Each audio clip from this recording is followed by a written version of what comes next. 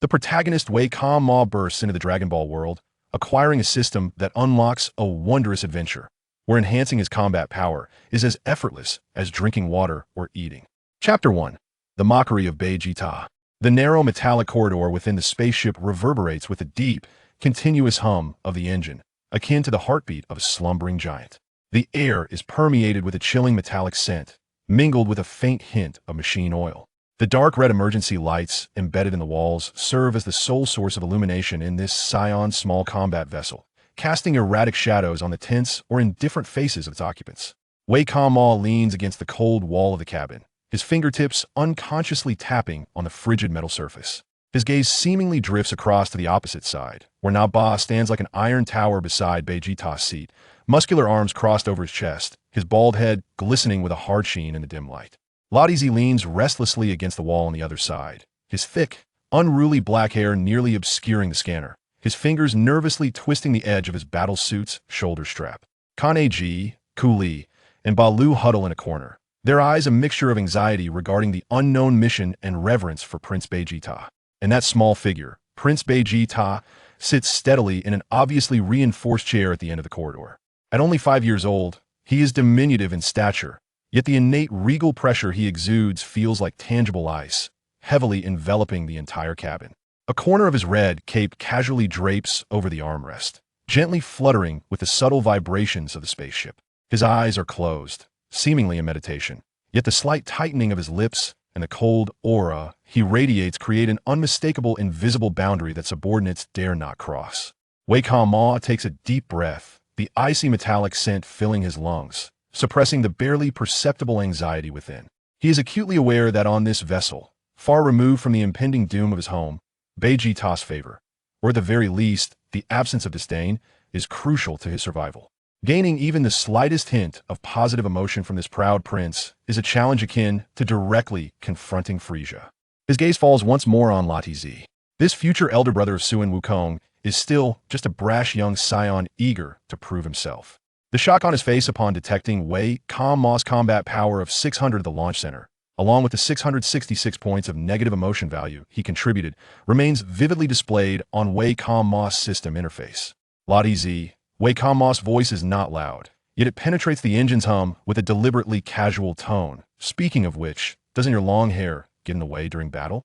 Like when an opponent grabs it, lifting you like a chicken? The cabin falls into an immediate silence. Naba's crossed arms seem to tense up, and the reflected dim light on his bald head appears to freeze. Kane-ji and the others instinctively shrink their necks, not daring to breathe. Even Vegeta, with his eyes still closed, seems to have slightly stirred. Latizi abruptly turns his head, the scanner beneath his thick black hair glinting with green light. The muscles in his youthful face twitch, clearly caught off guard by this sudden, nearly insulting concern. Wei Ma, what nonsense are you spouting? His voice rises with anger. My hair is a symbol of my strength. Only the weak would worry about such trivial matters. Oh, a symbol of strength. Wei Ma feigns sudden enlightenment, exaggeratedly nodding, a teasing smile curling at the corners of his mouth, like the tail hair of a Saiyan great ape. Looks impressive, but in a critical moment, it becomes a weakness. You're asking for death. Latizi's anger ignites completely, veins bulging on his forehead. He steps forward, fists clenched, exuding the aura of a 700 combat power warrior, creating an oppressive atmosphere in the confined space. Young Kane-ji instinctively recoils. From Latizi, negative emotion value 777. A line of cheerful virtual text pops up in Wei Ma's view, visible only to him. He feels a surge of joy within, maintaining an innocent yet infuriating expression on his face, even raising his hands in a gesture of surrender. Don't get worked up. I was just curious. Look, my short hair is so neat. I'd never have such worries in a fight. Latizi's lips quiver with rage, pointing at Wei Ma, struggling to find a more vicious retort against this suddenly intolerable lower-class warrior. Just then, a cold voice, youthful yet authoritative, cuts through the tension like ice shattering on the floor. Enough noise. Vegeta's eyes are suddenly open. Those childlike eyes are devoid of warmth, filled instead with pure indifference and an air of superiority, as if gazing down at ants. His gaze, like two blades tempered in ice, slowly sweeps over Latizi before finally resting on Wei Ma's face. A waste of a lower-class warrior, Vegeta's voice is low but crystal clear in everyone's ears, dripping with undisguised contempt. Do you think you have the right to make noise on my ship? Speak another word of nonsense, and I will have you thrown off. Make your way to Wan Shoshing on your own. His chilling words strike the air like a whip. Ladizi instantly falls silent, resembling a duck with its throat grasped, his face reddening in indignation as he reluctantly takes a step back, lowering his head.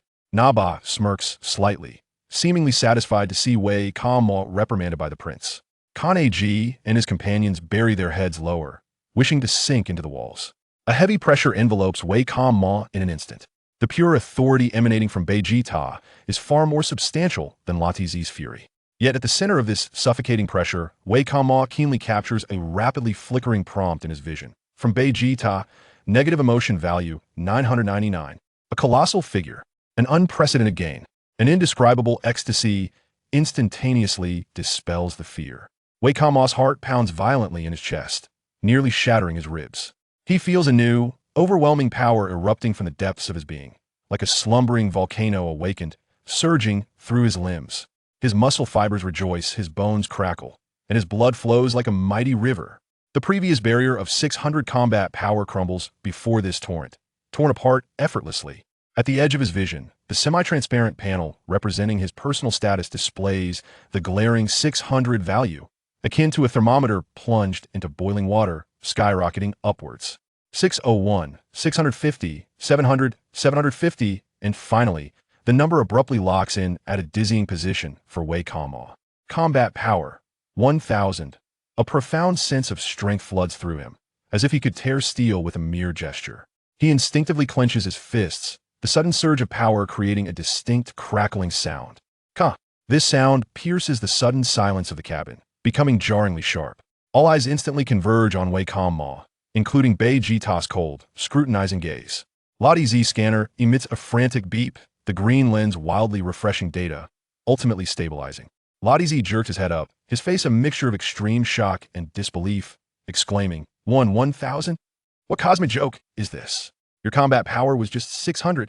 Naba's smirk freezes instantly, like a plaster mask caught in ice. His eyes, once filled with disdain, widen in shock, fixated on Wei Kamo as if truly seeing this lower-class warrior he once deemed an ant for the first time. Sweat beads form on his bald head. Kane-ji and his companions gawk, their eyes filled with sheer terror, as if witnessing a planet's explosion.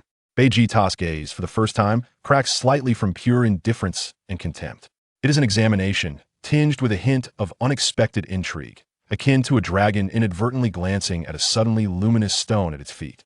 He remains seated, his small frame radiating unwavering authority, yet the icy light in his eyes lingers on Wei Kamo for noticeably longer than before. He does not speak, but the line of his tightly pressed lips seems even colder than moments prior. Negative emotional value from Late Eyes 888. Negative emotional value from Naba 999. Negative emotional value from Baijita 199. Waikamo's vision was inundated with the incessantly refreshing notifications, the delightful numbers resonating like celestial music.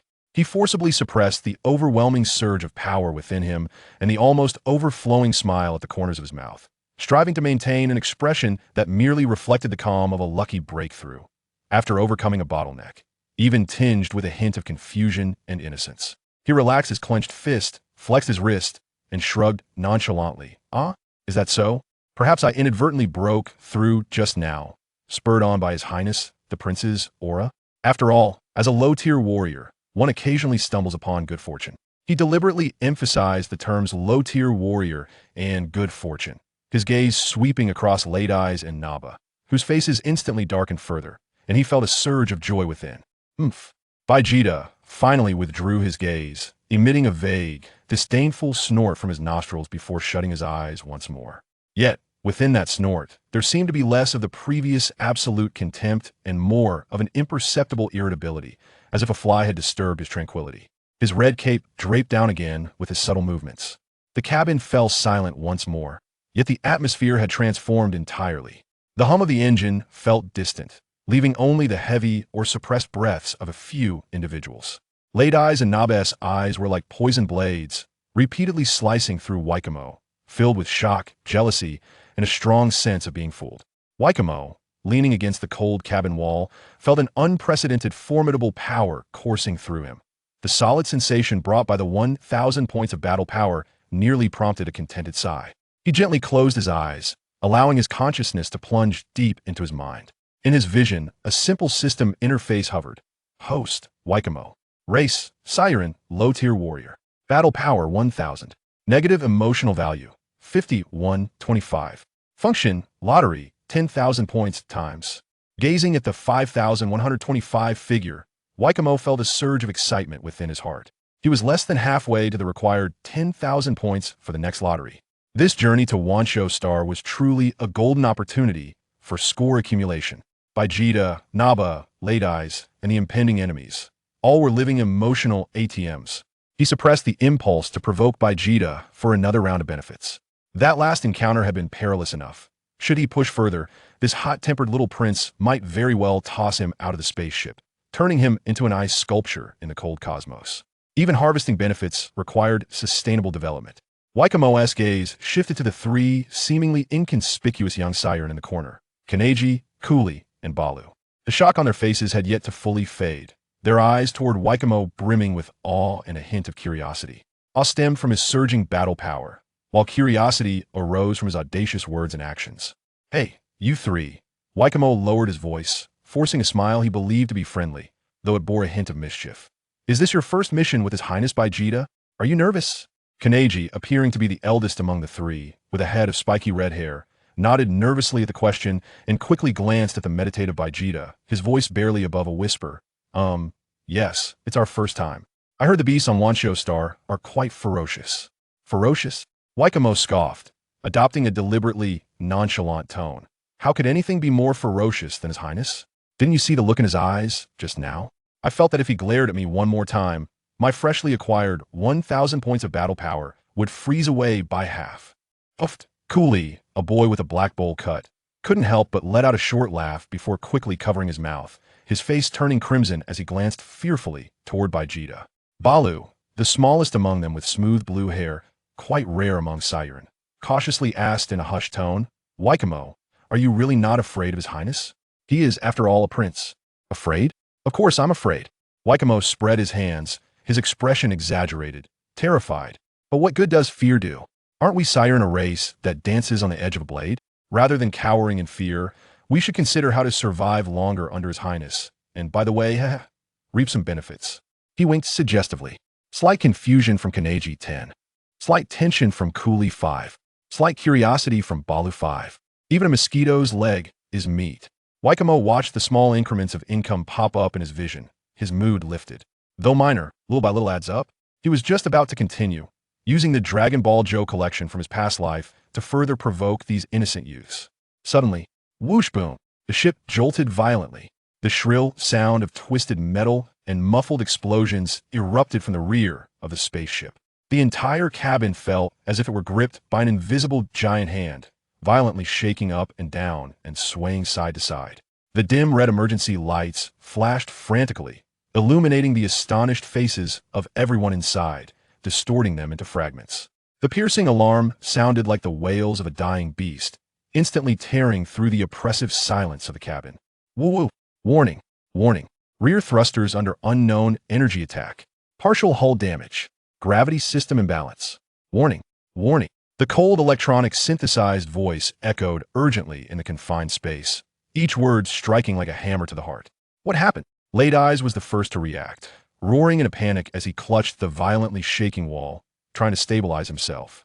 Nabe's burly body swayed slightly. He straightened abruptly, his bald head appearing particularly menacing under the flickering red light, his gaze turning fierce. Enemy attack?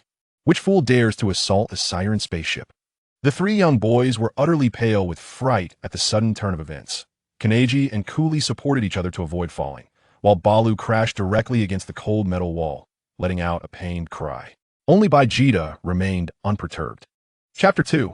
The Battle. In the moment when the violent tremor struck, his diminutive frame remained steadfast in the reinforced seat, unwavering, not even lifting an eyelid. Only during the most tumultuous shake of the spacecraft did his arms, crossed before him, seem to tighten ever so slightly before returning to their original position. This extraordinary composure, beyond his years, emanated a chilling brutality. What is there to fear? Vegeta's voice, though soft, cleaved through the cacophony of alarms and the panic of others like a cold blade. A fool is but a fool. His eyes finally opened, scanning the disheveled Raditz and Nappa, before settling on Vikame with a barely perceptible scrutiny and deeper mockery. It appeared the creatures of Planet Beast had become impatient for their demise. He rose slowly, his petite figure casting an unsettling aura of oppression amidst the frenzied flicker of the red warning lights. Prepare for descent, since they seek death. Vegeta's lips curled into a frigid, merciless arc. Let them have their wish. The spacecraft, amidst the shrill blare of alarms, plummeted toward the verdant or below Planet Beast, shrouded in primitive forests and exuding a savage essence. The violent turbulence and sensation of weightlessness assailed them anew, the metallic structure groaning under the strain. Vikame clutched the handrail affixed to the cabin wall, acutely aware of the falling craft's weightlessness, yet his heart found tranquility. He observed the alerts flickering in his view due to the sudden crisis. Panic from Raditz, 333. Fury from Nappa, 444. Cold killing intent from Vegeta, 299. Crisis often accompanies great gain. Planet Beast, here we come. The spacecraft ultimately crash-landed in a vast clearing, encircled by towering ancient trees. The violent impact elicited a disconcerting moan from the vessel, its twisted metal bow embedding itself deep into the soft, decayed soil, raising a cloud of choking dust. From the damaged rear, thick black smoke billowed, the air heavy with the acrid scent of charred debris and the distinctive aroma of ionized ozone. The hatch creaked open with a harsh grinding sound. Vegeta was the first to step out of the spacecraft. His petite form alighted upon the damp, soft ground of Planet Beast, blanketed in a thick carpet of fallen leaves, his crimson cape billowing gently in the breeze infused with the scent of vegetation. He tilted his head slightly, his gaze sweeping the primordial jungle surrounding him like a radar. The dense canopy obscured much of the daylight, allowing only scattered beams to filter through, creating flickering spots of light upon the earth. The air was saturated with humidity, imbued with the odors of decaying plants and the musk of some large beast. Primitive. Vegeta's youthful voice, laced with unabashed disdain, echoed clearly in the clearing. Nappa and Raditz followed closely, surveying their surroundings with vigilance. The three young Saiyans, Carnegie, Curry, and Baloo, emerged with clenched fists, visibly tense as they stepped onto unfamiliar soil, their eyes filled with wariness of the unknown environment. Vikame was the last to exit the cabin. As his foot touched the soft, vibrant earth, an indescribable thrill coursed through his entire being. It was as if countless delicate, wild strands of energy surged through the soles of his feet into his body. Before his eyes, the silent system interface suddenly flickered. Ding! Host detected entering a special environment. B-Star, rich in primordial life energy. B-Soul, aura. Tip. In this environment, the host's efficiency in acquiring negative emotion values through provocation, combat, absorption, etc. is increased by 10. Absorbing special B-Soul energy carries a small probability of enhancing lottery quality or triggering special abilities. Vikame's heart raced. A 10 efficiency increase? The ability to absorb special energy? This beast star was practically a tailor-made hunting ground for him as a collector of negative emotion values. He gazed at the perilous yet opportunity-laden primal jungle before him, his eyes ablaze with fervor. Prince Vegeta, this place seems rather ominous, Raditz remarked, pressing the detector, its green data streams flickering rapidly. The detector indicated a plethora of life responses nearby, with energy readings that were substantial but scattered, making it difficult to pinpoint exact locations. His voice carried a hint of unease. Scattered? That is perfect, Naba grinned, revealing his gleaming white teeth, flexing his wrists as his knuckles cracked. That saves us the trouble of searching one by one. Your Highness, allow me to forge ahead and root out these lurking insects to crush them. He was eager to impress Vegeta and even more anxious to release the pent-up frustration for being startled by Vika and Mo on the ship. Vegeta remained expressionless, merely lifting his chin slightly in tacit approval. Naba, like a beast unleashed, let out a low growl and propelled himself forward. Boom! The ground yielded beneath him, creating a shallow pit as dirt flew. His massive form erupted with an unexpected speed, transforming into a blurred shadow as he forcefully pushed aside the low-hanging vines and dense underbrush, plunging deep into the shadowy primal forest, leaving only the violent rustling of leaves and the fading roar behind. Fool, Vegeta muttered coldly, watching Naba's disappearing figure.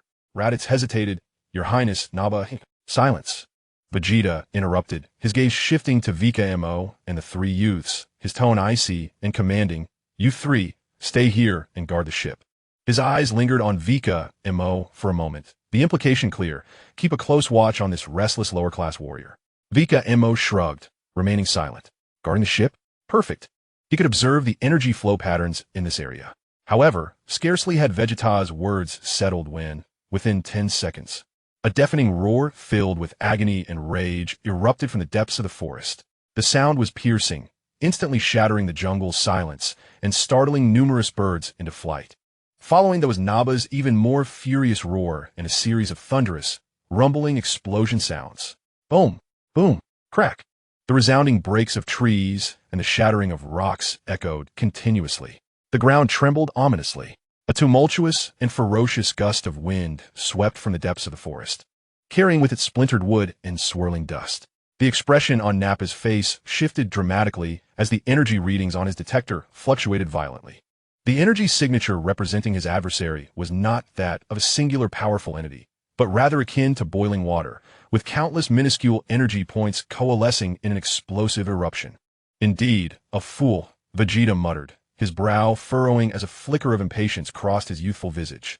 Without further hesitation, he vanished in an instant, leaving behind only a blurred afterimage and a piercing shriek as he propelled himself toward the epicenter of the impending clash, his speed eclipsing that of Nappa's previous display. Nappa, refusing to lag behind, summoned his own energy and followed suit.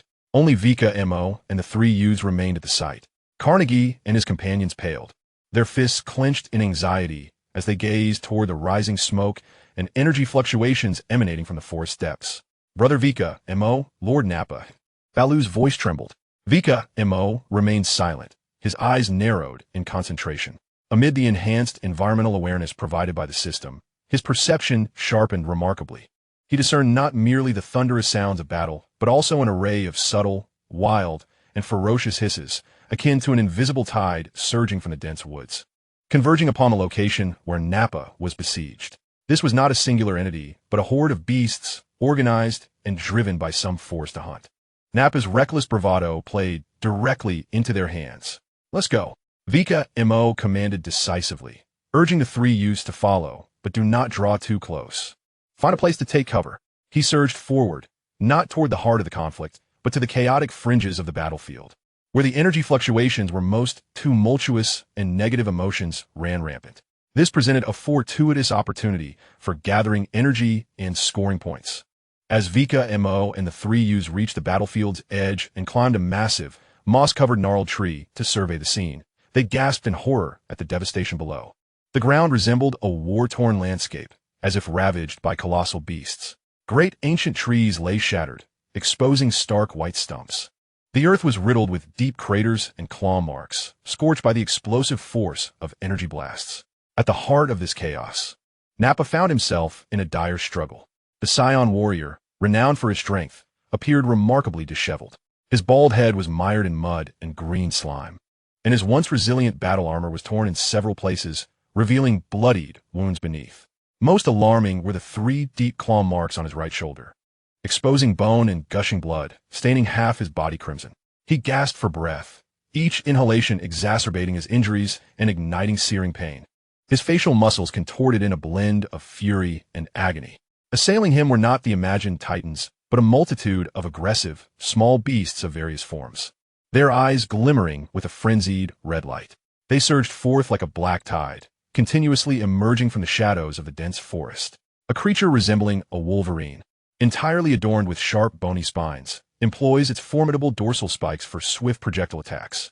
Another creature, akin to a colossal pangolin, possesses a heavy, armored hide, and can curl into a ball to roll at high speeds. They strike like a relentless battering ram, courageously assaulting the lower body of Naba. Additionally, numerous swift and elusive shadow-claw beasts, armed with paralyzing venom, dart around Naba, perpetually seeking opportunities to inflict new wounds upon him. Individually, these ferocious beasts possess combat strength, ranging from a mere few dozen to a couple of hundred, far inferior to Naba. Yet, they seem to be orchestrated by invisible strings, moving in perfect harmony. The armored beasts draw fire with their frontal charges, while the spiny beasts launch surprise attacks from clever angles. And the Shadow Claws seize every moment of Naba's defense or offense to strike with lightning speed. Naba's furious energy blasts often managed to send a few of the beasts soaring, but more swiftly fill the void, clinging to him like a relentless affliction, draining his stamina and spirit. Though endowed with immense power, he feels akin to a giant mired in a quagmire. Each punch lands, as if against cotton, provoking an almost maddening frustration. Damn insects! Get away from me! All of you scatter! Naba roars like a cornered beast. Delivering a punch that shatters the armored hide of one beast before the backs of his shoulders are viciously raked by two shadow claws, leaving deep gashes. He retaliates, but only strikes at air, as the cunning shadow claws have already evaded. From Naba emanates a fury of 999, a frustration of 888, a pain of 777. Vikame is overwhelmed by a deluge of negative emotional values cascading from Naba, akin to a thundering waterfall. The numbers fluctuate wildly, nearly rendering him dizzy. This efficiency surpasses even the deliberate provocation experienced aboard a spaceship by an order of magnitude. Moreover, within the system's perception, the battlefield below is saturated with the ferocity and fear of beasts on the brink of death, their essence mingling with the scent of Naba's blood, which emits a rusty aura, gradually converging towards him, quietly absorbed by the system. Roar! Prince Vegeta! Raditz! What are you doing? Naba stumbles again, struck by a series of charges from the armored beasts. The wound on his right shoulder tears agonizingly, blood gushing forth. Unable to restrain himself, he bellows at the sky, his voice laden with abandoned fury and a barely perceptible hint of fear. At that moment, a chilling voice cuts through the chaos, as if emerging from the depths of the abyss. Silence, you worthless creature. A blinding golden energy wave, as if a divine spear of judgment, descends unexpectedly from the high heavens, targeting not the horde of beasts, but rather the area before Naba occupied by the armored beasts. Prince's cannon. The deafening explosion reverberates. A blinding light instantaneously engulfs everything. The violent energy shockwave expands in a perfect circle, akin to an invisible hammer striking the ground with immense force. Soil, gravel, shattered trees, and a dozen rolling beetles and spiked beasts at the epicenter of the explosion were utterly vaporized the instant they made contact with that devastating golden light. They did not even have time to emit a scream. At the explosion's periphery, more fierce beasts were hurled into the air by the violent shockwave, resembling leaves caught in a tempest, violently colliding with the surrounding colossal trees, resulting in broken bones and severed tendons. As the smoke and chaotic energy slowly dissipated, a vast pit, exceeding 10 meters in diameter, was left behind, its edges melted into a glass-like smoothness by the intense heat. Within the pit, faint strands of golden electricity lingered, crackling softly. Vegeta's diminutive figure hovered several meters above the pit, his crimson cape billowing in the explosive winds like a flag of death. He gradually lowered his right hand, which was slightly smoking, his youthful visage devoid of expression, replaced only by an icy indifference. It was as if that cataclysmic strike had merely brushed away a speck of dust. The entire battlefield descended into an eerie silence. The remaining beasts were thoroughly awed by this cataclysmic power. The frenzied red glimmers in their eyes flickered violently, imbued with a primal fear that emanated from the depths of their souls. The tide of aggression crashed against an invisible dam, coming to an abrupt halt. Even the deafening roars ceased, leaving only the suppressed whimpers of survival and the low growls of trepidation. Chapter 3. Crisis. Naba stood at the edge of the pit, jolted back several steps by the aftershocks of the explosion, his shoulder wound tearing open once more, blood staining the soil beneath his feet. He gazed at the terrifyingly hot pit before him, then looked up at the aloof Vegeta, hovering above like a deity. His face, once contorted with rage and frustration, now bore a complex expression of mingled awe, dread, and deep humiliation. He opened his mouth, yet no words emerged. Raditz had just arrived at the battlefield's edge, witnessing this earth-shattering strike, his jaw nearly dropping in disbelief. Carnegie and the others clung to a tree trunk, wide-eyed and trembling, their gazes towards Vegeta filled with overwhelming reverence and terror. Vikame was equally shaken. This was the power of the Saiyan Prince. At the tender age of 5, with a mere flick of his hand, he unleashed such terrifying might. Simultaneously, notifications flooded his vision. Extreme fear from the remaining beasts. 9,999. Significant group emotional amplification. Awe from Naba. 666. Humiliation from Naba. 888. Shock from Raditz. 555. Ultimate worship from Carnegie. Curry, and Baru.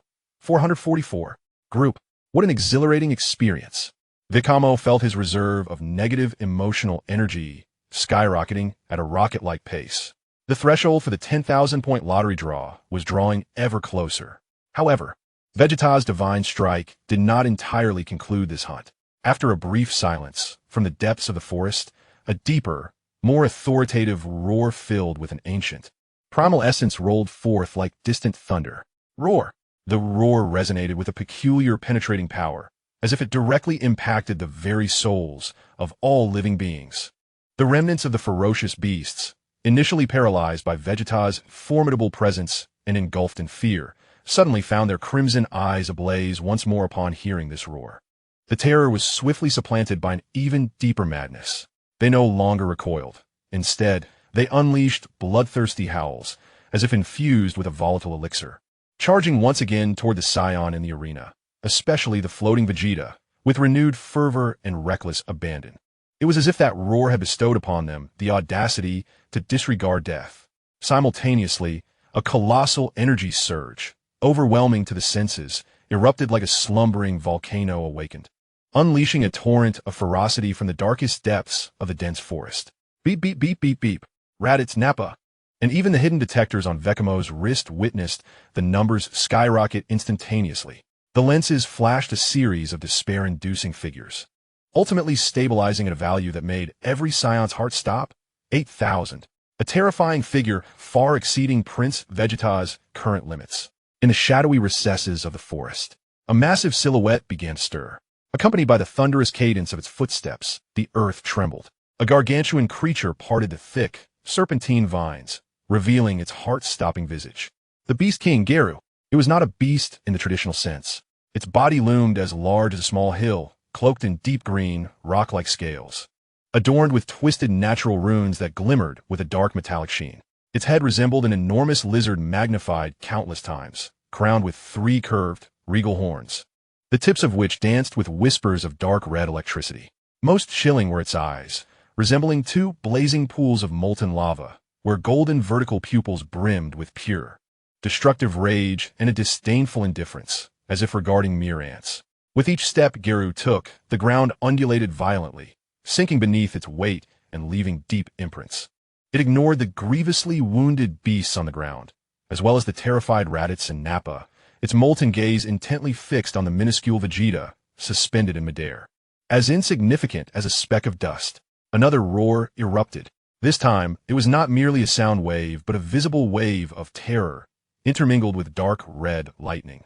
As the sonic wave passed, the air was violently compressed, producing a piercing explosion.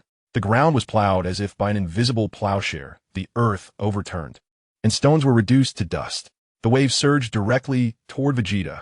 Vegeta's pupils constricted suddenly. Though this little prince was proud, his battle instincts were extraordinarily keen. Without hesitation, he thrust both palms forward. A golden aura surged instantly, forming a robust energy shield before him. Boom! The sonic wave crashed violently against the shield. The blinding energy radiated with a furious explosion. Vegeta emitted a low grunt, his body akin to being struck head-on by a train hurtling at high speed. The seemingly resilient energy shield could withstand less than a second before it shattered with a resounding crash. The residual shock wave violently slammed into his diminutive frame. Spitting out a mouthful of blood, Vegeta was sent tumbling through the air like a kite severed from its string, hurled away by an overwhelming force. His crimson cape was torn asunder amidst the chaos. The small figure collided with the trunk of a colossal tree, one that required several individuals to embrace, before finally coming to a halt, crashing heavily onto the ground littered with broken branches and fallen leaves. He rolled several times before coming to a stop, enveloped in a cloud of dust. Prince Vegeta, Raditz screamed, his face pale with dread. Your Highness! Nappa, disregarding his own injuries, struggled to rush towards him, only to be ensnared by the attacking shadow beasts that pounced upon him. Carnegie and his companions were paralyzed with fear, covering their mouths tightly, terrified of making even the slightest sound. Vikame, perched high atop the giant tree, felt his heart plummet. An astonishing battle power of 8,000. The disparity was insurmountable. Although Vegeta's earlier attack, the prince's cannon, was indeed striking, It had taken a significant toll, and withstanding Galu's roar had clearly inflicted considerable internal damage. As the dust began to settle, Vegeta's figure emerged. He knelt on one knee, propping himself up with one arm, gasping for breath. His battle attire was tattered in multiple places, with crimson streaks of blood at the corner of his mouth. His small frame trembled slightly, clearly indicating that the previous blow had left him grievously injured. Yet, as he raised his head, the eyes that belonged to the Saiyan prince were devoid of fear, filled only with a furious rage akin to that of a wounded lion cub, ignited by humiliation. "Damn it, bastard," Vegeta gritted his teeth, each word squeezed out with a bitter taste of blood. He attempted to rise, but staggered, the internal turmoil making it momentarily impossible to muster sufficient strength. The Beast King Galu emitted a low growl, resonating like thunder, laced with mockery. He advanced with heavy steps, resembling a moving mountain, slowly closing in on the temporarily incapacitated Vegeta. Each footfall reverberated through the earth, striking a heavy toll on the hearts of all the Saiyans. In his molten gaze, the desire for destruction burned fiercely. Raditz and Nappa, their eyes wide with desperation, fought valiantly to free themselves from the clutches of the ferocious beasts, but found themselves ensnared in perilous battles of their own. In a moment fraught with tension, as despair threatened to engulf everyone, a loud voice, laced with evident mockery and exaggerated tones, erupted from the edge of the battlefield, where the giant tree stood. "Hey, Prince Vegeta, you can do it. Stand up. Fight it. Go on." The voice's owner deliberately elongated the tone, exuding an irritating sense of glee at the unfolding chaos. "You are our most esteemed Saiyan prince. How could you be bested by a creature resembling an oversized lizard? What a disgrace that would be. If Lord Frieza were to hear of this, he would surely burst into laughter." Vikame. He stood upon a sturdy branch, one hand resting on his hip while the other gestured towards the beleaguered Vegeta below, his expression reminiscent of a hapless commentator inciting a frenzy at the edge of an arena. "Just look at you. That prince's blast was so magnificent. Fire another. Aim for that grotesque head of his. Blast him. Don't be timid, Your Highness. I believe in you. You can do it. Go for it. Come on." Vikame's enthusiasm grew, even mimicking the motions of encouragement with a vigorous shake of his fist. Silence. A deathly silence enveloped the scene. Whether it was the frenzied beasts attacking or the struggling Raditz, even the menacing approach of the Beast King Galu, all movements momentarily stilled. Every gaze converged, akin to searchlights, upon the figure on the branch, animatedly gesticulating and spitting words. Raditz, Nappa, the trio of Carnegie and the others, collectively petrified. Vegeta. He lifted his head, his bloodied visage illuminated by tempestuous fury in his eyes, which seemed to find a new outlet as it locked onto Vikame in the tree. That gaze was as if he intended to devour Vikame whole. The molten gaze of the Beast King Galu slowly turned, finally acknowledging this minuscule yet boisterous insect, to be described by such a mere ant, a large lizard, a hideous creature, a reptile, ignited a profound and righteous wrath within its soul. A thunderous roar erupted from Galu, imbued with unparalleled fury.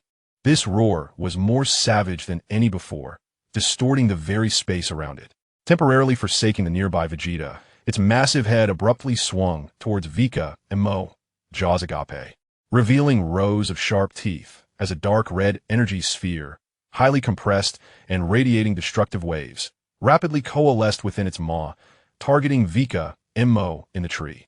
In that moment, Vikame's vision was utterly engulfed by an overwhelming torrent of frenzied information.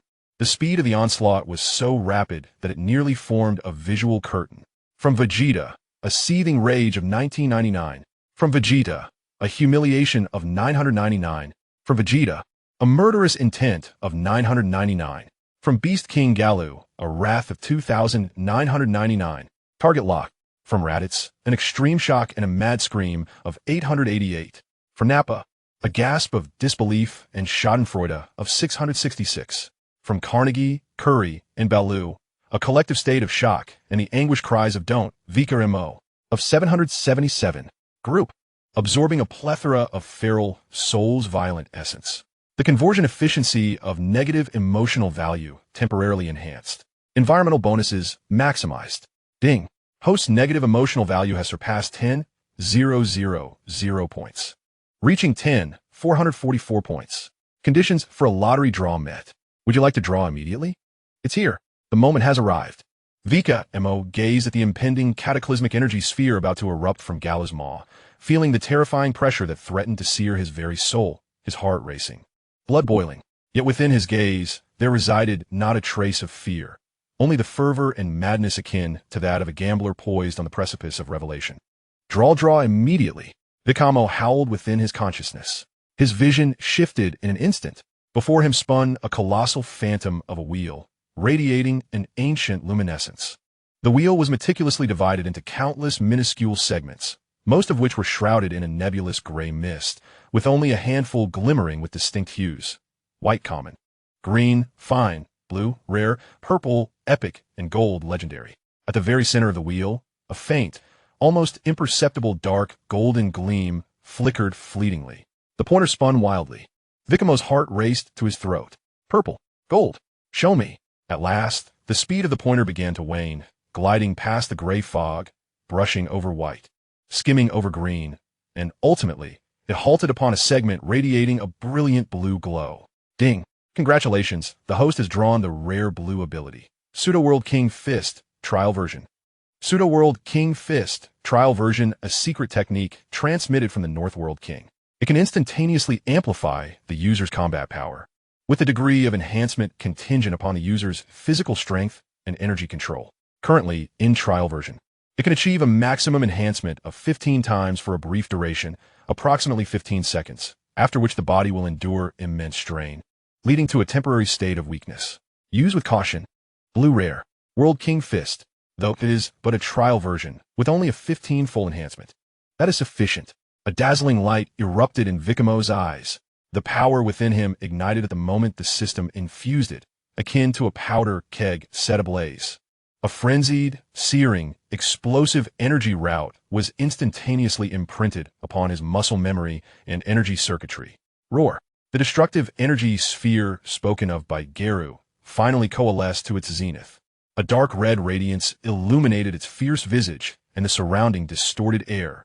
In the next moment, a torrent of dark red energy, as thick as a vat and entwined with arcs of destruction, surged forth like a volcanic eruption from the depths of hell, tearing through the air with a deafening shriek, hurtling towards Vikame and the colossal tree he occupied. Wherever it passed, the air was vaporized, leaving a vacuum in its wake. The breath of death enveloped Vikame entirely in an instant. Now is the moment.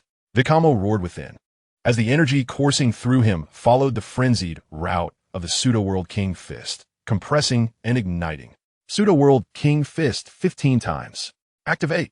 An unimaginable torrent of ferocity erupted from Vikamo's seemingly unassuming physique, akin to a volcano restrained for eons.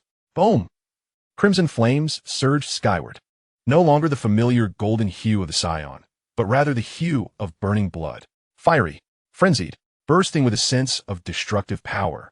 The air surrounding Vikame was instantaneously displaced, forming a visible shockwave. The immense branch beneath him groaned under the sudden surge of power, fracturing like a spider's web. Vikamo's hair stood on end, wildly dancing amidst the crimson flames. Beneath his exposed skin, the veins bulged like coiling dragons, and his muscles were stretched to their utmost limits.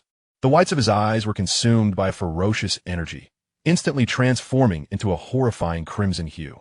A searing pain coursed through every cell of his body, as if the sheer force threatening to erupt from within would soon shatter him apart. Power. An unprecedented torrent of rage surged through his veins. Within his vision, the numbers representing his combat prowess skyrocketed like a wild stallion unleashed. 1,000, 1,200, 1,500.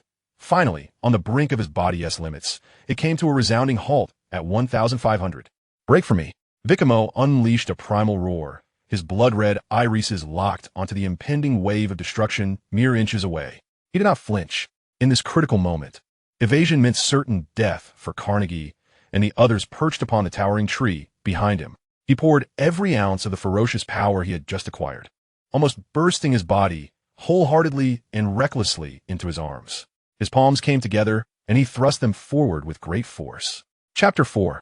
Kamehameha Wave. Kamehameha Wave. A beam of azure energy, far more robust and refined than any he had conjured before, erupted between his palms like a roaring dragon, radiating a blinding brilliance.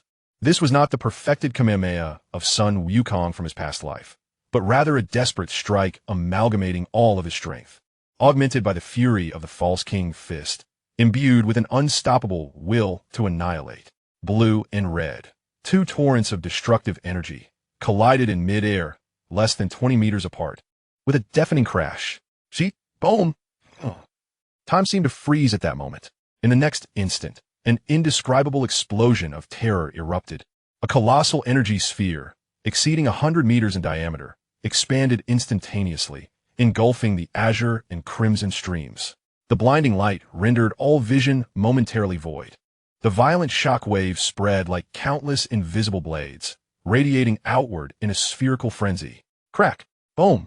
The ancient tree beneath Vikame, which required several people to embrace, was torn apart like a fragile matchstick by the cataclysmic shockwave, shattering into pieces. The massive canopy, along with Vikame and the three terrified boys, was hurled backward like leaves caught in a tempest. The energy sphere lasted less than 2 seconds before collapsing inward, transforming into a colossal pillar of energy that shot skyward, tearing a massive hole in the dense clouds of the beast star. A furious whirlwind, centered on the explosion, swept across the battlefield, tossing debris and sending men and beasts alike tumbling. As the blinding light faded and the tempest subsided, a gaping chasm emerged in the battlefield's center, far larger than the crater created by Vegeta. The walls of the pit were smooth as glass, emitting wisps of blue smoke and dark red embers. At the rim of the chasm, the soil and rock had melted and cooled under extreme heat, forming a peculiar, glass-like substance encircling the edge. The colossal form of the Beast King Galena was unexpectedly pushed back several meters by the terrifying force of the collision, carving deep trenches into the ground beneath its feet. The dark red energy flowing from its mouth had long since dissipated, its molten-like eyes fixated on the epicenter of the explosion, brimming with disbelief and astonishment. Strikingly, several minute blackened cracks had appeared upon its hardened, deep azure scales. Meanwhile, the figure of Vikame was hurled through the air like a ragged sack, flung hundreds of meters away by the residual shockwave of the explosion, crashing through several smaller trees before finally coming to rest amidst a chaotic thicket. His already ordinary combat attire was rendered nearly to tatters, his exposed skin marred by fine lines of blood and burns, his complexion pale as parchment, with blood incessantly trickling from the corner of his mouth. The once ferocious crimson aura had vanished without a trace, replaced by a profound sense of exhaustion, as if his very essence had been drained, rendering even the slightest movement an arduous task. The terrifying burden of the false king fist and the backlash of their forced confrontation erupted instantaneously. Coughing violently, each spasm sent waves of excruciating pain throughout his body. And his vision blurred. Struggling to raise his head, he gazed toward the pit, albeit with a grotesque smile tinged with blood at the corners of his lips. He had actually managed to withstand the Beast King Galuna's strike, which boasted a power level of 8,000, with his own mere 1,500, although the cost was severe. This feat was worthy of pride. The astonished and enraged reaction from the Beast King Galena registered at 1999. Vegeta's extreme shock and disbelief recorded at 1888. Raditz' bewildered exclamation reached 999. Nappa's astonished comment amounted to 888. The collective awe from Carnegie, Curry, and Balu, having survived the ordeal, was noted at 1666. Absorbing the dissipated high-level energy and core fluctuations of beast souls, the negative emotional values were in a state of conversion. In his line of sight, the numerical value of negative emotions surged explosively once more, particularly bolstered by the contributions of the Beast King Galena and Vegeta, which were astonishingly substantial. At that moment, in the center of the battlefield, after a brief silence, Vegeta was the first to react, enduring the intense pain within. He sprang up from the ground with a fierce determination. His eyes, directed towards Vikame, still reflected the remnants of his prior rage and humiliation, yet were now intermingled with an unprecedented, almost palpable shock and a hint of trepidation that even he himself had yet to acknowledge. A low-class warrior? A mere individual whose combat power had just reached 1,000, unaware of the enhancement from the King Fist. How could he have withstood a direct assault from an 8,000 power-level beast with such resilience? Though the cost had been dire, this notion fundamentally challenged his understanding. Such a feat was beyond the capabilities of an ordinary low-class warrior. There was something amiss with this Vikame. Yet now was not the time for further contemplation. Vegeta's gaze swiftly diverted from Vikame, locking onto the Beast King Galuna, who stood momentarily stunned and enraged, having been thwarted in its breath attack. An opportunity, a once-in-a-lifetime chance. In a moment of sheer desperation, Vika's reckless strike not only thwarted Galu's assault, but also delivered a profound psychological blow to the proud Beast King, causing a fleeting lapse in its focus and exposing a critical vulnerability. The haughty Saiyan prince would never squander an opportunity earned at the cost of his injured ally. With a piercing cry, filled with youthful determination and lethal intent, Vegeta unleashed a battle scream that resonated through the air. His diminutive frame erupted into a final, resplendent golden aura, which this time coalesced rather than dissipated, as he harnessed his indomitable will to concentrate it within his right fist. That fist resembled a miniature sun, radiating an unbearable brilliance and terrifying heat. The ground beneath him fractured and melted under the immense energy he had summoned in that fleeting moment. Galu, sensing the imminent peril, snapped back to reality, fear flickering in its molten eyes as its colossal body attempted to pivot.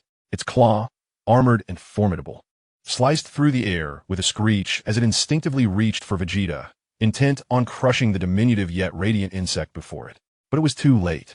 Vegeta poured every ounce of strength, every ounce of fury, and every shred of royal pride into this singular, concentrated punch, transforming his body into a golden meteor that tore through space, moving beyond the grasp of sight. Just before Galu's massive claw could close in, the sun-like fist, imbued with destructive brilliance, struck the relatively weak area beneath its neck, where the scales were less dense. Crush it! Gallic Gun! A blinding flash of gold ignited beneath Galu's neck, followed by an explosion akin to a supernova. An unfathomable torrent of energy erupted, not as a mere shockwave, but as an intense force collapsing inward before violently exploding outward in a cataclysmic display of destruction. Galu's immense body stiffened momentarily, its claw hovering in midair, and for the first time, the molten depths of its eyes reflected unmistakable fear. A soul-wrenching howl erupted from its throat, only to be drowned out by the overwhelming explosion of energy. The searing golden light engulfed Galu's head and upper body, shattering its once impenetrable deep azure scales into fragile shards, vaporizing them entirely. Flesh and bone alike were obliterated under the unparalleled force of the collapsing star. When the blinding light of destruction finally waned, all that remained was the massive, hill-like lower half of the Beast King, rigidly standing at the edge of a vast crater. Above the neck, along with the three grand horns symbolizing its sovereignty, had vanished without a trace. The severed end was charred black, emitting wisps of smoke and a pungent burn odor. The enormous headless corpse teetered before ultimately crashing to the ground, sending a cloud of dust swirling into the air. It was over. Vegeta's diminutive figure plummeted helplessly from the sky, kneeling before the colossal corpse of Galu, gasping for breath as sweat mingled with blood trickled down his forehead. The final strike, the Gallic gun that had shattered the star, had nearly drained the last vestiges of his strength. Yet, he stubbornly straightened his back, the crimson remnants of his cape billowing amidst the smoke. Raditz and Nappa had finally vanquished the remaining beasts, thrown into chaos by the fall of their king.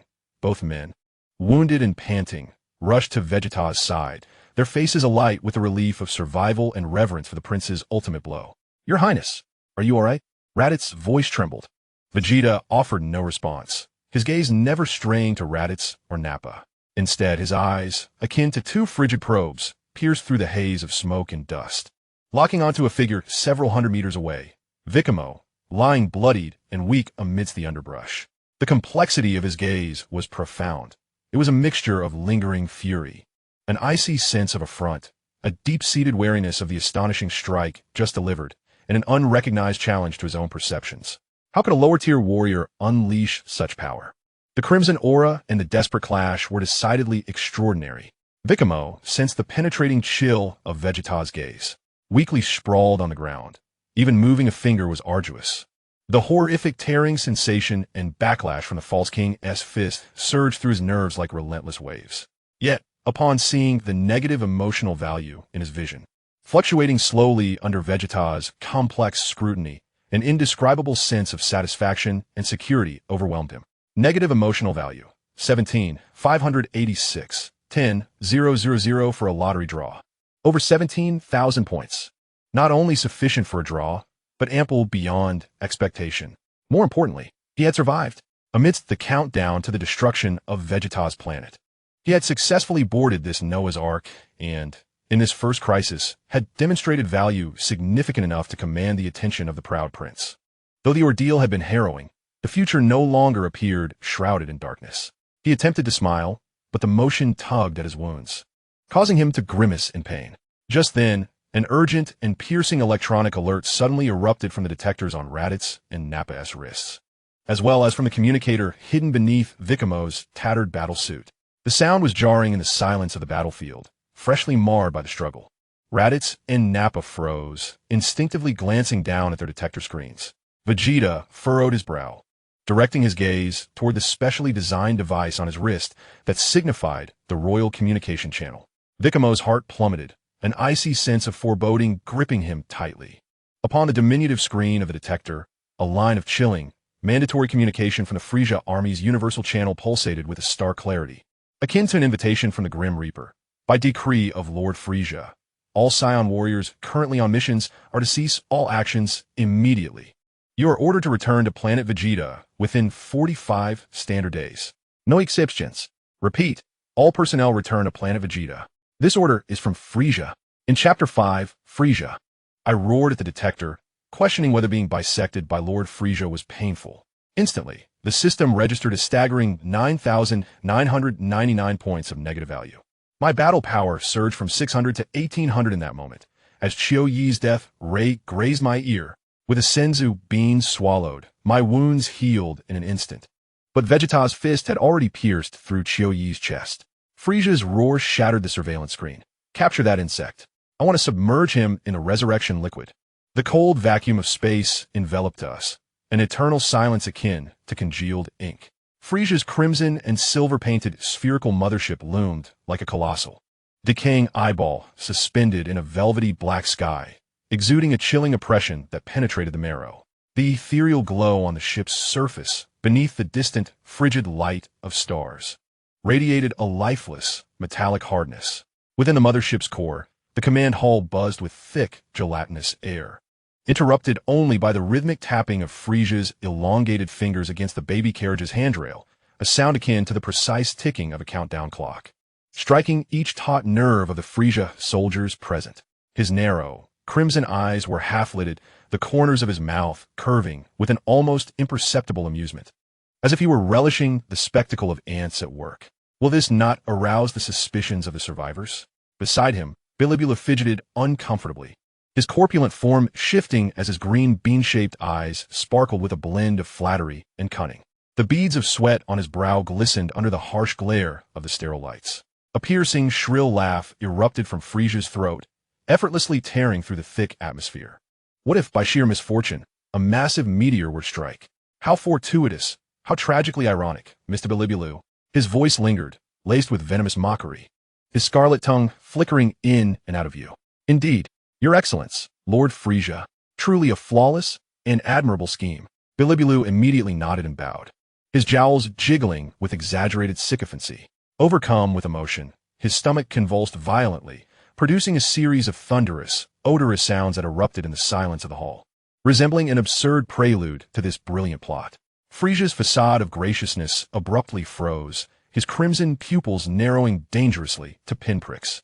With utmost disdain, he delicately pinched his pert nose with two gloved fingers, emitting a chilling, icy sound from his nostrils. Bilibulu's face shifted from flattery to ashen dread, cold sweat cascading down as he desperately clutched his rear, his corpulent body trembling like chaff. I am terribly sorry, my Lord Frisia. I shall attend to the ventilation system immediately. No sooner had the words left my lips than, beyond the vast, arched observation window of the command hall, a sleek spacecraft adorned with the pointed skull insignia of the Saiyan royal family darted past, akin to a moth escaping a spider's web, skimming the colossal shadow of the mothership. At the moment of its swift passage, the rear engine erupted in a blinding azure flame, slicing through the void with a sharp, almost defiant arc. Its posture was as audacious as a rabbit writhing before a mighty tiger. The streak of light left in its wake struck like a whip upon Frisia's visual senses. Frisia's hand, which had been pinching the bridge of his nose, faltered momentarily, as a glimmer of cold malice replaced the amusement in his crimson eyes. reminiscent of the ripples of murderous intent that spread across a tranquil lake upon the entry of stone. A wave of negative emotion emanated from Frisia, registering at 666. Within the cramped, oil-scented cabin of the Saiyan vessel, Vikamo's heart felt as though it were ensnared by an invisible giant's grasp, on the verge of bursting. He clung desperately to the frigid circular porthole, his eyes wide as he witnessed the crimson orb of death graze their frail hull. The cold metallic exterior loomed rapidly larger, then shrank, delivering a visual impact that threatened to shatter his sanity into fragments. Damn it! Which fool is at the helm? Do they wish for my demise to come swifter? Vikamo's mind screamed in a frenzy, cold sweat instantly soaking through the inferior combat suit, clinging to his skin like a clammy shroud. His nails dug into the alloy edge of the porthole, directed at Frisia's visage. And still, they dare to make such maneuvers. Have they conjured a tornado with the flutter of a butterfly's wings? The immense terror enveloped him like the frigid expanse of the cosmos. With a combat power of merely 600, he was but a speck of dust before Frisia. One thought from the adversary, and this iron coffin, along with all its inhabitants, would instantaneously dissolve into fundamental particles. And he, this so-called warrior of a battle-hardened race, would perish silently, without even a whisper of protest. A true warrior race? Nonsense. Just look at Frisia, who could reconstitute himself even when cleaved in half. After a few days of training, he could effortlessly subdue Goku and Vegeta as though they were mere children. Is there no regard for the fundamental laws of the universe? Frisia's crimson pupils shifted slightly, his icy gaze seemingly penetrating through layers of cabin walls and the boundless void, accurately locking onto the Saiyan vessel that had executed its death-defying drift. The base of the hovering infant carriage emitted an almost inaudible high-frequency hum. At that moment, Raditz' large face abruptly pressed against the porthole beside Vikamo, his thick, unruly hair smearing against the glass, while the lens of the detector reflected the dim starlight outside. Was that not Lord Frisia's spacecraft? What was it doing here? His voice was laced with the instinctive confusion and barely perceptible trepidation of a low-ranking warrior in the presence of a superior. Lord Frisia? The meditative Babidi suddenly opened his eyes, his thick brows knitting into a frown. Beads of sweat glistening on his bald scalp as he pondered the purpose of Frisia's presence here. His imposing physique instinctively tensed, muscles bulging beneath his combat attire. In the center of the cabin, the scarlet cape cascaded down at an angle. Vegeta did not even lift his eyelids, only emitting a cold, piercing sound, a disdainful snort that echoed with a chilling clarity, akin to an ice pick striking steel. Humph, that Frisia fellow has parked a spaceship here, surely plotting some sordid scheme. His youthful voice, however, conveyed an eternal chill, reminiscent of millennia-old ice. Pay it no mind. Press on. The command was resolute, imbued with an underlying rebellious hostility typical of the Saiyan royal lineage, concealed beneath Frisia's superficial respect. The engines at the rear of the spaceship erupted with an intensified azure glow, akin to a startled bird hastily accelerating, casting that crimson symbol of death into the profound expanse of the starry sky, where it transformed into an almost imperceptible red dot at the edge of visibility. Vikame, his nerves taut to their limits, finally found a moment's respite as cold sweat was blown away by the circulating chill within the cabin, leaving a cool, sticky sensation. He leaned against the frigid alloy wall, sliding down to the floor, silently gasping for breath, each inhalation trembling with the relief of having narrowly escaped demise. For now, had he evaded disaster? In Frisia's command hall, the corpulent fingers of Belibulu danced upon the hovering screen, casting shadows as data streams and images of several Saiyans were precisely projected before Frisia. The target spaceship contained 7 identified individuals: Vegeta, Royalty; Nappa, Elite; Raditz, Elite; Carnegie, Kuri; Balu, Mid-Tier; and 1 low-class warrior, Vikame. The readings from the detector fluctuated around 600. Target planet, B-star. Oh, Frisia's crimson gaze swept across the screen, ultimately pausing on Vikamo's image, where his expression seemed somewhat detached, distinctly out of place among the other Saiyans. A playful curve deepened upon Frisia's lips, as if he had discovered a peculiar ant among a bustling colony, a curious little bug infiltrating the prince's entourage. Mr. Belibulu, do you think it would be too merciful to allow them to land safely upon the filthy soil of B-star? Belibulu's beady eyes glinted with intensity. Are you suggesting we grant them a little cosmic accident? However, should Vegeta fall here, it might alert the other Saiyan monkeys, jeopardizing our grand meteor plan. Shall we rouse the snake in the grass? Frieza chuckled lightly, his voice devoid of warmth, only pure indifference. No, Mr. Belibulu. The snake beneath the grass has already been disturbed. It is merely too foolish to realize it. Find someone to eliminate Vegeta, Nappa, and Raditz, along with the other four trash. His long fingers, adorned with white gloves, elegantly traced the screen, precisely selecting Vika, Mo, and the terrified faces of the three youths. The task must be executed with the cleanliness of a vacuum. Allow those three elite wastes to linger a few more days, to sweep a few more planets for me, extracting their last vestiges of value. As you command, Lord Frieza, who shall carry out this minor cleanup? Wouldn't it be overly grand to involve Lord Dodoria? Frieza's crimson eyes flickered momentarily, and a figure emerged in his mind. A gaunt, vulture-like visage, possessing a malevolent glare, clad in the standard combat attire of Frieza's army. He, that wretch, who harbored a pathological disdain for the Saiyan monkeys, would relish this dirty task of cleaning up the refuse. His death ray would be quiet enough, swift enough. In the chamber of the Saiyan spacecraft, the atmosphere was as oppressive as if laden with lead. The monotonous hum of the engine served as the sole background noise. Vika and Mo leaned against the cold floor, striving to calm the tempestuous beating of his heart. The 666 negative points bestowed by Frieza felt akin to a potent stimulant, stealing a glance at the translucent system interface in the corner of his vision. He noted, negative emotion value, 5125, 10,000. Only half remained to reach the threshold of 10,000 for the lottery. The B-star, truly a golden hunting ground for accumulating points. Hey, Raditz, Vika, Mo cleared his throat, breaking the heavy silence. Intentionally adopting a tone laden with exaggerated astonishment and inquiry, he exclaimed, "Who would have thought you are indeed an elite warrior? Truly, it is unexpected." He elongated the word elite for effect. Raditz abruptly turned his head, the lenses of his scanner glinting with a furious green light beneath his thick black hair, his face etched with offended displeasure. "What do you mean, Vikame? I, Raditz, was born with the qualities of an elite warrior. What is so surprising about that? Do you think everyone is born with the disgraceful mark of a lowly scum like you?" The last words were nearly a roar. Raditz's battle power at birth had reached 300, a definitive testament to his elite status. Naba, with his sturdy arms crossed and eyes closed, interjected with a voice brimming with affirmation of Raditz's prowess and utter disdain for Vika and Mo, barely bothering to lift his eyelids.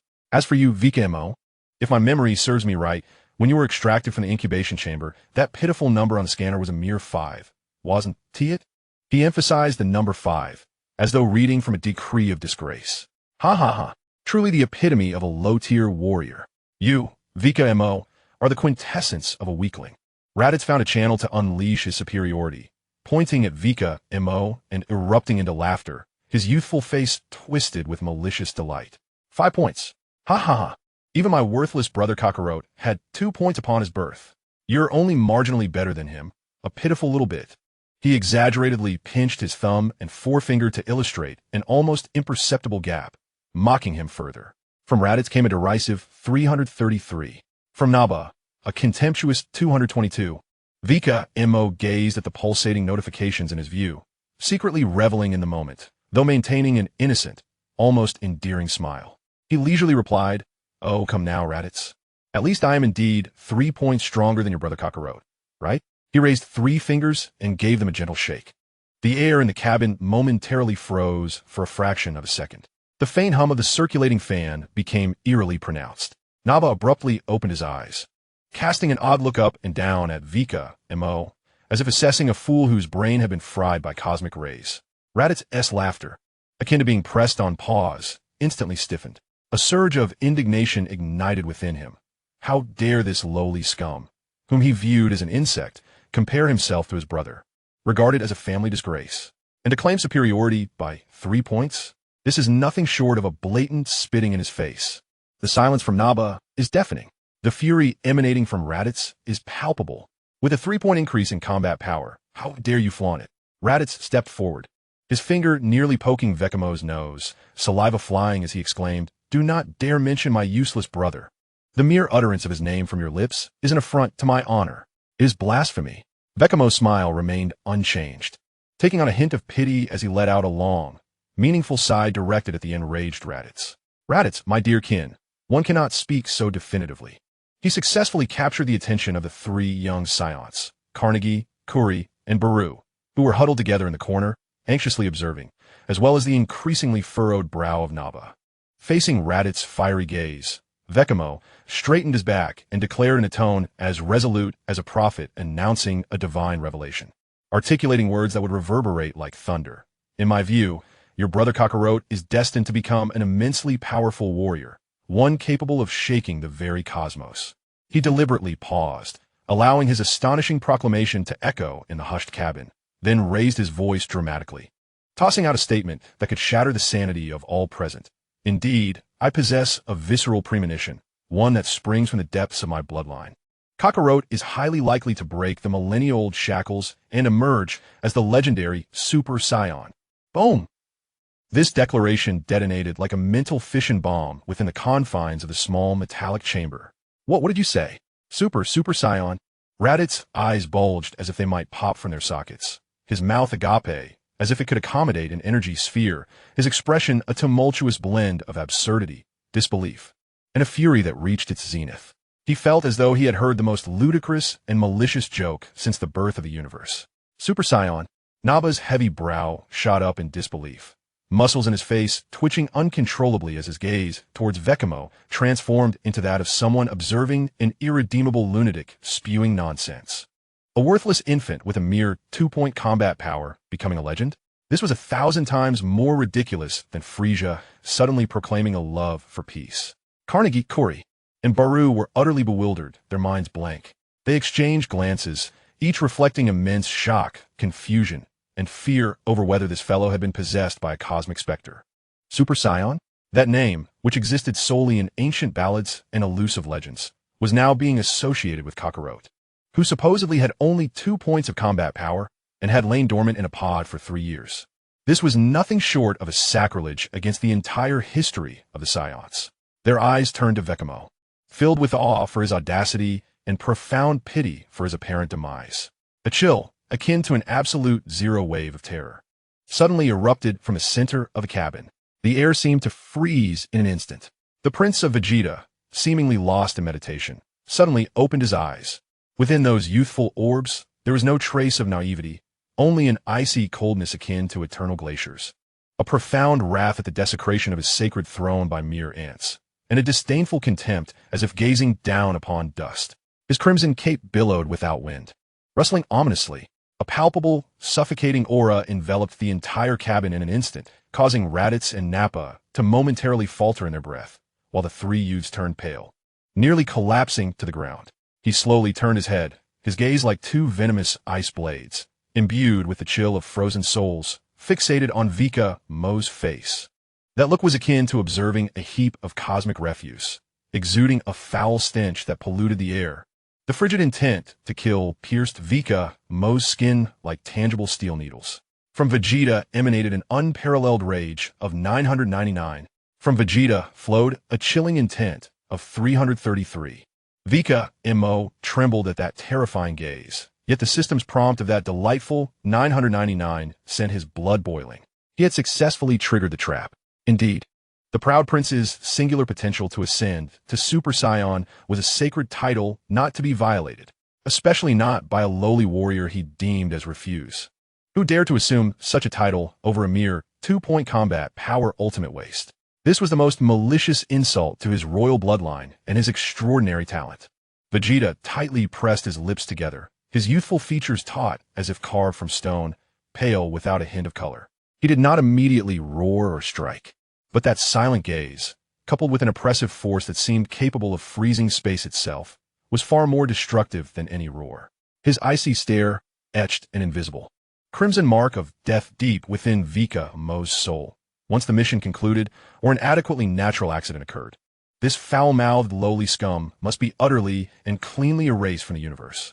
In Frisia's command hall, ho ho ho ho, a shrill, exaggerated laugh, as if the ultimate cosmic joke had just been told, erupted from Frisia. He laughed uncontrollably within his hovering infant carriage, even dramatically slapping the curved armrests, as if tears of false joy were welling in his eyes. Did you hear that, Biliblu? Did you hear? Super Saiyan. Ho ho ho. Frisia pointed at the synchronized audio waveform of the Saiyan spaceship, processed by detectors, displayed on the hovering screen, laughing so hard he could scarcely breathe, his voice cracking. That lowly warrior, that little bug named Vikame. He claimed that the drooling infant cockroach, with a battle power of merely 2 points, would become a Super Saiyan. Ho ho ho. His laughter echoed through the vast hall, brimming with utmost derision and delight. Biliblu immediately grasped the significance, erupting into thunderous laughter. His corpulent body shaking violently, the flesh on his face rolling like waves, causing the command platform to tremble. Ha! I heard it! I heard it! Lord Frisia, this indeed is the most absurd, ignorant, and uproarious cosmic jest I have ever encountered in my protracted existence. Ha! Pray allow me to indulge in this raucous laughter for just a moment longer. His amusement was so fervent, his emotions so heightened, that it provoked a violent spasm in his stomach, unleashing a series of resounding, prolonged, and astonishingly odorous flatulence that reverberated through the command hall like a bass drum. Frisia's previously exuberant smile instantaneously froze, transforming into an ominous, frost-laden gloom. His knuckles, pinching his nose, turned an ashen hue due to the strain, and a murderous glint flashed momentarily in his crimson eyes. Beelzebub, his voice was devoid of any vestige of human emotion. If your repugnant, inferior digestive system dares to once again pollute the air that belongs to me, I would not hesitate to summon Dodoria at this very moment for a thorough permanence surgicale rectification. Do you comprehend? Beelzebub's laughter was abruptly stifled, as if an invisible hand had seized his throat. His complexion shifting from a ghastly shade of purple to a corpse-like pallor, cold sweat cascading from his forehead like a waterfall, soaking his collar in an instant. He clamped his legs tightly together, desperately covering his posterior with his hands, his corpulent figure quaking violently, his voice tinged with an unmistakable sob and sheer terror. I apologize. Lord Frisia, I am infinitely sorry. I swear upon my life. There shall absolutely be no next time. Absolutely. Frisia, in utter disdain, waved his hand dismissively, as if swatting away a buzzing green fly. His attention was drawn once more to the ludicrous statement displayed on the screen, a cruelly curious glint flickering in his blood-red eyes. Cockroach? Beelzebub, immediately, at once, retrieve all data on this future Super Saiyan for me. I wish to see what extraordinary waste of existence could possibly merit such lofty accolades. Yes, at once, my lord. Beelzebub, as if granted a reprieve from death, hastily tapped his chubby fingers on the screen, the speed so swift it nearly sparked. Moments later, an exceedingly brief, yet profoundly confounding dossier was summoned, projected before Frisia's immense screen. Name, Cockroach. Race, Saiyan, lower-class warrior. Date of birth, year 737 of the age. Birth power level, 2. Current age, 3 years. Current status, in basic training pod, ID, C. 78. Power level assessment, 2. No growth recorded since birth. Notes, due to potential assessment being the lowest in history, F. No planetary extermination tasks assigned. Expected to serve as low-tier logistical support, cleaning, transporting, or to be exiled to resource-scarce planets, e.g., Planet Cyril, to fend for himself. Frisia, Beelzebub. The entire command hall descended into a strange, suffocating silence. Only the faint hum of the circulation system and the chattering teeth of Bilibulu, trembling uncontrollably in sheer terror, could be distinctly heard.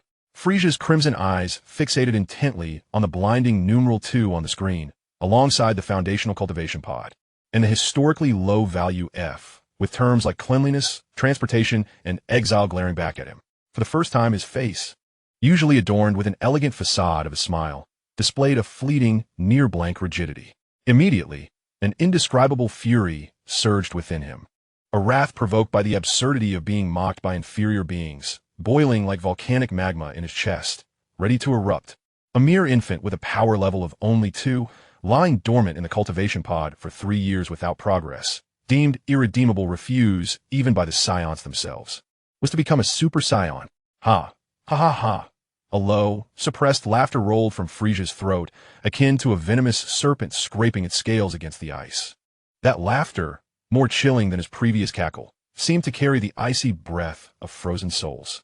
He slowly lifted his head, his scarlet pupils sweeping across the command hall like searchlights, causing the very air to crystallize under his gaze, the temperature plummeting to freezing point.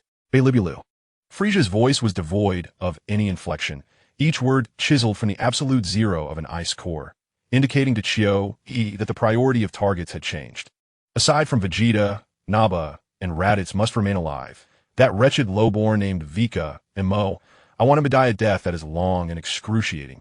His final cries of despair and agony, serving as a perfect punctuation mark to the universe's most foolish jest.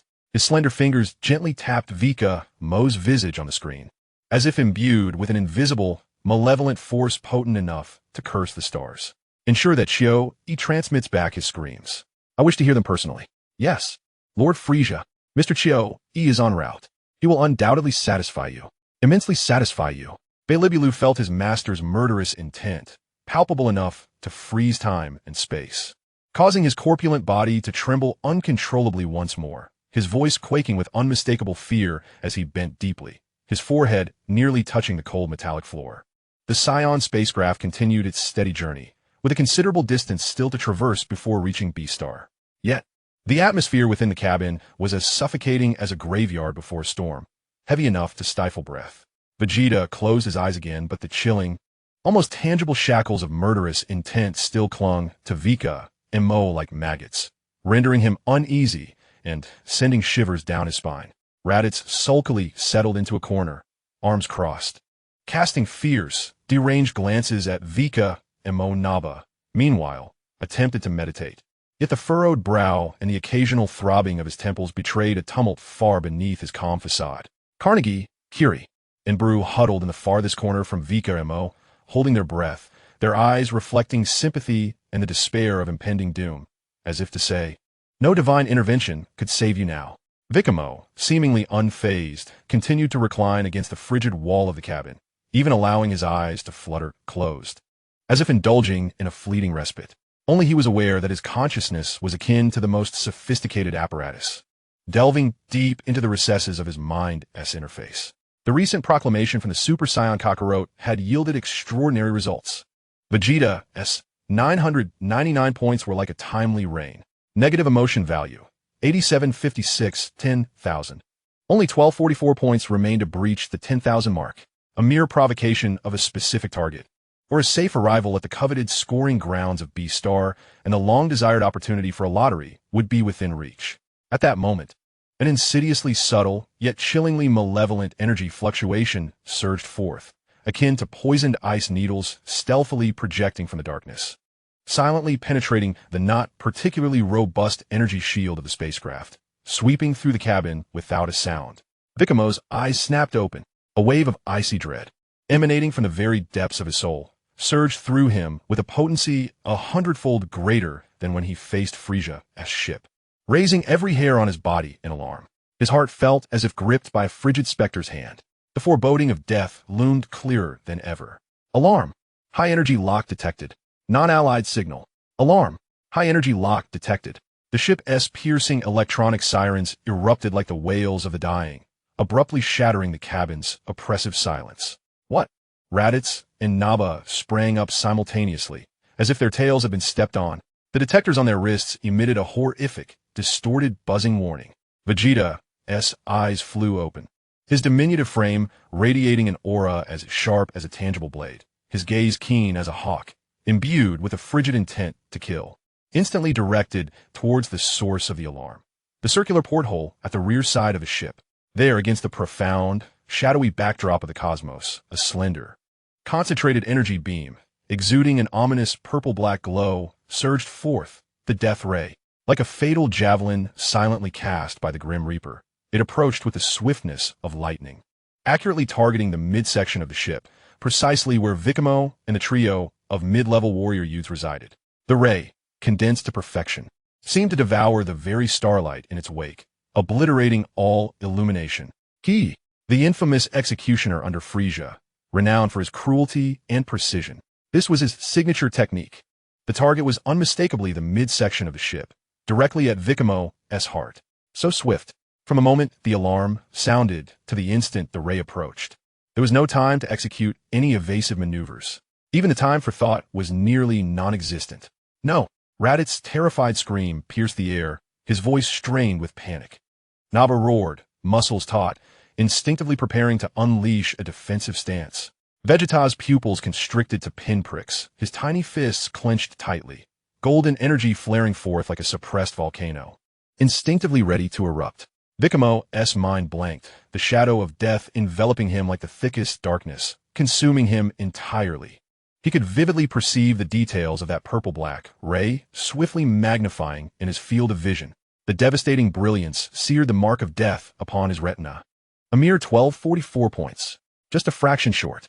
An overwhelming sense of resentment surged within him, akin to a trapped beast desperate will to survive, intertwined with a profound grievance against Frisia, who casually wielded dominion over life and death.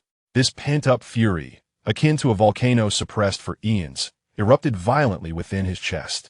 An exceedingly reckless yet potentially singular thought, like a lightning bolt cleaving through darkness, struck his mind with ferocity. To gamble with his life. At the very moment when the death ray was on the verge of piercing the metallic hull of the spaceship, under the horrified gaze of all present, Vikame summoned the last vestiges of his strength, leaning forward toward the minuscule microphone at the collar of his battlesuit, which connected to the ship's internal communication channel and simultaneously to the signal transmission of the detector. In a tone infused with profound despair, near-death madness, and even a hint of absurd academic inquiry, he unleashed a soul-rending scream that reverberated throughout the cabin and synchronized back to Frisia's mothership via the detector King Frisia. His voice, transmitted through the ship's communication system, echoed like a final, desperate lament, piercing the frigid void of space, resonating clearly and without omission in the deathly silent command hall of Frisia. Since your last encounter on Namek, when that Saiyan scoundrel named Son Goku cleaved you in twain with the Kamehameha wave, how long did it take for you to reassemble and revive your bisected body? Could you possibly share the secret? I am eagerly awaiting your response. Silence, an absolute stillness, as if even time itself had frozen. Chapter 7, Emotional Value. An unyielding silence enveloped the scene. Radit's scream was abruptly severed by an invisible hand, caught in his throat, leaving only gasps of air. The furious motion of Ba exploded into a complete standstill, his face frozen in a state of utter astonishment and fear. Vegeta's impending golden aura solidified on his body's surface, as though the pause button had been pressed.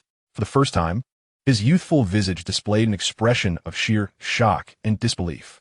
What had he just heard? Bisected? Revived? Son Goku? What nonsense was this inferior wretch spouting?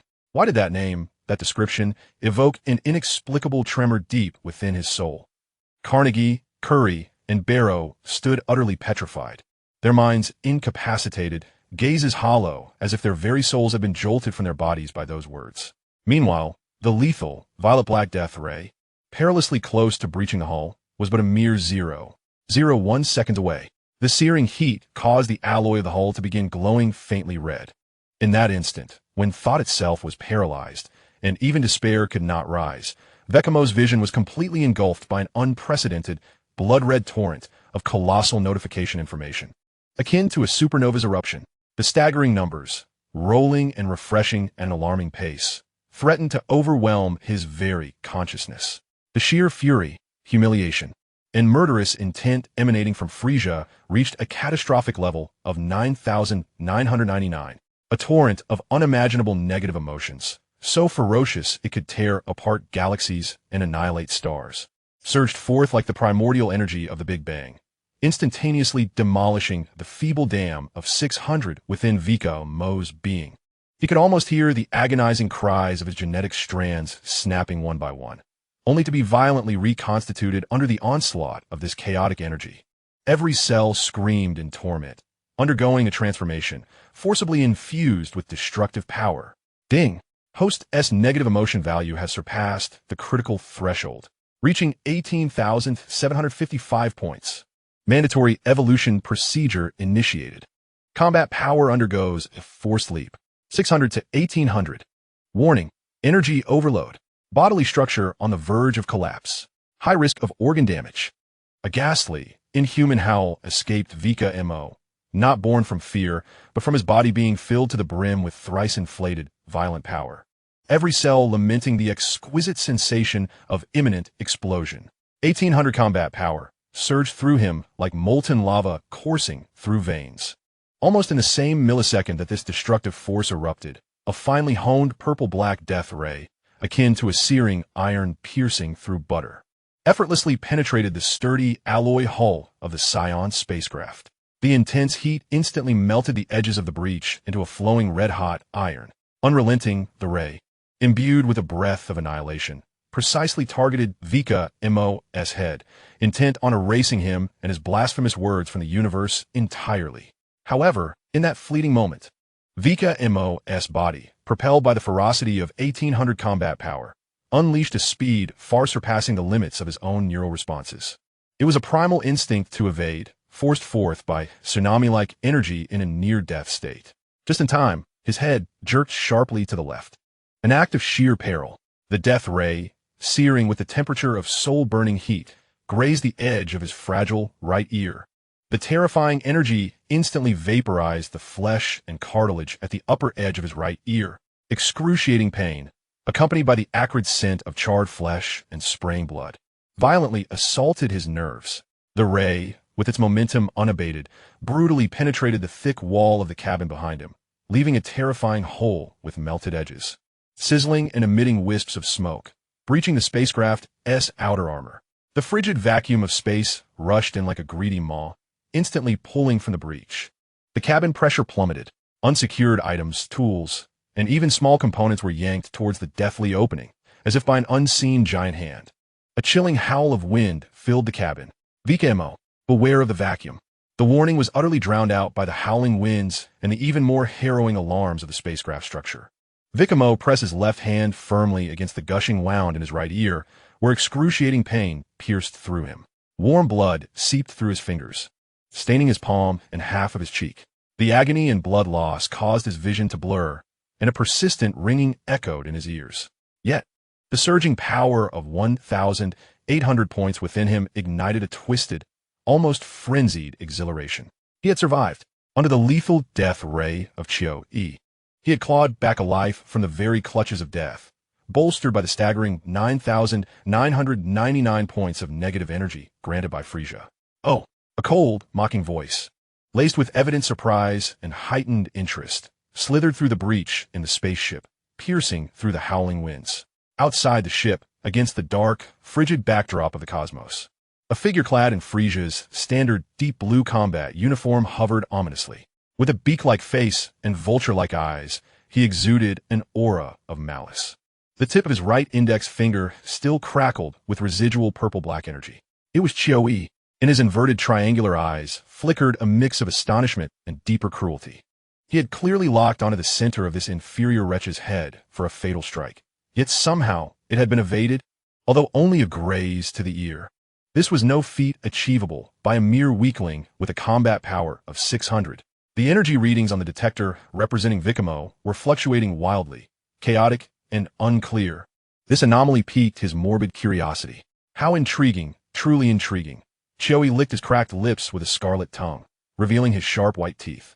Akin to a perverse child discovering a new toy, a wriggling insect that could bite back, the act of crushing it becoming ever more fascinating, more worthy of collection. Wouldn't you agree? He slowly raised both hands, his fingers splayed like a maestro conducting a symphony of death, as a heart-stopping purple-black energy radiance ignited at his fingertips. This time, he had locked onto the midsection of the entire spaceship, intent on sending this iron coffin, along with its occupant, straight to hell. Not good. He intends to destroy the ship. The tension in the air was palpable, with Bardock's eyes bulging with fury and veins protruding from his bald head. Raditz appeared as pale as a ghost, despair flooding his gaze. Vegeta's eyes were as cold as ancient ice, his golden aura flaring once more. Yet the extreme fragility of the spaceship's structure in the vacuum of space made him hesitant. Should the hull sustain significant damage, all but he and a select few would undoubtedly perish. Vikame observed the 10 beams of death coalescing at Chio-Ye's fingertips. Feeling the agonizing rip in his right ear and the violent surge of 1,800 points of power within him, a more reckless, self-destructive thought, like a venomous vine, swiftly ensnared his heart. Negative emotional energy. The recent surge of power from Frisia's 9,999 points had tasted sweet. Chio-E, too, was a mobile treasure trove of emotions, and it appeared he was easily provoked. It was either a complete annihilation or utter demise. There was no third option. At the moment when the brilliance at Chiyoyi's fingertips was about to reach its zenith, and the 10 death rays were on the verge of bursting forth, Vikame, gritting his teeth against the pain and dizziness, suddenly rolled forward toward the gaping hole that had been pierced, hissing with leaking air and emitting a charred odor. He disregarded the agonizing pull of the vacuum tugging at his hair, directing his mouth towards the breach. With every ounce of his remaining strength, he unleashed a roar infused with the scent of blood, fervent will, and the utmost provocation, forcefully directing it towards the suspended Chiyo-E. Although sound could not traverse the vacuum through the rupture, it resonated clearly through the spacecraft's internal communication system, which was also connected to the detector, echoing in Chiyo-Yi's receiver and reverberating once more in Frisia's command hall. Vikame's voice cracked, yet bore an uncanny penetrating power. I heard that back in your days at Frisia's military training camp, you were brought to your knees by the 3-year-old Prince Vegeta, begging for mercy, soiling yourself in the process.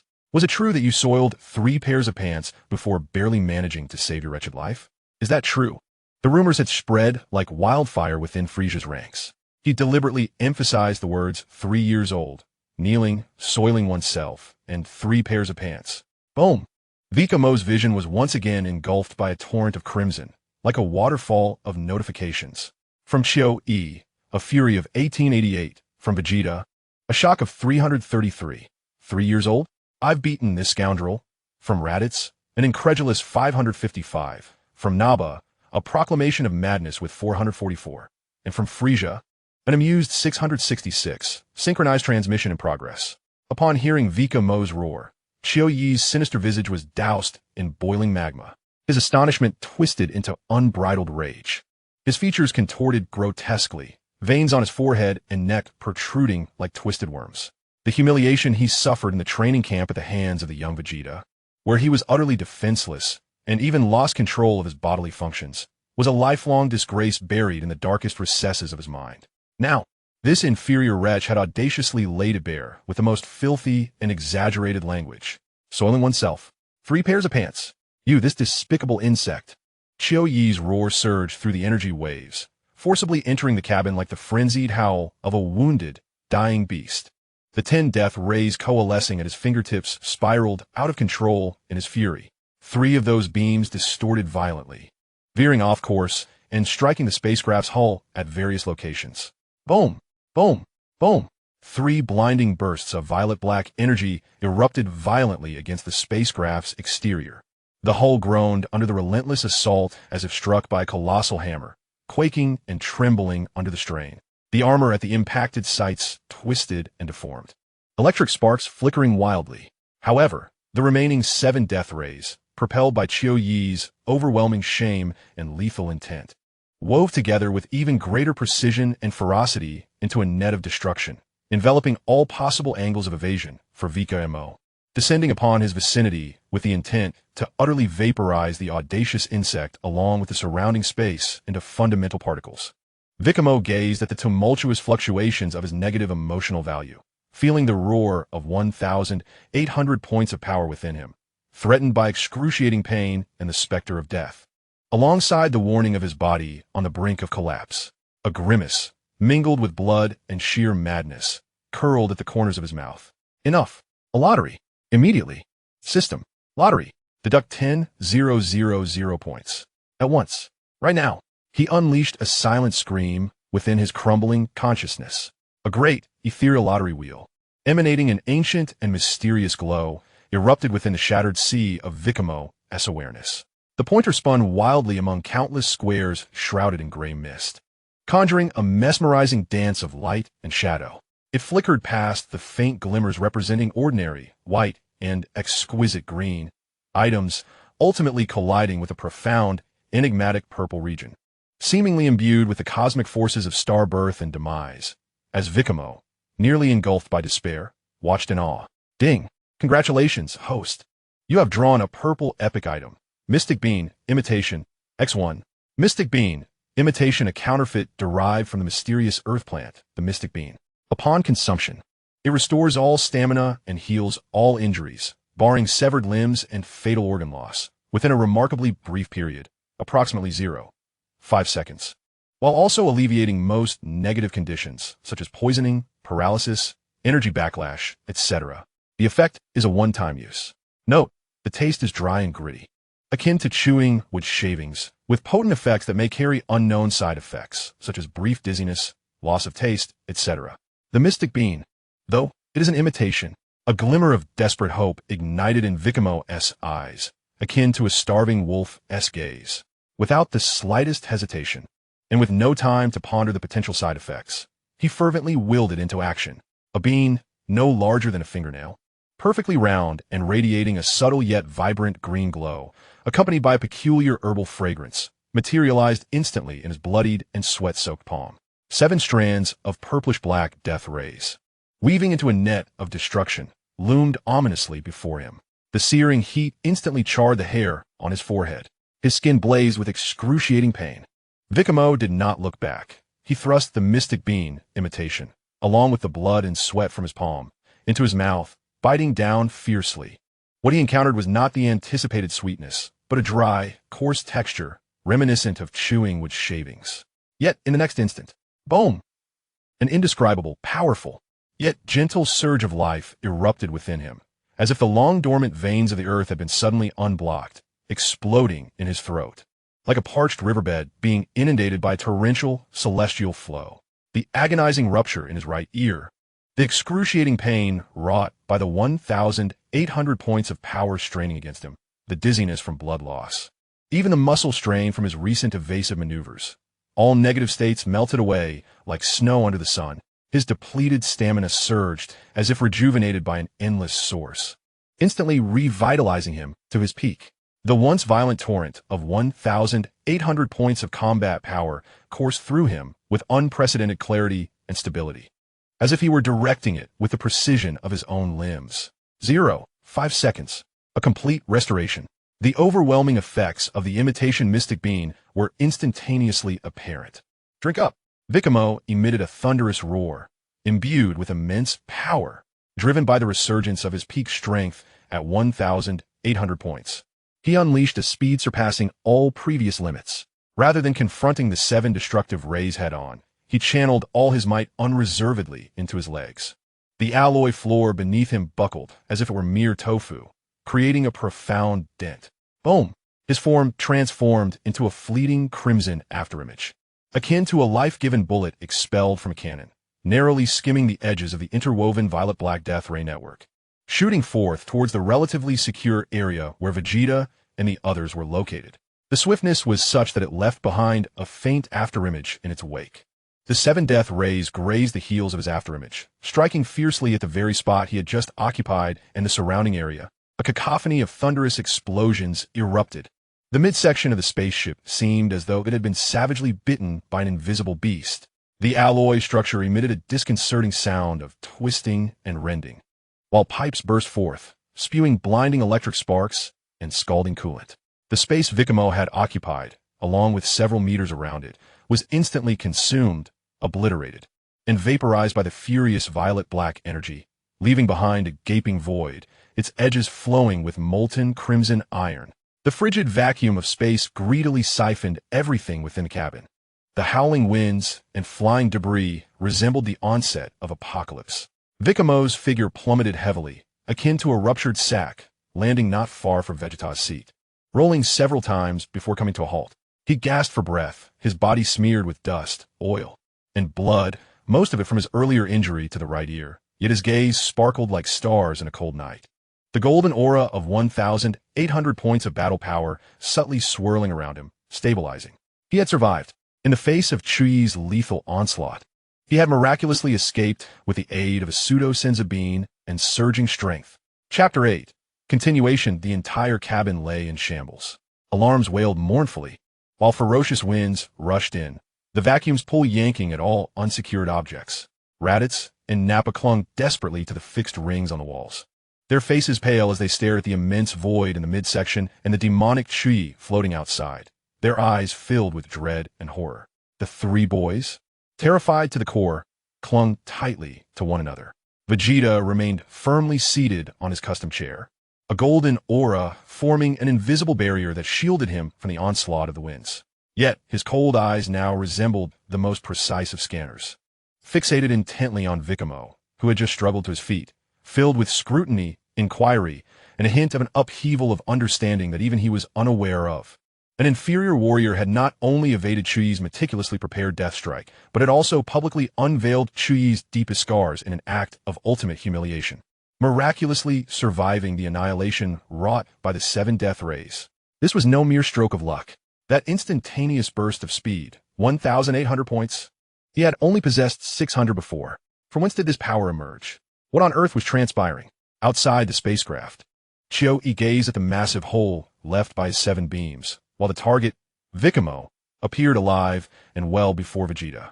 His twisted face was as dark as the bottom of a pot, and his sinister eyes burned with a raging fire of humiliation and anger. Such an affront. Twice he had struck, yet a mere lowly wretch had managed to escape. Moreover, his most painful wound had been publicly exposed. Lord Frieza must be watching. He had become a laughingstock, a despicable insect. Chiyo's roar was filled with a manic desire for annihilation. I shall crush you inch by inch. Grind your bones to dust. He no longer held any reservations, as he once again gathered a more violent purple-black energy in his hands, this time aimed squarely at Vikame. He was willing to risk damaging Vegeta.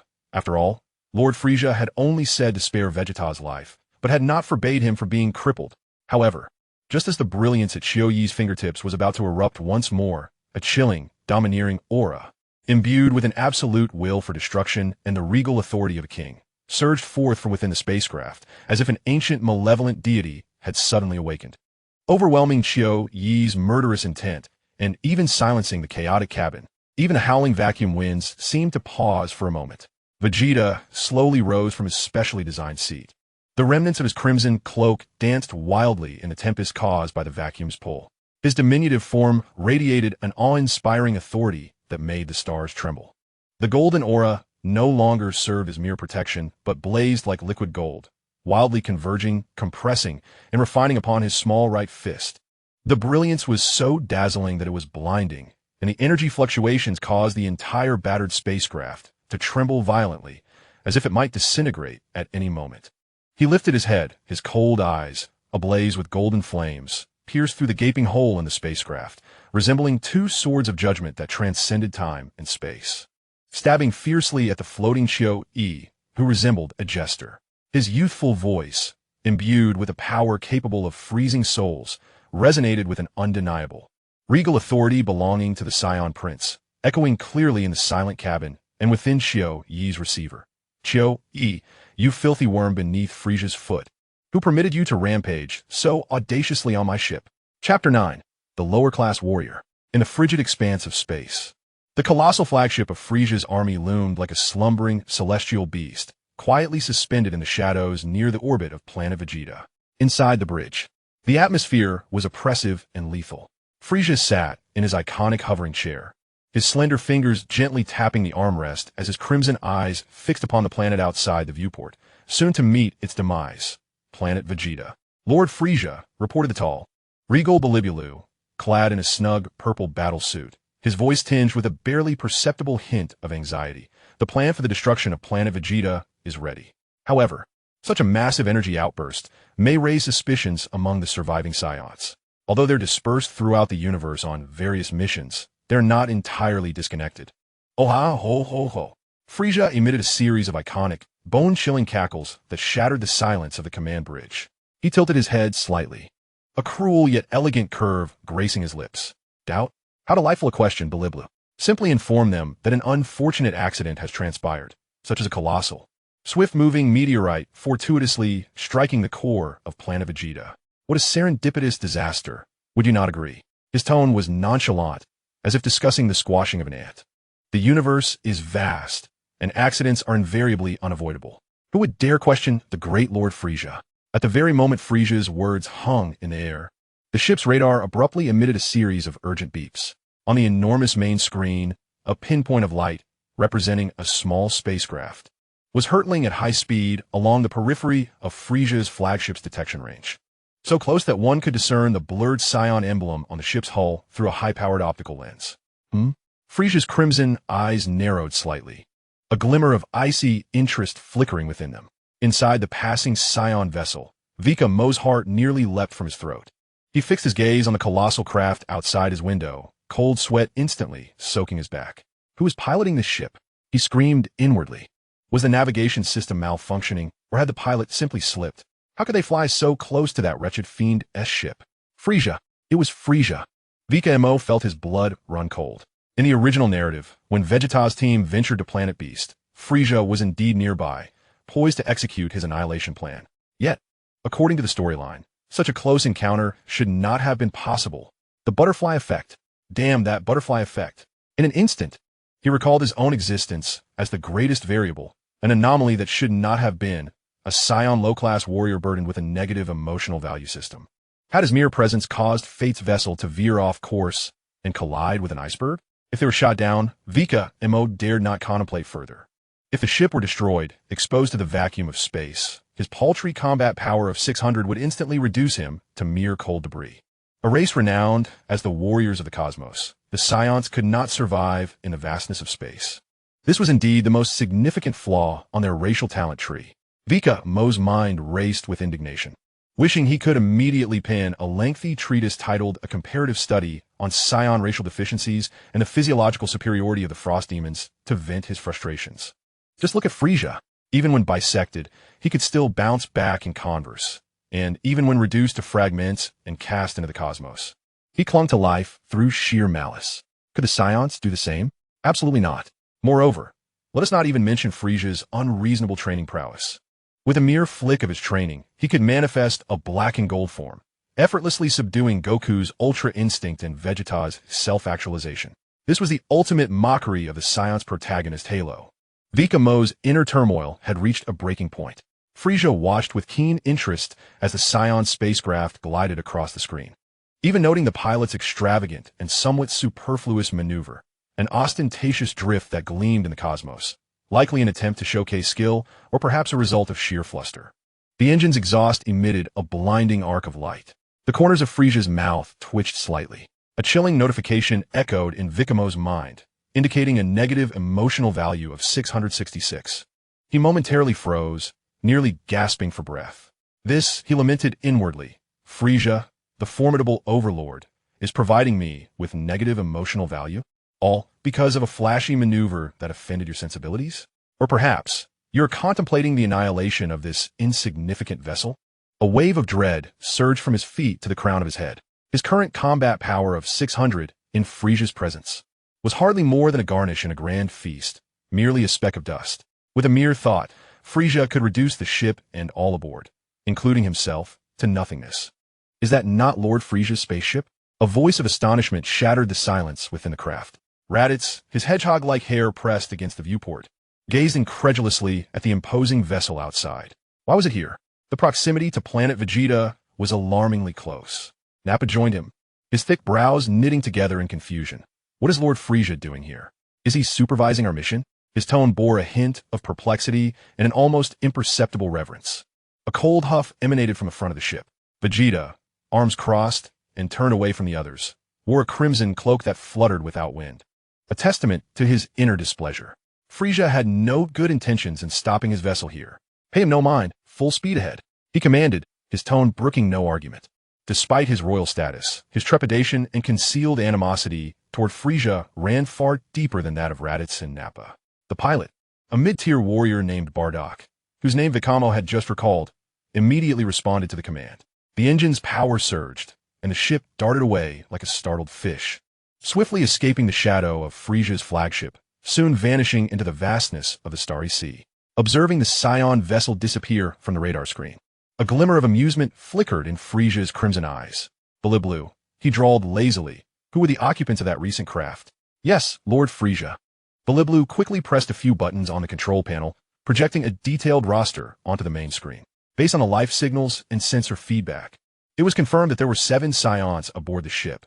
Prince Vegeta, Nappa, Raditz, all elite warriors, Bardock, Toma, Surku, all mid-tier warriors, and a low-tier warrior named Vikame. The voice of Blue was clear and professional. Based on their trajectory and mission records, it was inferred that they were likely heading to the Beast Star to carry out a clearance operation. Oh, Frisia's fingertips lightly tapped the armrest, producing a rhythmic sound. He seemed to be weighing something. Lord Frisia, Blue tentatively inquired, should we take them down? With the firepower of our flagship. It would be a mere trifle to lock onto and obliterate that small spacecraft. She added cautiously, however, if we were to eliminate Prince Vegeta along with his team here, it might provoke other Saiyans on missions outside, leading to unnecessary turmoil and investigation.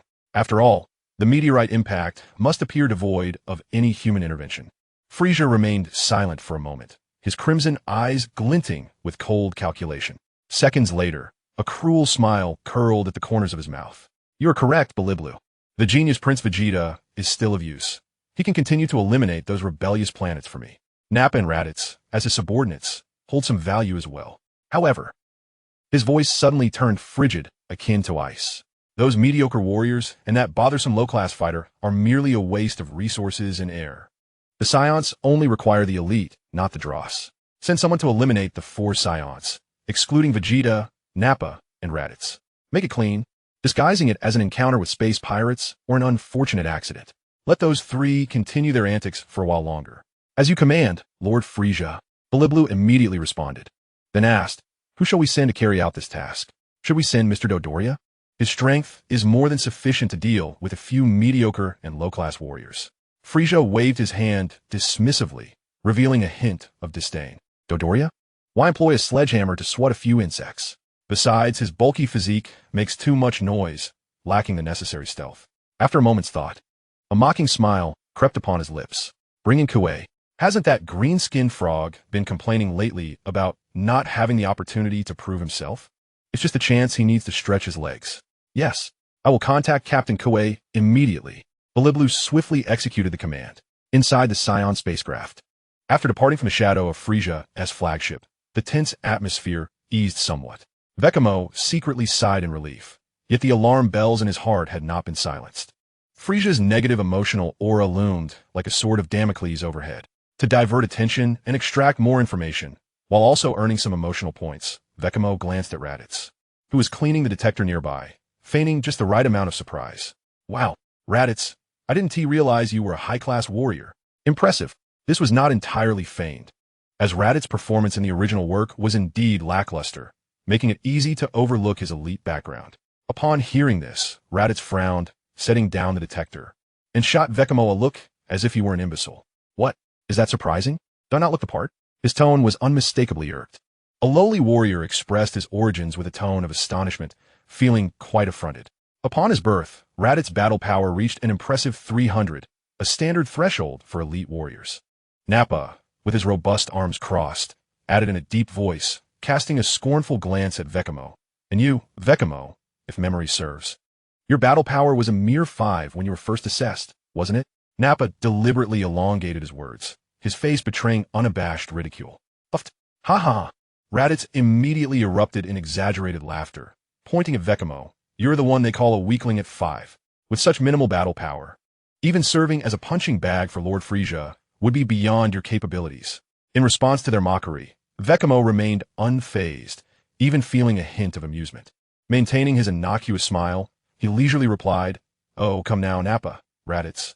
At least, he paused deliberately, glancing at Raditz. I have a battle power that exceeds your brother Kakarot, whom you sent to a distant planet, by 3 points, right? Nappa's mocking grin froze instantly. Negative emotional value from Nappa, 222. System prompt. Mockery ineffective. Heart pierced. Raditz resembled a cat whose tail had been stepped on. His laughter abruptly ceased, his face turning crimson. Negative emotional value from Raditz, 666. System prompt. Involving family disgrace, critical damage. 3 points higher in battle power? How dare you bring that up? Raditz surged to his feet, pointing angrily at Vikame. Do not mention that waste. Kakarot, that kind of trash, is utterly unworthy of being my brother. He was born with a mere 2 battle power. A disgrace to the Saiyans. You dare compare him to me? Are you insulting me? Observing Raditz's furious demeanor, Vikame felt no turbulence within. Instead, he perceived a tinge of sadness. He sighed softly, speaking in an almost prophetic tone imbued with mystery. Raditz, do not speak so confidently. The future is unpredictable. In my view, your brother Kakarot, whom you deem a failure, may very well become an extraordinarily formidable warrior, perhaps even surpassing us all. What? Raditz's eyes widened. as if he had heard the most absurd joke in the universe, his expression a mix of shock, disbelief, and utter absurdity. Kakarot? A great warrior? Nappa furrowed his brow, gazing at Vikame as though he were deranged. Vikame, has your mind been scorched by cosmic rays? That waste with a battle power of 2?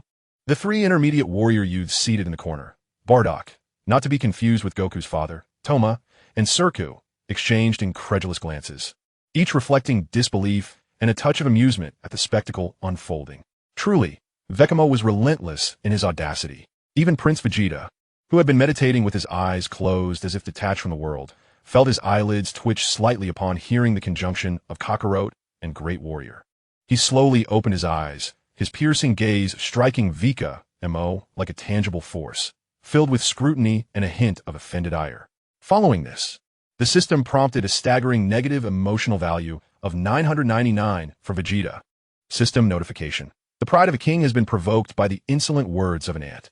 Vikame was nearly overwhelmed by this sudden influx of negativity. In that moment, he grasped the source of Vegeta's fury. So, you believe that the aura of the prophetic Super Saiyan can only be worn by you, old man? Vikame internally scoffed. Just because I suggested Kakarot might be capable, does that equate to negating your uniqueness as the genius prince? That ego is remarkably fragile. Indeed, this was precisely Vegeta's sentiment. He was the prince of the Saiyans, a once-in-a-century prodigy, born with a battle power that far surpassed that of elite warriors.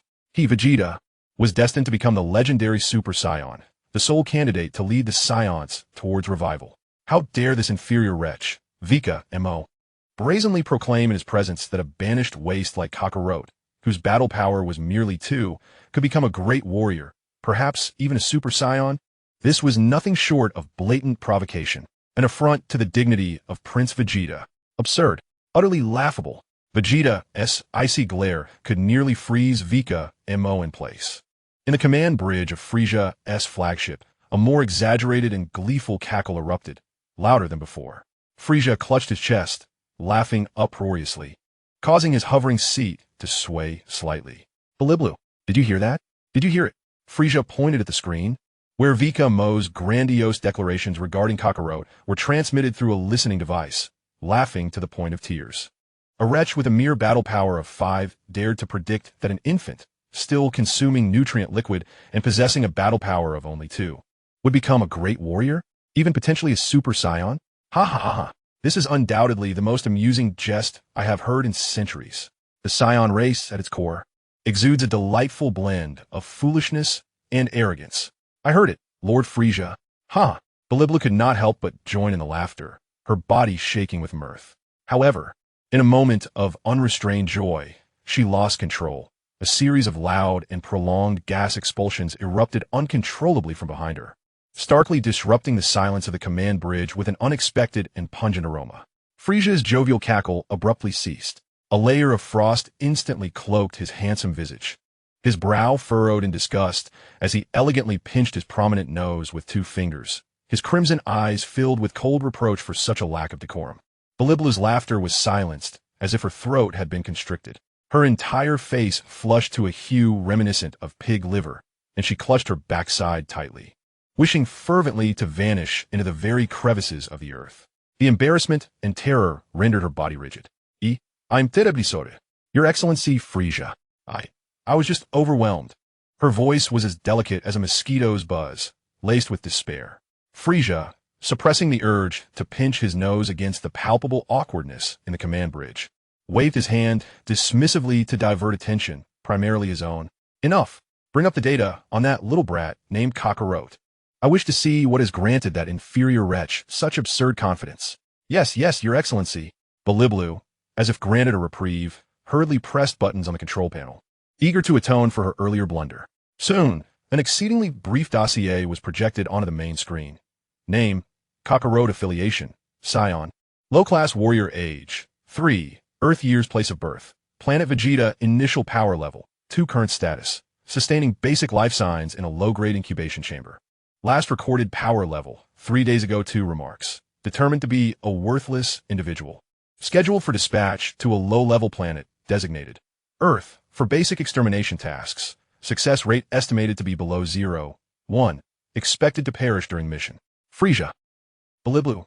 The command bridge fell into an eerie silence, punctuated only by the faint hum of the air circulation system and a seemingly lingering, awkward odor. Frisia's gaze fixated on the glaring power level of 2 and the annotation of worthless individual, causing a slight twitch at the corner of his mouth. He felt that his earlier laughter had perhaps been somewhat misplaced. This was no mere low-class warrior. This was the mudslide among the low-class warriors, a fighter among the inept. A power level of 2? Frisia's voice carried an inexplicable absurdity as he turned to Biliblu. Are you certain the scanner ISNT malfunctioning? Or has he been stewing in an incubator for 3 years, turning his brain to mush, so much so that his power level hasn't even risen? Biliblu wiped the cold sweat from her forehead, cautiously responding, Why, Your Excellency Frisia, the data is accurate. The scanner is functioning properly. Cockroach is indeed rather unique. She struggled to find a more delicate term. Frisia remained silent for a few moments before emitting an ambiguous snort. Scions are becoming ever more delightful. Has Captain Chioi departed? Report, Your Excellency. Captain Chioi has already set off in the high-speed interceptor. He is expected to intercept the target vessel as it enters the debris field surrounding the Beast star system. Biliblu immediately reported, her tone returning to professionalism. Excellent. Frisia reclined back into his floating chair, his crimson eyes gazing into the abyss of the starry sky, as if he could foresee the insignificant extermination operation about to unfold. Let us urge our Mr. Frog to hasten his movements. After dealing with the refuse, it is time for a grand fireworks display here. His gaze once more turned towards the azure planet outside the porthole, planet Vegeta, with an icy and cruel demeanor. Within the Saiyan spacecraft, the atmosphere remained somewhat stagnant. Vegeta kept his eyes closed, yet the slight rise and fall of his chest betrayed his inner turmoil. Raditz and Nappa glared fiercely at Vikame, as if his recent words had blasphemed something sacred. Vikame feigned concentration on the readings of his detector, yet his mind raced furiously. Chioi. Frisia has indeed dispatched Chioi. In the original narrative, there was no attack, but now, those 4 mid-tier warriors alongside me, a lowly scum, have been targeted. What should I do? Should I directly inform Vegeta that Frisia intends to eliminate us? Would he believe me? He would only think I'm sowing discord and would crush me first. Escape? Or could I flee on a spacecraft? The combat power of Chioi is at least above 18,000.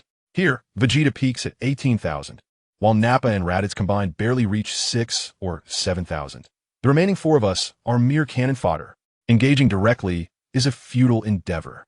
Vekamo's fists clenched quietly at his sides, nails nearly embedding into his palms. For the first time, he acutely felt the harsh reality of this world governed by the law of the jungle. Without power, he could not even dictate his own fate. A single thought from Frisia, a mere gesture from Chioi, could extinguish his unexpected existence as easily as crushing an ant. He observed the light on the detector, representing his vessel, gradually approaching an area marked by the debris field on the outskirts of the Beast star system, a chilling sensation crawling up his spine. Was this the refuse disposal site Frisia had designated for them? Instinctively, he glanced at Vegeta. The proud prince remained in a meditative state, seemingly oblivious to the impending crisis. A cold wave washed over Vikame. Relying on others? In this Saiyan society that venerates strength above all, especially in the face of Frisia's conspiracy. His warning, a mere warrior of low rank, would only be met with ridicule. He had no choice but to rely on himself, or perhaps take a gamble. Vekamo's gaze involuntarily strayed once more to the dark starfield outside, now drawing ever closer, riddled with meteoric debris. A perilous plan began to take shape and proliferate wildly in his mind. Chapter 10, Concept. Within the bridge of Frisia's flagship, the cold light reflected off the metallic surfaces with a chilling gleam. Frisia's crimson eyes narrowed slightly, his fingertips rhythmically tapping against the armrest of his floating seat, as if relishing a silent prelude to destruction. At that moment, a figure, somewhat comical yet exuding a powerful aura, strode heavily into the room. Lord Frisia. The newcomer knelt on one knee, his voice resonant yet tinged with a hint of flattery. It was Chioi, a creature resembling a bipedal deep green toad, his skin covered in warts, and his bulging eyes glinting with cunning and malice, an intergalactic warrior. He donned the standard battle attire of Frisia's army, with an energy detector clipped to his waist. In the timeline of the original narrative, Chioi's combat power at this juncture was comparable to that of Prince Vegeta before the battle on Earth, both hovering around 18,000.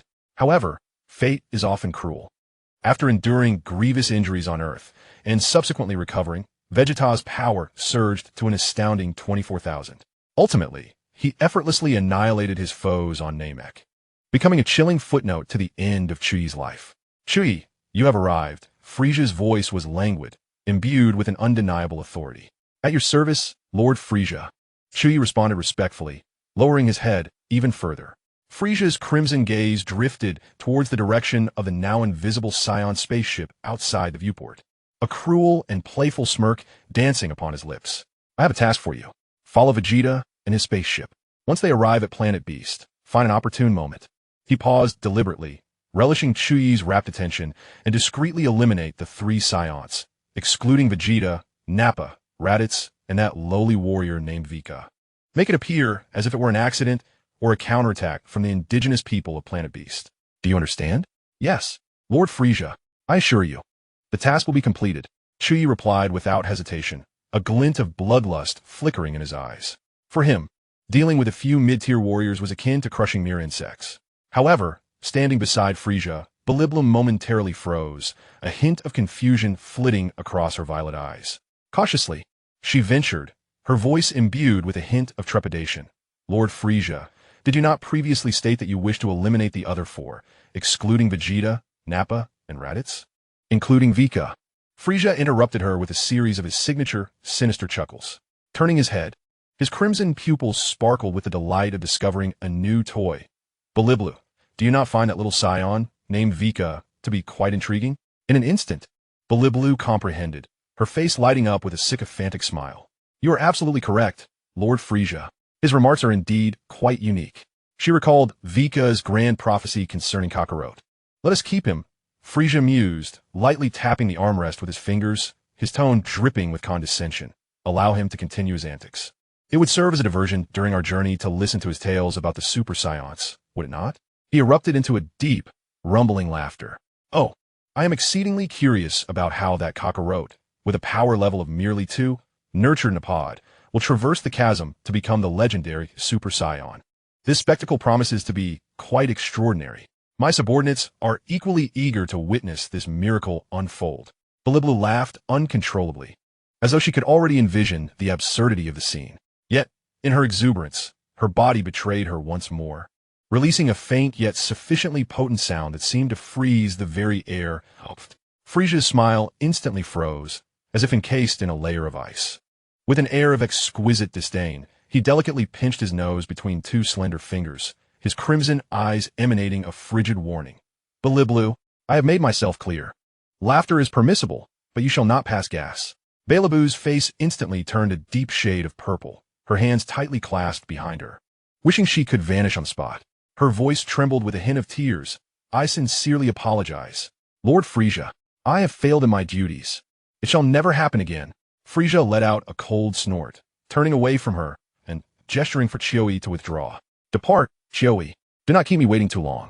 "As you command." Chuyi bowed once more and swiftly exited the bridge, making his way to the hangar to board his spherical high-speed interceptor. Whoosh! A streak of light pierced the silence of the cosmos, racing towards the vanishing direction of the Vegeta Team S spacecraft. Inside the Saiyan ship, time languidly dragged on during the monotonous voyage. Raditz appeared to still be immersed in the humor of Vika Mo's jest about Kakarot, erupting into exaggerated laughter once more.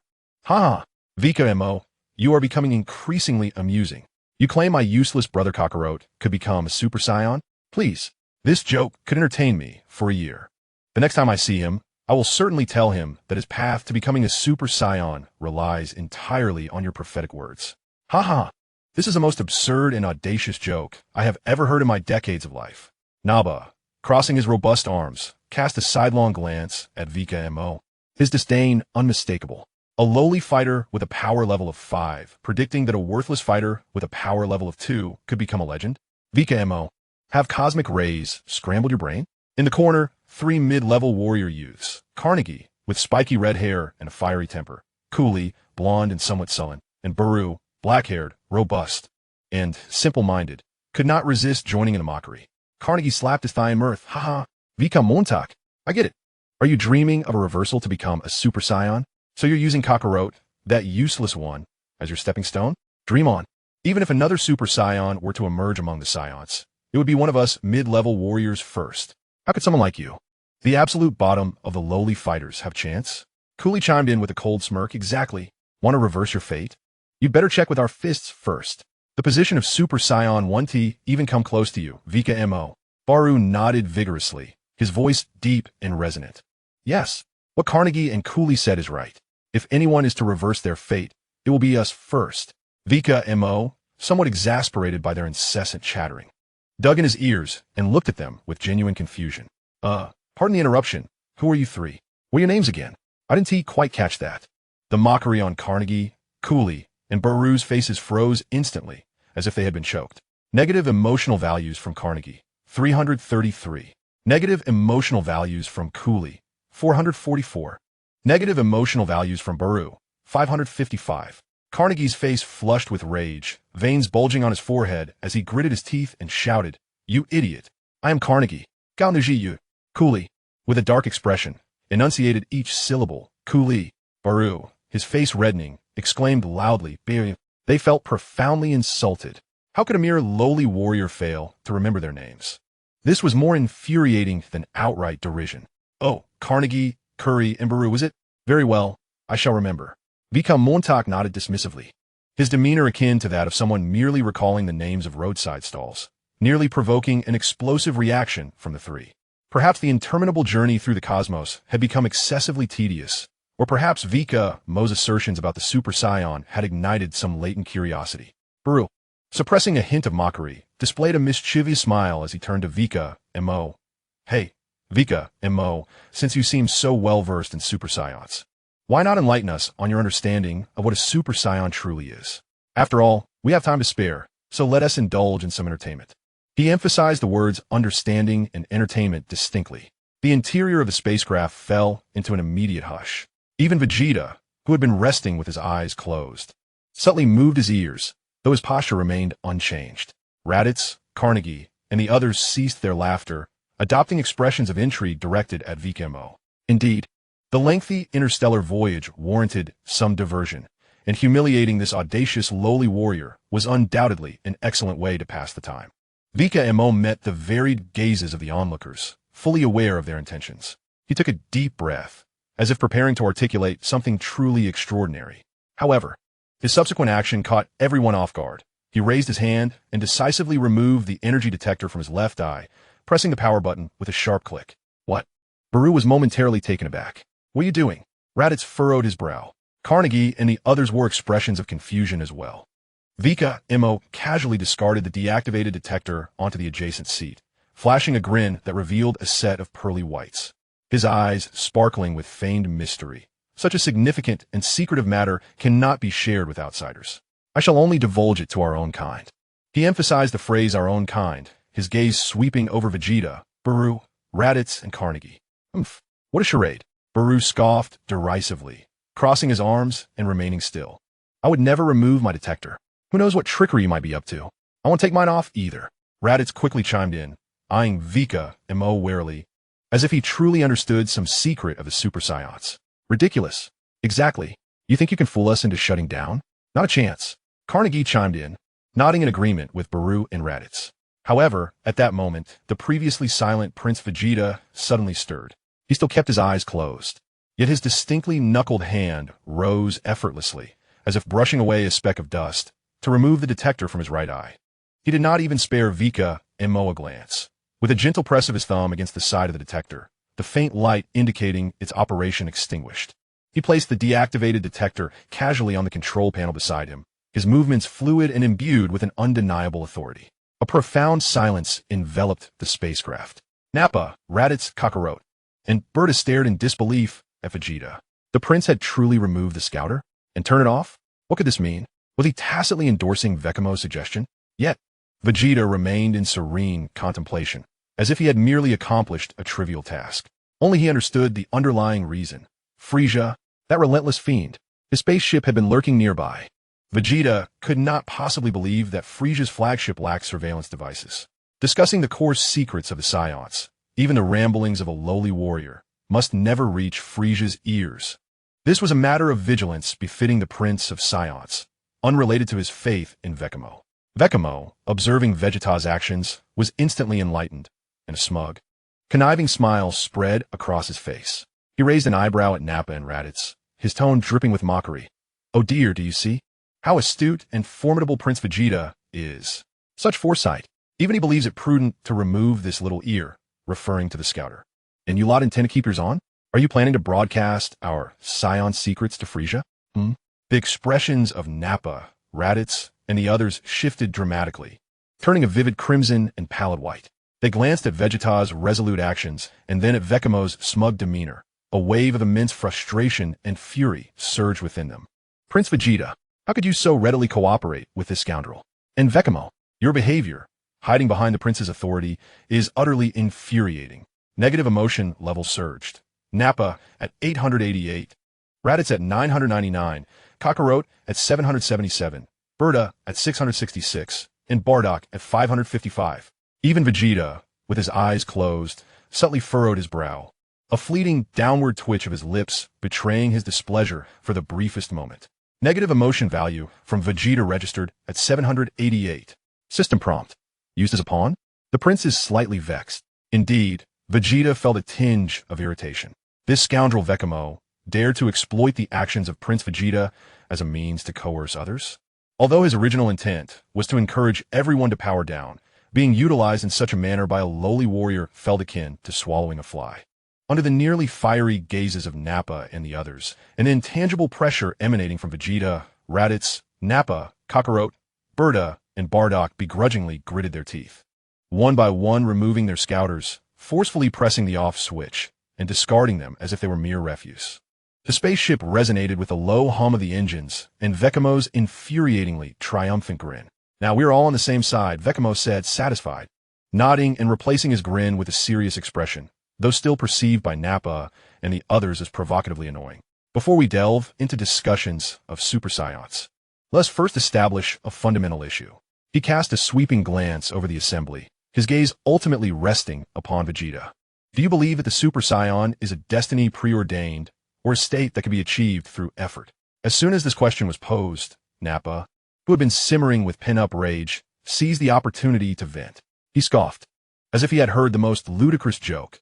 "I expected you to unveil some earth-shattering secret. Is that all?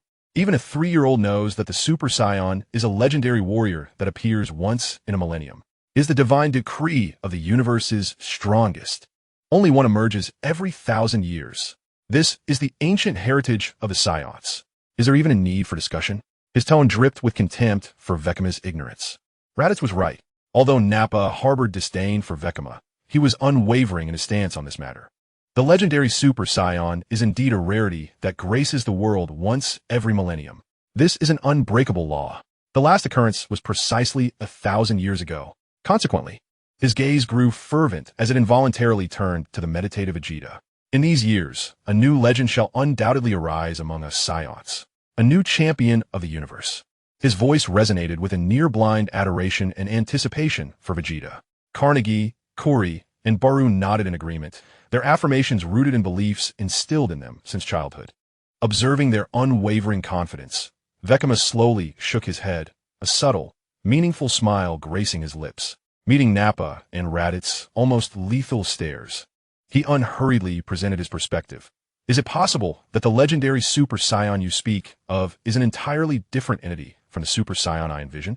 What nonsense are you spouting?" Nappa was instantly incensed, springing to his feet, his formidable physique imposing within the confined space of the ship. He pointed an accusatory finger at Vikame, bellowing, "A Super Saiyan is a Super Saiyan. Where do these two versions come from? What distinction of legend or not? Vikame, I believe you are courting death by spreading such fallacies." Raditz's expression darkened. "Vikame, if you dare to utter such blasphemies again, be wary of my wrath. Have you not heard?" Vikame, undeterred by Nappa's fury, merely shrugged, adopting a countenance of feigned understanding, his tone laced with a tinge of pitying mockery. "Your ignorance merely reflects your limited experiences. Alas, how tragic it is to be confined to such narrow perceptions. You." Nappa was ignited by this remark on his lack of insight. A tempestuous aura erupted from him, his eyes ablaze. Fists the size of cauldrons cracking ominously as he advanced to teach this insolent low-born a lesson. "Vikame, I shall tear that foul mouth of yours apart today. Nappa's negative emotional value soared to 999. System prompt. Dignity trampled. Rage max.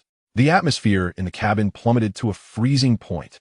Raditz observed with a detached eye, while Carnegie and the others wore expressions of eager anticipation. Stop. Just as Nappa's fist was about to strike, a voice emerged, cold and authoritative, akin to the grinding of cold iron. Vegeta finally opened his eyes, the pair of deep, penetrating eyes reminiscent of the cold stars in the universe, swept over the furious Nappa with an arresting, piercing brilliance, devoid of any superfluous emotion. Only an oppressive aura of sovereign authority lingered.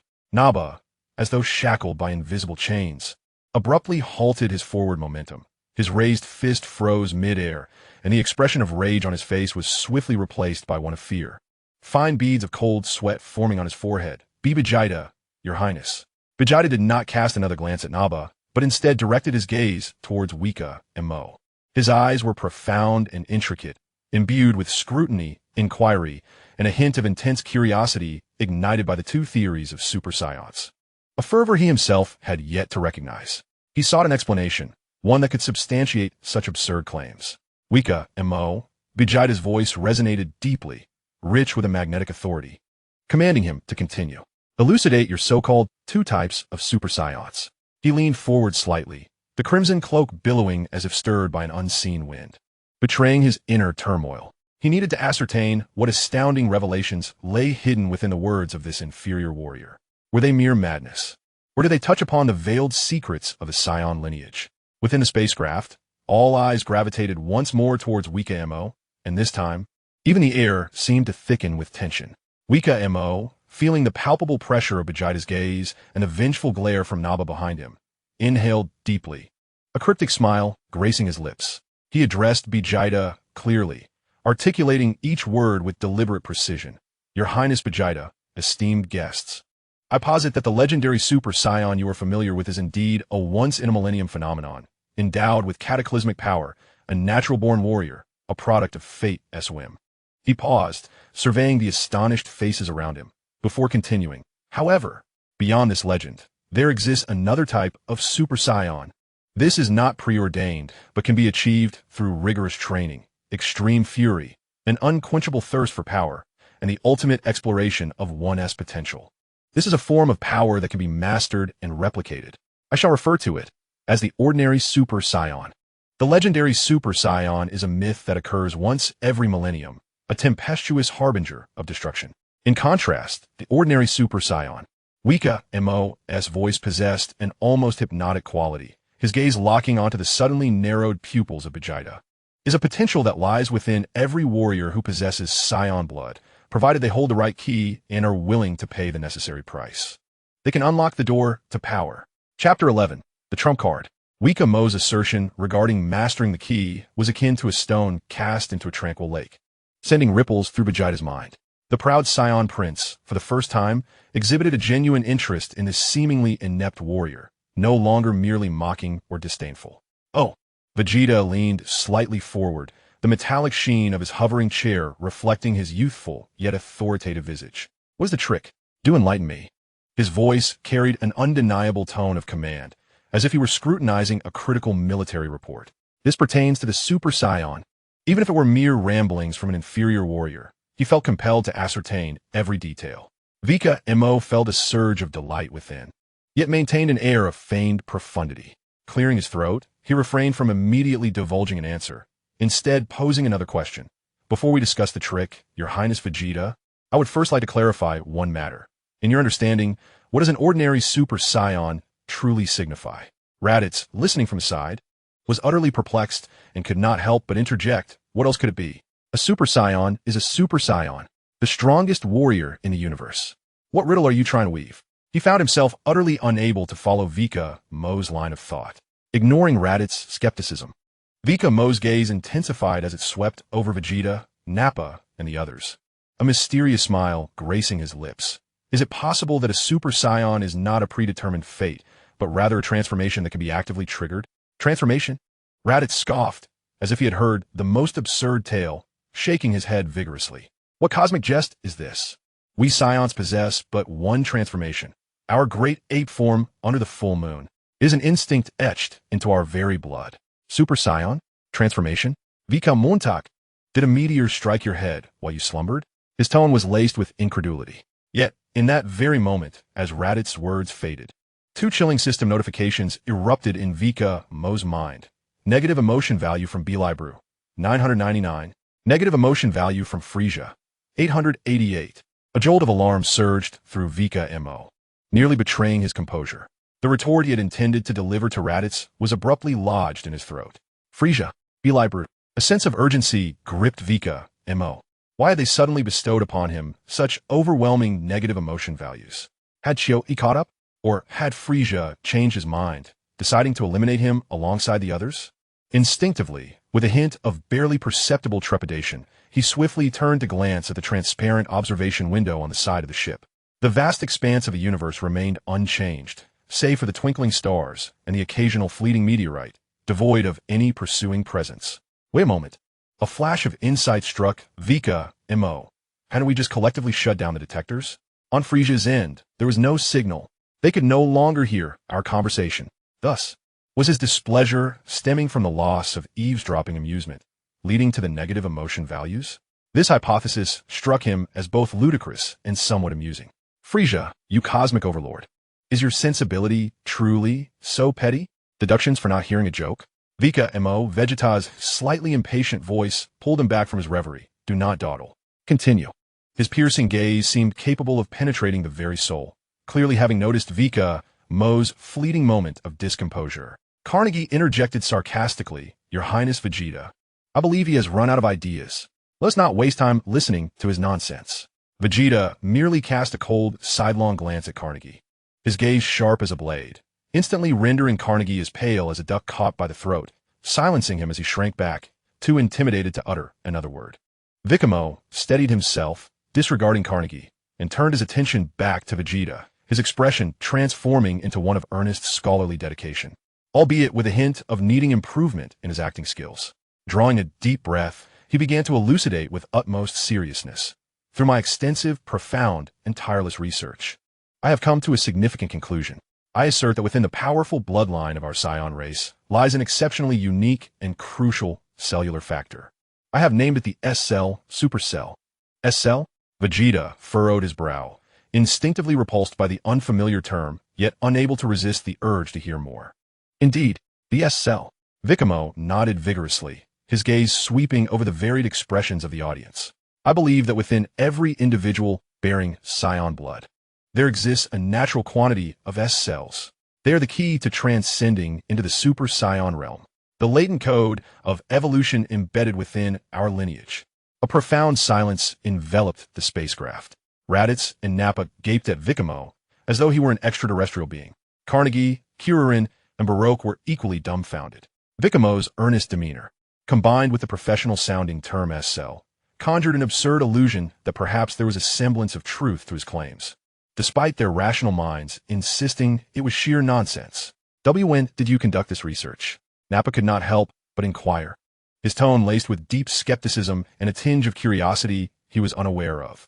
A lowly warrior, delving into such studies beyond combat and plunder? Vikame straightened his posture, a tragic sense of diligence gracing his features. What else could it have been? Of course, it was during this prolonged journey through the cosmos. While others slumbered in their sleep pods, dreaming of conquering planets, I, Vikame, under the dim light, utilized my keen perception and formidable logical reasoning to dissect the essence of our Saiyan strength, contemplating how to transcend our limits. He paused, a hint of pride in his voice. As a lower-tier warrior, my battle power may be modest, yet I firmly believe that wisdom is our mightiest weapon. Possessing a unique capacity for thought is my special ability. This impassioned oration, accompanied by his proud expression, left Nappa and Raditz momentarily speechless. Though a sense of dissonance lingered, there seemed to be a semblance of sense to it. At the very least, the spirit of inquiry sounded quite impressive. Humph! Vegeta interjected with an ambiguous scoff, interrupting Vikame's self-congratulation, his crimson eyes fixed intently on Vikame. Then enlighten me, Dr. Vikame. How can one obtain or enhance this so-called S-cell you speak of? His tone was laced with unmistakable sarcasm, yet a flicker of curiosity, unbeknownst even to him, lay hidden deep within his eyes. What if, just perhaps, this lowly warrior had indeed stumbled upon some overlooked corner of truth? Vikame met Vegeta's gaze without a hint of retreat and with deliberate clarity. He articulated the essence of his theory.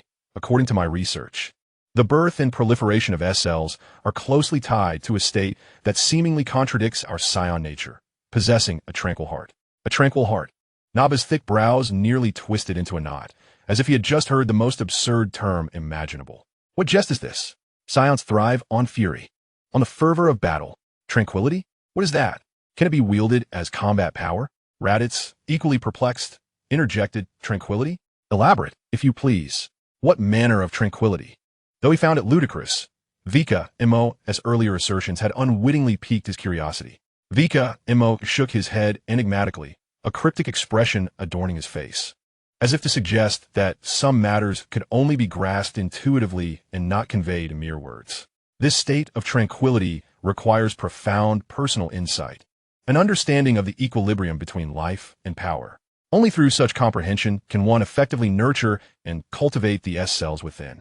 He paused, his gaze sweeping over the faces of Naba, Raditz, Carnegie, and others, all marked by aggression and a thirst for battle. A slight, almost pitying smile curled at the corners of his lips. However, if I may be candid, judging by the current state of all present, including myself, I fear we have a long, arduous journey ahead to truly comprehend and maintain such a tranquil mindset. Boom. This precise collective mockery ignited a powder keg. Negative emotional energy for Vegeta surged to 666. System prompt. Suggested lack of tranquility? The prince's dignity is offended. Negative emotional energy from Naba soared to 888. System prompt. Directly mocked. The rage of a berserk warrior. Negative emotional energy from Raditz reached 777. System prompt. Feeling subtly insulted. Unpleasant. Negative emotional energy from Carnegie amounted to 555. Negative emotional energy from Curry hit 444. Negative emotional energy from Buru climbed to 333. Vikame's mind was instantly inundated with a cacophony of system prompts. The torrent of negative emotions surged forth like a flood, swiftly breaching the 5,000 threshold. He maintained an outward calm, yet internally, alarm bells clanged, and cold sweat soaked his back. This was a miscalculation. The collective mockery had gone too far. Vikame's heart raced, particularly as he sensed the sudden, chilling glare from Vegeta and the almost palpable murderous intent radiating from Naba. While Vegeta might disdain the act of engaging personally with a lowly warrior, Naba's volatile temperament, coupled with the restlessness of Carnegie and his cohorts, could very well result in him being torn to shreds at any moment. Stay calm, Vikame. He forced himself to regain composure, momentarily recalling his ultimate trump card, the system's innate rebirth ability, although the cooling period extends for a decade, signifying that he possesses but a single chance of immunity from death during this time. It undoubtedly serves as a substantial psychological safeguard at this moment. After all, the scenario commences amidst the hellish difficulty preceding the destruction of planet Vegeta, where a mere wretch with a combat power of 300 finds himself amidst a host of formidable warriors boasting strengths in the thousands. To engage recklessly would be tantamount to courting death. Thus, he decided to take the plunge. He immediately donned a benign smile, attempting to alleviate the tense atmosphere, and added to Nappa and the others, please do not misunderstand. What I mean is that most of us Scions, myself included, are inherently steeped in desires for battle and conquest. This aggressive temperament is deeply ingrained. Achieving the tranquil state conducive to the cultivation of S cells is indeed a formidable challenge. I, too, have expended countless efforts grappling with meditation and self-restraint, merely managing to attain a slightly more serene mindset than when I was born. Indeed, only a fraction more. He emphasized this, striving to implicate himself in his own plight. Thus, Vegeta's voice sliced through the air like cold metal grinding together. He leaned slightly forward, his crimson eyes glinting with a mixture of mockery and scrutiny, firmly fixated on Vikame. According to your theory, you have already embarked on the path to tranquility? Then, my dear Dr. Vikame, he deliberately elongated his final syllable, can you now transform into a Super Saiyan? This question struck like a rapier, piercing to the core. All eyes once again converged upon Vikame, filled with skepticism, derision, and a sense of anticipation for the unfolding drama. Nappa did not conceal his malicious grin, eagerly awaiting Vikame's attempt to justify himself. Vikame inwardly cursed Vegeta's cunning while maintaining an outward semblance of composure, or perhaps audacity. Meeting Vegeta's gaze, he smiled confidently, infused with a sense of hopeful promise. Now? Certainly not yet. Your Highness Vegeta, the accumulation of S cells and the transformation of one's mindset is an extensive journey. It cannot be accomplished overnight. However, he intentionally paused, revealing a smile brimming with hope. I believe that as long as I persist in maintaining this tranquility in my research, in due time, it should, hopefully, pose no significant issue. His tone conveyed a perfect balance of humility and certainty. Oof. Vegeta suddenly rose to his feet, his crimson cloak seemingly animated by an unseen wind, emitting a disdainful snort. Vikame's baseless theories, reliant solely on rhetoric, had finally exhausted the last vestiges of his patience. This is utterly unfounded nonsense. When you genuinely transform into a Super Saiyan, then come before me with your claims. His icy gaze swept over Vikame, akin to that of a spectator regarding a mere jester, before he turned sharply and strode purposefully toward the passage leading to the ship's sleep chamber. Your Highness Vegeta, are you headed to the restroom? Raditz instinctively inquired, attempting to ease the tension. Vegeta paused momentarily, without turning his head, coldly retorting, I'm going to sleep. His voice carried the irritation of time wasted on a trivial topic. He cast not a single glance back at Vikame as he exited the main chamber. In his lofty perception, Vikame was merely a slightly clever, attention-seeking lower-tier warrior, unworthy of any further investment of his energy. As for the bizarre claims surrounding the Super Saiyan, concepts such as S cells and a peaceful heart are utterly ludicrous. He is the prince of the Saiyans. No one understands the legend of the Super Saiyan better than he does. It embodies the most formidable, savage, and ruthless warrior in the universe.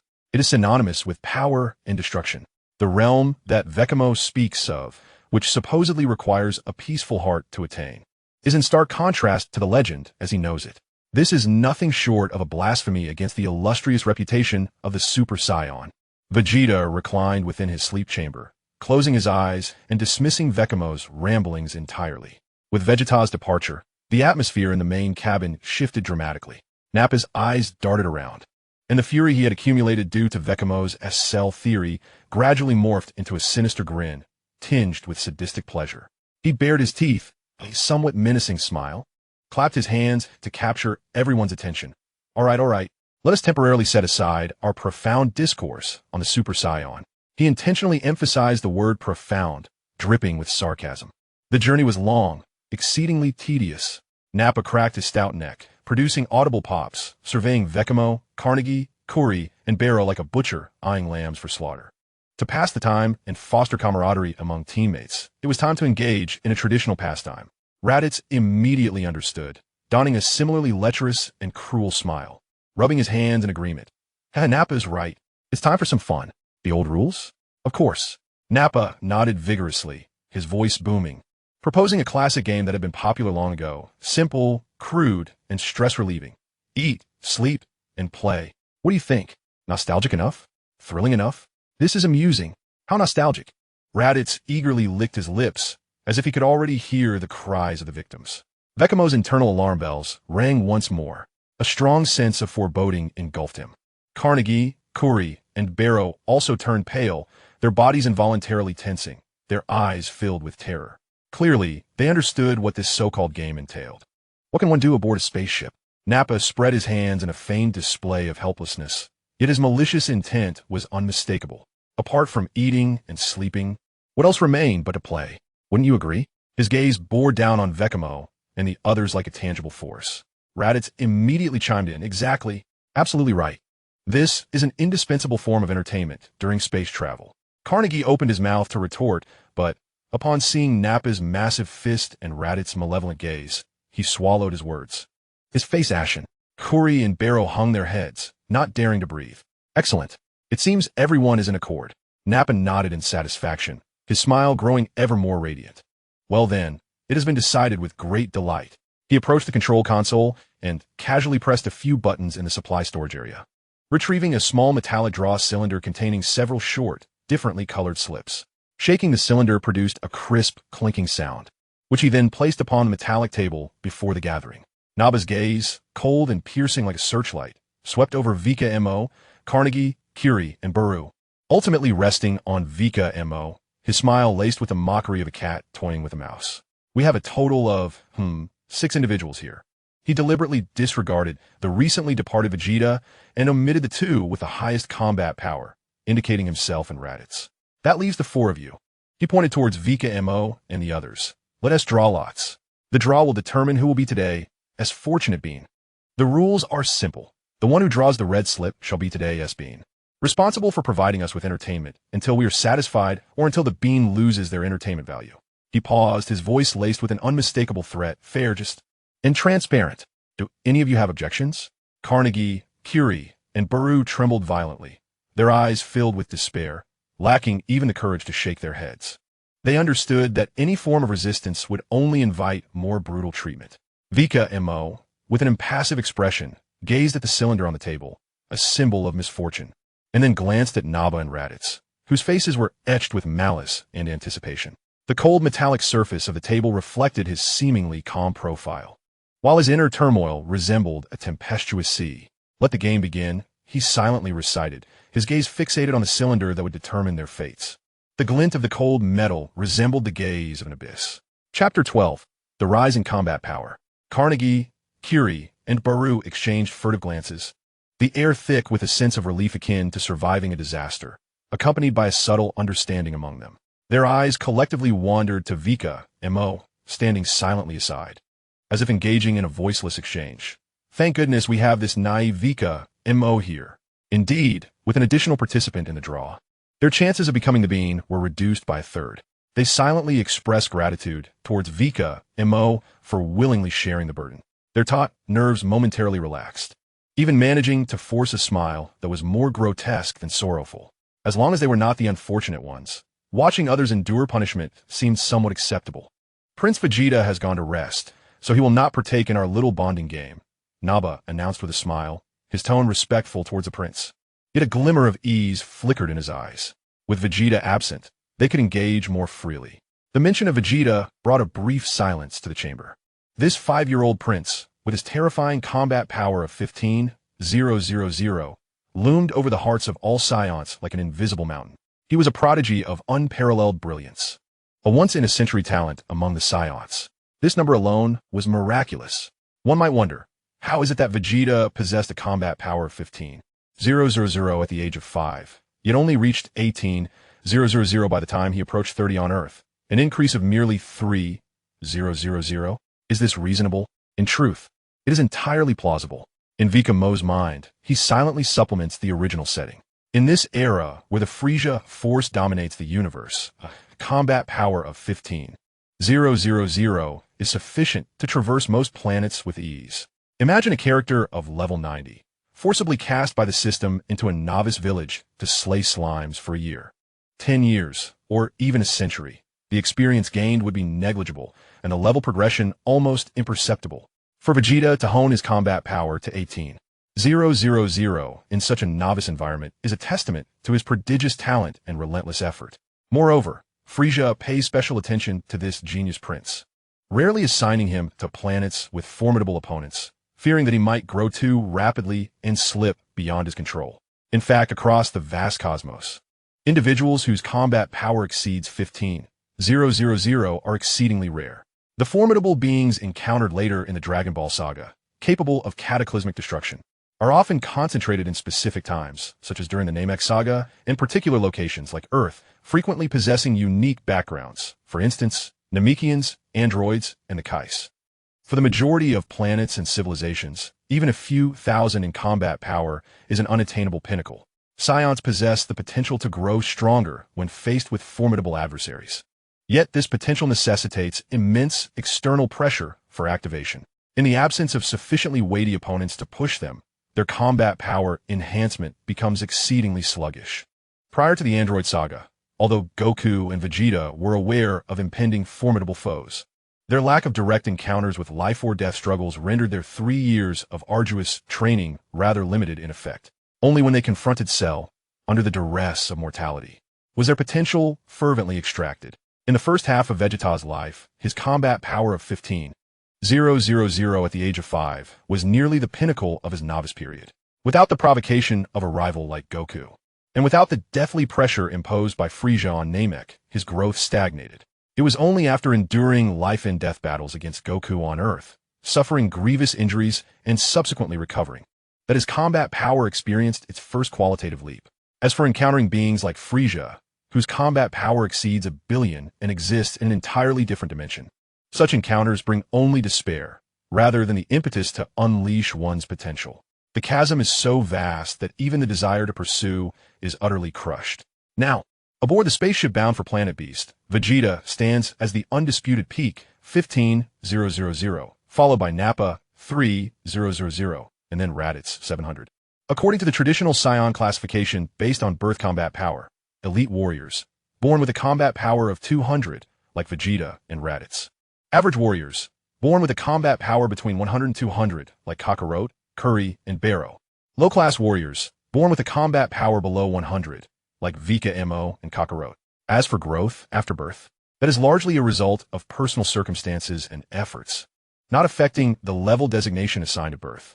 At this moment, the combat powers of the 4 individuals participating in the bean drawing lottery in the cabin are as follows. Vikame, 600, a low-level warrior, yet with significant growth. Khan, 500, a mid-level warrior. Curry, 450, a mid-level warrior. Brew, 440, a mid-level warrior. Naba and Raditz exchanged a knowing glance, their lips curling into identical, cruelly playful arcs. Vikame felt a shiver run down his spine. These 2 scoundrels must have colluded. Regardless of who draws the short straw, the ultimate target is likely to be me. Here lie 4 beans. Naba, as if performing a magic trick, produced 4 round, glistening beans from his pocket, 3 of vibrant green and 1 of blood-red hue. He presented the beans to Vikame and the others, 3 green beans and 1 red bean. We refer to this red one as Dodo. He deliberately pinched the red bean, toying with it between his fingers as though it were a rare treasure. Then, with a malicious grin, tossed all 4 beans into an empty tin can. Clatter. Naba shook the can vigorously, the beans colliding against the metal walls, producing a crisp and heart-pounding sound.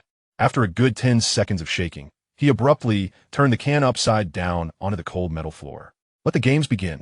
Raditz, beside him, rubbed his hands together in excitement, a grin that was utterly infuriating plastered across his face, his gaze slithering like a venomous snake over Vikame and his companions, remarking that they were the 4 weakest in their team. Survival of the fittest, the Science ironclad rule. Seemingly unsatisfied, he added disingenuously, "Don't worry. When any of you surpass my combat power, I, Raditz, will willingly join the Dodo candidate pool. Fair and square." Really? Vikame's previously lowered eyelids shot up, and his eyes ignited with astonishing fervor as he fixated on Raditz. Taken aback by Vikame's sudden, hopeful gaze, Raditz scoffed, "Of course it's true. I, Raditz, am a man of my word. How could I possibly lie?" He scrutinized Vikame with unabashed disdain, remarking, "Vikame, your combat power of 600 is merely 100 points shy of my 700. If you're willing to exert yourself, endure hardship, and take a few beatings, perhaps in 10 or 8 years, you may just have a sliver of hope to catch up to me." I understand. Vikame nodded vigorously, appearing thoroughly inspired. However, Raditz shifted his tone, a mocking smile emerging on his face. "I will absolutely not grant you the opportunity to work hard. Today, this Dodo might just push you to overexert yourself prematurely." Ho ho ho. He mimicked Frieza's ghastly laugh, grating and unpleasant. Raditz, could you hold on a moment?" Vikame suddenly raised a hand toward Raditz, a peculiar seriousness etched on his face. "I will now attempt to see if I can catch up to you." Raditz? His smile froze, his eyes reflecting an absurd disbelief, as if to say, "Are you kidding me?" Naba also wore a bewildered expression, his thick brows twisted into a knot. "Vikame, what trickery are you attempting this time?" The 3 members of Carnegie exchanged glances, utterly perplexed by the intentions of Vikame. Was he merely stalling for time? How disingenuous. "Just give me 30 seconds. That's all I need," Vikame asserted with unwavering conviction, his gaze piercing as it fixed upon that brother Naba. 30 seconds. Is that acceptable? After all, we have ample time. Naba squinted, scrutinizing Vikame for a few moments, seemingly assessing whether the young man was attempting some deceitful ploy to buy time. Ultimately, he snorted and leaned against the cabin wall, arms crossed. "Fine. You have 30 seconds. I shall see what tricks you can conjure in that time. Should you dare to deceive us," he clenched his fist, the crackling of his knuckles echoing with an unmistakable threat. Raditz also folded his arms, wearing an expression that suggested he was eager for the spectacle. 30 seconds? Don't even think about catching up to me. If you can manage to fart even once, that would be impressive. Vikame disregarded their derision and immediately immersed himself in the depths of his mind. A translucent interface materialized before him, visible only to his eyes. Negative emotion value system. Current negative emotion value, 100,000 points. This figure sent a surge of excitement through Vikame's heart.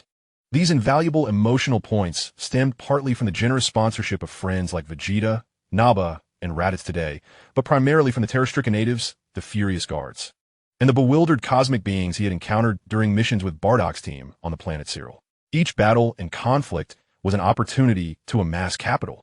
At the center of the system interface, a conspicuous lottery button pulsated with enticing radiance. The rules were straightforward. Every 10,000 points of negative emotion value consumed could yield one lottery draw. A 100 chance of winning. A 10 consecutive draw? The timing couldn't be more perfect. There was no reason to hesitate. Vikame focused his thoughts and decisively selected 10 consecutive draws. Buzz. The system interface shimmered, and a virtual high-tech lottery will begin to spin rapidly. Congratulations. You have obtained Combat Power 9 points.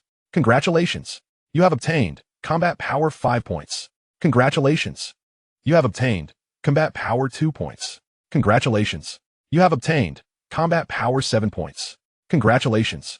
You have obtained Combat Power 3 points.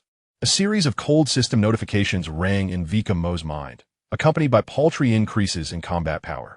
His heart instantly plummeted as he mentally lamented. What the hell? This damn system. Not again. Single digits. Single digits. No wonder I have toiled so hard just to raise my combat power from 300 to 600. This efficiency is utterly disheartening. At this rate, to catch up to Raditz 700, I would need to draw another 100 or 80 times. The food would be cold by then, just as despair threatened to engulf him, and he braced himself for a fifth consecutive disappointment of single-digit results. The rapidly spinning virtual wheel suddenly came to an abrupt halt. The entire system interface seemed to have been paused, the radiance frozen, the wheel motionless. Even the cold notification sounds vanished. Vikame's heart leaped into his throat. Cold sweat suddenly broke out on his forehead. System, he screamed internally, no. Please, don't fail me now. At this critical moment, you cannot falter. Can't we wait until I boost my combat power to over 3 million before collapsing? I haven't even begun to revel yet. This bizarre stuttering persisted for approximately 3 seconds. Yet for Vikame, it felt as protracted as 3 centuries. Just as he thought the system had completely crashed and braced himself for a dismal fate, a hum resonated. The system interface erupted with a brilliance several times more intense than before. All the icons and text instantaneously refreshed, becoming clearer and more textured. A brand new line of system prompts, shimmering with golden light, materialized. System upgrade successful. Current version, 10 official release. Optimized lottery algorithm, enhancing reward value. Fixed known bugs, ensuring more stable operation. Vikame. So that stutter, just now, was the system stealthily upgrading in the background. It had been using the beta version all along. Before he could finish his lament, as if to compensate for the fright he had just experienced, a series of new melodious notifications, to Vikame's ears, rang out like celestial music. Congratulations, you have gained Combat Power 33 points. Congratulations. You have gained Combat Power 22 points. Congratulations, you have gained Combat Power 55 points. Congratulations, you have gained Combat Power 41 points. Congratulations. You have gained Combat Power 29 points. Double digits. It's double digits. Vikame's heart surged with joy, nearly bursting into cheers. This upgraded system had transformed from a miserly beggar into a generous millionaire. The increase made him feel that every 10,000 points of negative emotional value spent was worth it. He eagerly summoned his attribute panel. Name, Vikame, race, Saiyan, lower class warrior. Combat power, 780. Original combat power, 600. Pre-upgrade lottery accumulation, 26. Post-upgrade lottery accumulation, 180. 780? Wait. The system's calculations seem slightly off, but this is definitely a significant increase. 780. An entire 180 points increase in combat power. Closer to Raditz, 700. Wait. 780? Surpassed it? Before Vikame could meticulously tally these figures, the final system prompt followed swiftly, accompanied by a unique sound, reminiscent of items being collected. Congratulations. You have obtained Battle God Water X1. Battle God Water. A mysterious alchemical potion containing the ferocious energy that ignites potential. Upon consumption, it can significantly enhance combat power by 50 to 100 of current combat power for a brief period, 30 minutes. After which the user will fall into a weakened state, combat power reduced by 50, lasting 12 hours. Use with caution. Vikame, as pupils dilated sharply. A precious item. His trump card at a crucial moment. He swiftly withdrew his consciousness from the system space. The entire process felt lengthy, yet in the outside world, merely a little over 20 seconds had passed. He slowly lifted his head, a smile gracing his face that was an indescribable blend of exhaustion, stemming from recent heightened tension, and a peculiar sense of satisfaction. As he gazed at the impatient expressions of Baba and Raditz. All right, 30 seconds are up. We can begin. Chapter 13, The Ambush. Vikamo's heart skipped a beat in that instant. Battle Divine Water. The very name resonated with a raw and unrefined sense of power. Had the system finally transitioned from the miserly version 09 to the official version 10 and begun to produce such formidable consumables? He suppressed the overwhelming joy within him and immediately focused his thoughts on the system interface. Meticulously reading the detailed description beside the faintly glowing Battle Divine Water icon in the item slot. Battle Divine Water, an alchemical marvel originating from ancient galaxies. Imbued with ferocious life, energy, and combat potential. Upon consumption, it can significantly amplify the energy within the drinker for a short duration, markedly enhancing combat prowess. Consumption method. Oral. Effect. Each sip, approximately 10 milliliters, grants a multiplier boost to combat power for 1 hour. The multiplier corresponds to the number of sips consumed. Thus, 1 sip enhances combat power by 1-fold, 2 sips by 2 folds, 3 sips by 3 folds, and so forth. Duration. 1 hour. Side effects. Once the effect dissipates, the user will experience severe weakness, combat power reduced to 50 of normal levels, with the duration dependent on the amount consumed and individual constitution, typically ranging from 12 to 48 hours. Excessive energy depletion may cause permanent damage or even death. Extremely dangerous. Please cautiously evaluate your limits before use. Vikamo's pupils suddenly constricted, his heart pounding as if struck by a heavy hammer. Infinite multipliers, a temporary king of combat. This thought flashed through his mind like lightning, nearly suffocating him. In the original story, Sun Wukong's king of combat technique, which strains life potential, paled in comparison to this Battle Divine Water. 1 sip for multiplier? If he were to gulp down several sips, elation surged through his veins like molten lava. Yet, the subsequent warning regarding side effects washed over him like a bucket of icy water, instantly cooling his fervor. Side effects. Weakness, even permanent damage or death. Vikamo's excitement rapidly dissipated, replaced by a profound apprehension of this unknown power. This was undoubtedly a double-edged sword. If wielded wisely, it could turn the tide in dire circumstances. If misused, it could be a lethal poison. He had to test it, but he could not be the subject of his own experiment. Vikame swiftly resolved that he needed to ascertain the specific effects and intensity of the side effects of this divine water. But he would not subject himself as a guinea pig. In the future, he would seek a fortunate soul or capture an enemy to test the waters. Driven by curiosity, he decided to inspect the physical substance. With a flicker of thought, the fabled Battle Divine Water materialized in his hand. A dull thud echoed as Vikame felt a sudden weight in his arm, looking down to find himself utterly petrified. In his hands, he held not an exquisite crystal vial, nor a fantastical test tube of energy potion, but rather an enormous, robust blue plastic barrel. The barrel bore several unpretentious white letters. Purified Drinking Water, 189L. Vikamo's lips twitched uncontrollably, and within him surged a torrent of bewilderment. System. You dare call this divine water? This is merely standard bulk water. A family-sized 189 liters? For 1,000 people? If I were to actually consume this, it wouldn't just amplify my power 1,000-fold. The universe itself would surely implode. The potential side effects could very well lead to utter annihilation. The sheer disparity left him both amused and exasperated. He attempted to twist off the lid, and a crisp, odorless vapor wafted forth. To all appearances and aromas, it seemed indistinguishable from ordinary purified water. Well, I shall leave that for another time. Vikame decisively abandoned the reckless notion of sampling it on the spot. With a mere thought, the hefty barrel of combat-enhancing water was effortlessly returned to the confines of the system's space. The sudden vanishing of the oversized barrel drew the attention of everyone in the cabin. Bah, Raditz, Carnegie, and the others stared agog, as if witnessing a magic trick, fixated on Vikame's now empty hands. Vikame, Raditz was the first to regain his wits, pointing incredulously at the spot where the water barrel had just been. Where on earth did you procure that barrel of water? Did you stumble upon a storage capsule? Or some kind of spatial equipment? His eyes gleamed with avarice and curiosity.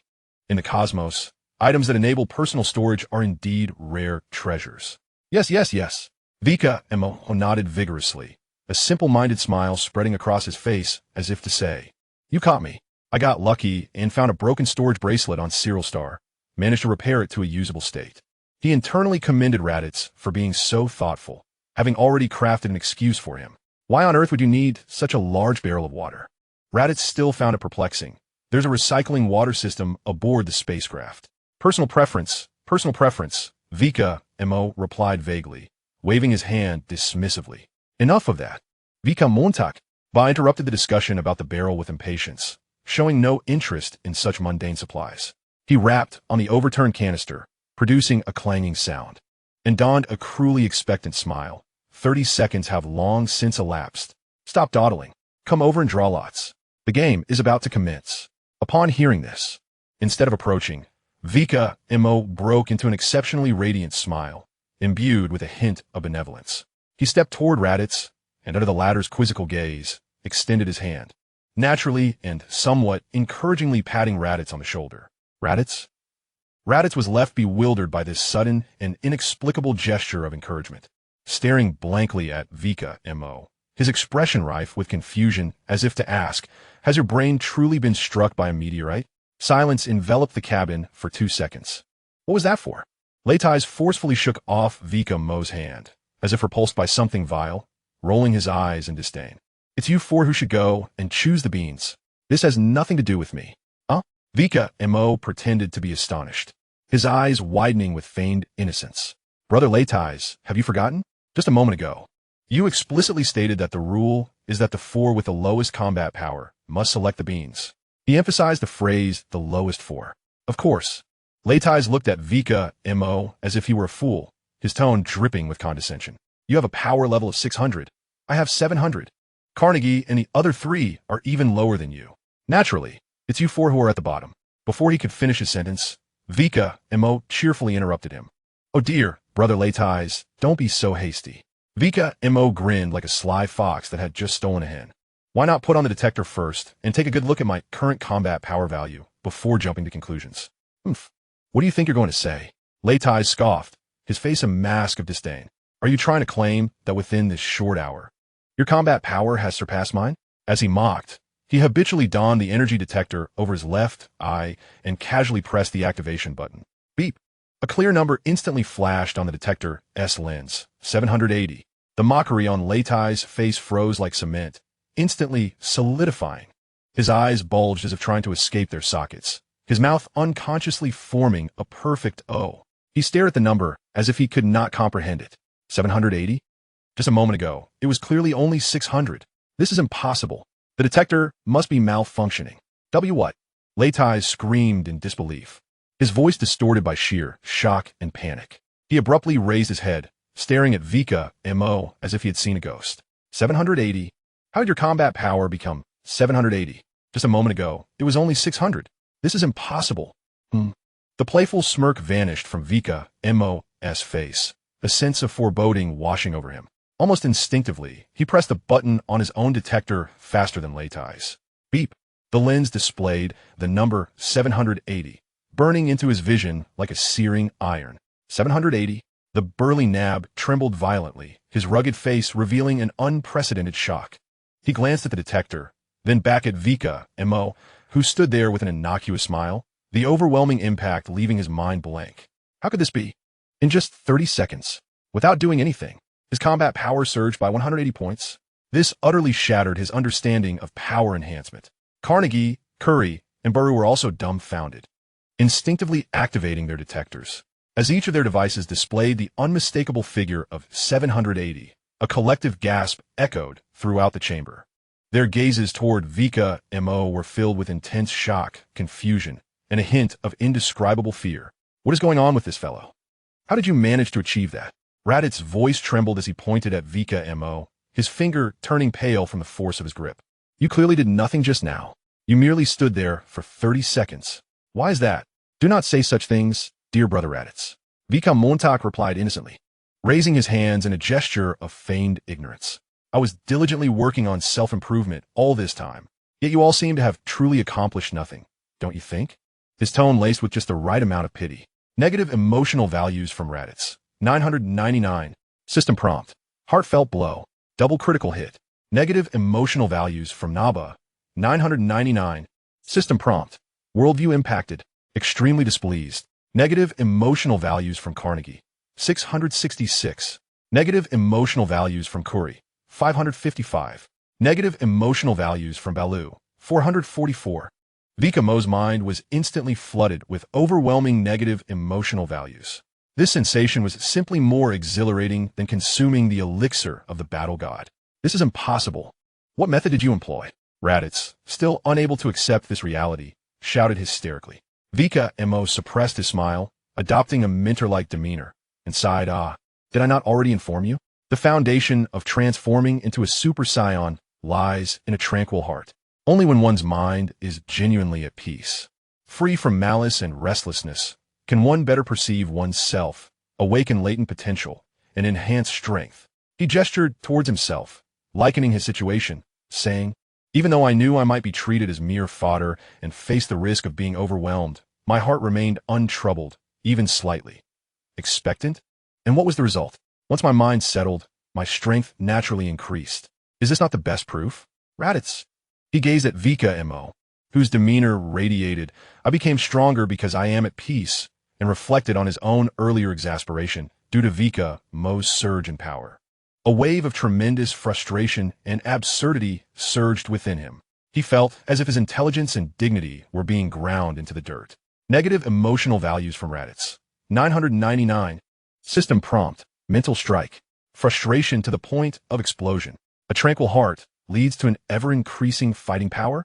Naba furrowed his brow, scrutinizing Vikame with a gaze filled with suspicion and intrigue. The living example of Vikame before him left little room for disbelief. Could it be that the Saiyan path to strength had indeed been misguided?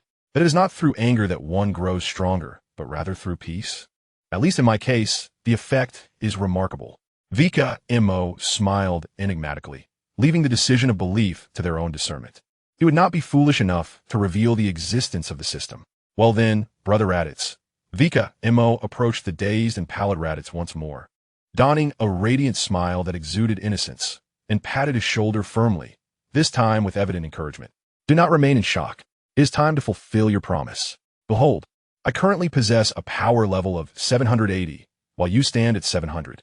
By the rules, the 4 individuals with the lowest combat power are you, Carnegie, Curry, and Baru. Go forth and select your beings. We eagerly await the spectacle. From Raditz, a negative emotion value of 999. System prompt. Public execution. A surge of remorse. Raditz felt a wave of darkness envelop him, nearly choking on his own blood.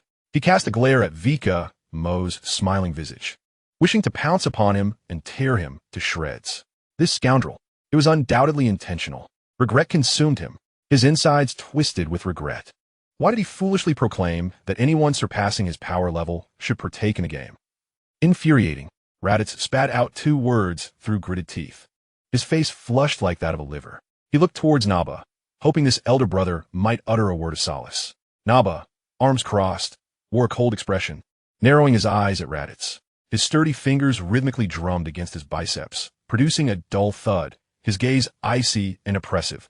You are accountable for your own words. Do you wish to retract? Consult my fist.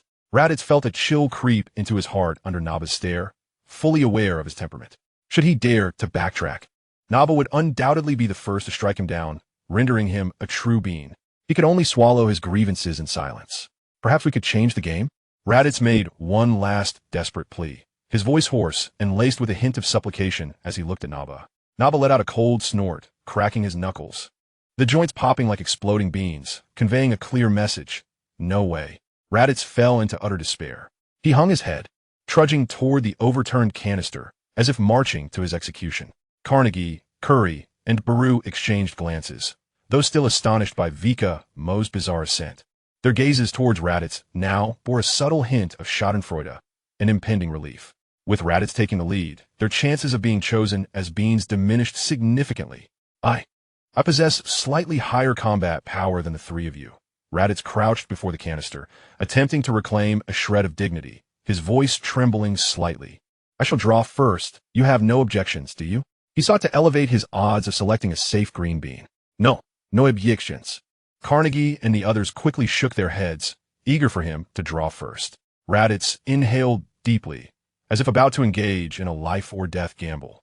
His hand trembled as he reached towards the opening of the canister, fumbling nervously within, as if this frantic motion could somehow stir away the ominous red beans. Moments later. He seized a single bean, clutching it tightly as if it were a lifeline. Slowly, he rose, turning his back to the others, his fist clenched with fervor, his body quivering with tension. He dared not look, gradually and agonizingly opening his fingers. A vivid, blood-red bean lay nestled in the center of his palm. Raditz. Time seemed to freeze. Raditz fixated on the crimson bean in his hand, his mind a blank slate. The world around him faded into silence and colorlessness, leaving only that glaring red, reminiscent of the devil's mockery. A wave of indescribable sorrow, indignation, shame, and despair engulfed him as he received a negative emotional value of 999 from Raditz. The system's ominous prompt declared an ultimate doom, a sheer hopelessness. How could he possibly have lost in a four-choice game? This misfortune seemed to stretch to the farthest reaches of the galaxy. All of this was Vikame's fault. Had it not been for his inexplicable enhancement of combat power, how could he have fallen to such a lowly state? No, he mustn't retaliate. With a cry tinged with despair, Raditz instinctively clutched his head, curling up like an ostrich, trembling as he crouched on the ground, bracing himself for the impending storm. In that moment, there was not a trace of the dignity befitting a Saiyan warrior. Vikame was utterly elated. He struggled to suppress his laughter and was the first to charge in. Eating, sleeping, and beating up, he exclaimed with glee, relishing the thrill of the moment. He launched a powerful kick, landing squarely on Raditz's rear, eliciting a pained yelp. Immediately after, Vikame's fists rained down like a torrential downpour, targeting the meatiest and most sensitive areas, shoulders, back, and arms. All the while, he chuckled and encouraged. Raditz, my dear brother, don't be tense. Relax. Embrace tranquility. Enduring this beating is part of your training. It will aid in the birth of your S cells. Carnegie, Curry, and Balu exchanged glances and, after a brief hesitation, joined in the fray with excitement. Opportunities to pummel a fallen foe were rare, especially when that foe was a once mighty warrior. However, the three of them exercised restraint, their punches appearing fierce but landing with controlled force, more symbolic than harmful, as they carefully avoided vital spots. Their faces bore excitement, yet their eyes betrayed a deep-seated caution. After all, with Raditz's combat power at 700, retaliation could be dire. Even combined, they would struggle against him. Only Vikame, who had unexpectedly surged to a power level of 780, dared to act so recklessly. Thus, a comical scene unfolded. Vikame's strikes landed with a satisfying thud, prompting Raditz to cry out in pain while he continued to offer encouragement. Meanwhile, Carnegie and his companions surrounded them, flailing their arms like a fervent ritual. Their enthusiasm grand, yet ultimately ineffectual, more akin to cheering Vikame on. Vikame, be gentle. Ouch. Not the kidneys. With a negative emotional value of 999 from Raditz. The call for peace echoed. Raditz, my brother. Seek tranquility. Think of your S cells. The cries of despair resounded again. I was wrong. I should never have suggested playing this game. Chapter 14. A formidable opponent with a power level of 700. That Ba observed Vikame mercilessly assaulting the curled-up Raditz. A cruel and exhilarated smile spreading across his face. Such scenes of mercilessly beating a fallen adversary ignited his innate sadistic desires. Heh Raditz, you are quite the competent punching bag. With a sinister grin, Naba stepped forward, unceremoniously lifting his hefty combat boot to deliver two resounding kicks to the protruding posterior of Raditz. A piercing scream erupted from Raditz, more agonizing than before, as his body rolled on the ground like a shrimp tossed into boiling water. He felt as though his coccyx might shatter. At that moment, he could distinctly discern that while Vikamo's punches were cunning and malevolent, the sheer force of Naba's brutal assault inflicted a torment of an entirely different magnitude. That scoundrel! This was a blatant act of vendetta. Was Vikame the most ruthless? No. Naba was truly the embodiment of mercilessness. Radix's heart brimmed with indignation. Filled with regret for his suggestion of a game, envy towards Vikame's fortuitous elevation, and resentment towards Naba's opportunistic cruelty. In the ensuing week, during the protracted journey to B-Star, life unfolded in relative monotony. Prince Vegeta remained aloof from the so-called brutal game of eating, sleeping, and trivial pursuits. He spent most of his time in a solitary sleep chamber or training room, occasionally appearing in the main cabin, where he would cast a cold, disdainful glance at the others, as though assessing a heap of refuse ready for disposal. Though Vegeta detected Vikame's abrupt surge to a combat power of 780 immediately through his scouter, he merely raised an eyebrow, a fleeting flicker of astonishment passing through his crimson eyes before being swiftly overshadowed by deeper disdain. A mere 180-point increase?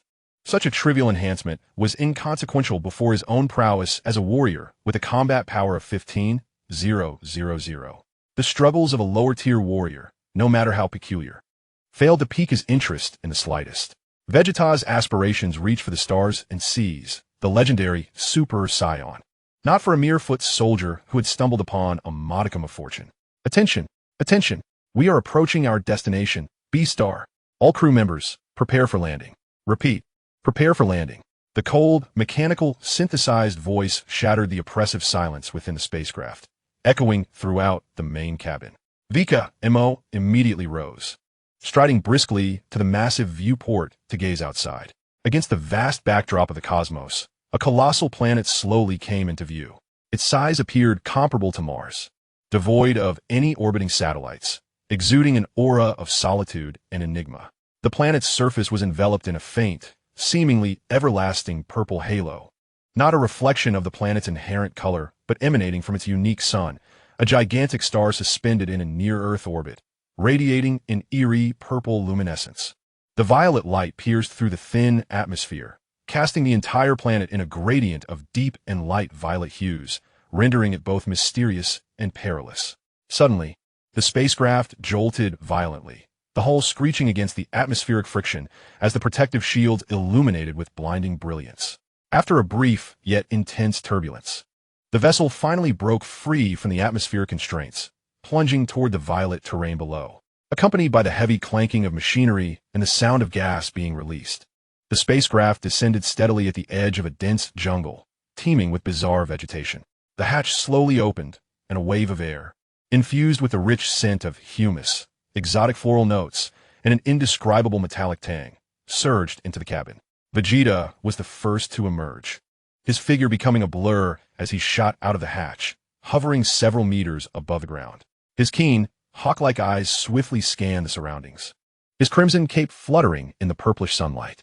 His detector had quietly activated, casting invisible scanning waves over the area for several kilometers. Vikame followed closely, his feet landing on the soft, warm purple moss. He surveyed the surroundings with caution. The scene before him was awe-inspiring. Towering trees twisted and intertwined, their bark adorned with deep purple and dark green patterns, while enormous leaves gleamed like purple metal, their edges glinting with a sharp, cold light. Oddly shaped vines coiled around the trunks like gigantic serpents, bristling with sharp barbs. The air was thick with visibly glowing purple spores, drifting like motes of dust. In the distance, a cacophony of low, hoarse, primal roars and cries echoed, creating a symphony both raw and perilous. The peculiar forms of the flora were far beyond Vikame's comprehension. Many species were unnameable, yet each exuded a palpable sense of lethal threat. Is this the Beast Planet? Naba was the last to emerge, his massive form crashing to the ground, shattering several purple rocks beneath him. He inhaled the strange air deeply, a conqueror's smile creeping onto his rugged face. The environment certainly seemed challenging. The information provided by Frisia's useless minions had failed to mention the air was purple.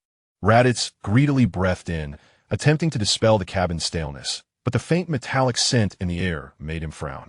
Instinctively, Vikame, Naba, Raditz, and their comrades Carnegie, Curry, and Balu pressed the buttons on their detectors almost simultaneously. A series of numbers, representing life, energy, instantly flashed on the cold lens. However, just as Vikamo's detector displayed the data, an excruciatingly bright number, like a branding iron searing his vision, suddenly dominated his field of view. Beep, beep, battle power, 7,000. Vikamo's heart felt as though it had been seized by an icy hand. A chill shot from his soles to the crown of his head, and every hair on his body stood on end.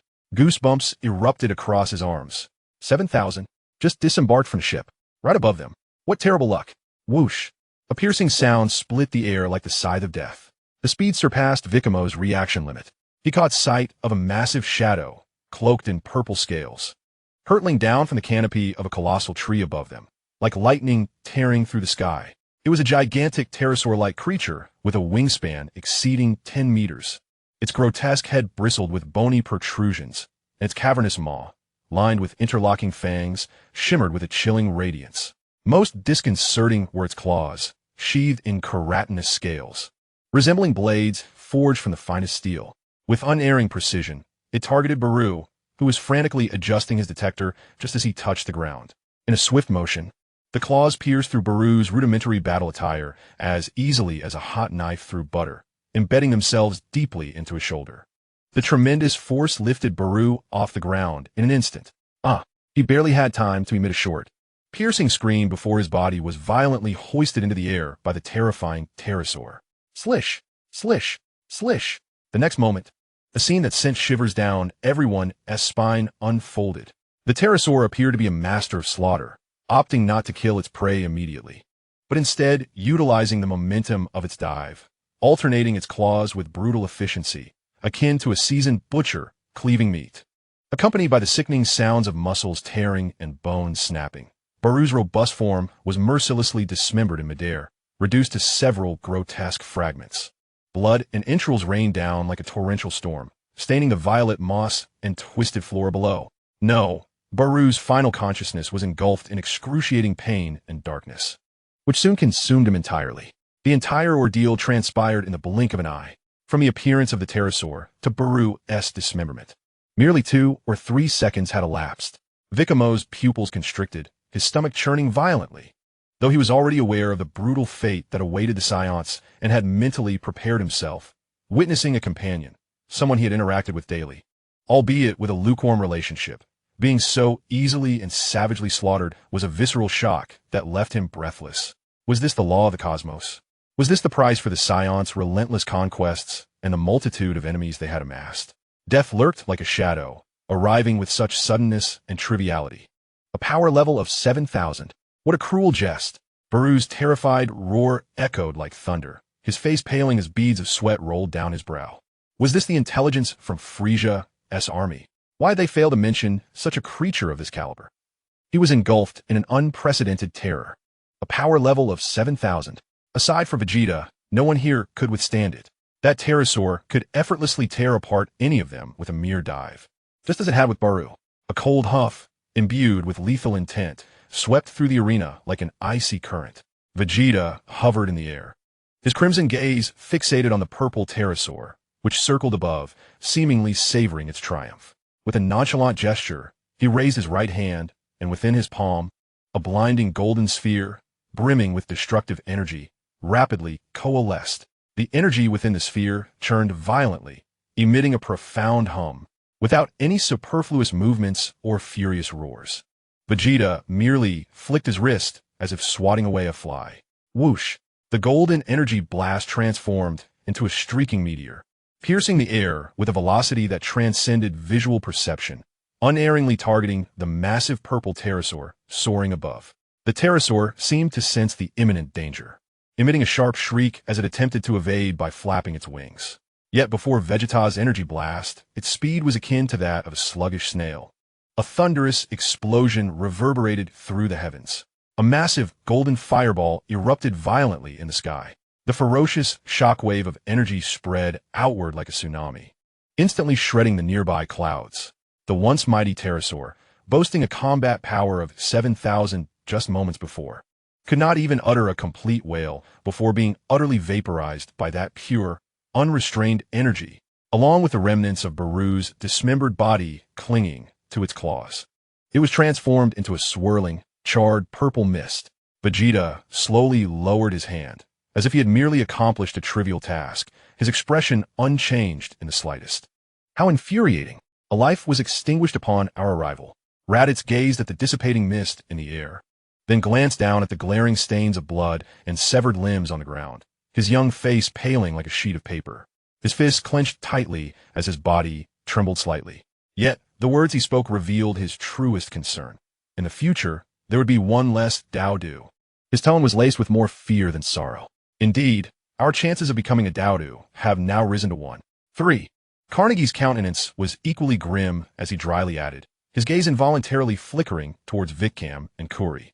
His worry was not for Baru's demise, but rather the increased likelihood of himself becoming a target in the game. Vikame listened to their discourse, a profound sense of absurdity and coldness welling up within him.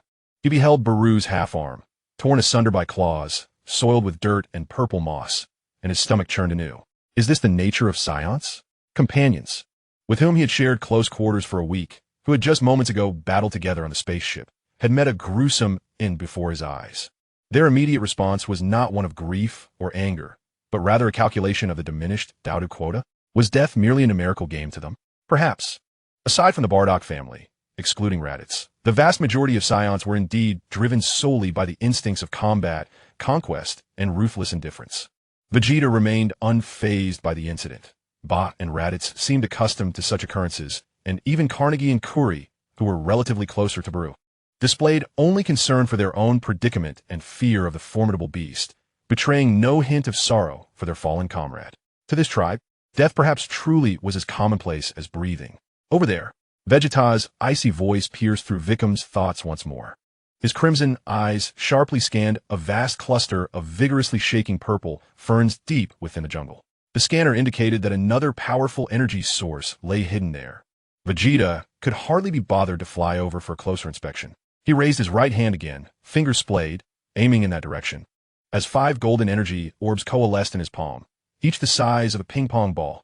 Whoosh, whoosh, whoosh, whoosh, whoosh. 5 beams of golden light, akin to the gaze of death, sliced through the air with astonishing precision, hurtling towards the violently quivering area. Boom, boom, boom, boom, boom. A cacophony of deafening explosions erupted almost simultaneously, unleashing a tempestuous energy that obliterated the surrounding area. Sturdy purple ferns were crushed, and earth and rock were hurled dozens of meters into the air.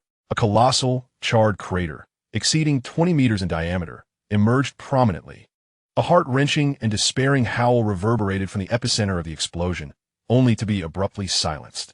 On the detector, the luminous point representing a battle power of 5,000 extinguished in an instant. Vegeta, expressionless, withdrew his hand, as if he had merely squashed an insignificant ant. Let us first clear this bothersome jungle. Such a cursed place is rife with ambushes. Nappa surveyed the surrounding distorted flora, seemingly concealing countless lethal threats, and felt an irksome agitation. With a thunderous roar, he flexed his muscles, unleashing a tremendous force from within. He dramatically spread his arms, thumbs locking against his middle and ring fingers, palms facing upwards, as a tempestuous golden energy rapidly coalesced above his hands, swelling with intensity. With a resounding crash, Nappa forcefully pressed his hands downward. The amassed colossal energy struck the ground like an invisible hammer, radiating outward in a circular wave from his center. The earth trembled violently, akin to a minor earthquake. Wherever the shock wave passed, the twisted purple giants, spiked vines, and enormous leaves shimmering with metallic luster were all instantly pulverized, torn asunder. Reduced to mere dust, the shock wave acted like an intangible bulldozer, flattening the dense jungle within hundreds of meters into a charred wasteland. Smoke and dust mingled with the purple sap and spores, rising like a mushroom cloud. This indiscriminate area attack yielded immediate results, accompanied by various anguished, furious roars. Dozens of grotesque and terrifying beasts were forced out of their hiding places by Nappa's relentless strike. Some resembled enlarged purple scorpions, their venomous tails glimmering ominously. Others bore bat-like wings, dripping with corrosive slime, and still others appeared as heavily armored, multi-legged worms, producing a nauseating grinding sound. These creatures bore varying degrees of injury, dazed by the shockwave, yet their eyes, filled with ferocity and hunger, remained fixated on the center of the clearing where the Saiyan team stood. They had been provoked. At that very moment, as the monsters revealed themselves, Vegeta sprang into action. His movements were ghostly quick, so swift that it was impossible to discern how he raised his hand. 6 radiant golden energy orbs shot forth from his fingertips as if imbued with life. Each orb precisely targeted a monster leader, indicated by the detector as possessing a battle power exceeding 1,000. Boom! Boom! Boom! Boom! Boom! Boom! The 6 explosive blasts detonated almost simultaneously amidst the horde of monsters. Flames soared skyward, and flesh was scattered in the chaos. The colossal and ferocious leaders of the monstrous horde were reduced to mere ashes, devoid of any opportunity to react under Vegeta's precise and lethal strike. The immense shock wave even shattered some of the weaker beasts in the vicinity into fragments. Suspended in the air, Vegeta gazed down coldly, his crimson cape billowing as though caught by an unseen wind. To eliminate these insignificant creatures was but a trifling effort for him. However, the instantaneous demise of their leader did not deter the remaining monsters. Rather, the bloodshed and remnants of their fallen comrades ignited their savagery. Hundreds of grotesque purple beasts, reeking and emitting low growls, surged towards the flattened ground like a relentless tide. Their blood-red eyes glimmered with a frenzied light beneath the violet glow, baring their fangs and clawing at the earth, unleashing deafening roars. The ground trembled beneath their stampede, and the air was thick with the nauseating stench of blood and a violent, murderous intent. Vegeta swiftly scanned the remaining horde with his scouter, a barely perceptible frown creasing his brow.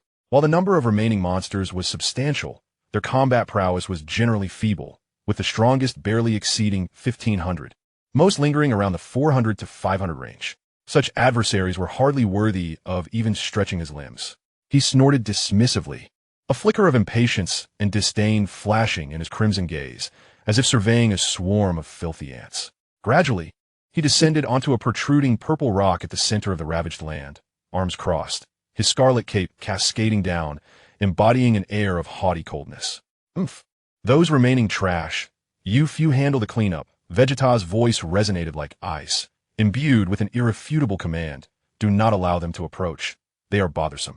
His gaze barely lingered on Vikame, Raditz, Carnegie, Kuri, or the remnants of Baru strewn across the ground. In his eyes, these lowly beasts and subordinate warriors were indistinguishable, mere obstacles to be cleared away. "Yes, your highness," replied the eager Baru, bowing deeply, a sycophantic smile plastered across his face. "Thank you immensely. Had it not been for your timely intervention, that large bird might have truly decimated us." He cast a wary glance at the blood-red mist still lingering in the air. Indeed, as expected of His Highness the Prince. "I was truly terrified," Raditz chimed in, hastily flattering, thumping his chest, his expression one of residual shock, completely forgetting his earlier state of disarray. His eyes were filled with awe and relief as he looked at Vegeta. Chapter 15. The Hunt Begins. "The most brilliant of Saiyan warriors is undoubtedly His Highness Vegeta," Carnegie remarked, gazing at Vegeta's tall and icy silhouette, his tone imbued with reverence. The energy blast that had precisely obliterated the leader beast reaffirmed the prince's unmatched power. "Once again, we extend our deepest gratitude to your highness for saving us." Kuri bowed low, his posture humble to the extreme. Faced with the threat of death, even a Saiyan's pride must yield to absolute strength. Vegeta stood with his back to them, his crimson cape fluttering gently in the violet winds. He emitted a cold, dismissive snort, as if attempting to shoo away a few bothersome flies. "Humph, there's nothing to be grateful for. It merely proves how weak you all are. Weak enough to be unable to handle even this level of ambush." Slowly, he turned around, his crimson eyes resembling frigid probes, sweeping over Vikame, Raditz, Carnegie, and Kuri. His voice bore an undeniable tone of ruthless command and caution. "Now, it's time for you to prove your worth. Go and clean up the rubbish that has surrounded us. I warn you, if anyone falls to these rabble, it will only indicate their woeful luck and lack of strength. Should they end up as monster waste, do not expect me to intervene." His chilling declaration swept through the air like a biting wind, sending a shiver down the spines of Raditz and the others. Such is the survival code of the Saiyans, brutal and straightforward. However, at the very moment Vegeta's words fell, an unexpected turn of events transpired. Whoosh! A figure shot up into the sky. not toward the beast horde, but directly ascending into the heavens. It was Vikame, Vegeta, Nappa, Raditz, Carnegie, Curry, and even the snarling, approaching monsters involuntarily looked up in astonishment at the figure soaring above. What was he planning to do? Flee in the face of danger? Ascend to the sky as a target? Don't look at me. Vikame's clear, yet urgent voice echoed from above, resonating in the ears of everyone below. Vegeta's brow furrowed immediately. What do you mean, don't look at you? What trick is this fool trying to pull? Nappa, equally bewildered, furrowed his thick brows and couldn't help but scoff. Huh, is Vikame scared out of his wits? Trying to hide in the sky? What a coward. His tone dripped with disdain. Coward, I disdain you. Raditz joined in, making an extremely rude gesture toward the sky, his face etched with contempt. You just had a battle power of 780, and now you want to run at the first sign of trouble? Useless. What is he flying over there for? The spaceship isn't in that direction. Carnegie observed Vikame's trajectory with confusion. Is he trying to find a hidden spot to conceal himself? That's incredibly foolish. Exactly. On this strange planet, acting alone is 1,000 times more dangerous than staying by Lord Vegeta's side. It's like seeking one's own demise. Curry shook his head, convinced that Vikame's mind had truly been rattled by the earlier pterodactyl. Nappa crossed his arms and disdainfully shook his head. And he wants us not to look at him? Is he foolish? Does he think that by flying high, we won't find him? Is the detector merely for show? He pointed at the detector above his left eye, as if witnessing an absurd joke. Fool. Hopelessly foolish. Raditz concluded decisively. Yet, as the collective mockery, disdain, and confusion of the onlookers and beasts focused on Vikame in the sky, a triumphant, radiant smile curved upon Vikame's lips, signaling the success of his cunning plan. He abruptly raised both hands, fingers splayed wide, palms inward, as if cradling an invisible sun, firmly pressing it against his temples. Solar fist, a commanding shout resonated through the heavens. In that instant, centered around Vikame's head, an indescribable force emerged. Pure to the extreme, as if the brilliance of the entire purple sun had been compressed into a single point before erupting into a blinding white light. Akin to the explosion of a singularity at the dawn of the universe, cascading relentlessly in all directions. This was not merely an energy shock, but an embodiment of pure light, an overwhelming radiance that transcended the limits of visual perception. My eyes. Ugh. Aya. Below. Whether it was the coldly scoffing Vegeta, the derisively mocking Nappa, the bewildered Carnegie and Curry, or even the roaring, baring-toothed purple beast charging forward. Every living being that dared to look up at Vikame in that moment was utterly unscathed. Vegeta's keen, hawk-like crimson eyes, upon encountering that white light, instantly constricted to pinprick size, only to be engulfed by a searing, suffocating expanse of pure white. He let out a muffled groan, instinctively raising his arm to shield his eyes, but it was too late. All that remained in his vision was an infinite, nerve-piercing blaze of white. A profound sense of vertigo and burning pain surged from his eyes. The mockery of Nappa and Raditz froze upon their faces, replaced by twisted expressions of agony and terror. They felt as if their eyes had been pierced by heated needles, tears streaming uncontrollably. Carnegie and Curry emitted heart-wrenching screams, clutching their eyes and writhing in torment upon the ground. The charging horde of beasts reacted even more violently. They unleashed various sharp, anguished, frenzied howls. Many creatures reliant on their vision immediately lost their sense of direction, colliding and trampling one another like headless flies. Some insectoid monsters, equipped with compound eyes, seemed even more sensitive to this intense light, producing faint popping sounds. Negative emotional values surged for Vegeta at 666. System prompt. You've been outsmarted. The Prince's Wrath. Negative emotional values from Nappa reached 888. System prompt. My eyes hurt. I've been played. Furious. Negative emotional values from Raditz peaked at 999. System prompt. It hurts terribly. Vikame, I won't let this go. Negative emotional values from Carnegie were 555. From Curry, 444. From the purple-scaled, venomous scorpion, Sojalarbitniki, negative emotional values stood at 666. System prompt. My eyes are blinded. It hurts. Anger. From the corrosive-winged lizard Kurabatsu Lulu, negative emotional values amounted to 777. System prompt. Light. Dreaded light. My eyes are melting. From the armored thousand-legged worm Rolrolot Kashi Cannon, Negative emotional values reached 999. System prompt. I can't see. Where's my prey? I crashed into a rock. It hurts. I am furious. From the depths of despair, a cacophony erupted, heralding a negative emotion value of 555 from the entity known as Bala Bala Bala, Carolee. In Vikame's mind, it felt as though a deluge of nuclear information had been unleashed. The frigid and dense system notifications flooded the screen instantaneously. His expression froze in that fleeting moment. A blend of bewildered ecstasy etched across his face. The negative emotion values from Vegeta and his companions were anticipated, yet the lengthy list that followed was utterly perplexing. Vikame felt as though he were perusing a catalog of extraterrestrial beings. Each name was more convoluted and bizarre than the last, brimming with a wild imagination of unrestrained growth. Roralalit Jix Cannon? Surely, that must be the name of a monster, not a weapon model. And what on earth was Bala Bala Bala Carolee? Yet, the ecstasy swiftly drowned out any lingering confusion. He understood, completely grasped the situation. In the cosmology of the Dragon Ball universe, the divine perspective may merely distinguish between humans and gods, with the rest descending into the realm of ordinary animals. However, the myriad beasts besieging them were clearly organized, disciplined, and tactically coordinated. They understood ambushes, knew the art of collaborative warfare, and were adept at utilizing their surroundings. They possessed intelligence. Though perhaps primitive, they were far from mere beasts. They represented a form of sentient life. And as long as they possessed wisdom and the capacity for emotional perception, they could fuel his negative emotion value system. Fear, anger, pain, confusion. These intense negative emotions surged like a torrential river into his system. Goodness, this solar flare had effectively detonated a veritable goldmine of negative emotion values. Vikame was nearly overwhelmed with exuberance. Below, hundreds of sentient entities, including Vegeta's team and the horde of monsters, simultaneously fell prey. Their negative emotion values flooding in like a breach dam. In less than 3 seconds, Vikame witnessed his total negative emotion value skyrocket, as if propelled by a rocket.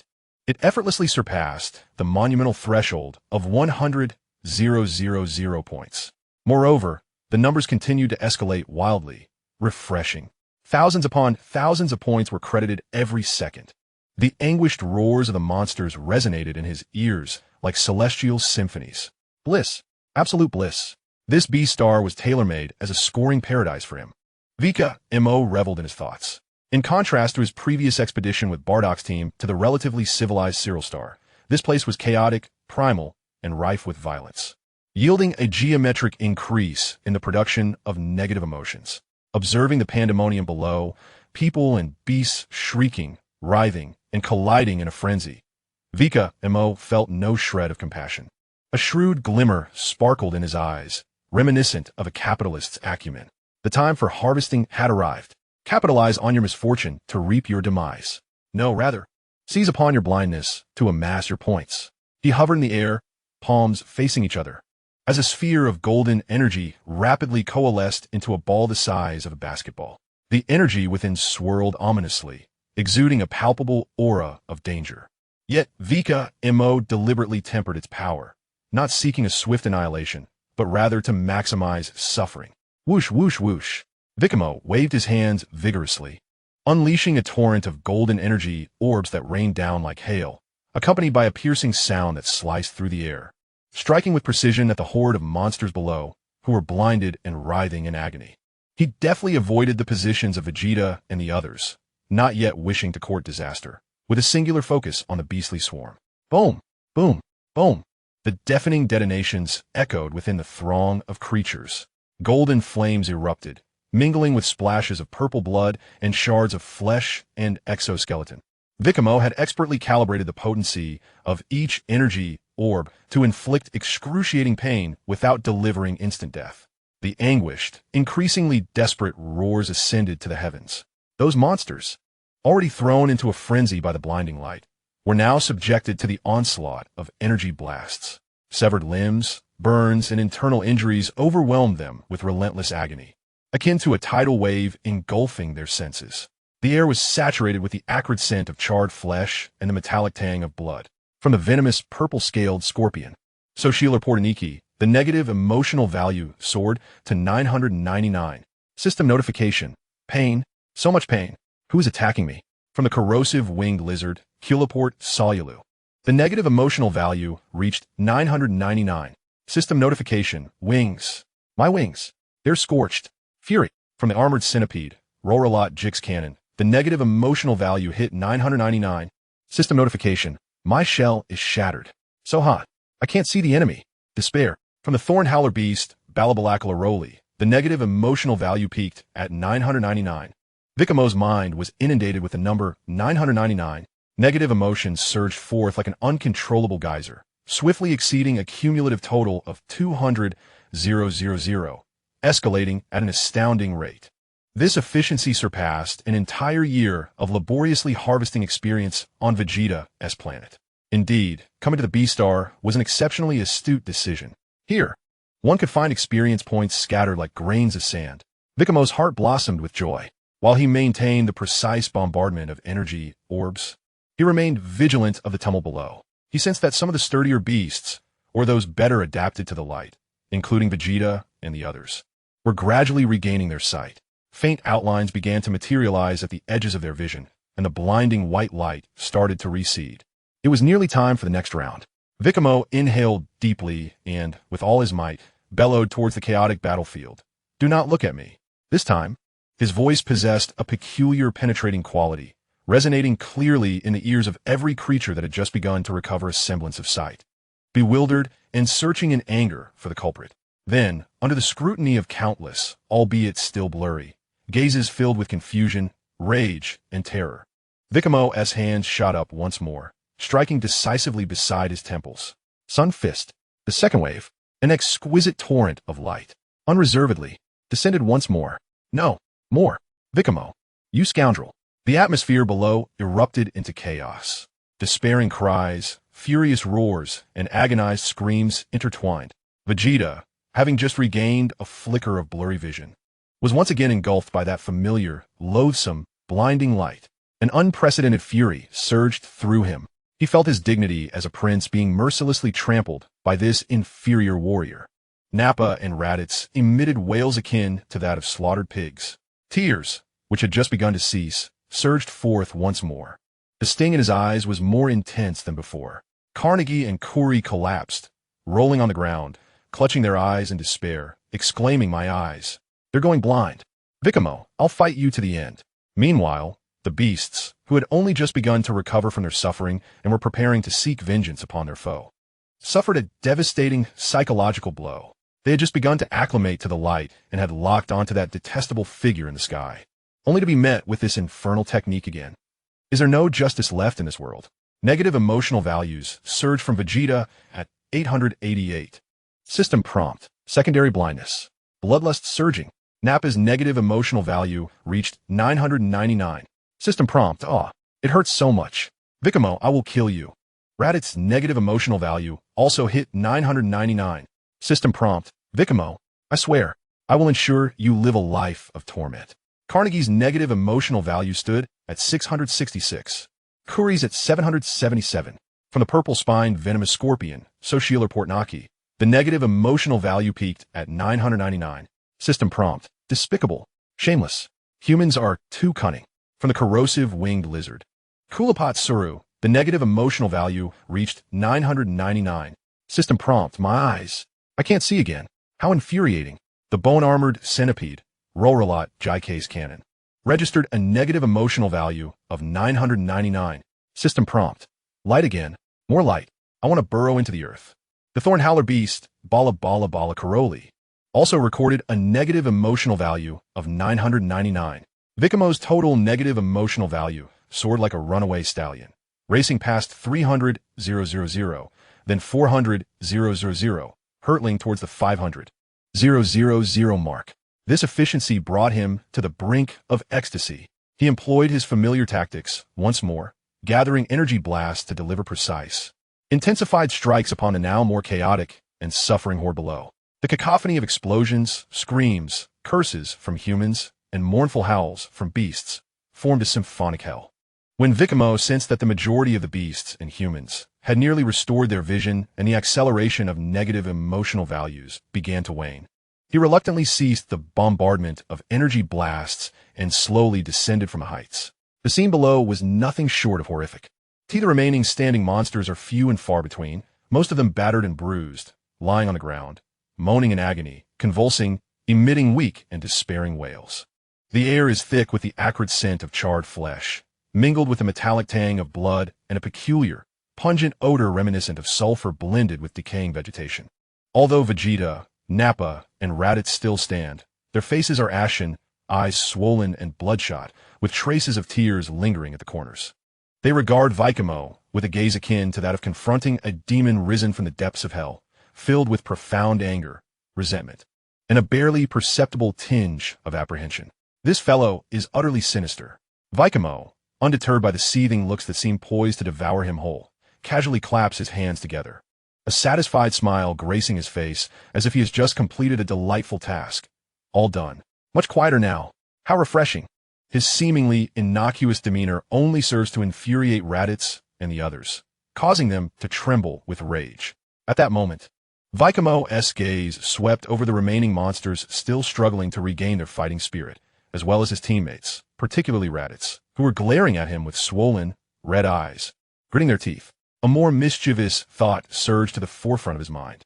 The corners of his mouth curled into a wicked grin as he suddenly inhaled deeply and, facing the battlefield, proclaimed in a voice unmistakably clear and laced with mockery, the three words, solar flare, buzz, no light, no energy fluctuations, nothing at all. It was merely a simple, resounding declaration, yet the effect was astonishingly effective. The remaining monsters, having just regained their sight and looking toward Vikame in terror, reacted instinctively to the demonic-sounding phrase, unleashing a chorus of frantic shrieks. They slammed their eyes shut. Some even clawed at their heads in desperation. Those already gravely injured trembled at the false alarm, their wounds further agitated, resulting in even more anguished howls. On the ground, Raditz exhibited the most intense reaction. Upon hearing the words solar flare, it was as if he'd been struck by a jolt of electricity. His body convulsed violently, instinctively, with the speed of his life. He clamped his hands tightly over his swollen, stinging eyes. He curled inward, as though this posture could shield him from the non-existent blinding light. Negative emotional value from Raditz, 666. System prompt, deceived, infuriated, yet too fearful to let down his guard. Negative emotional value from the purple-scaled venomous scorpion, Sojular Pobiniki, 999. System prompt, fraud. Humans are all deceivers. You frighten me to death. Negative emotional value from the acidic winged lizard, Kirul Patso Lulu, 999. System prompt. Where is the light? No light? Is he toying with us? Furious. Thus, Chapter 16. Should I try it too? Vikame's blustering proclamation of solar flare struck like an invisible whip, harshly snapping at the nerves of the remaining beings on the battlefield. The monsters, who had just regained their sight and were still in a state of shock, erupted in panic upon hearing the three words that echoed like a nightmarish curse. Fear overwhelmed their anger, and the instinct for survival took precedence over all else. They emitted desperate shrieks, reflexively shutting their eyes tight. Some even covered their sensory organs, be it with claws, tentacles, or wings, curling up in terror, trembling uncontrollably. A few already gravely injured creatures were further spooked by this false alarm, convulsing and exacerbating their wounds, which resulted in even more anguished cries of despair. On the ground, Raditz exhibited the most intense reaction, akin to a cat whose tail had been stepped on. His body shuddered violently, with a speed surpassing his usual training. He instinctively covered his still swollen, painful, and bloodshot eyes with his hands. He hunched over, as if this posture could shield him from the non-existent, yet vividly remembered, blinding light. The negative emotional value from Raditz soared to 666. System prompt. A startled bird. Tricked again. So infuriating. From the purple-scaled venomous scorpion, Sojular Portaniki. The negative emotional value reached 999. System prompt. A fraud. A despicable fraud. Terrifying the scorpion. From the decaying winged lizard, Kulipat Solulu, the negative emotional value also hit 999. System prompt. Where's the light? No light. Is he toying with us? Furious. From the armored centipede worm, Roralat Jix Cannon. The negative emotional value peaked at 999. System prompt. Stop flickering. Please stop flickering. I want to burrow underground. From the thorned howler beast, Balabalak Carol. The negative emotional value reached 999. Once more, Vikame's mind was inundated with a barrage of system prompts as a deluge of negative emotional values surged forth. Though not as overwhelming as during the previous two blinding flashes, the quantity was still considerable, instantly augmenting his total by nearly 100,000 points. In the brief span of less than 10 minutes since he first soared into the sky to unleash his solar fist, Vikame's cumulative negative emotional value had wildly surpassed the 400,000 mark. Moreover, with the ongoing fear and resentment of the fleeing monsters, alongside the generous camaraderie of his Saiyan allies, this figure continued to refresh itself delightfully. 400,000, an impressive total of 400,000 negative emotional points. Vikame's heart swelled with joy, feeling as though he had been struck on the head by a gold brick while walking down the street. The efficiency, the yield. This monster star was not a perilous realm, but rather a paradise, a sanctuary for amassing points. Previously, while laboring tirelessly alongside Bardock's team on Cyril Star, he had not accumulated such wealth. 400,000 points meant 40 chances to draw rewards, each one guaranteed, even if each time yielded only a few points of battle power. Though the system had become significantly more generous after his upgrade, Vikame still prepared for the worst. The accumulation would still amount to several hundred points of enhancement. And who could say what special items might emerge, akin to the battle god water? Ecstatic, he felt as if he could soar into the skies. Vikame gazed at the monstrous beings before him, their eyes shut tight, heads cradled in trembling hands, exuding a radiant golden glow, an embodiment of negative emotional energy. How infuriating! At last, Ratai's lowered his hands from his eyes, his vision still somewhat hazy. Yet the fury coursing through him rendered him oblivious to such trivialities. He pointed an accusatory finger at Vikame, shaking with rage, his voice rising in pitch. What kind of strategy is this? Blinding our own comrades to the point of utter blindness. Do you have any idea how close we came to disaster? The thought of the monsters seizing the opportunity to attack while he was momentarily incapacitated sent a chill down Ratai's spine. Negative emotional energy from Ratai's 888. System notification. Aftershock of anger. Vikame innocently dug at his ears and looked at Ratai's with a feigned expression of bewilderment, his tone laced with a hint of exasperation. Hey, Ratai's, I distinctly shouted at the top of my lungs not to look at me. You insisted on glancing up. So is that my fault? Ratai's was left speechless, his face flushed with indignation. Indeed, Vikame had warned them, but who could have anticipated such a devious tactic? Next time, give us a heads up. Vegeta's cold voice interjected. His crimson eyes narrowed in discomfort, but regaining their sharpness. He cast a disdainful glance at Vikame, his expression dark as a storm cloud. To be undermined by a lower-tier warrior in such a manner, even if the outcome was favorable, was a slight to his princely dignity. Negative emotional energy from Vegeta, 333. System notification, irritated by being toyed with. What sort of bizarre tactic is this? Naba grumbled, rubbing his still stinging eyes, his tone tinged with evident dissatisfaction. Clearly, it could have been handled with the absolute power exhibited by Prince Vegeta, effortlessly obliterating them. Instead, we resort to such underhanded tricks. It lacks the thrill of a straightforward confrontation. He championed a combat aesthetic rooted in a direct and overwhelming assault. Negative emotional energy from Naba, 444. System notification, displeased. Lacking manliness. This approach minimizes casualties to the greatest extent. Vikame shrugged, maintaining an innocent smile as if he were not the source of the preceding chaos. He sauntered over to the nearest creature, one he had particularly singled out earlier, an exceedingly grotesque monster, covered in irregular bone spurs and slime, resembling an oversized, deformed pangolin hybrid. The very being that contributed a significant amount of negative emotional energy, Sashal Portaniki. Look at this wretched creature, Vikame remarked, pointing at the trembling beast, paralyzed by fear and pain as it attempted to retreat. Isn't it far more taxing to confront it head-on? Blinding it, robbing it of its combat effectiveness, ensures our safety. Does it not? Before he could finish his sentence, he abruptly unleashed a punch without warning. With a resounding thud, his golden-tinged fist struck the monster's grotesque, slime-covered head with precision.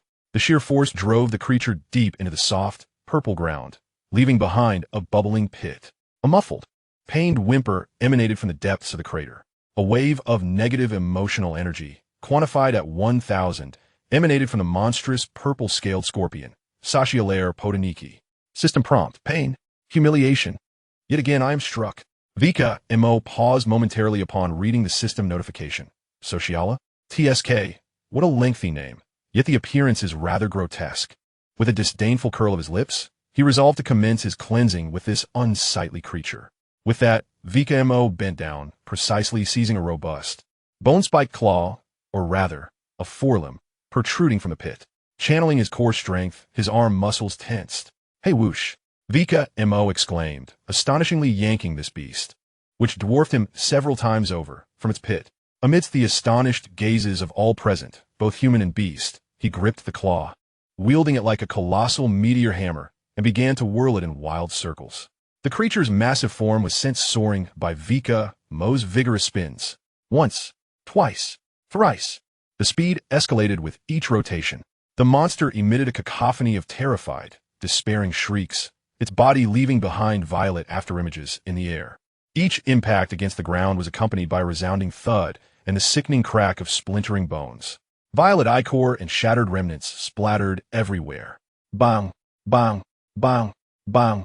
The negative emotional energy value from the purple-scaled scorpion Sashialair Podaniki plummeted to 999. 1,999.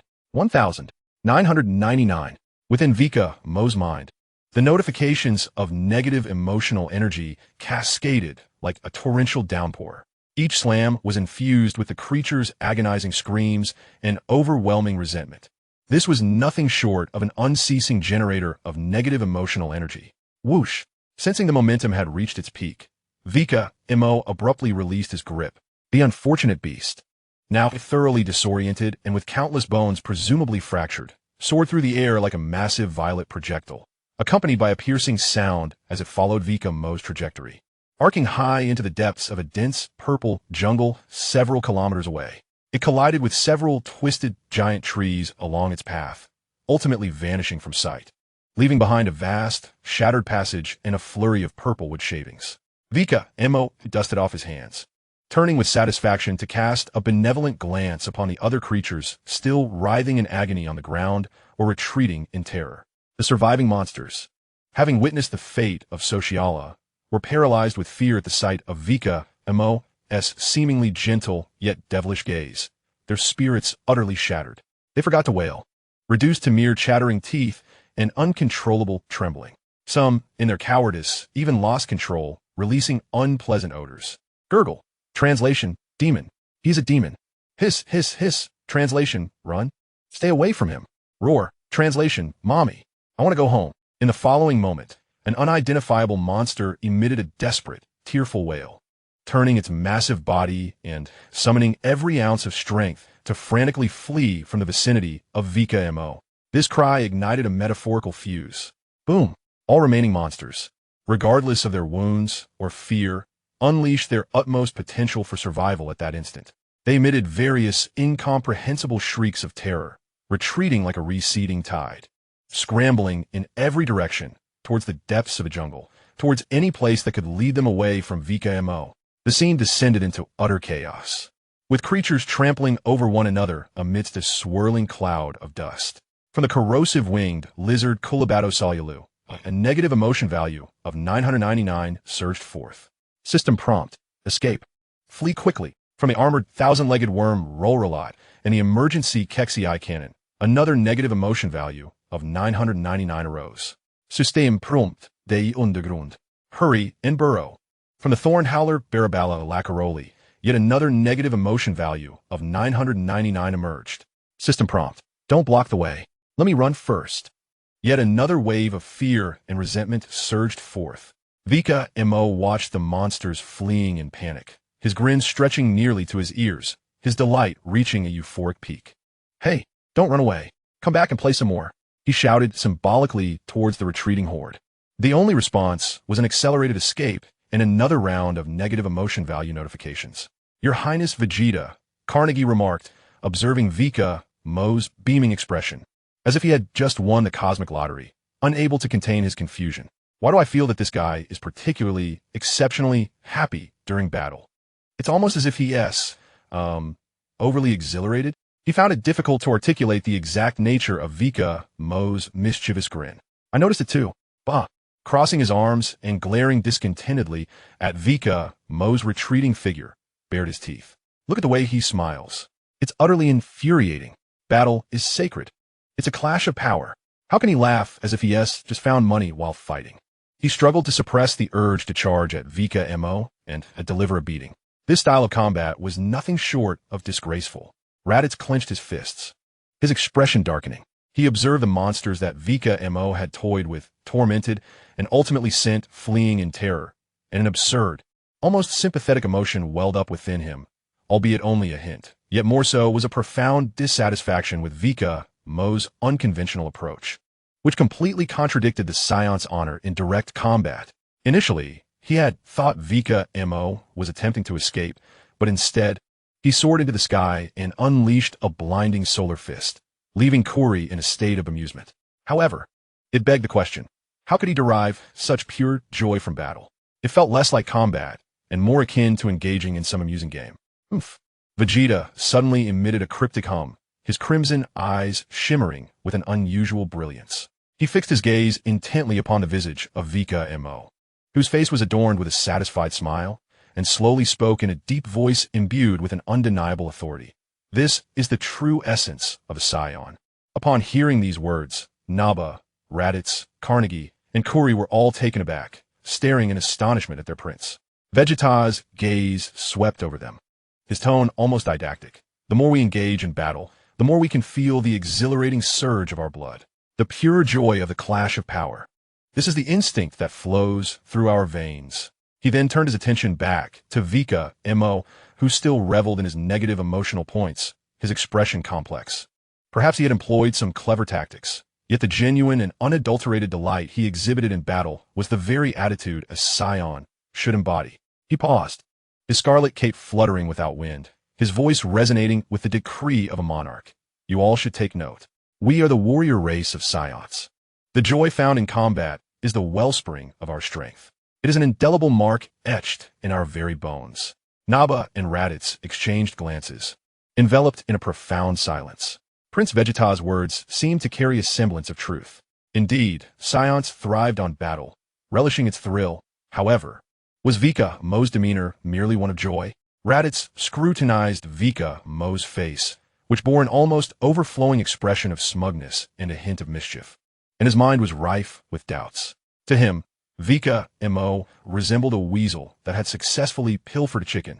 Just as the group pondered their disparate thoughts, Vikame finally returned from afar, alighting gracefully on the flattened ground, clapping his hands with glee as if he had just completed a delightful outing. All done. It's peaceful now. What a relief. The monsters have all fled.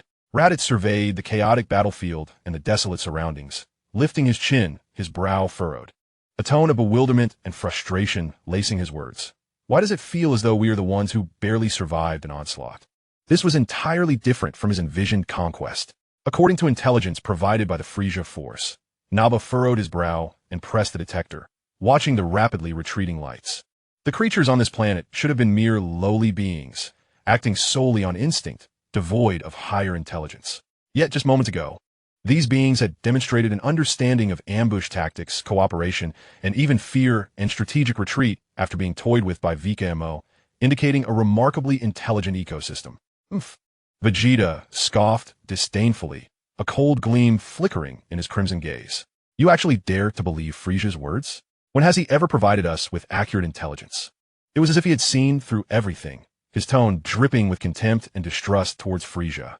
Vikame refrained from engaging in their discourse, his mind wholly absorbed in his system panel. Current total of negative emotional points: 510, 327 points. 510, 000 points. In a fierce battle, a staggering 510, 000 points of negative emotional energy were amassed.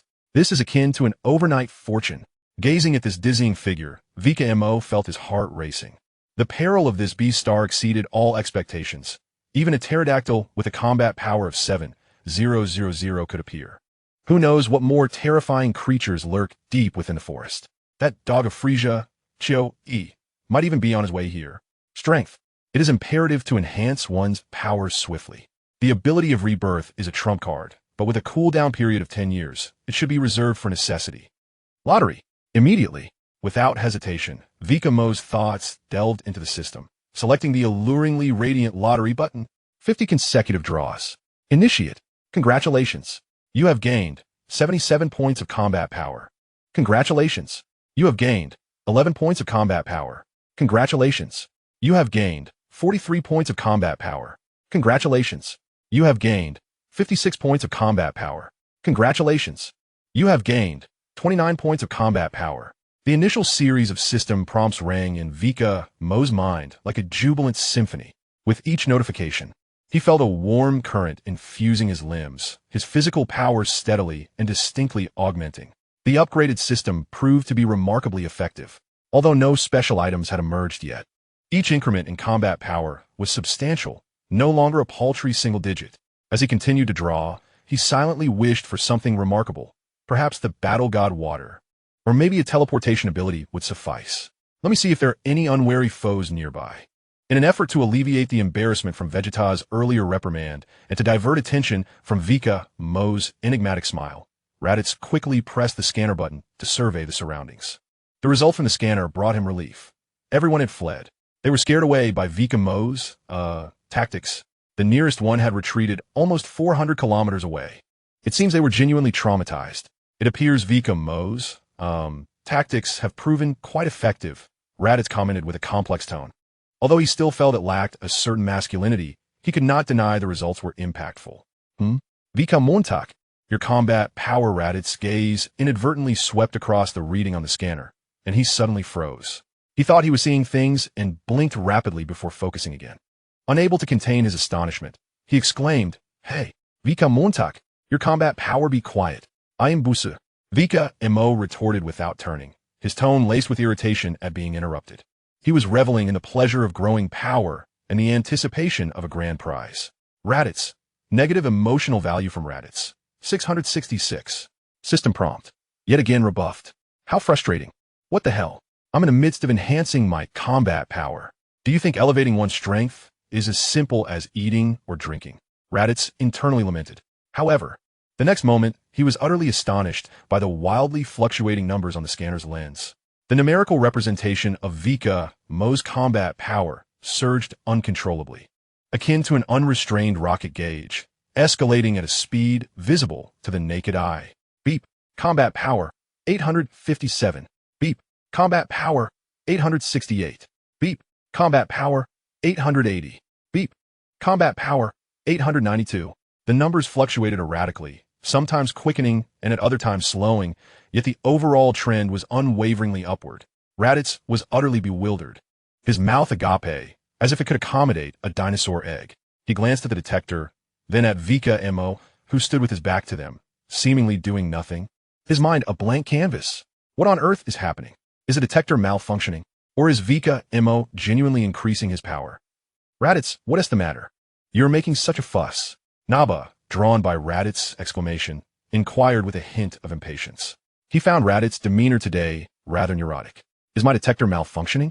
Raditz's voice trembled with disbelief as he pointed at Vikame. Vikame's combat power is rising, right before our eyes. It's continuously increasing. Increasing combat power. Naba scoffed dismissively, waving his hand nonchalantly. What is so strange about that?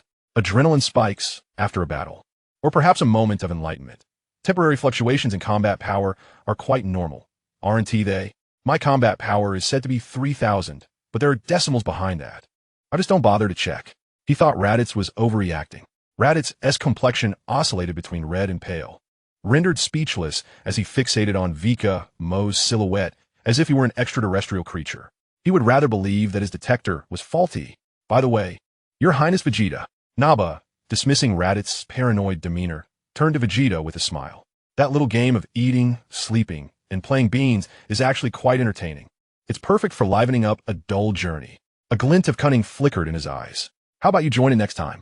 Consider it a means of understanding the people's sentiments and enjoying their company. He calculated that if Vegeta participated, Vikame, the thorn in their side, would likely be chosen as the target, providing an opportunity to teach him a lesson for today's blinding glare and stolen spotlight.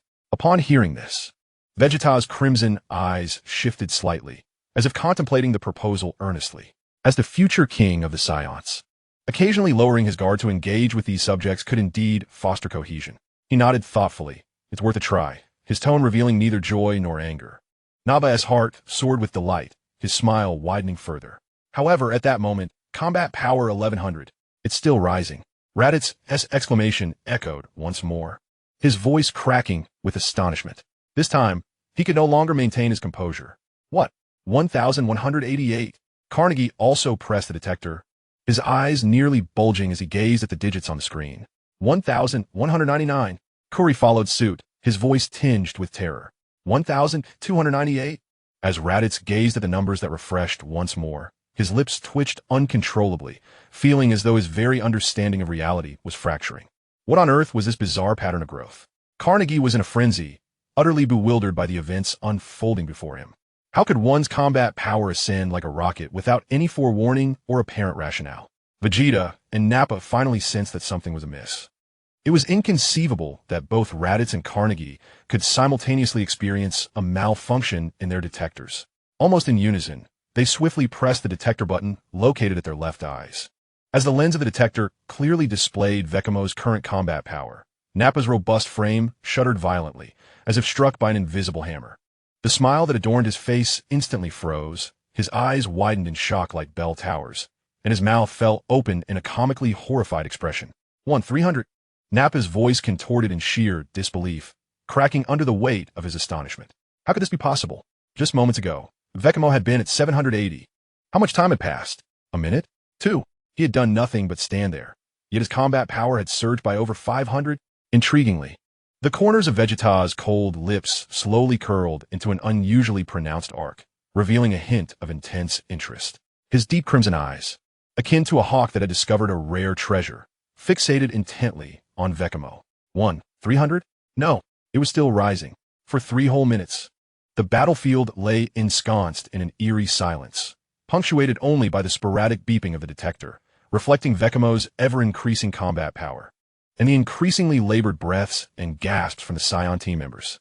Vegeta, Nappa, Raditz, Carnegie, and Kuri, 5 pairs of eyes, 10 piercing gazes, converged upon Vekamo like searchlights, regarding him as if he were a walking cosmic marvel. Beep. Combat power at 400. When this number finally settled on the detector's lens, time seemed to come to a standstill. Combat power 400. Nappa's voice was parched, each word seemingly forced from his throat. He stared at Vekamo, his eyes brimming with profound shock, confusion, and a hint of fear he was reluctant to acknowledge. What kind of monster are you? He instinctively echoed Raditz's earlier sentiments. Raditz, too, was utterly petrified, gazing at Vekamo as if he were an extraterrestrial being, his mind a blank slate, fixated solely on that blinding number. 400. This exceeded his own combat power of 700 by more than 4-fold, even nearing Nappa's 3000. How could this be? Hadn't I made myself clear enough before? Vekamo finally concluded his display, turning slowly to face them, a sincere expression gracing his features as if to say, "See, I wasn't lying." He spread his hands wide and spoke with utmost seriousness, emphasizing that only with a tranquil heart can one better perceive oneself, unearth hidden potential, and hone one's abilities. This is the true path to enhancing combat power. He cast a glance around at the astonished crowd, ultimately resting his gaze on Vegeta, whose eyes sparkled with curiosity and intrigue. He emphasized, with deliberate articulation, maintain tranquility and strength will naturally follow. Thus you, through the preservation of such a serene heart, managed to elevate your combat power from 780 to an astonishing 3,400. Raditz's voice trembled, suffused with a fervent yearning. If this were true, then this method is indeed extraordinary. What else would you think? Vikame retorted, a smile of nonchalance gracing his face, while internally reveling, with the system in hand. The world is mine. Is this also the reason you appear so joyous in battle? Carnegie swallowed hard, pointing at the lingering smile on Vikamore's face, and cautiously inquired, "Is it because maintaining a peaceful and happy mindset aids in enhancement?" Vikamore, seemingly a bit embarrassed, touched his nose and nodded in acquiescence. Although the reasoning may have been slightly askew, the outcome was undeniably correct. Yet Vegeta remained silent, his piercing crimson eyes fixated on Vikamore. as if attempting to penetrate his very soul. Within that gaze lay scrutiny, inquiry, shock, and predominantly, a profound questioning of his own beliefs. A tranquil heart? Joyful combat? Could it be that our Saiyan tradition of pursuing strength through anger and extreme pressure is truly misguided? This lowly warrior, Vikame, with his almost childlike approach to joyful combat, managed to achieve such an unfathomable leap in power within a short span. Is this method truly viable? Should I too give it a try?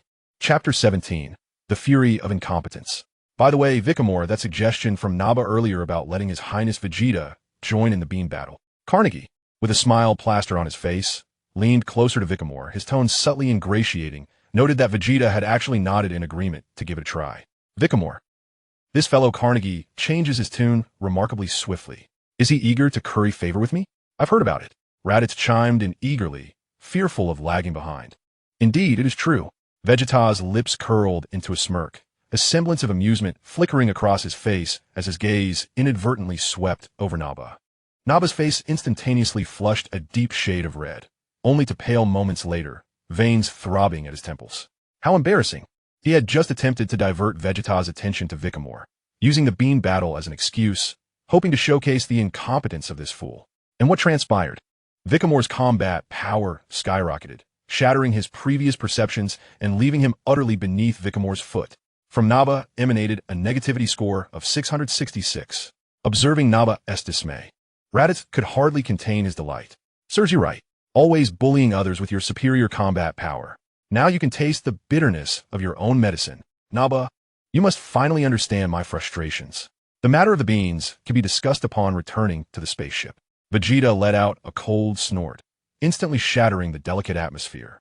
He scanned the crowd, his voice imbued with an undeniable tone of command, declaring that this planet still harbored numerous bothersome monsters that required thorough eradication.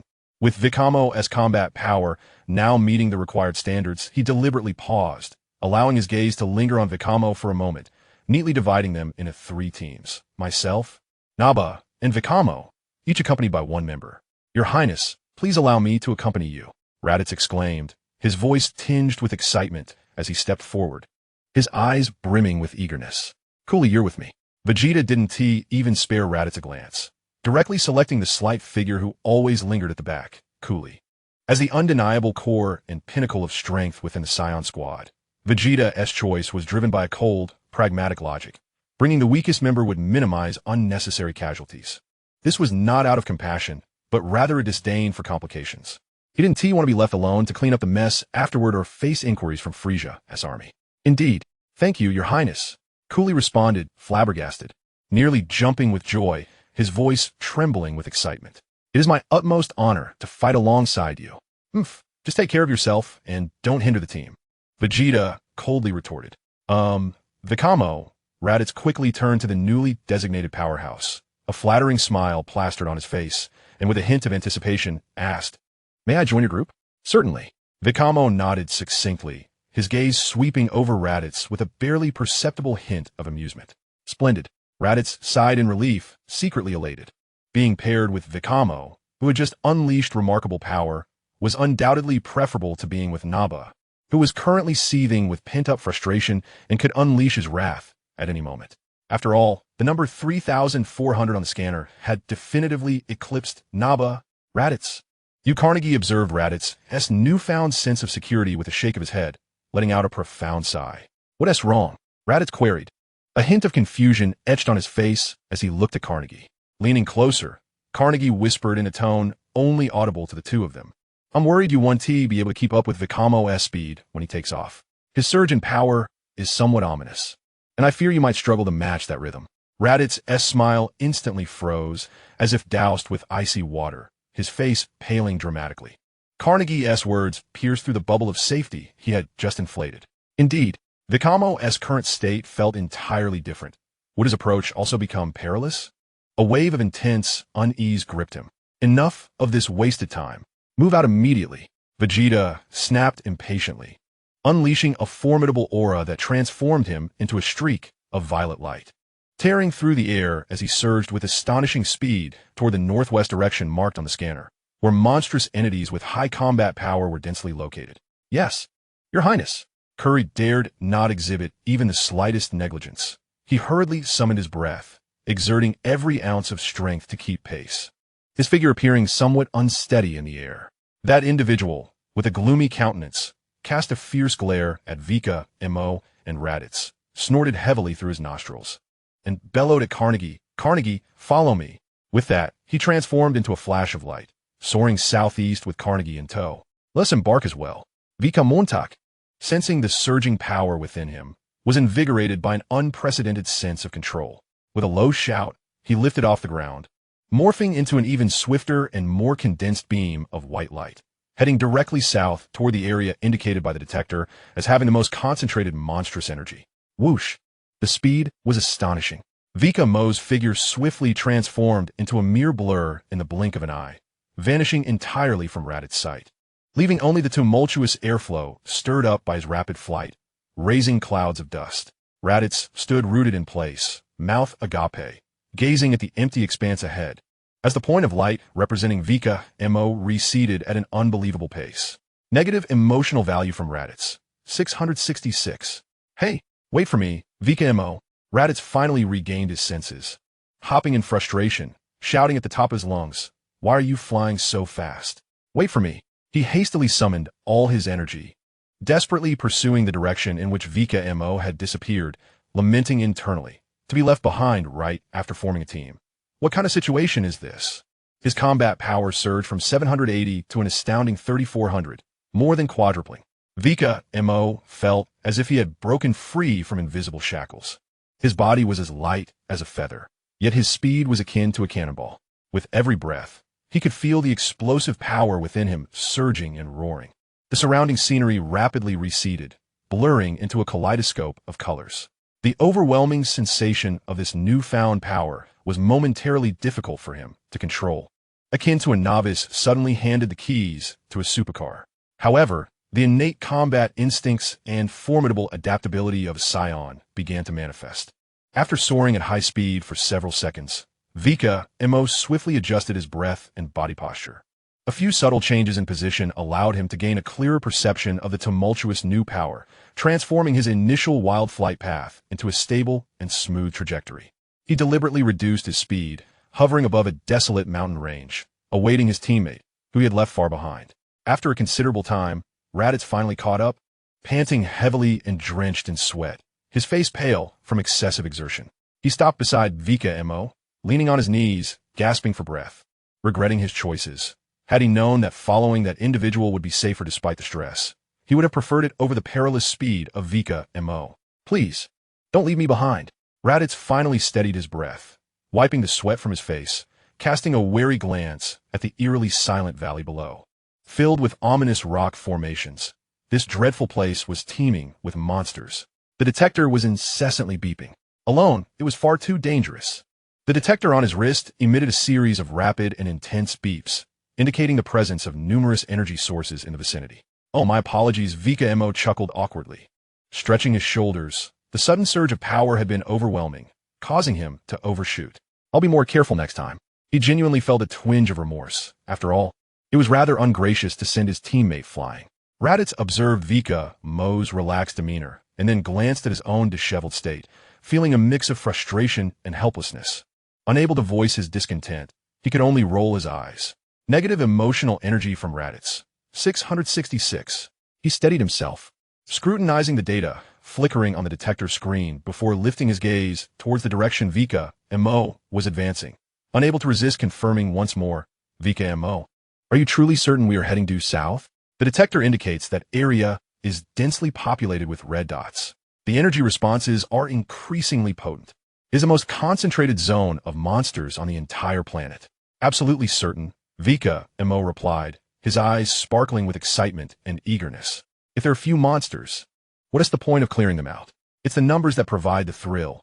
Efficiency soars with greater quantities. The sooner we finish, the sooner we can head back." He clenched his fists, the knuckles cracking softly, filled with anticipation for the practical test of his newfound strength. Raditz swallowed hard, Carnegie's ominous words echoing in his mind like a spell. Observing Vikame's expression, as if he were about to partake in a grand feast, a chill surged from his feet to the crown of his head. This was bad. This guy's reckless style had changed dramatically after his power surge. Teaming up with him felt increasingly perilous. Wait, wait. Raditz' voice quivered, almost in a whimper, as he pointed at a particularly glaring area on the detector. Look, it's right in front of us, in the heart of that mountain range. The detector shows at least 15 energy responses exceeding 1,000, and 3 of them surpass 1,500. One even peaks at 1,800. Vikame, shall we change our course? Or perhaps tackle some easier foes first? His complexion had paled even further, his lips trembling. An 1,800 combat power monster. For him, with only 700 combat power, that was a death sentence. Fear not, Vikame reassured him, patting Raditz on the shoulder with a tone of unwavering confidence and an expression that conveyed, I've got this. With 3,400 combat power backing me, a mere 1,800 cannot stir up trouble. Just stay close to me, don't wander too far, and you'll be safe. Raditz thought, of course you're fine at 3,400. It's easy to speak when you stand unscathed, but I'm at 700. Those monsters over 1,000 could easily obliterate me with a single sneeze, let alone the 1,800 ones. Stay close to you? With that speed of yours. Can I even keep up? Raditz raged internally, though his face betrayed none of his turmoil, instead wearing a resigned expression, as if he had lost the will to continue. At that moment, Raditz's attention was once again captured by Vikame. Before him stood a companion who, just days ago, shared the same lowly status within their ranks, subjected to the whims of Ba. Yet now, this individual exuded a remarkably different and powerful aura. Envy, jealousy, and a profound curiosity entwined around him like creeping vines. Vikame. Raditz could not restrain himself any longer, his voice betraying an unmistakable yearning and inquisitiveness. How on earth did you achieve this? Your combat prowess has increased so dramatically. It's as if you've transformed into a different person. Have you discovered some unique cultivation method? Or is there a secret to this planet? He cautiously probed, his gaze fixed intently upon Vikame, hoping to glean even the faintest hint of insight. If he could uncover the secret to becoming stronger, even just a morsel, would Ba still dare to bully him? A thought flickered in Vikame's mind as he observed the mixture of hope and fear in Raditz's eyes. A perfect test subject. The combat-enhancing elixir provided by the system was just the thing to let this fellow experience its effects. It would not only validate the potion's efficacy, but also allow for some data collection. A cryptic smile crept across his face. Would you like to enhance your abilities as well? Vikame slowed his flight, nearly matching Raditz's pace.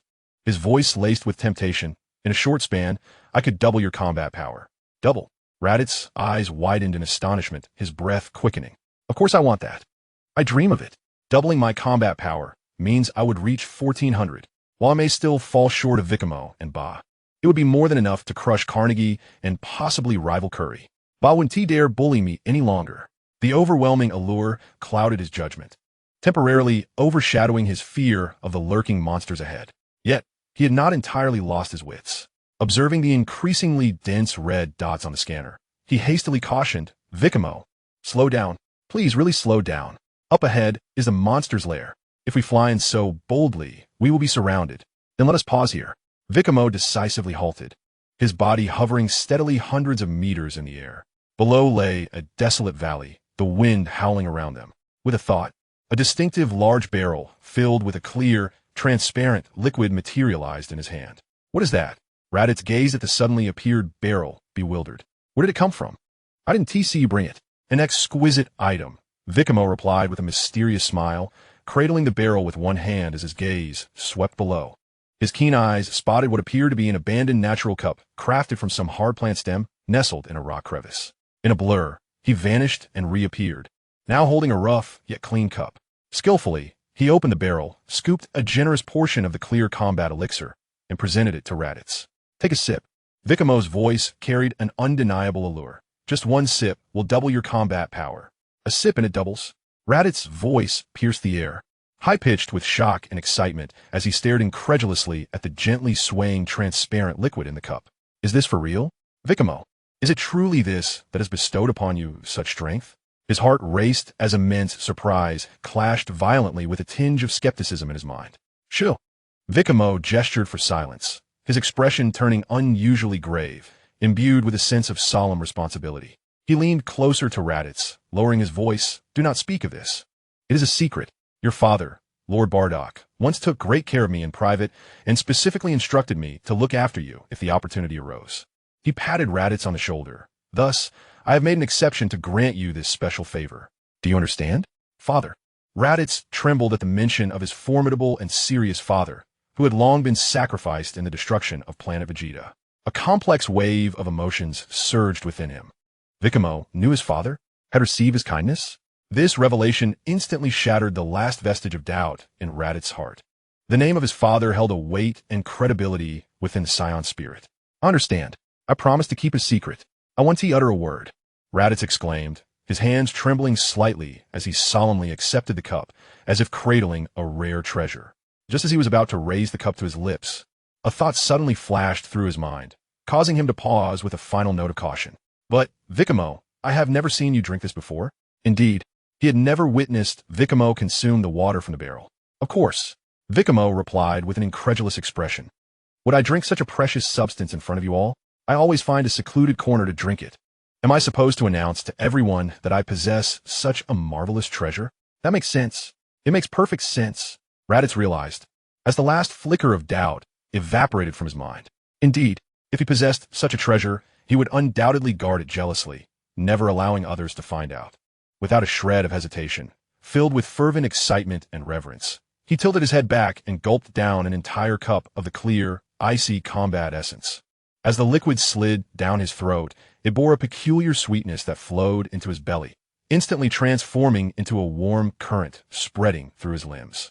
Raditz immediately held his breath and closed his eyes, concentrating intently on every subtle change within his body, his heart racing with anticipation. Power. A tremendous power. It was about to surge forth. 1 second, 2 seconds, 5 seconds. His body felt warm and comfortable like soaking in a hot spring. But where was the explosive power he had envisioned? Where was the torrent of energy that could transform him entirely? Why was there no response? He abruptly opened his eyes, looking down at his tightly clenched fists, then quickly raised his wrist, fixating intently on the readings of the scouter. The glaringly unchanged number, 700. The negative emotion value from Raditz was 888. A wave of fury at being deceived instantly obliterated all his expectations and excitement, surging to the top of his head. Vikame, you scoundrel! Raditz's face transformed from red to green, then to black, as if he had overturned a dye vat. He shot his gaze upward, his eyes blazing with fury, glaring at Vikame, his teeth grinding together. You fraud! A colossal fraud! This is utterly useless. My combat prowess remains utterly unchanged. Not in the slightest. He was so furious that he nearly leapt to his feet, feeling like a complete fool, manipulated by the other party in the name of his father. What doubling? What secrets? What special privileges? All nonsense. Vikame was also taken aback, immediately lowering his gaze to the screen of his detector. The energy reading denoting Raditz was indeed steadfastly fixed at 700, not budging an inch. Even the slightest fluctuation after the decimal point was absent. Doubling? 1,400? Not even a shadow in sight. Vikame was bewildered. This is not right. A product of the system must be of exceptional quality. Could it be false? Or perhaps Raditz possessed a unique constitution. Or was he simply not drinking enough? He instinctively glanced at the barrel of water and then at the furious Raditz, his brows furrowing tightly. System, what is happening? Vikame urgently called out in his mind. Has the divine battle water lost its efficacy? Or is it that Raditz was consuming counterfeit water? Chapter 18, Raditz's Power Enhancement. Raditz stared at the glaringly frustrating 700 on the detector, seething with rage, feeling like a clown being toyed with. Especially Vikame's inscrutable expression made him feel so stifled he could almost spit blood. Vikame, you. Raditz's inquiry was laced with heavy hostility, almost spitting fire. Yet Vikame seemed oblivious to his fury. Instead, he stroked his chin, staring at him thoughtfully. Then glancing at the crystal-clear divine battle water, his eyes shimmering with a light that made Raditz's scalp tingle, as though he were examining a rare specimen. Do not rush. Raditz, Vikame suddenly spoke, his tone imbued with a peculiar mixture of reassurance and encouragement. Perhaps the dosage is insufficient, or maybe it requires a special catalyst? What catalyst? Do not make excuses. Raditz roared, but deep within, an intense yearning for power prevented him from entirely relinquishing hope. Just what if it were true? That warm feeling moments ago did not seem fabricated. Shall we try another sip? Vikame suggested, his tone as casual as if discussing another glass of water, as he once again reached for the rough bamboo cup, pretending to pour water. Is it truly effective? Radit's voice was laden with skepticism, his teeth grinding in agitation. Do not deceive me further. I have already consumed a large cup like a fool. He felt akin to a gambler, fully aware of the potential trap, yet unable to resist the urge to place another bet. Why not give it a go? Vikame smiled benignly, extending the full cup of water towards him. After all, trying costs nothing. What if it succeeds? Just think of a combat power of 1400. Would that bar dare to shout at you again? Negative emotional value from Raditz. 333. Vikame's words struck precisely at his sore spot. The resentment towards that bar and the yearning for power felt like two invisible hands tearing at him. Very well. Raditz clenched his teeth fiercely, a glint of reckless determination flashing in his eyes. I shall trust you one last time. If it proves ineffective again, Vikame, our matter is far from settled.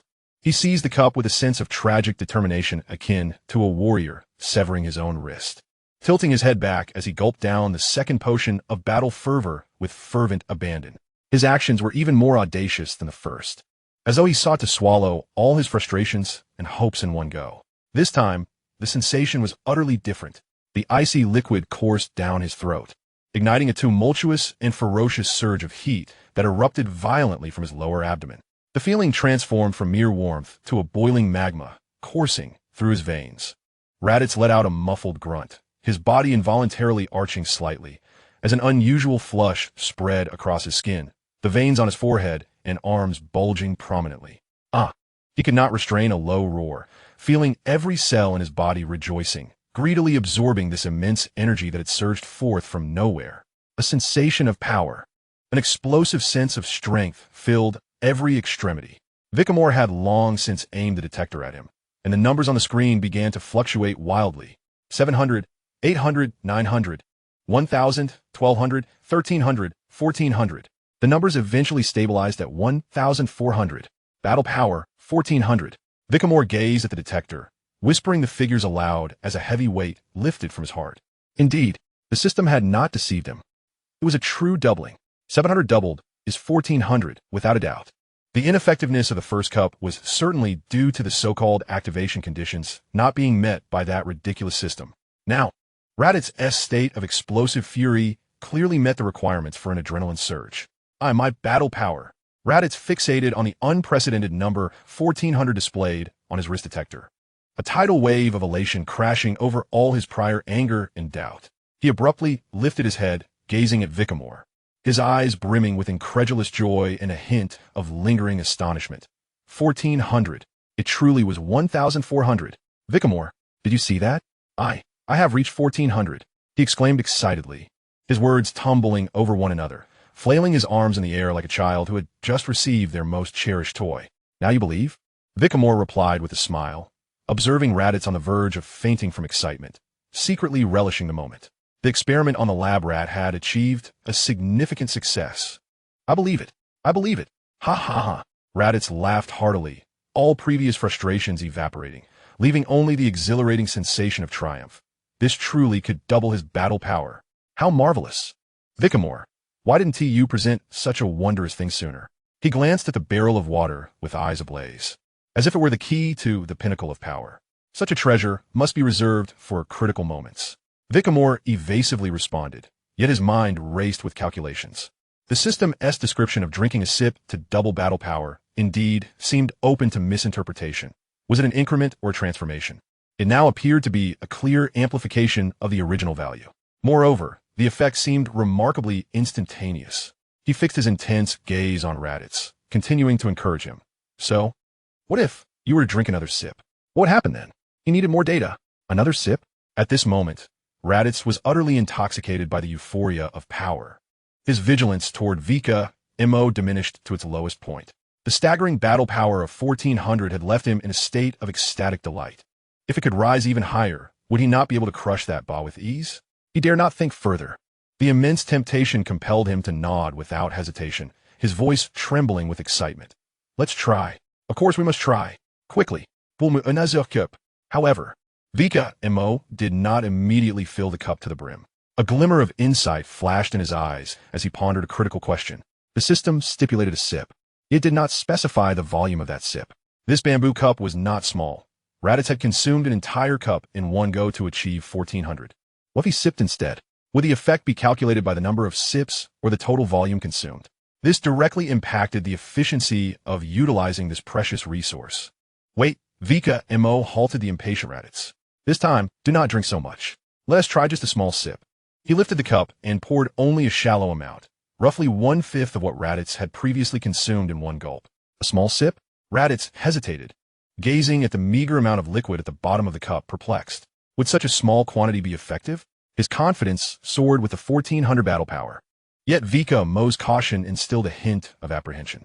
We will find out by trying, Vikame encouraged, his gaze filled with anticipation, or perhaps the expectation of a researcher toward an experimental subject. Raditz was skeptical, but complied, leaning toward the cup and carefully taking a small sip. Once again, a miraculous event unfolded. That familiar, surging sensation of energy erupted within him once more. Although it was not as ferocious as with the second cup, the sense of enhancement was undeniably vivid. The screen of Vikame's detector flickered again. 1400, 1450, 1500, 1600, 1800, 2100. The numbers finally settled at 2100. Wow, Raditz exclaimed, gazing at the soul-shaking number on the detector, unleashing a deafening roar of exhilaration. Threefold, a full 3 times his original battle power. This sensation was akin to soaring to the heavens. 2100. It was indeed 2100. Vikamontak. A small sip proved effective. Absolutely marvelous. Ha. He was so elated that he performed several somersaults in the air, feeling as though the entire world was bowing before him. What was the battle power of that ba? At most, it was around 2,300 or 2,400. He was now infinitely close, perhaps even capable of surpassing it. Overwhelmed by immense joy and greed, he instantly forgot his earlier caution. One more sip. Raditz snatched the water bucket from Vikame's hands, who did not resist. For this was precisely what he desired, and eagerly poured himself another small cup, tilting his head back to drink. The sensation of power surged once again. 2,100, 2,200, 2,400, 2,600, 2,800, 2,800. Raditz's battle power soared to an astonishing 2,800. An uncontrollable aura erupted around him, forming a visible halo of white light. As a powerful presence stirred the surrounding air, he felt an unprecedented surge of strength, as if a single punch could shatter a mountain. Ecstatic, he turned to Vikame, preparing to take a 5th sip. However, as he eagerly drank another small mouthful, the familiar sensation of energy surged vanished. The power within him remained tumultuous. Yet the reading on the detector steadfastly lingered at 2,800, unyielding. The elation on Raditz's face froze. Confusion washed over him as he took another small sip, only to receive no response. No, it wasn't he increasing? He scratched his head, his expression one of bewilderment and disappointment. What was happening? Why was Vikame's combat power able to escalate so dramatically? He glanced at Vikame, his tone tinged with evident imbalance. Vikame had surged from 780 to 3,400, nearly a 6-fold increase. Yet this elite warrior, he still remembered that identity, had only achieved a 4-fold increase before reaching his limit. This defied logic. It seemed that the water's effects varied from person to person, and there was indeed a limit. Vikamontak understood.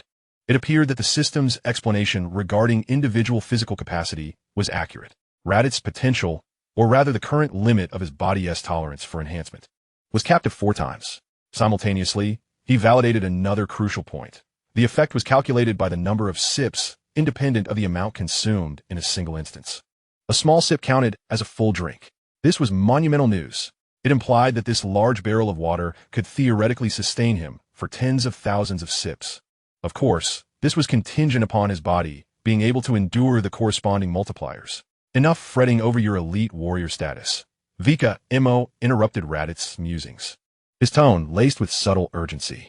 2,800 is already impressive, sufficient for you to stride confidently upon this planet. Don't squander time. Get to work. He was eager to discover the side effects of this divine combat water. Raditz, as a living specimen, needed to be thrust into practical observation without delay. Indeed, Raditz was reignited by the phrase, stride confidently. The formidable confidence brought by his 2,800 combat power filled him with bravado. He no longer obsessed over the multipliers. Feeling the surging power within him, he let out an excited roar, instantly accelerating to his utmost speed, transforming into a blur as he rushed towards the area indicated by the detector, where the monster energy readings were most concentrated. To him, those monsters appeared as mere heaps of experience points awaiting harvest. A smile crept onto Vikamo's lips as he immediately followed suit. He was eager to witness the surprises that Raditz, now with a combat power of 2,800 after 4 sips of the divine water, would bring forth. Raditz moved with incredible speed. The 2,800 combat power endowed him with an action capability far surpassing his previous self. His gaze was fixated solely on the horde of monsters ahead, a representation of glory and release, as he envisioned himself tearing through them with devastating force. He even began to fantasize about the astonished expressions of Ba and Carnegie upon witnessing his newfound might. Just as he was about to charge into the valley teeming with hundreds of monsters, whose combat power typically ranged between 500 and 1,000, preparing to unleash a thunderous strike, a powerful hand, swift as lightning, precisely seized the tail that trailed behind him as he soared through the air. The entirety of Raditz's strength dissipated in an instant, akin to a punctured balloon. An indescribable feeling of profound weakness and vulnerability enveloped him, rendering him utterly powerless. His rapid ascent came to an abrupt halt, and he plummeted downwards like a kite severed from its string. The torrent of negative emotions surged within Raditz, reaching an overwhelming peak of 999, a chaotic blend of fear, fury, shame, and suffocating frustration crashed through his earlier elation. Who was it? Which scoundrel dared to grasp his tail? For Saiyan, the tail is an undeniable weakness. Once it is seized, even the mightiest warrior is rendered defenseless. Transformed into an easy target, this ancestral, irresistible frailty filled him with immense humiliation. He strained to turn his stiff neck, casting a murderous glare backward. There stood Vikame, his face adorned with a hint of mocking amusement. "Why did you grab my tail?" Raditz's visage darkened like the bottom of a pot, his voice trembling with a mix of weakness and rage. He felt as though he might explode with fury, just as he had gained unparalleled power. He found himself instantly reverted to his former state, especially before Vikame. Why the rush? Vikame released his grip, allowing Raditz to wobble in midair for a moment before regaining his composure. He spoke leisurely. "The density of monsters in that area is too great. It is not suitable for someone like you, who has just acquired power and has yet to adapt, to charge in recklessly. What if you were overwhelmed and found yourself in dire straits?" He gestured toward a nearby region with a comparatively sparse number of monsters, merely a few dozen. "Practice over there. Acclimate to your newfound abilities. Leave the dense feast over here to me." Vikamo's true intent, of course, was not concerned for Raditz's safety.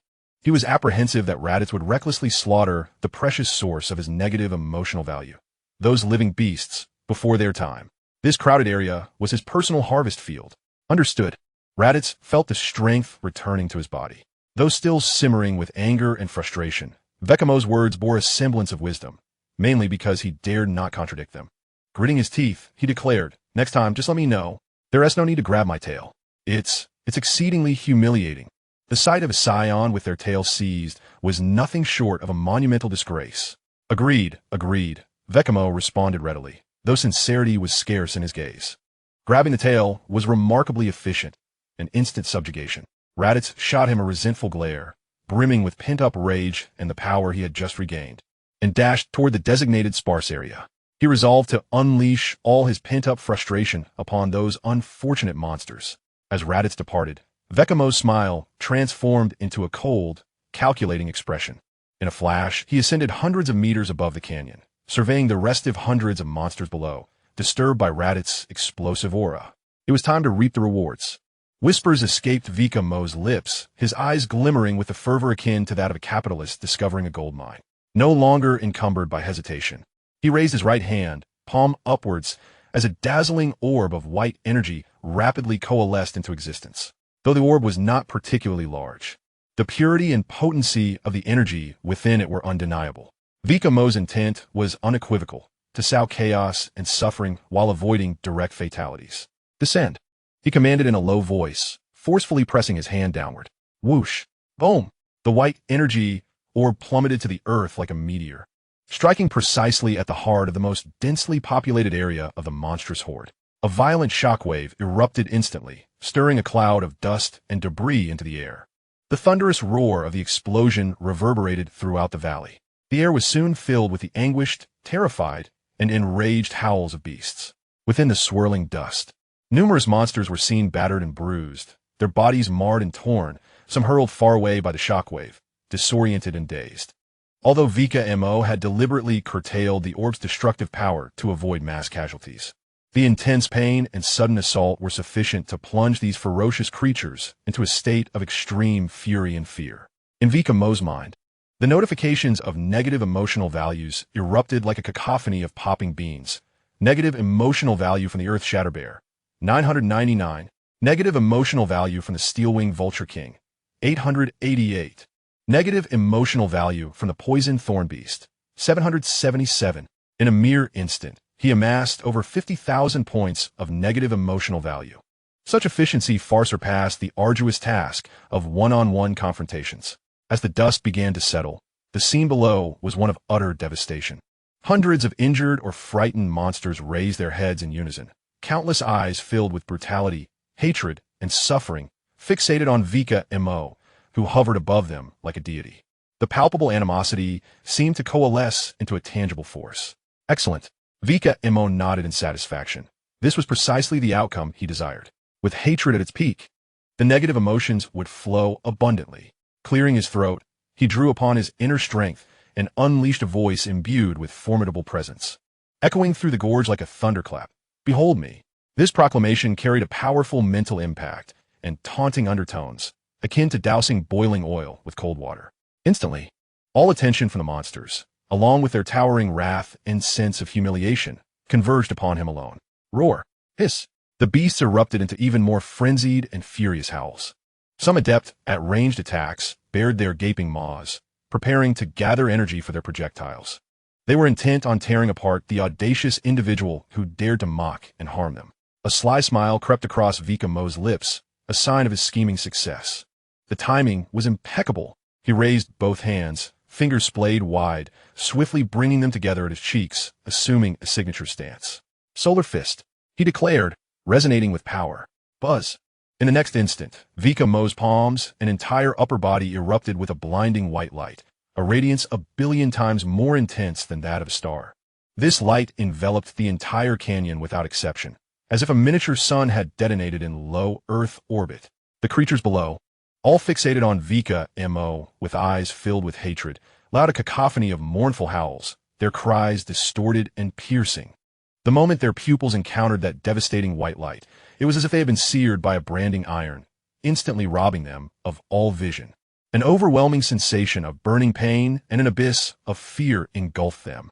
The negative emotion alerts in Vikame's mind surged to an unprecedented peak, cascading like a waterfall.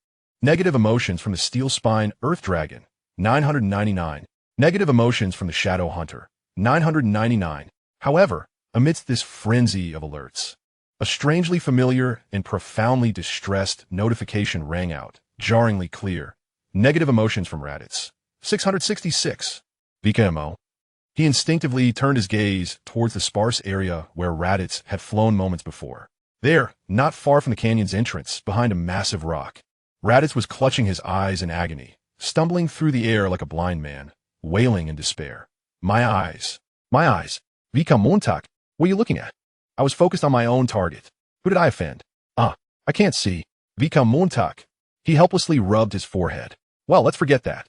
The Solar Fist is an indiscriminate area-blinding attack. It seems that although Raditz had moved to a sparse area, he was still not far enough away, and evidently, his curiosity led him to gaze towards the center of the explosion, or rather, to observe what grand spectacle Vikame was about to unleash. In the end, curiosity killed the cat. No, it blinded the Saiyan. Chapter 19, Raditz Display. Raditz was engulfed in an unprecedented, almost brutal ecstasy. His large hand gripped the coarse, steel-like mane of the iron-spined demon wolf's neck, while his other fist, akin to a pile driver, rained down upon the demon wolf's broad back, which was encased in dark armor, accompanied by a howling wind. The demon wolf emitted a deafening roar of pain. Each strike caused its massive body to tremble violently. With a combat power of 1,200 points, in the past, Raditz' meager strength would have been insufficient even to make it flinch. And the mere scent of its ferocity would have sent him fleeing with his tail between his legs. This demon wolf, measuring over 10 meters in length, resembled a moving black fortress with its menacing fangs protruding like daggers, glinting with a metallic sheen. Its thick, glossy fur seemed as if it could drip with ink, and each powerful stomp of its muscular limbs left deep impressions upon the hard ground. Yet times have changed.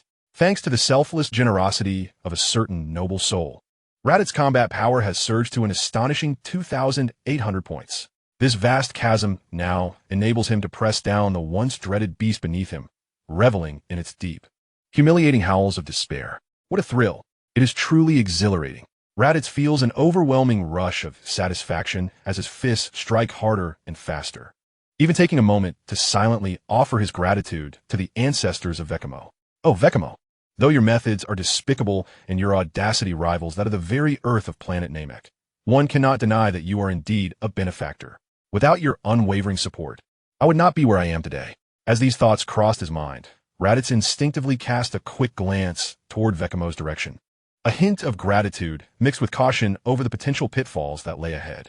In that fleeting moment, Vikame appeared to have timed Raditz's distraction perfectly, leisurely raising his hands and precisely placing his fingers against his own temples.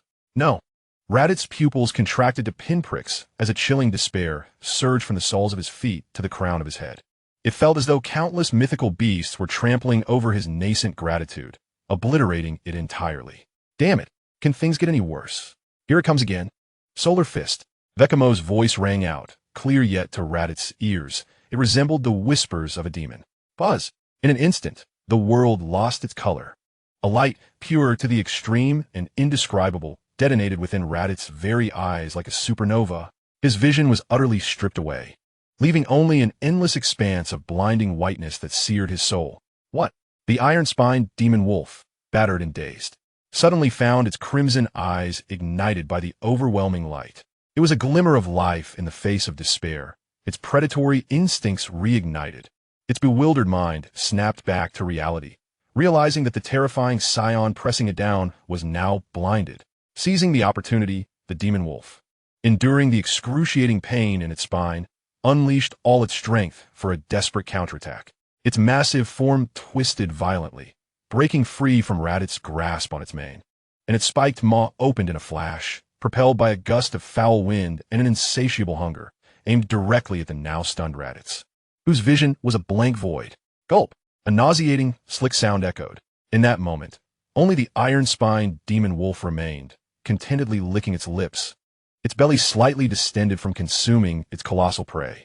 Meanwhile, Vikame, perceived as the greatest threat, remained a vague silhouette in the distance. The negative emotional energy from Raditz registered a staggering 999. The detector displayed this information with crystal clarity, the vivid red number, 999 pulsating, brimming with Raditz's deep-seated resentment. Vikame, huh? He rubbed his chin, somewhat at a loss for words. The surge of negative emotions is truly overwhelming, isn't it? Was it merely a momentary defeat? Is such agitation really warranted? Raditz's psychological resilience certainly leaves much to be desired. He immediately activated his scanner, sweeping his gaze over the location of the hellhound and its surroundings.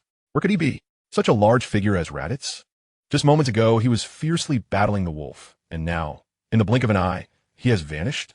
Could he have fallen into a ravine due to the solar flare? That seems unlikely, as there are no ravines nearby. Just a few perplexing seconds later, an earth-shattering explosion erupted from the distended abdomen of the iron-spined hellhound, reminiscent of a cataclysmic event straight from the depths of hell. Flesh and blood flew in all directions. The viscous green blood and shattered internal organs rained down like a torrential downpour, instantly staining a vast expanse of ground a vivid green. The hellhound did not even have time to emit a final wail, its colossal form violently torn apart by the horrific internal detonation, leaving only a relatively intact, grotesquely contorted wolf's head, bearing an expression of incredulous horror, rolling away to a considerable distance. From the center of the explosion surged a blood-soaked figure, radiating an aura of fury, as if a demon had returned from the inferno. It was the enraged Raditz.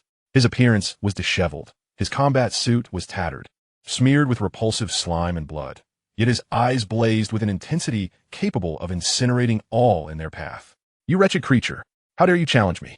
Raditz' roar reverberated through the air, shaking it with his fury. He plummeted to the ground like a meteor, precisely landing on a rolling wolf's head, halting its momentum.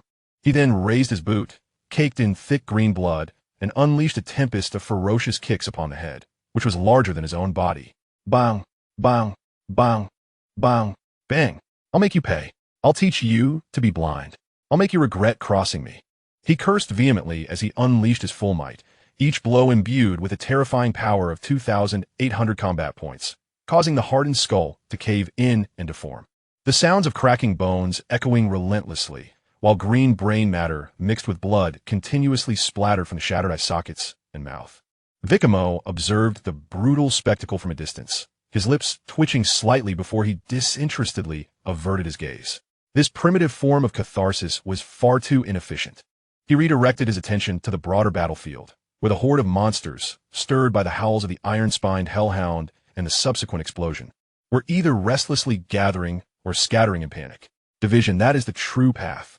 However, Vikame quickly saw before them were creatures of various forms and sizes, some with bony wings like flying lizards, others entirely cloaked in rocky shells like colossal insects, and still others resembling eight-legged mantis-like predators. At that moment, they seemed to receive a supreme command, unhesitatingly altering their course and racing at unprecedented speed into the depths of the dense forest, the crevices of the rocks, and the subterranean caverns, fleeing in a frenzy. The scene resembled a receding tide, a chaotic mass stirring up clouds of dust. Although Vikame's solar punches and energy blasts were immensely powerful and far-reaching, they appeared somewhat inadequate against such a comprehensive and three-dimensional retreat. He symbolically hurled a few energy blasts towards the clusters of monsters, sending debris flying and dust swirling. Seizing the opportunity, he unleashed a reinforced solar punch towards a group of monsters fleeing in unison. The solar punch erupted in a dazzling storm of light, far more blinding than before, instantly enveloping a vast area. The creatures fleeing from the light's source fared better, but those caught from the side in front met a dire fate, emitting piercing cries of distress as they collided chaotically with one another, some even crashing into the rocks or their companions, resulting in utter pandemonium. Negative emotional values surged from the creatures: 233 from the rockshell giant claw insect, 198 from the corrupted wing lizard, 215 from the blade-edge predator. The detector screen overflowed with notifications of negative emotional values, resembling a cascading waterfall. Though each individual reading paled in comparison to the overwhelming 999 from Raditz, the sheer volume was relentless. Vikame calculated that before the monsters vanished from detection, they had collectively contributed nearly 250,000 points of negative emotional value. Quite the swift escape. Vikamontak Muzit, surveying the desolate battlefield now littered with debris and the occasional carcass, a wry smile creeping across his face. The intelligence and adaptability of these monsters exceeded expectations. Having suffered a significant setback, they had learned to evade his onslaught. "Hey, Vikamontak, did they all run away?" Raditz finally ceased his rampage, panting heavily. The massive wolf head he had kicked lay in ruins, resembling a squashed watermelon. He glanced around the empty battlefield and the distant clouds of fleeing dust, his expression one of incredulity. Then, turning towards Vikame, he sincerely raised a thumb smeared with green blood and brain matter. "Impressive. Truly remarkable. You are extraordinary, Vikame. I sense these beasts aren't merely afraid of me. They are genuinely terrified of you. Look at how orderly they fled, as if they had rehearsed it." He completely overlooked his earlier blunder, his tone filled with admiration for Vikame's formidable presence. Vikame chuckled softly, graciously accepting the commendation. "It's all about scoring points. It's no disgrace. Scaring them off is indeed a skill." At that moment, Raditz's unmounted detector suddenly emitted a rapid beeping sound, and a brightly illuminated area on the screen began to flash wildly. He immediately glanced down at the coordinates, and his face lit up with immense excitement. "Hey, Vikamontak, look, the focal area coordinates 489,776. My heavens!" The detector indicated an astonishing congregation of over 1,500 energy signatures ahead. A dense mass indeed. At our current velocity, we could reach it in approximately 10 minutes. A veritable treasure trove. Upon hearing this, Vikame's eyes lit up like searchlights, instantly dispelling the minor gloom he had felt due to the recent monster's escape. 1500. What a plethora of negative emotional energy beckoning to him. What are we waiting for? Let's go. With a commanding shout, Vikame transformed into a blur and shot towards the coordinates provided by Raditz. Raditz followed suit with an excited cry, and the two of them sped like meteors tearing through the air across the desolate landscape. 10 minutes later, a vast basin, encircled by colossal, circular mountains, unfolded before them.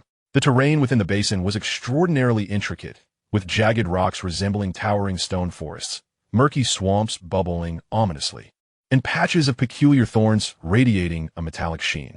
Most unsettling, however, was the sight of countless bizarre and ferocious monsters densely packed within this region.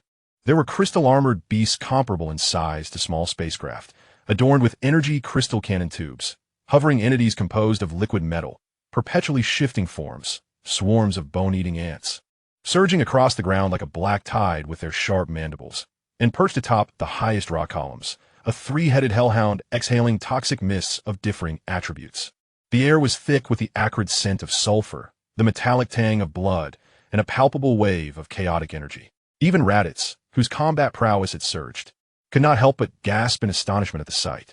The individual combat strength of these monsters was notably high, with many boasting hundreds of points, and several even exceeding 1,000, with some energy signatures indicating strengths nearing 2,000.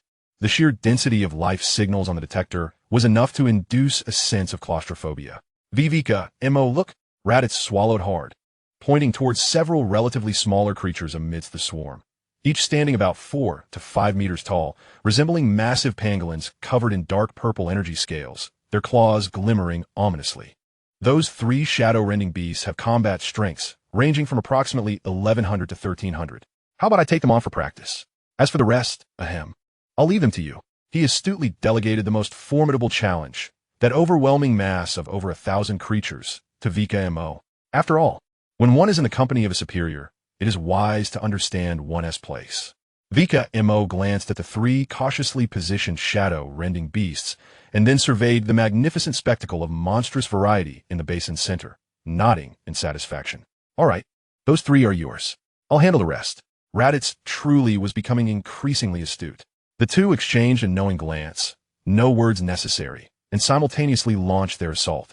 Raditz charged forth like a tiger descending a mountain, unleashing his full might, with a staggering combat power of 2,800, creating an overwhelming sense of pressure.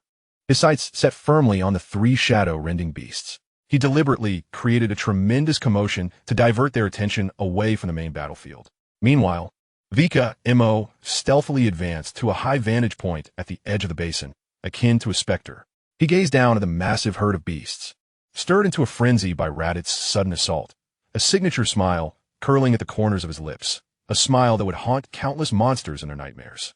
With a flourish of his hands, he unleashed a barrage of energy orbs, each the size of a fist, yet brimming with terrifying destructive power, cascading from his palms like a torrential downpour of golden petals. These orbs were not shot aimlessly. They were precisely aimed at the colossal beast that towered over the rest, or those that appeared to be their leaders, as well as the densest cluster at the heart of the horde. Boom! Boom! Boom! The earth shook with a cacophony of deafening explosions. Golden shockwaves ravaged through the throng of beasts, severed limbs and grotesque remnants hurled into the air alongside their anguished cries. Panic spread like a plague. Those directly struck by the blast were obliterated, while others were tossed aside, dazed and injured, plunging the scene into chaos. Roars of agony and shrieks of terror echoed throughout the basin. However, this was merely the prelude, as the beasts, bewildered by the sudden onslaught of precise bombardment, instinctively sought the source of the attack to retaliate. Vikame's figure appeared as if teleporting, hovering above the very center of the basin, the most densely populated area of monsters. He looked down at the countless eyes, now bloodshot with rage and pain, his smile unwavering, as he lightly pressed 2 fingers to his temples. Ladies and gentlemen, look here. A grand solar celebration is upon us, completely free. Solar fist, supernova eruption. This time, the brilliance was more intense and enduring than ever before. If the previous solar fist was akin to a flashbang, this one was as if a true star had been ignited in low Earth orbit. An indescribable, blinding radiance instantaneously enveloped the entire basin. It submerged the jagged stone forests, vaporized the murky swamp vapors, and even ignited the metallic thorn brambles into a blazing inferno. The light transformed from white to a searing, golden hue, imbued with the essence of annihilation. My eyes, they cried. I can't see. Everything's gone. The pain was excruciating, as if their very souls were aflame. It's that demon. The glowing demon again. Run. Flee. Countless beasts emitted heart-wrenching wails. The brilliant light not only robbed them of their sight, but the searing energy embedded within the radiance pierced their skin, eyes, and even their very psyche like a myriad of needles. Those of weaker constitution or with particularly fragile ocular structures had smoke rising from their eye sockets, rendered instantly blind. The entire basin transformed into a vast, torment-filled purgatory of light, where screams echoed endlessly. Negative emotional value from the crystal armored beast stands at 288. Negative emotional value from the liquid silver devourer reaches 305. The liquid metal entity appears particularly sensitive to intense light. Negative emotional value from the bone-eroding ant swarm, collective consciousness, is 888. The ant colony consciousness seems capable of sharing pain. Negative emotional value from the infernal three-headed dog is 666. 3 heads, thrice the agony. The readings on the detector indicate that this moment transcends mere notifications. It resembles a torrential flood unleashed. The values fluctuate with such rapidity that they blur into a luminous streak. Vikame merely cast a cursory glance and observed that the total had surged past the 300,000 mark within a mere few seconds. Moreover, it continues to ascend at an astonishing pace. Haha, a bountiful harvest. Vikame Montauk nodded in satisfaction. The efficiency of such large-scale emotional harvesting is indeed remarkable. Meanwhile, the battle involving Rithes has reached a fever pitch. The 3 Shadow Rift beasts are exceedingly cunning. Their defenses are formidable. The dark purple energy scales effectively absorb and deflect energy attacks, and they excel at burrowing and ambushing utilizing their surroundings. Although Rithes possesses overwhelming combat strength, he finds himself momentarily ensnared, engulfed in a whirlwind of dust and chaos. Grasping one of the rift beasts by its robust tail, he wields it like a meteor hammer, bellowing as he swings it ferociously towards the other 2. Come at me. Witness my hammer. Bang, bang, bang. The creature used as a weapon emits a pitiful wail as its body collides violently with the rocks and its companions, scales shattering and blood flowing freely. The other 2 rift beasts are likewise dazed, releasing furious and anguished roars. Rithes grows increasingly emboldened, reveling in the thrill of overpowering his foes. He raises the nearly defeated rift beast high once more, preparing to deliver a final blow while intimidating the other 2. However, at the zenith of his power and momentum, an unforeseen transformation occurs.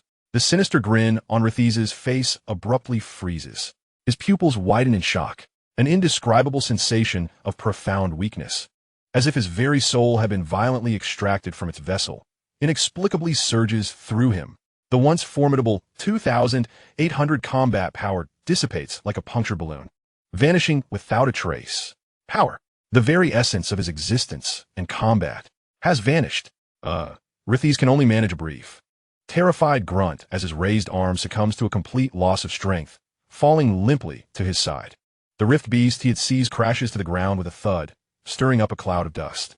As for Rithes himself, darkness envelopes his vision, his legs buckle, as if all the bones in his body have been extracted, collapsing forward like a marionette with severed strings, landing squarely beneath the massive shadow rift beast that has now fallen before him. Only his 2 legs protrude feebly from beneath the weight. Oh, the disoriented rift beast, struggling to rise, is momentarily bewildered. It shook its somewhat dizzy head, lowering its gaze to the half-buried rabbits beneath its massive form. Confusion and disbelief swirling in its small eyes. What could this possibly mean? Just moments ago, he had been vibrant and energetic, treating me like a mere punching bag, battering me to the point of yelping in pain. Where had that terrifying aura gone? That ferocious strength? How could he have suddenly collapsed? Was it exhaustion? Or was he merely feigning death? The shadow rift beast instinctively sensed an overwhelming unease. Cautiously, it raised its head, its terrified eyes darting toward the center of the battlefield, where the demon Vikame, the source of the devastating light that had plunged the entire basin into wails of despair, now hovered mid-air, seemingly amused by the unfolding scene.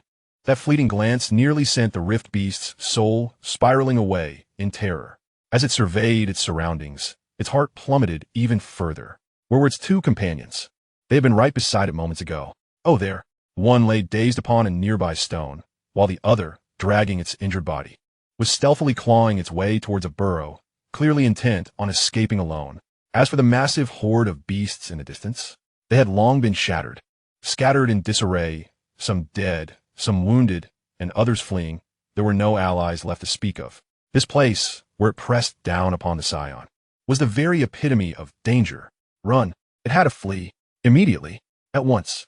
With every ounce of speed it could muster. The Shadow Rift Beast instinctively made the wisest decision.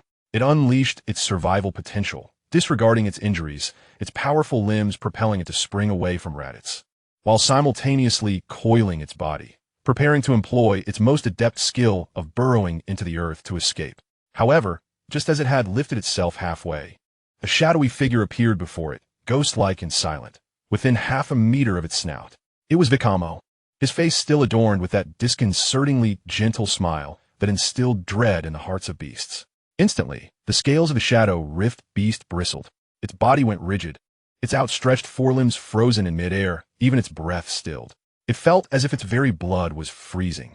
The demon's speed was unfathomable, a velocity that surpassed its comprehension.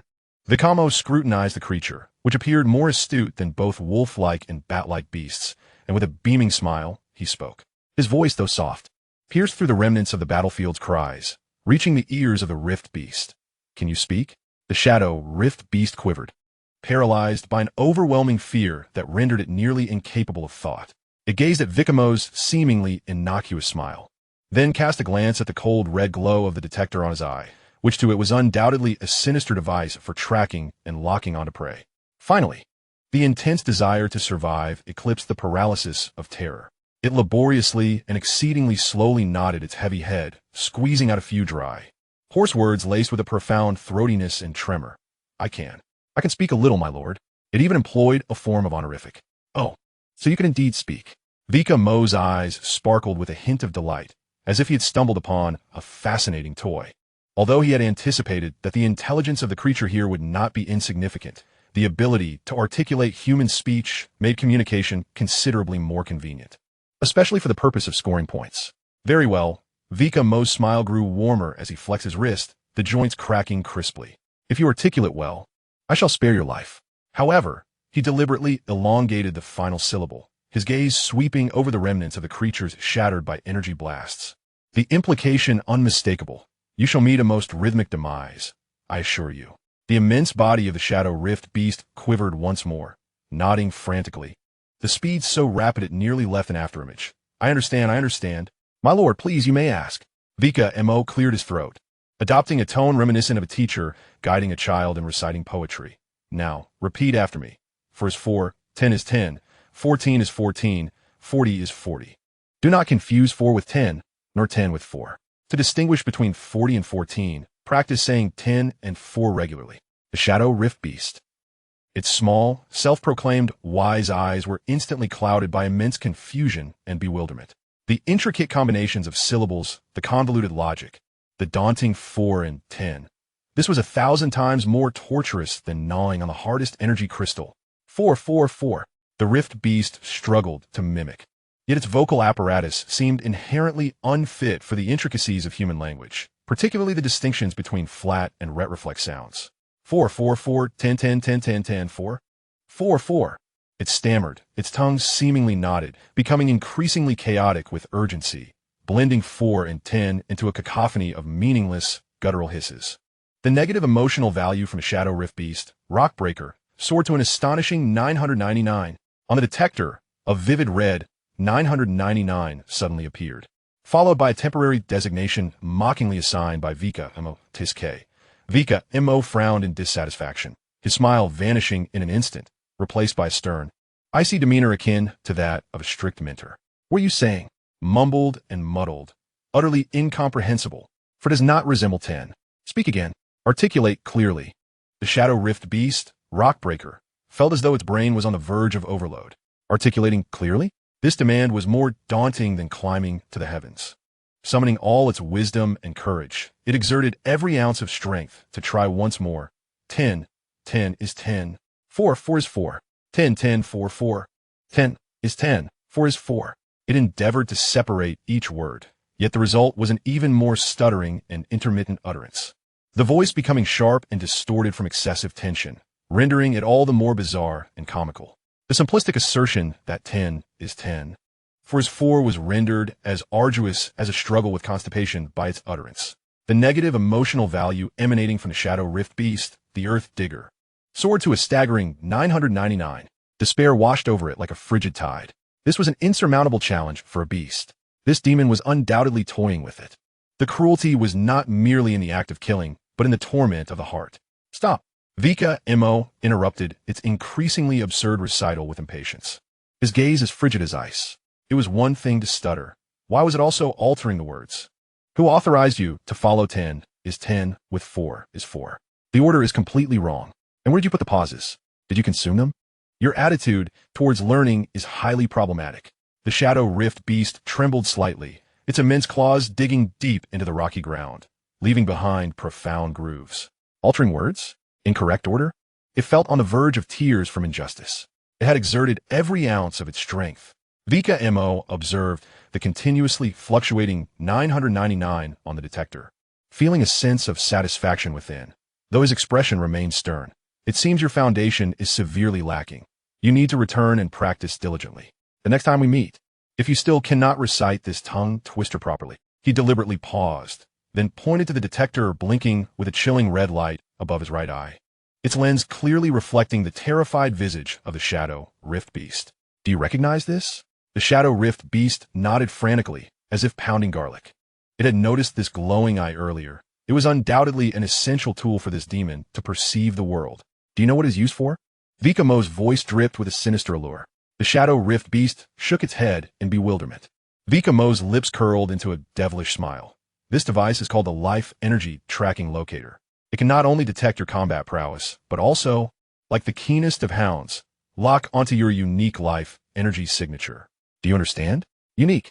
He emphasized the word, so, no matter where you hide, whether burrowed deep underground or fleeing to the highest peak, even if you immerse yourself in magma for a bath, Vikame's smile grew ever brighter. It will pinpoint your location like a lighthouse in the night. Therefore, when you return, you must. His voice suddenly turned cold, laced with an imperious tone. Practice diligently. For his 4, 10 is 10. Practice until it is second nature. Practice until you can recite it backward with ease. If you fail the next assessment. He clenched his fist, the knuckles cracking ominously, a subtle yet palpable aura of terror emanating from him that made the very soul of the Shadow Rift beast tremble. I will be extremely, extremely, extremely angry. The consequences you shall weigh for yourself.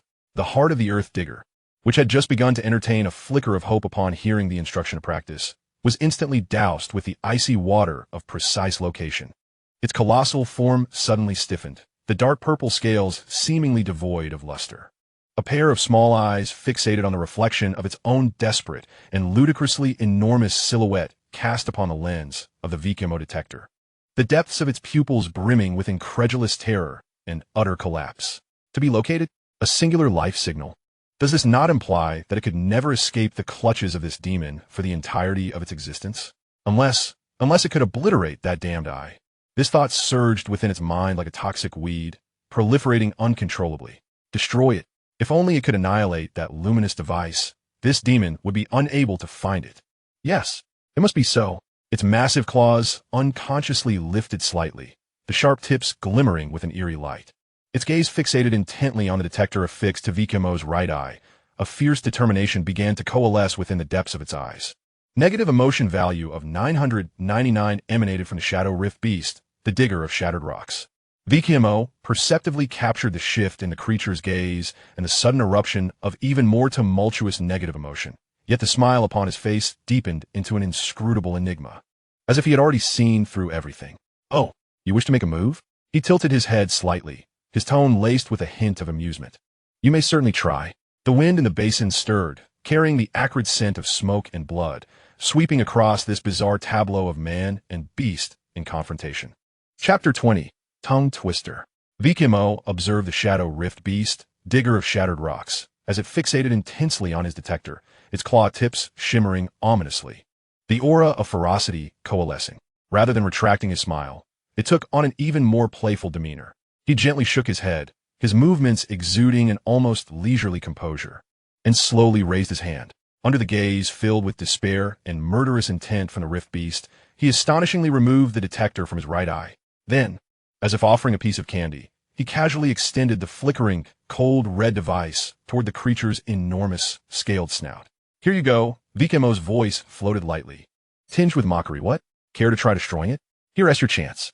The digger of shattered rock's massive form jolted as if struck by an invisible current. The fierce determination that had just coalesced shattered instantaneously in the face of Vikame's utterly illogical, even seemingly considerate gesture, leaving only a profound, bone-deep fear. It gazed at the detector, so near and seemingly within reach, its cold metallic shell an eerie red glow transforming into the most terrifying poison in existence. Its enormous claws recoiled as if electrocuted, and the abrupt movement almost caused its massive body to stagger backward, nearly toppling itself. It frantically shook its heavy head, emitting rapid, panicked hisses from its throat, its enormous pupils filled with pleading that screamed, "I dare not. Absolutely dare not." It struggled to swallow a mouthful of sulfurous saliva, feeling as though its heart might leap from its throat. Destroy it?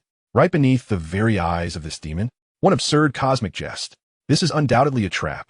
A colossal trap.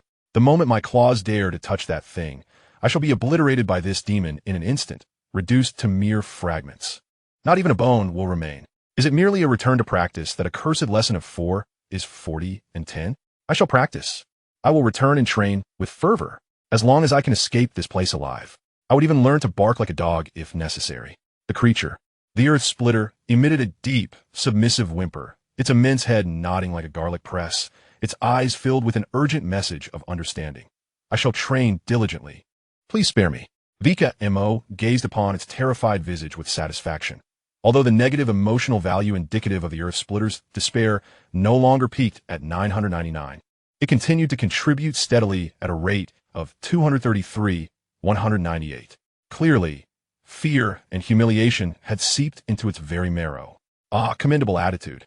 Vikame leisurely readjusted the device over his right eye, the cold red light rekindling, precisely locking onto the life signal of the earth splitter. Go forth, train well.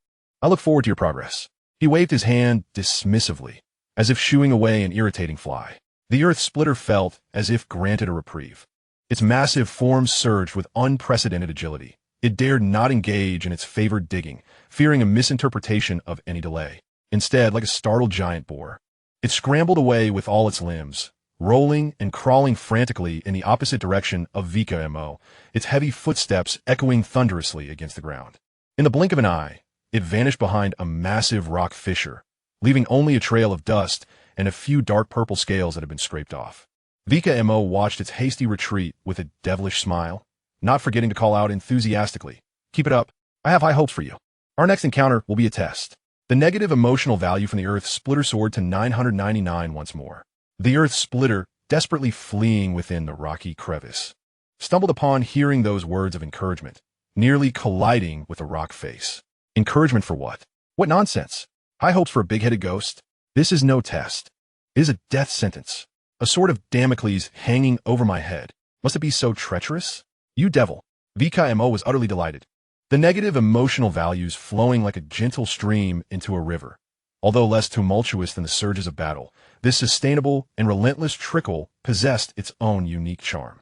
These are, after all, genuine sources of combat power. It is an utterly profitable venture. He contentedly scanned the surroundings once more with his device. The energy responses within a radius of several hundred kilometers had nearly reached zero. Aside from the faint presence of Raditz in the distance, and the even more distant, rapidly moving energies of Vegeta and Nappa, which were clearly sweeping away the remnants of foes, this area had been thoroughly cleared. How efficient indeed. Vikame smacked his lips, pondering the desirability of acquiring the ability to sense the atmosphere like those on Earth. Relying solely on detectors seemed cumbersome and limited in scope.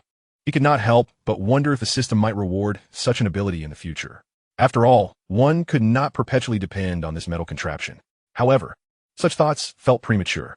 His gaze shifted towards Raditz, for the hour-long time constraint had long since elapsed, and it was time to assess the specific side effects experienced by this unfortunate test subject. In an instant, Vikame appeared beside Raditz, who was leaning against a massive boulder, his complexion as pale as if coated in white paint. His gaze was vacant, embodying a state of utter exhaustion as if his body had been emptied and his soul drained. Upon hearing the commotion, he weakly lifted his head, recognizing Vikame, and managed to force a smile that was more grotesque than that of a weeping visage. Vikame, Raditz's voice was faint, as if he were on the verge of collapse. What is going on? I feel as though all my bones have turned to noodles, and my muscles resemble soggy cotton. Even breathing feels laborious. He gasped, attempting to rise, but his legs buckled, causing him to plop back down in a most undignified manner. Vikame remained silent, merely activating the detector and pointing it at Raditz. The screen flickered, displaying Raditz's combat power, which oscillated before stabilizing at a number that made Vikame raise an eyebrow. 175. Vikame's understanding deepened. 2800 divided by 4 equals 700.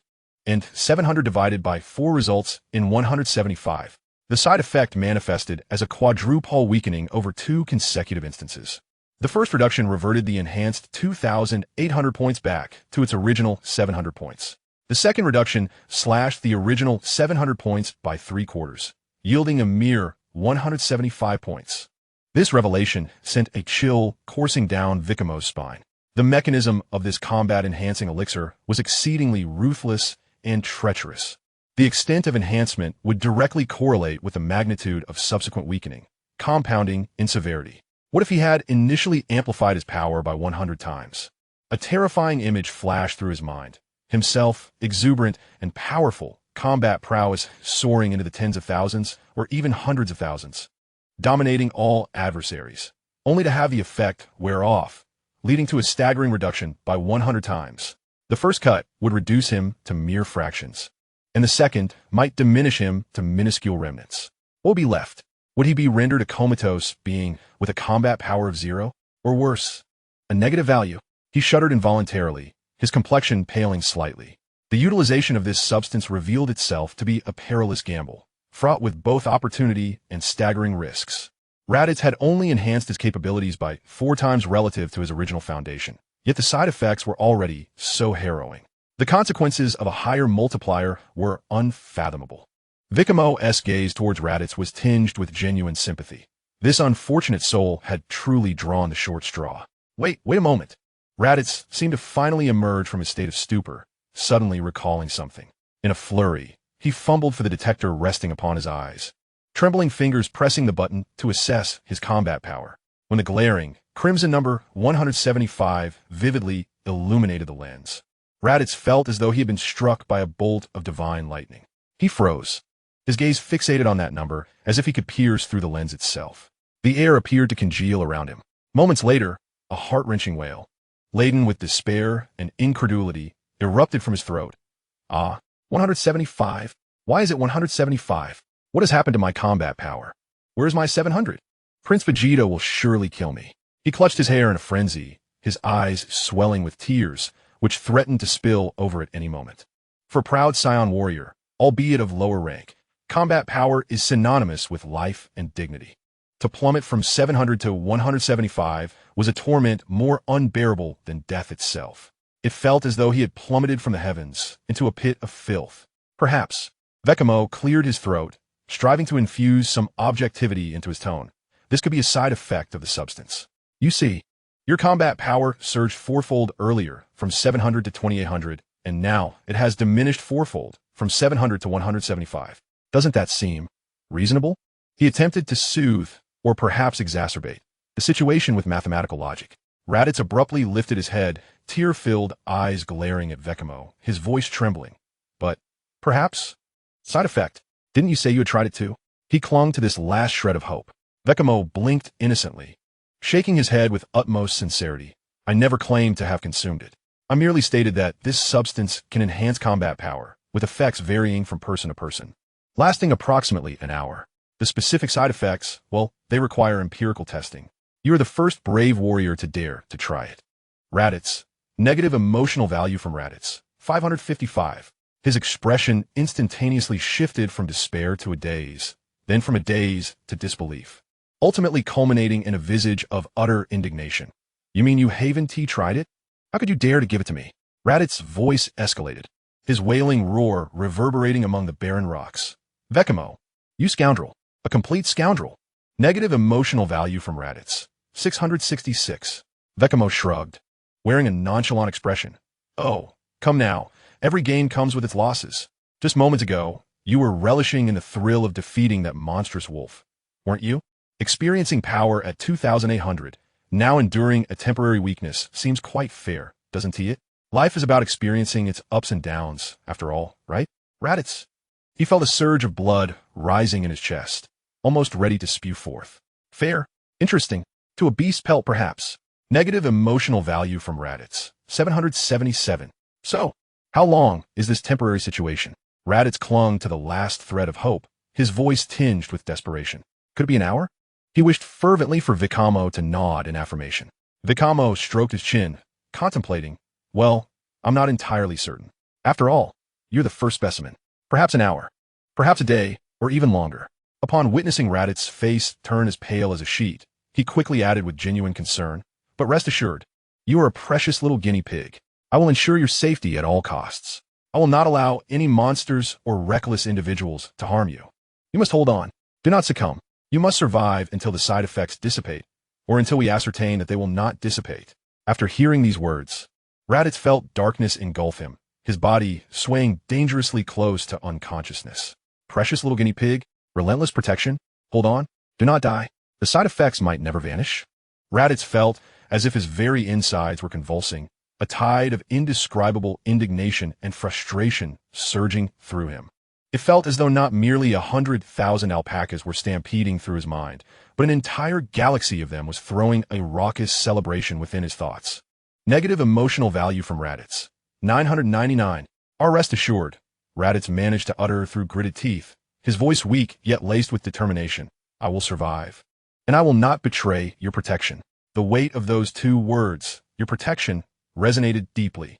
Vikame seemed oblivious to the resentment in Raditz's tone, patting his feeble shoulder with a sense of satisfaction, causing Raditz to grimace. "That's the spirit.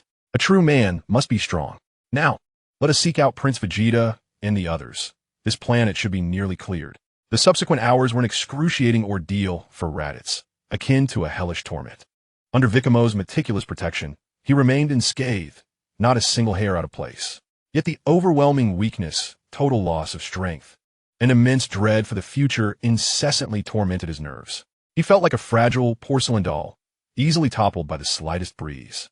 Each time this sensation of frailty washed over him, the thought that his combat power of 175 might never be restored ignited an uncontrollable rage and resentment within him.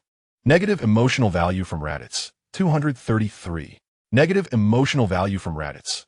198. Negative emotional value from Raditz. 215. These emotions flowed continuously, like a gentle stream, contributing endlessly to Vikame. Raditz observed the slight upward curl of Vikame's lips, seemingly pleased with his bountiful harvest, and felt a seething resentment, repeatedly envisioning delivering a sharp blow to this insufferable fool from behind. Yet, reason, and the absolute helplessness stemming from his 175 combat power, ultimately restrained him from acting on this self-destructive impulse. Meanwhile, Vikame cheerfully tallied his gains. With the previous monster slaying and the sponsorship from Raditz, his total negative emotion value has already surpassed a staggering 900,000 points. He is but a mere step away from his cherished goal of 1,000,000 points. 100 consecutive draws, with an average of 50 points of combat power per draw. That amounts to 5,000 points. Vikame calculated in his mind, brimming with anticipation. Coupled with my current 3,000 points, it would catapult me to 8,000 points. Although there remains a gap compared to Vegeta's 18,000 points, at least he is no longer akin to an ant. The safety margin has significantly increased. He resolved to accumulate 1,000,000 points before indulging in a gamble, for this planet appears sufficiently secure at present. Just as Vikame, accompanied by the humanoid walking resentment generator Raditz, prepared to head to the rendezvous point agreed upon with Vegeta and Naba, an unexpected old friend materialized. In the shadow of the rocks ahead, A gigantic, familiar bat-like silhouette stealthily glided along the cliffside, seemingly attempting to slip away under the cover of dusk, the twilight of this planet. It was none other than the previously tutored Zamsatrang, Kutkala Lalawankakot. The bat creature evidently recognized Vikame and Raditz at once, its colossal wings abruptly stiffening, its entire body frozen mid-air, as if ensnared by a spell. Its small eyes were filled with immense terror and disbelief. Countless expletives surged through its mind at lightning speed. Why? Why such misfortune? I took the longest route deliberately, avoided all possible paths. Why must I encounter this demon here? Oh heavens, if such a thing exists on this planet. Are you toying with me? The negative emotion value from Zamsatrang, Kutkala Lala Wankakot stood at 999. Upon spotting it, Vikame's eyes brightened, and a warm smile reminiscent of a long-lost friend graced his face, which appeared to the bat creature as a devilish grin. Ah, is that not our diligent Zamsatrang classmate? What a coincidence. It seems you've been practicing quite well. Come, let's assess your learning outcomes. Recite what I taught you last time. The bat creature, terrified, felt its feathers, or rather, the fuzz on its wings, stand on end. Yet under Vikame's gentle gaze, it dared not resist. Taking a deep breath, though uncertain if bats require such, it strained to recall the torturous phonetic combinations that had plagued it day and night, and then, in an extraordinarily clear, deliberate tone, as if exerting its utmost effort, it pronounced, "Black transform, fat will wave hair. Gray transform, fat will not wave hair." The pronunciation was flawless, utterly precise. Nearby, the weary Raditz, upon hearing this colossal bat creature articulate human speech with such clarity, was nearly rendered speechless. His jaw nearly dislocated in shock. He stared at Vikame as one might gaze upon a monster. What on earth has he done to these creatures? He distinctly recalled that while the indigenous monsters of this planet possessed considerable intelligence, he had never heard of one capable of human speech. Vikame's methods were utterly unfathomable, more remarkable than the divine combat prowess itself. Indeed, quite remarkable. Vikame's smile blossomed even more, generously giving a thumbs up to the bat creature, his tone brimming with admiration. Your progress is remarkable. It seems you have indeed practiced earnestly during your time away. Truly commendable. Upon receiving this praise, the enormous bat face of Zamsatrang involuntarily contorted into what could be loosely termed a smile, a hint of absurd satisfaction blossoming within him. Being complimented by this demon didn't feel so unpleasant after all. In fact, it evoked a tinge of happiness. However, Vikame's next words instantly froze and shattered this fleeting sense of joy. Excellent. Now that your foundation is solid, we shall advance to the next stage of advanced lessons.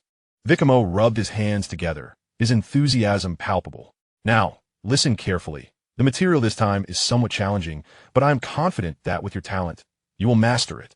Repeat after me. He cleared his throat and, with a remarkably clear yet rapid pace, recited a tongue twister that was nothing short of a pinnacle of linguistic challenge. Gray. Transform, fat, swing, emit will send black. Black, transform, fat, swing, emit gray will flower, fly. Gray, transform, fat, emit, gray swing, emit will fly, flower. Upon finishing, Vikame felt his own tongue slightly tangled. This tongue twister was undeniably a feat against humanity, or beastkind. In his previous life, he had bitten his tongue countless times while practicing it. Fortunately, his current physical condition was robust, allowing for better control. With a beaming smile, he turned to the bat creature, his gaze filled with encouragement, though the bat interpreted it as a death sentence. It's your turn now. Go on, give it a try. Speak boldly. The bat creature stammered. The smile on its face vanished instantly, leaving it utterly dumbfounded. The slight feeling of achievement and joy that had recently sparked within it was completely crushed by the complex syllable combinations that felt like an incomprehensible script. Gray, gray, fat. Swing, emit will send flower. It stuttered, its tongue seemingly tied in 18 knots, refusing to straighten out no matter how it tried. The sounds of gray and fly, emit and flower, swing and black, clashed chaotically within its vast mouth and unique vocal apparatus, creating a veritable mess. It was 100 times more bewildering than the first time it learned the phrase black and fat. At that moment, the weak and nearly collapsing Raditz, unable to contain himself upon witnessing the bat creature's tongue-tied antics and frantic wing flapping, burst into laughter. This laughter stirred his frail body, triggering a violent coughing fit. Cough! Cough! Ha ha ha, you fool! You can't even say something as simple as this? Look at me. Coughing and laughing, he couldn't resist mocking, seemingly forgetting his own weakness. As the bat creature's embarrassing display ignited a peculiar competitive spirit within him, perhaps a desire to reclaim some Saiyan pride in front of Vikame, he mimicked Vikamo's tone, striving to recite, "Well, will emit flower. Oh no." In his haste, coupled with his weakened state, he bit his tongue hard against his own teeth.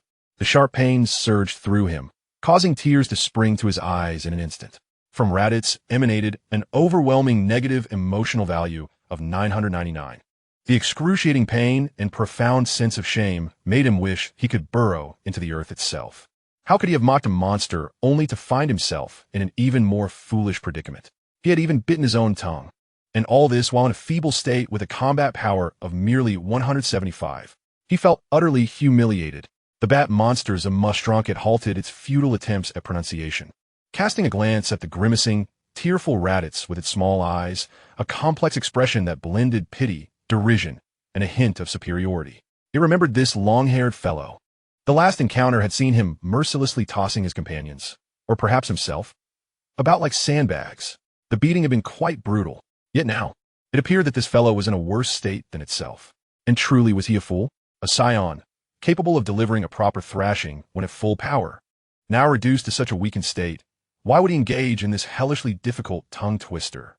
Was this not an exercise in self-deprecation? He had yet to master the phrase about dark fertilizer as well as I suggested. The bat monster silently averted its gaze. An odd sense of sympathy and, perhaps schadenfreude, replacing its previous resentment toward Raditz. Its eyes shifted to Vikame, filled with awe and resignation. The negative emotional value emanating from Mustronket now stood at 666. Vikame observed the ludicrous scene of shared misery between man and beast, as well as the steadily fluctuating negative emotional values on the detector, and his smile grew ever more radiant, akin to that of a seasoned farmer during harvest season. Well, it seems that advanced lessons present quite the challenge for you, he mused, stroking his chin with the demeanor of a distinguished instructor. No matter. Practice diligently in return for more. Mustronket, remember, the next time we meet, I expect to hear you recite this fluently. And as for you, Raditz, he turned to the Saiyan warrior, who was covering his mouth, eyes brimming with tears. How's your tongue? Shall I assign you some homework as well? Raditz shook his head violently, eyes wide with terror, as if he had just been confronted with the most horrifying prospect imaginable. The negative emotional value from Raditz soared to 888. The fading light of the sunset, if this planet possessed one, cast elongated shadows of man, beast, and the weakened Saiyan. The air was thick with a faint scent of gunpowder, blood, and a heavy atmosphere of resentment. Chapter 21. Escape. Practice well, and, if I see you again without improvement, I shall not hesitate to deliver a sound thrashing. Vikame's fist sliced through the air with a whooshing sound, nearly grazing the bat monster's damp snout. His voice laced with an unmistakable threat. The bat monster nodded its grotesque head vigorously, as if to a pounding of garlic, momentarily forgetting to flap its wings. Almost plummeting from the air, it emitted a series of unintelligible gurgles, which could be translated to, I believe, absolutely believe, whatever you say, esteemed one, shall be the truth. You ought to express your gratitude, Vikame proclaimed, a smile unfurling across his face that appeared more diabolical than that of any demon to the bat creature.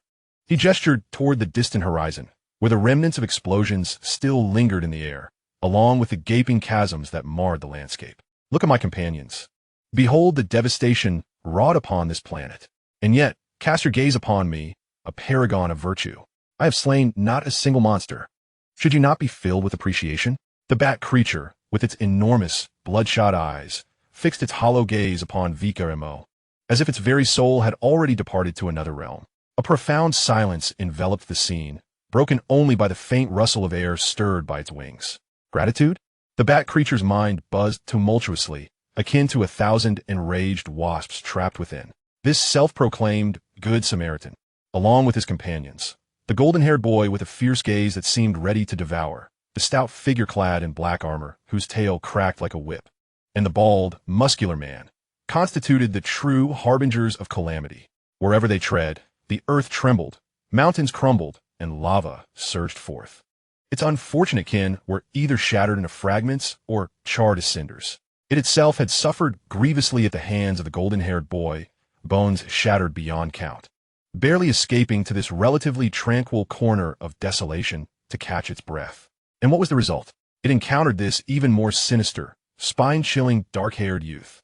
True, he had not laid a hand upon a monster, but when his eyes swept over it, the bat creature felt as if it were laid bare, its very essence scrutinized, its blood nearly congealing in terror. His tone, as if dispensing a monumental favor, was far more excruciating than the prospect of being directly extinguished.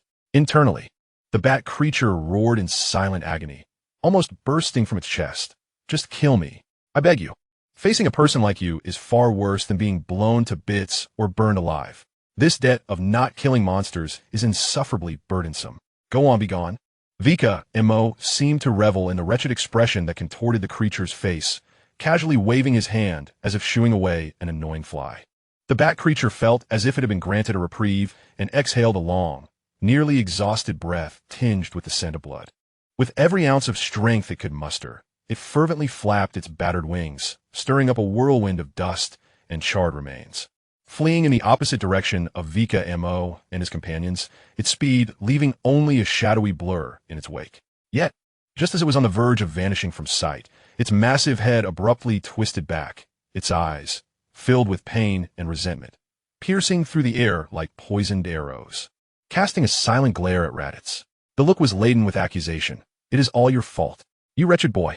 You have reduced me to this pitiful state and led me to collide with this even more terrifying calamity. Raditz, weakly leaning against a charred tree trunk, appeared as pale as one who had just clawed their way out of the grave. The bat creature's gaze fell upon him, and a wave of confusion eclipsed its resentment. How is it that this fellow appears even more feeble than I? The bat creature appeared precarious, as though a mere gust of wind could topple it. A sudden surge of intense, vengeful impulse surged through its mind. Should it seize the moment? Turn back. Strike with a claw. Reduce its foe to a mere pulp. Avenge the affront of that arrow. This thought proliferated like a pernicious vine. An opportunity. A once-in-a-lifetime chance. The terrifying demon beside that young lad seemed oblivious to its presence. The bat creature's heart raced, its wings involuntarily slowing in their frantic flapping, its body momentarily suspended in hesitation. Its robust claws curled slightly, muscles taut, struggling to coalesce strength amidst the agonizing pain of its broken bones. No, almost simultaneously, an icy dread, emanating from the deepest recesses of its soul, gripped it. Although the black-haired youth, Vikame, spoke to Raditz with his back turned, his presence, his demeanor, and the aura he exuded loomed like an invisible mountain, suffocating it. A sneak attack? What if he sensed it? The bat creature shuddered, envisioning itself torn apart like a rag doll. The immense temptation clashed violently with an even greater fear in its mind, ultimately yielding to the profound terror of Vikame, which utterly eclipsed its vengeful impulse.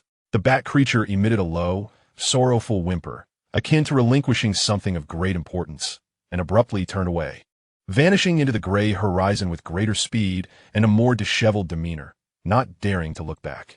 Hey, Vikame! Raditz raised his seemingly leaden arm, trembling as he pointed towards the direction where the bat creature had vanished, his voice hoarse, tinged with reluctance and lingering ferocity.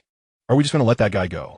Did you see the look he gave? It was venomous. He attempted to mimic an aiming gesture, but his fingertips trembled violently, unable to coalesce even a flicker of energy.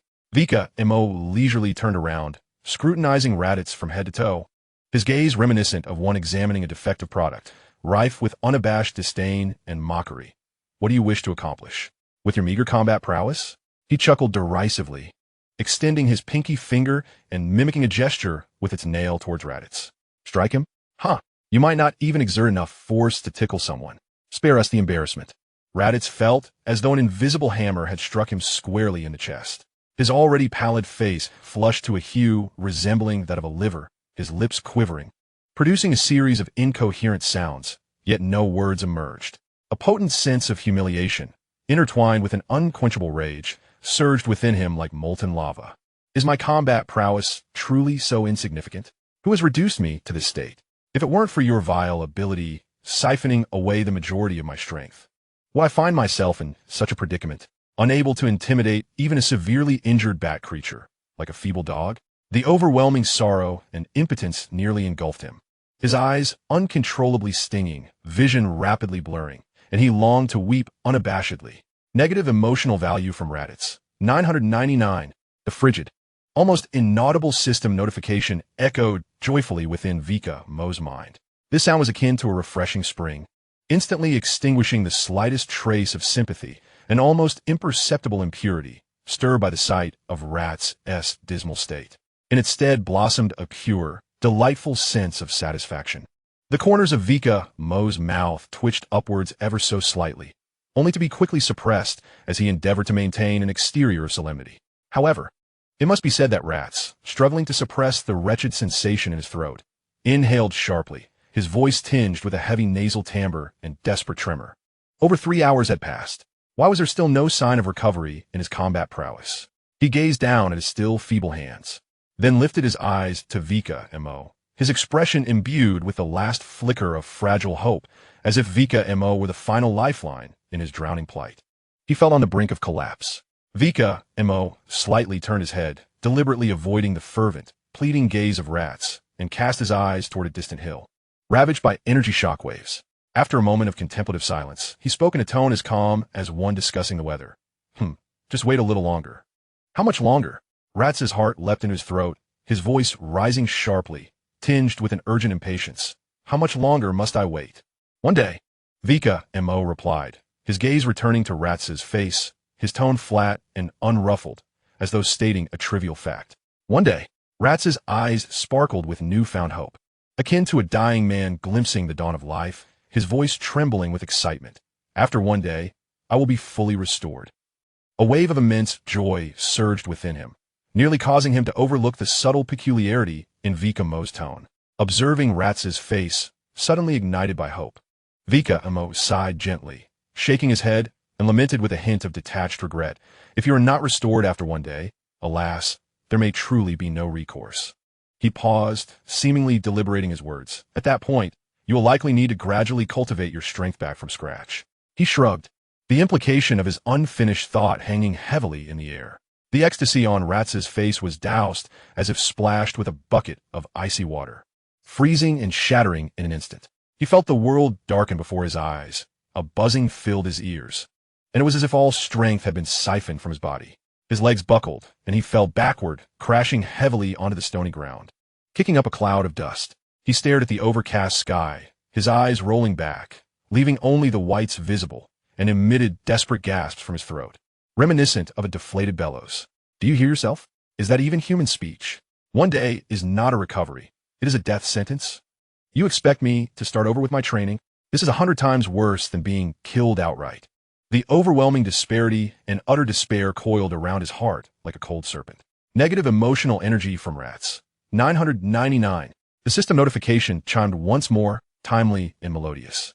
Vikame's brow unfurled completely. A sensation of indescribable elation surged from the depths of his heart, swiftly permeating his limbs.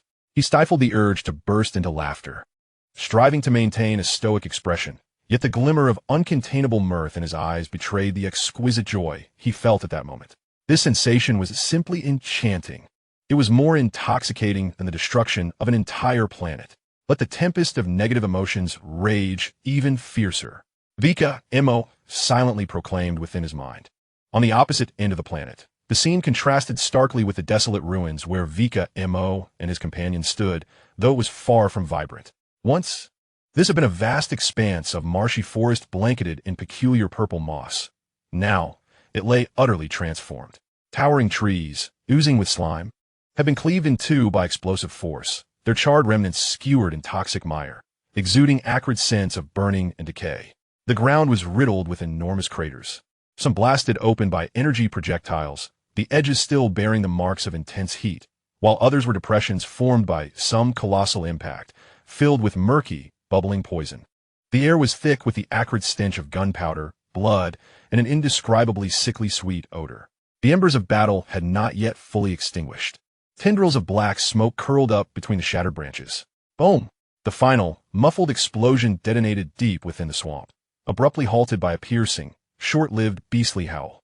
A massive swamp creature, adorned with 3 compound eyes and a scorpion tail, was hurled high into the air by the violent shockwave, crashing heavily into a steaming pool of toxic mire, splattering foul, murky sludge. Vegeta slowly retracted his smoking fist, suspended in mid-air, breathing slightly heavier. His iconic deep blue battlesuit was marred with mud and dark green, beastly fluids, with several edges displaying slight tears, yet remained largely intact. His austere visage betrayed little emotion, save for a hint of fatigue from battle and his customary arrogance. He surveyed the hellish landscape he had personally cleansed, his gaze sharp as a blade, ensuring no threats lingered. "Thank you. I'm truly grateful, Prince Vegeta." A voice, tinged with evident obsequiousness and lingering fear, resonated from behind him. It was Kuri, a comparatively diminutive Saiyan warrior with light gray hair. He too was floating, albeit less steadily than Vegeta, swaying slightly. His battle suit bore even greater damage, with a large tear at the left shoulder, exposing skin marked by a deep claw wound, though it had stopped bleeding. It remained a gruesome sight. His face bore a mix of relief from surviving and reverence for Vegeta's power, as he repeatedly nodded and bowed towards him. "It seems I haven't been of much help, and nearly hindered you instead." Kuri's voice trailed off, laden with profound guilt and shame. Faced with the ferocious swamp creatures, his once proud combat prowess felt woefully inadequate, had it not been for Vegeta's timely interventions. He feared he would have already met his demise at the jaws of a beast. Humph.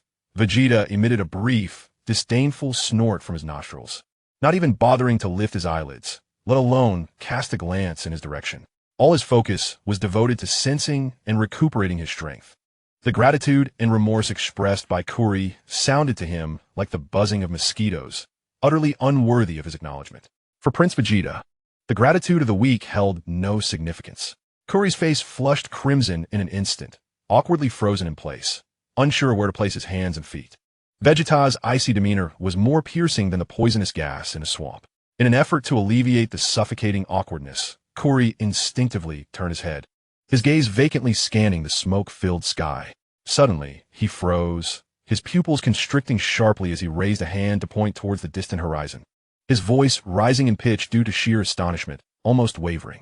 At that very moment, Vegeta pivoted sharply, his piercing gaze akin to two searchlights, precisely locking onto the direction Kuri indicated.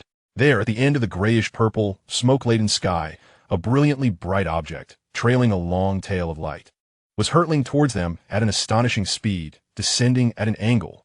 The radiance was intense, and the velocity extraordinary, far beyond any natural phenomenon. Could it be a spaceship? Kuri's voice trembled with disbelief as he instinctively pressed a button on his power level detector worn on his left eye. A complex stream of identification data flickered across the detector's lens before settling on a clear outline. Kuri's complexion turned ashen, and he gasped in horror, realizing this was not the standard spherical spacecraft of the Saiyans. The design he swallowed hard, a wave of dread gripping him. It was a landing pod of Frieza's army. Frieza's men? Vegeta's brow furrowed into a tight knot, the usual arrogance on his face replaced by a heavy shroud of gloom, his expression becoming gravely serious. An ominous premonition coiled around his heart like a cold serpent. Why would Frieza's army appear at this moment on this remote planet, engaged in a low-level cleanup task? Was it directed at him? Or had plans changed? Countless thoughts raced through his mind like lightning. Kuri was utterly terrified, his body uncontrollably trembling as his teeth chattered. The infamous reputation of Frieza's army was deeply ingrained in the very marrow of every Saiyan. It represented an absolute horror that could not be resisted. In a frenzy, he exerted all his strength to hastily press the locking button on the side of his power level detector. The targeting cursor on the lens flickered wildly, swiftly locking onto the meteor descending at high speed. When the lens of the detector clearly displayed a red number indicating the target's energy intensity, Kuri felt as if struck by lightning, his entire being frozen in midair, as if his blood had instantaneously turned to ice. The color drained from his face completely, his lips trembling as he finally managed to utter a hoarse and desperate voice, reminiscent of a worn-out bellows. That creature has a power level of 17,000. This number struck Vegeta's heart like an invisible hammer. His pupils constricted sharply, and his muscles tensed instantaneously. Without the slightest hesitation, he swiftly raised his hand and pressed the lock button on his detector. The device buzzed as the data stream on the lens refreshed frantically, ultimately stabilizing. A vivid, glaring number, as ominous as a death sentence, was clearly displayed. 17,000. The cold metallic lens pressed against Vegeta's eye, and the chill brought by that number seemed to penetrate his skin, piercing into his very marrow. 17,000. It surpassed his current maximum battle power by a full 2,000 points. The immense disparity loomed like an insurmountable chasm. This was no ordinary scout or logistics personnel. Vegeta's heart felt as though it were being gripped tightly by an unseen hand, weighing heavily as it plummeted. He forced himself to remain calm, his mind racing to analyze every possibility. Was it Shui? Or Dodoria? Or that accursed Zarbin? The fact that Frisia dispatched elite warriors of this caliber to this wretched planet could only signify sinister intentions. Was it aimed at the Saiyans? At him, Vegeta? Or had Frisia's true scheme, lurking in the shadows, finally commenced? Any of these scenarios heralded immense peril. He clenched his fists, his knuckles whitening from strain, producing faint cracking sounds. Engaging head-on under normal circumstances held no chance of victory. His sole opportunity for reversal lay in transforming into a great ape. He had to devise a way to create a full moon. Boom! A deafening roar echoed, akin to the planet's anguished groan, emanating from the nearby swamp's edge. The intensity of the sound caused the ground beneath Vegeta and Kuri, softened by toxic waters, to tremble violently, the mud boiling and bubbling as if in a frenzy. A tremendous shockwave surged forth, carrying mud, debris, and uprooted peculiar plant remnants, forming a murky circular wave that violently expanded in all directions. A massive crater, several dozen meters in diameter, suddenly appeared in view, its walls exhibiting a glassy sheen, the result of soil and rock that had been instantaneously melted by intense heat and then rapidly cooled. At the center of the crater, a dark gray, standard Frisia Army spherical landing pod stood quietly, its door tightly sealed, with scorching white steam emanating from its surface, releasing a pungent odor of burnt metal and energy overload. Whoosh! The sharp sound of slicing air rang out. The top door of the landing pod burst open like petals, and a figure, swift as a phantom, surged upward, exuding an unmistakable aura of formidable coldness as it hovered steadily several dozen meters above the pod. The newcomer was tall and slender, clad in the Frisia Army's distinctive purple battle attire, with a bizarre blue-gray complexion. His head was completely bald, save for a small tuft of purple hair resembling a comb atop the back of his head. His elongated, sinister face bore a habitual downward curl at the corners of his mouth, exuding an air of condescension. He was none other than Shui, an elite warrior under Frisia's command. Shui's snake-like, elongated eyes narrowed slightly, and his sharp gaze pierced through the swirling dust, precisely locking onto the positions of Vegeta and Kuri. A confident smirk curled at the corners of his mouth, exuding an undeniable air of mockery and provocation. He raised his hand, gracefully and leisurely pressing the button of the advanced detector affixed to his left eye. Beep, beep, beep. The detector emitted a soft hum, its lens clearly reflecting two luminous points representing life signs and energy levels, alongside the combat power values. 15,000, Vegeta, 4,800 Coolie. Upon seeing the figure 15,000 attributed to Vegeta, a flicker of barely perceptible surprise crossed Chio's eyes, only to be swiftly replaced by a more intense disdain and excitement. Indeed, there was some merit to it. He was, after all, the prince of the Saiyans. However, the disparity between 15,000 and 17,000 remained strikingly evident. Lord Frisia's command was to eliminate other Saiyans, but did not preclude delivering a lesson to this arrogant Saiyan prince. It was the perfect opportunity to stretch his muscles and, simultaneously, fulfill Lord Frisia's true directive, to eradicate the trash known as Coolie. Whoosh! Chio no longer lingered, his body slightly leaning forward in the air, instantly transforming into a nearly imperceptible streak of purple light, tearing through the atmosphere with a sharp sonic boom, hurtling at a terrifying speed directly toward the positions of Vegeta and Coolie.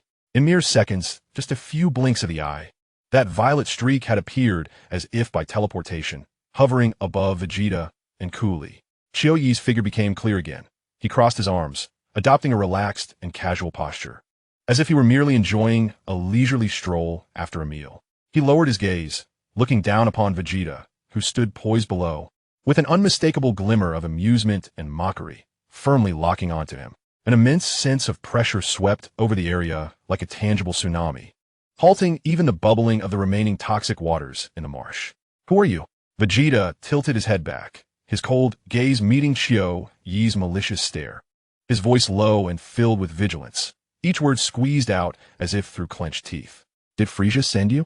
His muscles were taut, energy surging rapidly within him, ready to erupt at any moment. No, Qiu Yi smiled softly, the sound dry and chilling, akin to the call of a night owl.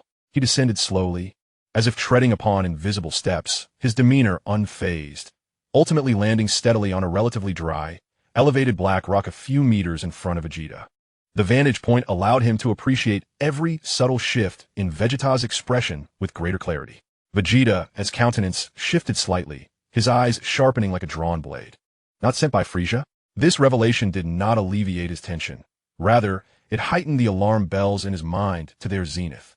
This elite warrior of Frisia, boasting a combat power of 17,000, would casually pass through this forsaken planet and land precisely in the vicinity? This lie was as clumsy as a childish trick. Qiu Yi appeared quite pleased with Vegeta's solemn expression. He deliberately paused before leisurely continuing to weave his deceitful narrative. I happened to pass through this star domain, and my detector picked up an exceptionally powerful energy fluctuation. He spread his hands, feigning surprise, and added, out of curiosity, and also out of duty to ensure the safety of Lord Frisia's territory, I decided to stop by and take a look. His gaze swept across the hellish scenery around him, implying that indeed, some interesting events had transpired here. In truth, Lord Frisia's actual command was to discreetly eliminate all Saiyans except for Vegeta, Nappa, Raditz, and Vikame. Particularly, the one named Kuri must be eradicated. He could not reveal that he had come bearing Lord Frisia's orders. Otherwise, any misstep could jeopardize Lord Frisia's grand scheme concerning the Saiyan home planet, Vegeta. Just contemplating Frisia's cold, piercing eyes, and those fingers capable of effortlessly crushing stars sent a chill racing from his spine to the crown of his head. The consequences would be 100-fold more terrifying than death. Was it truly a mere coincidence? Vegeta's countenance darkened, as if shrouded in a layer of frost. He fixed a piercing gaze on Qiu Yi's cunningly glinting eyes, his suspicions and wariness reaching a fever pitch. This excuse was too flimsy, an outright insult to his intelligence. The mere presence of Frisia's soldiers here signified a monumental conspiracy. An increasingly intense instinct told him that this individual was undoubtedly carrying Frisia's clandestine orders. Qiu Yi seemed unfazed by Vegeta's skepticism. If anything, he appeared dismissive of the need to elaborate on his lies.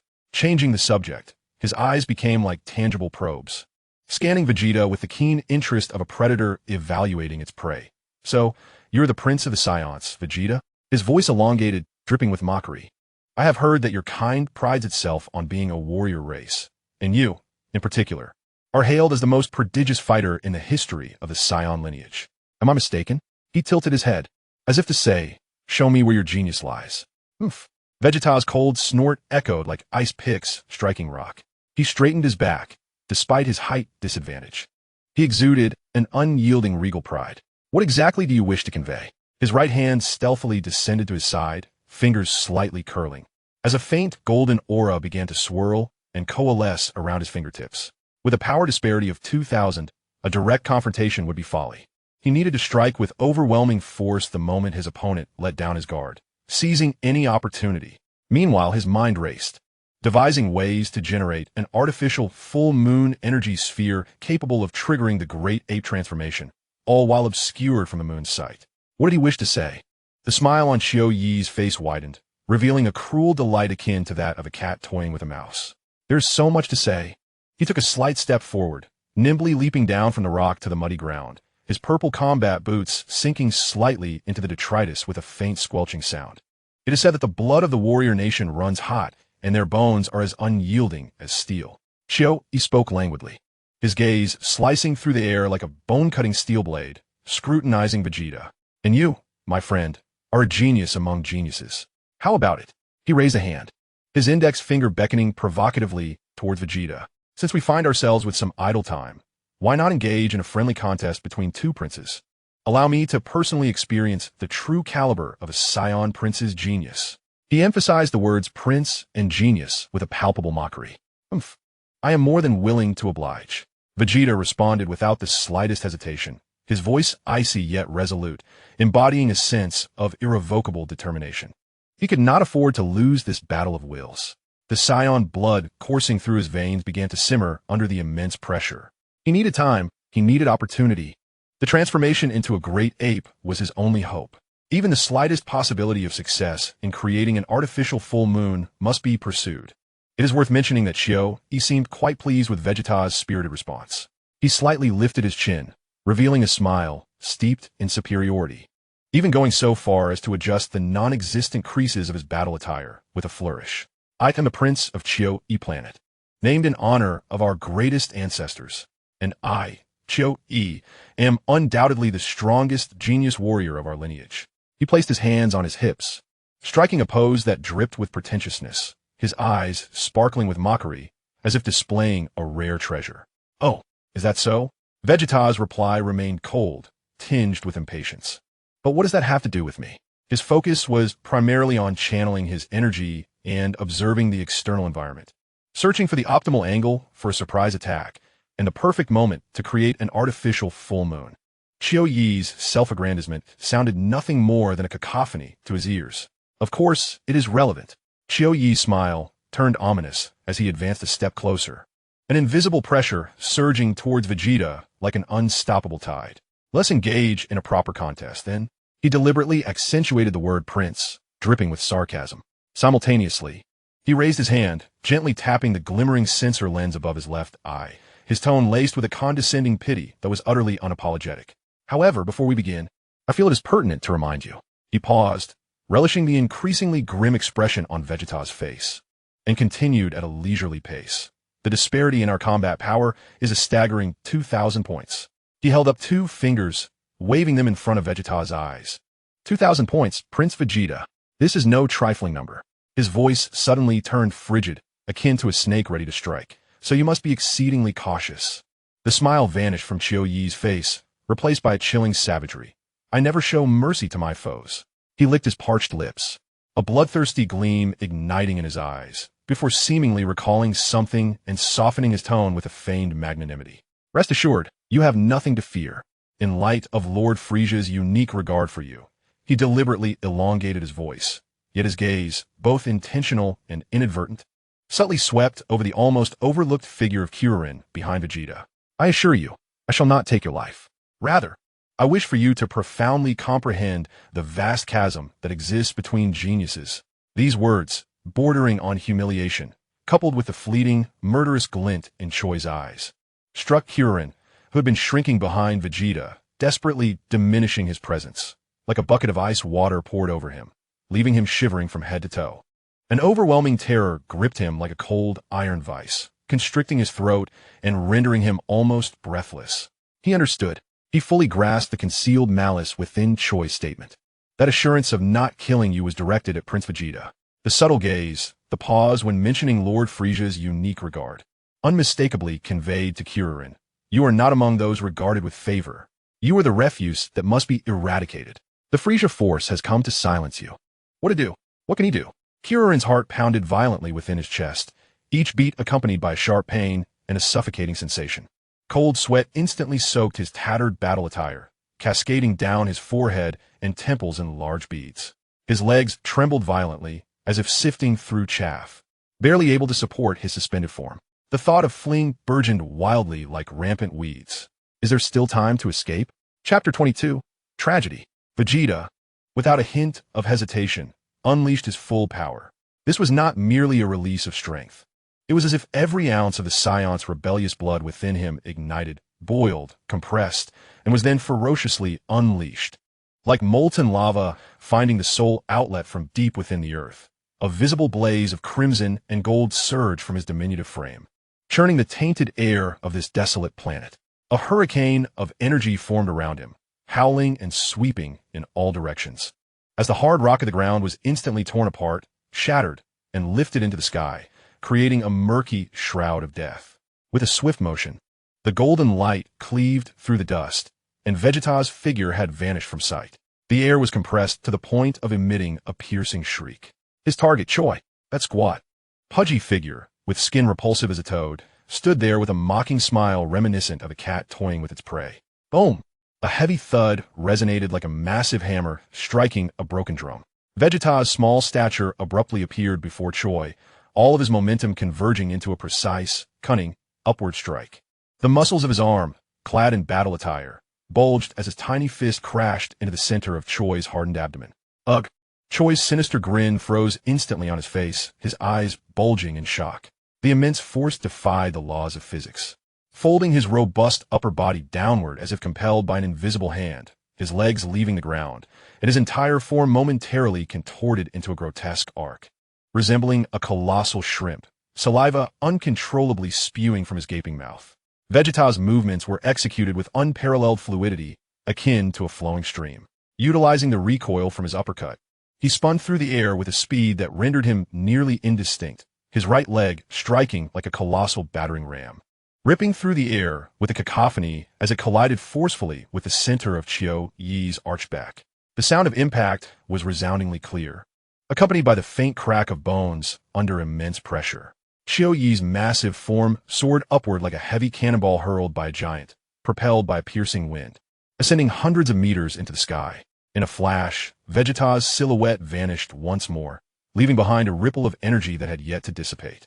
The next instant, he had appeared like a specter directly above Qiu Yi, his positioning precise to the point of inducing a shiver. His diminutive frame executed a breathtaking inverted maneuver in the air, his right leg descending like a battle axe. Harnessing the gravitational potential of his entire body to carve a lethal arc, the heel crashing down with overwhelming force upon Qiu Yi's unguarded chest. The ensuing fall bore the weight of divine retribution. Qiu Yi's body transformed into a blurred shadow, plummeting towards the ground strewn with jagged rocks at a velocity more terrifying than its ascent. The tremendous kinetic energy struck the earth with the force of a falling star. A thunderous explosion erupted, accompanied by a blinding flash that instantaneously engulfed the impact site, and a violent shockwave radiated outward like an invisible tsunami, flattening all protruding rocks within a radius of several hundred meters to mere dust. A massive crater, over 30 meters in diameter, emerged in the ground, its walls smooth as glass, while dust swirled from the depths below, with fragments cascading like rain. Vegeta's figure followed closely behind, akin to a falcon diving towards prey, plummeting straight down from the heights. His small fists were clenched tightly, knuckles whitening from exertion, as a golden aura trailed behind him. He targeted the core area of the crater, where the dust was thickest and the energy readings most chaotic, channeling all his remaining strength into his fists, determined to deliver a final, decisive blow. With a thunderous sound that resonated deeply, another chilling impact echoed from the bottom of the pit, causing the walls to tremble violently, dislodging more debris. Dust enveloped the immense wound as Vegeta's figure gradually ascended, hovering at the rim of the crater. He panted slightly, his chest heaving, beads of sweat forming on his brow, and though his youthful face bore the pallor of exhaustion, his obsidian eyes burned with the cold pride of a victor. He spat a mouthful of blood-streaked saliva onto the dry ground beside him, crossing his arms defiantly across his chest, exuding an air of arrogance. Behind him, the crimson cape, symbolizing his princely status, fluttered fiercely in the wind generated by the explosive aftermath, resembling a dancing flame. It is over. Prince Vegeta, truly formidable. In the distance, concealed behind a colossal boulder, Kuri dared to peek out with only half his head visible. Suddenly, he erupted into a frenzied scream. A release of overwhelming terror transformed into ecstatic joy. His voice cracked with emotion as he clapped his hands vigorously, his slight frame trembling violently from both fear and exhilaration. Vegeta's lips curled ever so slightly upward, and a brief, cold snort escaped his nostrils. Humph, nothing to boast about. His tone remained icy, laced with habitual disdain. Yet, deep within, a flicker of pride stirred, akin to a stone cast into still waters, sending ripples of satisfaction throughout. He had succeeded. The relentless, tempestuous flurry of attacks he unleashed was executed with impeccable timing, angle, and force. How foolish of that wretched toad to underestimate the might of Prince Vegeta. By the time this imbecile realized the true peril, it would already be too late. Ha, fool! Just as this swell of pride began to rise within Vegeta, abruptly, a deep, raspy groan, reminiscent of a worn-out bellows, emanated from the depths of the smoke-shrouded, massive crater below, akin to the very entrance of hell. The sound carried a nauseating thickness, as if the throat were choked with clotted blood. Vegeta's pupils contracted in alarm. The arms he had crossed over his chest fell away instantly. Every muscle in his body tensed to its utmost. He stared intently at the swirling dust. The pallor that had just graced his youthful face swiftly faded, replaced by disbelief and a suppressed horror. What cosmic jest was this? His full-powered assault, capable of razing a steel mountain to the ground, had not utterly obliterated this toad. The thick smoke was violently parted by an unseen force, and Shui's figure staggered upright from the depths of the fragmented stones. His battle suit was torn in several places, revealing green skin marred by bruises and scrapes, reminiscent of a toad's hide, with strands of thick, dark green blood oozing from the corner of his broken mouth. Yet he stood, with a splutter. Shui expelled a mouthful of a foul mixture of sand and dark blood, then wiped his mouth roughly with the back of his coarse hand. He raised his head, and on that grotesque visage, a twisted smile re-emerged, tinged with a cruel appreciation as he gazed up at Vegeta in the sky. "Not bad, young Vegeta." Shui's voice, echoing with the resonance of a chest struck hard, cut through the remnants of the explosion, clear and distinct to Vegeta's ears. "That little flurry of yours actually stung a bit." The rhythm was decent, but alas, the force left something to be desired. Just a tickle? He deliberately rolled his neck, producing a disconcerting crack. Suspended in midair, Vegeta's small frame quivered slightly, not from fear, but from a surging rage and the humiliation that ignited a tempest within him. His youthful face darkened ominously, like the leaden sky before a storm. His knuckles cracked from the intensity of his grip. Damn it! His worst fears had come to fruition. The sheer disparity of 2,000 points in combat power is indeed a chasm that cannot be effortlessly bridged by mere bursts of energy or intricate tactics. How naive I was to believe that such a level of assault could bring him down. Qiu Yi's gaze, a blend of admiration and mockery, seared into Vegeta's pride like a branding iron. This 2,000-point gap loomed before him like a cold and despairing abyss, laying bare its grotesque nature. The taunts and derisive remarks from that wretched creature felt like venomous needles, ruthlessly piercing the very heart of Prince Vegeta's pride. It seemed that there was no other recourse left. In the furnace of his fury, Vegeta's thoughts crystallized into a cold resolve, leaving only one thorny path ahead, the artificial full moon. Only the tenfold power boost from his great ape transformation could bridge this accursed divide. Next, Qiu Yi twisted his thick neck, the sound of cracking bones echoing like nails on a chalkboard, his cruel smile widening like a gaping wound. "Time for me to stretch my limbs," he declared, stepping forward, turning the gravel beneath his feet into dust. The unmasked intent to kill surged forth like a chilling tide, instantly locking onto the airborne Vegeta and even reaching the trembling Kuri hidden behind the distant rocks. Kuri gasped sharply, feeling as if his blood were freezing. That creature, that grotesque toad in human skin, the sheer ferocity of Prince Vegeta's devastating attack had merely drawn a trickle of blood from him. Qiu Yi's gaze, one that regarded Vegeta like a lamb destined for slaughter, sent Kuri's very soul into a frenzy. A cold, viscous sense of impending doom, named death, seized his frail body, causing him to tremble like a leaf in the wind. Suddenly, Qiu Yi's figure became a blur. In his wake, only a ring of sonic booms remained, a testament to his blinding speed that transcended the limits of perception. One moment he was grinning at the edge of the pit, and the next his rugged, power-laden hand had firmly imprinted itself upon Vegeta's chest. The sound of impact resonated like a heavy hammer striking rotten wood. Vegeta barely had time to adopt a defensive posture before a colossal force crashed into his sternum. Pain exploded within him. Darkness enveloped his vision, and it felt as if his very organs were being squeezed and churned by an invisible hand. His small body, entirely out of control, was sent hurtling backward with the ferocity of a broken kite, propelled by this overwhelming force. "Your Highness!" Kuri's anguished scream pierced the air, laden with despair. His pupils contracted to pinpricks in the grip of sheer terror, his face as pale as parchment. The trajectory of Vegeta's flight was unerring, heading straight for the massive rock where he lay in hiding. What would be the consequence of a collision with Vegeta, propelled by such tremendous force? Kuri's mind went blank, overtaken by the primal fear of being shattered to pieces. I must evade. I must escape. The instinct for survival drove Kuri's legs into a frenzy, yet fear had already frozen his nerves, rendering his body as rigid as stone. He opened his mouth in vain, unable to produce any sound, his eyes wide with terror as the crimson figure hurtled back towards him like the spear of death, rapidly enlarging in his horrified gaze. The impact resounded with a dull, terrifying thud, accompanied by the crackling of shattered rock. Vegeta's body collided with Kuri's like a human cannonball, striking him with unyielding force. The frail Saiyan warrior, confronted by this overwhelming power that far exceeded his limits, felt as fragile as a stuffed doll filled with cotton. A piercing, heart-wrenching wail escaped Kuri, filled with boundless pain and the despair of his final moments, echoing for less than half a second before abruptly ceasing. The sounds of splintering bones and ruptured organs were drowned out by the greater cacophony of collision. With a sickening thud, Vegeta crashed into Kuri's limp body, his momentum unabated as he continued to soar backwards.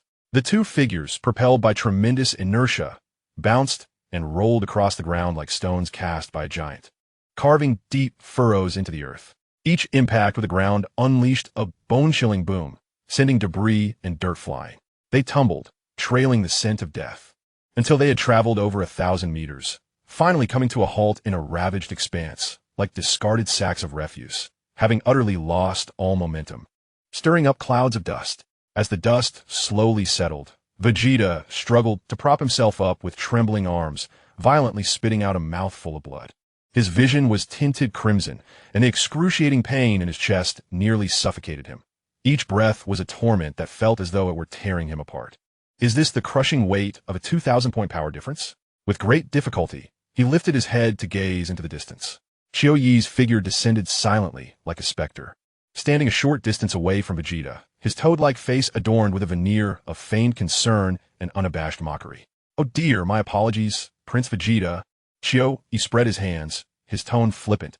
"It seems I may have been a tad too harsh." He deliberately elongated his words, his gaze drifting to Kuri's twisted, unrecognizable corpse lying nearby, a malicious smile curling at the corners of his mouth. "And your companion? What a pity. But this matter has nothing to do with me. You were the one who killed him."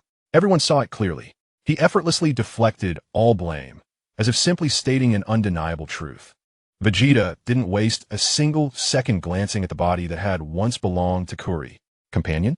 In the lexicon of the Saiyans, particularly within the survival code of Prince Vegeta, they were mere expendables, easily discarded or exploited. Their lives and deaths were as insignificant as dust. At this moment, all that filled his crimson eyes was the loathsome V.A. Qiu Yi stepped forward, looking down at the struggling Vegeta, whose lips were stained with blood. The derision in his voice cut like a frigid blade. "The mightiest warrior race in the universe? A prodigious fighter? TSK, hardly impressive. You have truly disappointed me." He shook his head, as if lamenting a counterfeit that bore no merit. "You." Vegeta trembled with rage, not from his wounds, but from the humiliation inflicted upon his trampled pride. The dignity of his Saiyan royal lineage would never permit such disgrace at the hands of a mere lackey of Frisia. His blood roared. "Shall we continue, Vegeta?" Qiu Yi looked down upon him, a smile gracing his features, his gaze mocking like a cat toying with a mouse. "Or have you come to terms with reality? Perhaps you should lie down obediently and allow me to grant you a swift end? Fear not, in deference to Lord Frisia.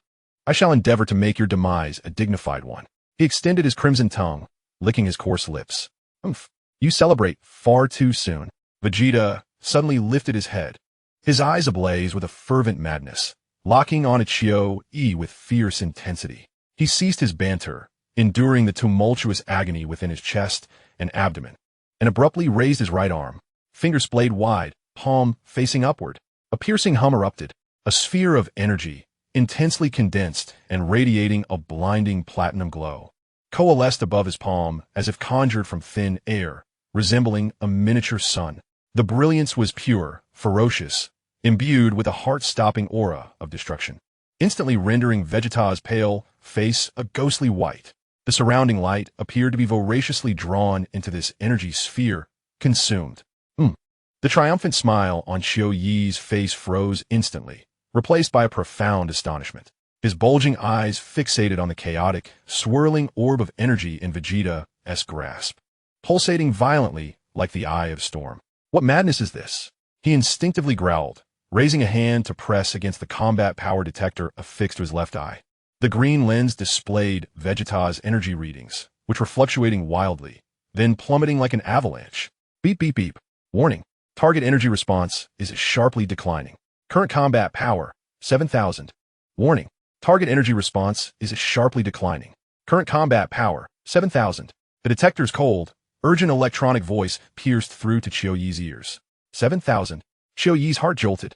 Just moments ago, during the previous assault, this wretch had maintained a peak combat power exceeding 10,000. To conjure this orb of light, he had instantly drained over half of his energy.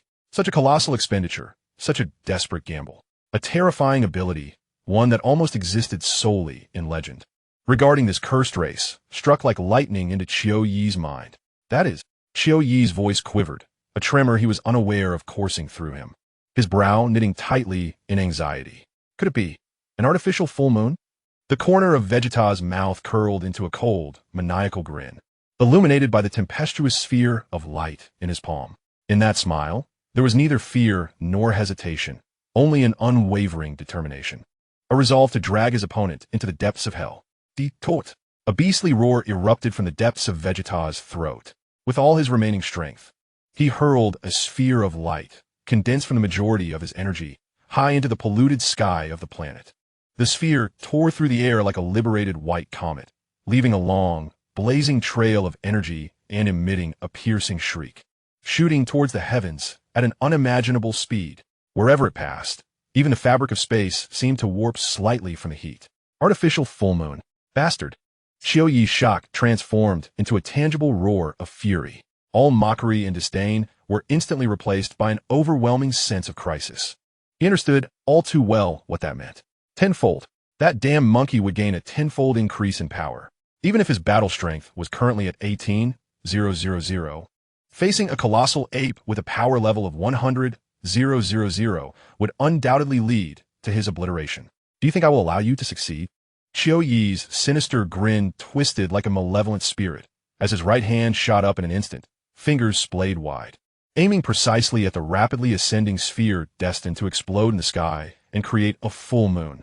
A violent surge of purple energy instantly coalesced in his palm, compressing and emitting a sharp, sizzling sound. He intended to obliterate that sphere before it fully formed and release the energy necessary for the transformation into a giant ape. Vegeta's pupils constricted suddenly. Qiu Yi's reaction surpassed his expectations. He must not allow that toad to succeed. The artificial full moon was his only and final hope of turning the tide. He bore the agonizing pain that threatened to tear his body apart, letting out a primal, desperate howl, and propelled himself forward with a fierce momentum, heedless of everything, lunging towards Qiu Yi, who was gathering energy and aiming. He aimed to disrupt. He aimed to interrupt, seeking death. A cold glint flashed in Qiu Yi's eyes. His poised right arm remained unwavering, locked onto the sphere in midair. In response to Vegeta's reckless charge, he simply raised his right knee with disdain, a motion executed with lightning speed and precision, as if rehearsed 1,000 times.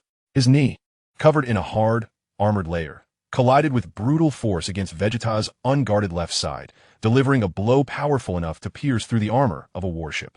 The sound of the impact was dull, yet excruciating.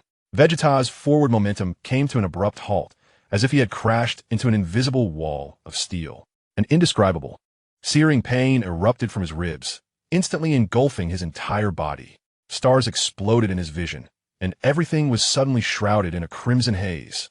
He felt as though his insides had been reduced to a pulp by the force of the blow. A torrent of boiling blood mixed with fragments of his internal organs surged uncontrollably from his mouth, creating a ghastly mist of crimson. Ugh! Vegeta emitted a short, pained grunt, his body feeling as though all his bones had been stripped away as he was flung sideways, crashing heavily onto the ground strewn with rubble. Rolling several times before finally coming to a stop, he curled his body, convulsing violently, each cough bringing forth more blood. His vision dimming from excruciating pain and loss of vitality. What? Do you wish to transform into a great ape and confront me? Qiu Yi's mocking voice slithered into Vegeta's buzzing ears like the hiss of a venomous serpent. He paid no heed to the suffering Vegeta writhing on the ground. All his attention was fixed upon the luminescent orb soaring high above, flickering with intensity, seemingly on the verge of detonation. Do you believe I would grant you this opportunity? Perhaps in your next life, little prince.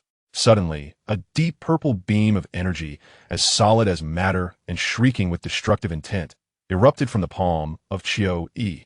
The velocity of the beam was unparalleled, tracing a straight, searing purple line through the air, aimed with deadly precision at the artificial moonlight sphere that Vegeta had painstakingly conjured. Now, hanging in the sky, the air became instantaneously ionized, releasing a sharp scent of ozone. Time appeared to stretch infinitely, freezing in that moment.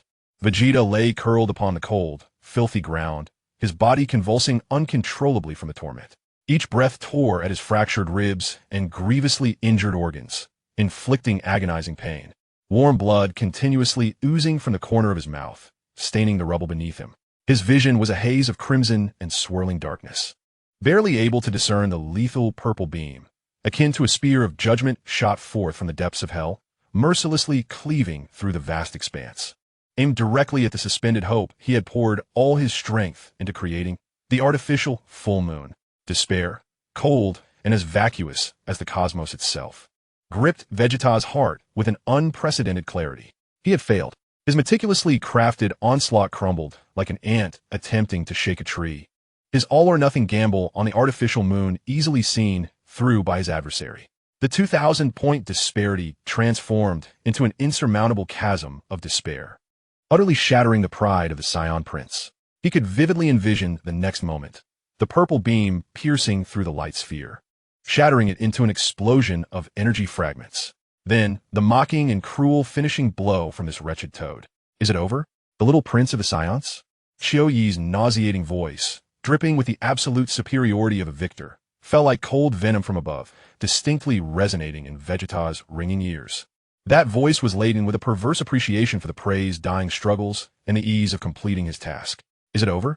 Those three words seared into Vegeta's fraying nerves like a red-hot brand. No, absolutely not. In the lexicon of a Saiyan, there is no end, only death and battle, or the annihilation of every enemy. A frenzy born from the deepest recesses of his bloodline, belonging to the royal lineage of the Saiyans, erupted like a dormant volcano in the face of despair. Vegeta's pupils, previously scattered by agony, instantly contracted to their utmost, radiating a nearly inhuman, life-burning golden light. It was not mere bravado. It was the very essence of his soul igniting. Fool! A howl erupted from the depths of Vegeta's throat, reminiscent of a wounded lone wolf making a desperate last stand, imbued with a visceral scent of blood. The sound was so piercing and frenzied that it sent a shiver of instinctive dread through the smugly grinning Chiu-Yi. Just as Chiu-Yi's attention was caught by the violet beam shooting skyward, and the victorious smile was barely forming on his lips, Vegeta, curled on the ground like a lifeless dog, seemed to ignite a miniature star within his battered body. With a thunderous roar, a surge of energy, far more violent and chaotic than before, erupted from Vegeta, radiating a crimson gold aura that reeked of self-destruction. This was not merely an attack. It resembled a sacrificial offering. His muscles tensed and tore under the relentless energy, blood seeping from the skin's surface, enveloping him in a storm of energy so thick and blood-colored it was nearly viscous. He was burning the very essence of his remaining life. What? The sinister grin on Chiu-Yi's face instantly froze, morphing into sheer astonishment. He could not fathom how a severely injured, near-death individual, with nearly depleted energy, could unleash such chaotic and formidable waves of power. It felt like the precursor to an explosion. Instinctively, he wished to retreat, but it was too late. Vegeta's body surged upward within the energy tempest, not lunging toward Chiu-Yi but raising his bloodied left hand, clenched tightly at his side, high into the sky with a twisted resolve. The palm of that blood-stained hand held no sphere of light. Instead, it radiated a crimson glow, illuminated by his own ferocious energy. Chiu-Yi's gaze instinctively followed Vegeta's raised hand, his mind a tumult of confusion. A decoy? Self-destruction? What was he up to? Yet, in that deadly moment of mental paralysis, the bloodied palm of Vegeta suddenly collapsed inward with frenzied force. Then, with an indescribable brilliance and purity, a beam of light erupted from his bloodied palm, unannounced, akin to the light of creation. This beam did not target Chiu-Yi, but shot vertically skyward, piercing the heavens. It was more condensed and resplendent than the bait sphere he had cast earlier, embodying a primal, pure power that awakened the very essence of bloodlines. In an instant, it dispelled the murky air of the planet, its radiance momentarily overshadowing even the distant dim star. The beam ascended into the sky without detonating, instead expanding suddenly at an astonishing height far beyond that of the previous bait sphere, as if the universe itself unfurled a canvas in the palm of Vegeta's hand. A colossal, perfectly round silhouette, exuding an ancient and desolate aura, akin to the true moon, coalesced in the blood-red sky above Vegeta's left hand, forming in an instant. It floated silently, emanating a chilling and enigmatic bull's wave, akin to an ancient celestial body, casting an irresistible, bloodline-derived summons precisely upon the shattered form of Vegeta below. This was the true artificial full moon, a lethal trap crafted by Vegeta with his bloodied left hand and the last vestiges of his frenzied will. The silvery orb suspended above Vegeta's blood-stained left hand radiated an ancient, frigid bull's light, resembling the universe's single, unblinking eye coldly surveying the insignificant beings below. The luminous rays cascaded silently, enveloping Vegeta's broken body with precision. No, the anguished roar of Chioi was heart-wrenching, for the sound was now imbued with genuine, bone-deep terror, eclipsing even the piercing shriek of his energy blast slicing through the air. The sinister grin that once adorned his face had been replaced by sheer horror, twisted as though he had encountered a specter. In a sudden frenzy, he attempted to redirect his right arm, aiming the purple energy beam, targeting the baiting light sphere either at Vegeta or at the true, deadly apparition of the full moon. Yet it was all too late. The purple energy beam, now soaring skyward, struck the baiting light sphere that Vegeta had initially thrown. Boom! Chapter 23. How disappointing this is. A deafening explosion erupted, akin to a colossal hammer shattering the last flicker of hope within Vegeta's heart.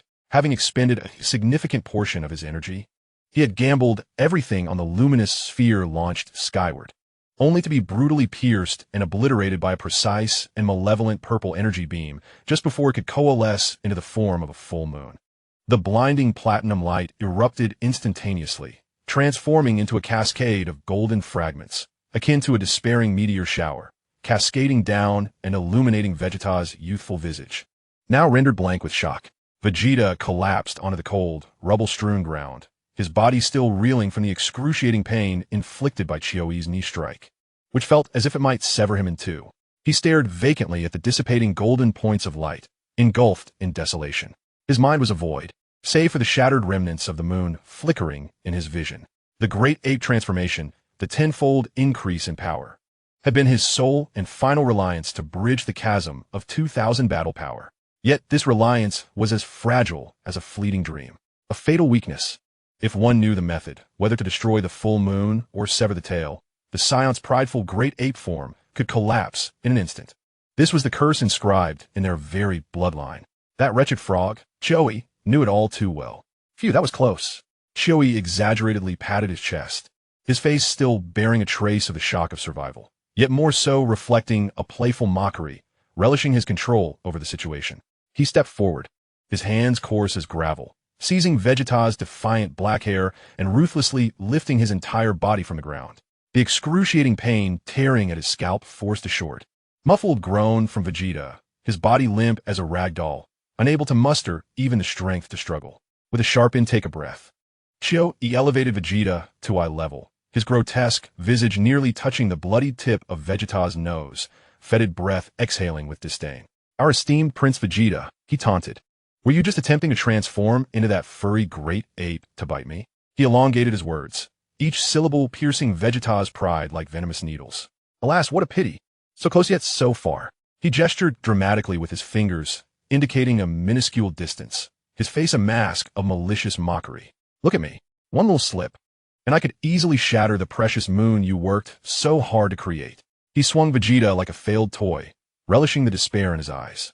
"What do you think? Is there any hope left for your transformation?" Vegeta clenched his teeth, the metallic taste of blood flooding his mouth. The spot where Chioi had knocked out his teeth throbbing painfully. The humiliation coiled around his heart like a frigid serpent, constricting tighter. He glared at Chioi's mocking eyes, silence brewing like a volcano on the verge of eruption. However, it seemed Chioi craved further humiliation, yanking on Vegeta's hair with a vigorous shake. "Your Saiyan transformations are truly pathetic," he sneered, deliberately using the most derisive terms, the weakness glaringly apparent. Any knowledgeable opponent could easily crush the moon, or his empty hand shot out like lightning, pinching the base of Vegeta's drooping tail with just the right pressure. Snip! There goes your troublesome tail. "Ha! That would revert you monkeys back to your original forms, wouldn't it? Am I right, our noble Prince Vegeta?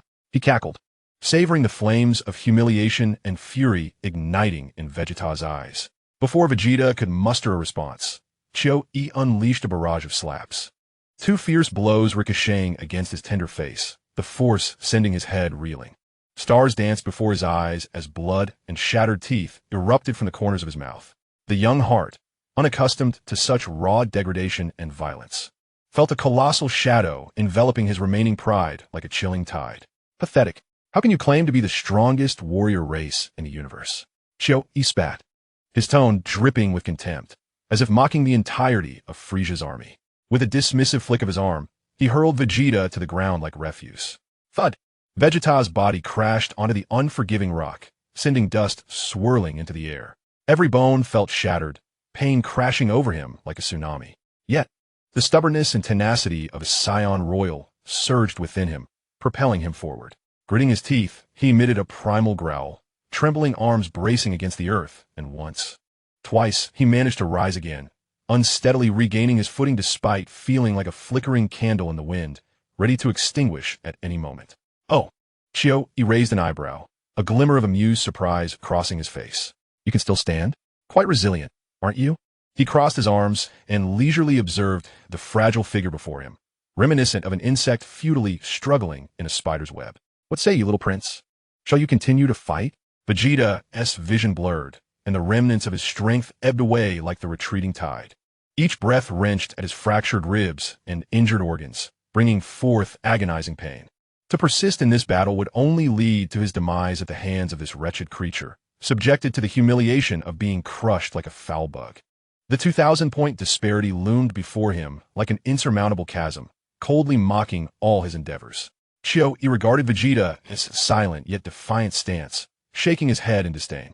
A fleeting glimmer of murderous intent flickered in his eyes, but was ultimately suppressed. Lord Frisia's command resonated clearly in his mind. Spare this little prince. He still possesses utility. Although Chio-E could not fathom the usefulness of such a feeble creature easily subdued beneath his foot, Frisia's orders were the very law of the universe. He disregarded the young lion, stripped of its fangs, and pressed the button on the scanner over his left eye. Within the green lens, data streamed rapidly. In addition to the energy signature of Vegeta, which had plummeted to its nadir, there were two other Saiyan signals. One of them, Chio-E furrowed his brow. The light representing Carnegie exhibited an exceedingly abnormal, precipitous decline in energy readings.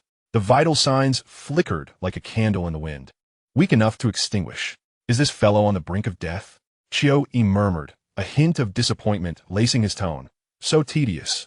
After all this effort to pursue, I end up merely eliminating a worthless one. No, I must verify this with my own eyes to avoid any mishap. He redirected his gaze to the barely standing Vegeta, a nauseating victorious smile re-emerging on his face as he swaggered forward. With a rough hand, he delivered two insulting slaps to Vegeta's bloodied and dirt-streaked youthful face. Vegeta, you cannot prevail. Chio-E enunciated each word with a booming voice, brimming with absolute disdain and the finality of judgment. Vegeta's body trembled violently, not from pain, but from the seething humiliation that threatened to explode from his chest. His teeth ground together as crimson blood once again trickled from the corner of his mouth. Depart. Worthless. Chio-E cast this ultimate insult aside, not deigning Vegeta a second glance. With a powerful push against the ground, he transformed into a streak of purple light, soaring into the sky and vanishing into the murky horizon. Only when the suffocating pressure dissipated completely did Vegeta, as taught, nerves finally snap like a severed bowstring. Unable to sustain himself any longer, his legs buckled, and he collapsed heavily to the ground. Violent coughs racked his lungs, each gasp echoing like a worn-out bellows, accompanied by the metallic taste of blood and the agony of his injuries. He lowered his head, gazing at his trembling hands, caked with earth and blood. The youthful visage, once flushed with anger and humiliation, now bore an expression of utter emptiness, cold and ashen, resembling the lifeless gray of a dying ember. Meanwhile, in another desolate expanse of the planet, obscured beneath immense clusters of silicon crystals and violet moss, a heavy scent of blood permeated the air, tainted with the metallic odor of rust. Carnegie lay on a bed of shattered silicon fragments, a gaping wound the size of a bowl grotesquely marring his chest, its charred edges revealing bone and the grotesque motion of ruptured organs within. Thick, dark golden blood surged forth, pooling beneath him in a small puddle. His body convulsed uncontrollably, each spasm expelling more blood froth, the flicker of life akin to a candle flickering in the wind, perilously close to extinguishment. His pain-stricken and bloodied gaze fixated on the towering figure not far away, brimming with the last vestige of his desperate plea for existence. "Help, please, help me." Carnegie's voice was faint as a whisper, fragmented, each syllable laced with the sound of imminent demise. The ship, the medical pod, there's still time. That figure, the bald giant, stood like a monolith. His rugged face bore no trace of pity or compassion, only a stark indifference, akin to that of one regarding a tattered rag destined for the refuse. He crossed his arms, his icy gaze sweeping over Carnegie's fatal wound, the corners of his mouth curling downward in unmistakable disdain. "Waste." His voice, low and harsh, resonated like two rough stones grinding together. "You were bested by a silicon lizard with a combat power of merely 600? You have brought shame upon the Saiyans." Taking a step forward, his heavy boots crushed the crystalline fragments beneath him, the sound sharp and jarring. "You, of all people, do not deserve to waste resources by living. Help, please. I beg you." Carnegie's consciousness began to wane, yet the fierce instinct for survival ignited a final surge of strength within him. Struggling, he clawed forward, his bloodied hand laboriously dragging itself towards the giant. His broken nails scraped against the hard silicon ground, leaving trails muddied with blood. At last his cold, trembling hand grasped the muscular calf of the warrior clad in battle armor, as if clutching a lifeline. "Thank you, thank you." He managed to force a weak smile through his blood-stained visage, filled with gratitude. In that moment, he envisioned the medical pod aboard the spacecraft, radiating a soft green light, filled with life-restoring fluid. If only he could reach it, if only he could enter, there would still be hope. However, that subtle curve of a smile at the corner of the giant's mouth abruptly widened into a cruel and merciless grin as Carnegie clutched his calf. "Waste belongs with waste." There was no warmth in his voice as he violently shook off Carnegie's feeble grip. Simultaneously, his large hand, resembling a fan, shot out like a steel claw, gripping Carnegie's wrist, which had only moments ago radiated gratitude. The immense force caused Carnegie's wrist bone to emit a lament of unbearable strain. "I have no need for a paralyzed Saiyan." Nabia's voice, as cold as ice, pronounced the final judgment. The muscles in his arm bulged dramatically, unleashing a torrent of ferocious power. Whoosh! Carnegie's grievously wounded body was hurled into the sky like a mere rag, lifted effortlessly by Naba, accompanied by a chilling rush of wind. "No, Naba, what are you doing?" Suddenly weightless, Carnegie was engulfed by intense agony and profound fear, unleashing a heart-wrenching scream filled with endless resentment and despair as he plummeted through the air. He glimpsed Naba's utterly frigid face below, saw his right hand slowly rising, gathering a blinding white light in his palm. "Dying slowly is far too painful, you worthless fool." Naba tilted his head, surveying the flailing, rapidly descending Carnegie, his malevolent grin illuminated by the energy coalescing in his palm, rendering it particularly grotesque and terrifying. "As a former companion, I will show you mercy and grant you a swift end. Surely, Prince Vegeta would do the same." "Naba, you damn bastard. Traitor." With the last vestiges of strength, Carnegie uttered a venomous curse, his voice piercing like a wailing ghost. Whoosh! In response, a beam of concentrated white energy, imbued with finality, surged forward.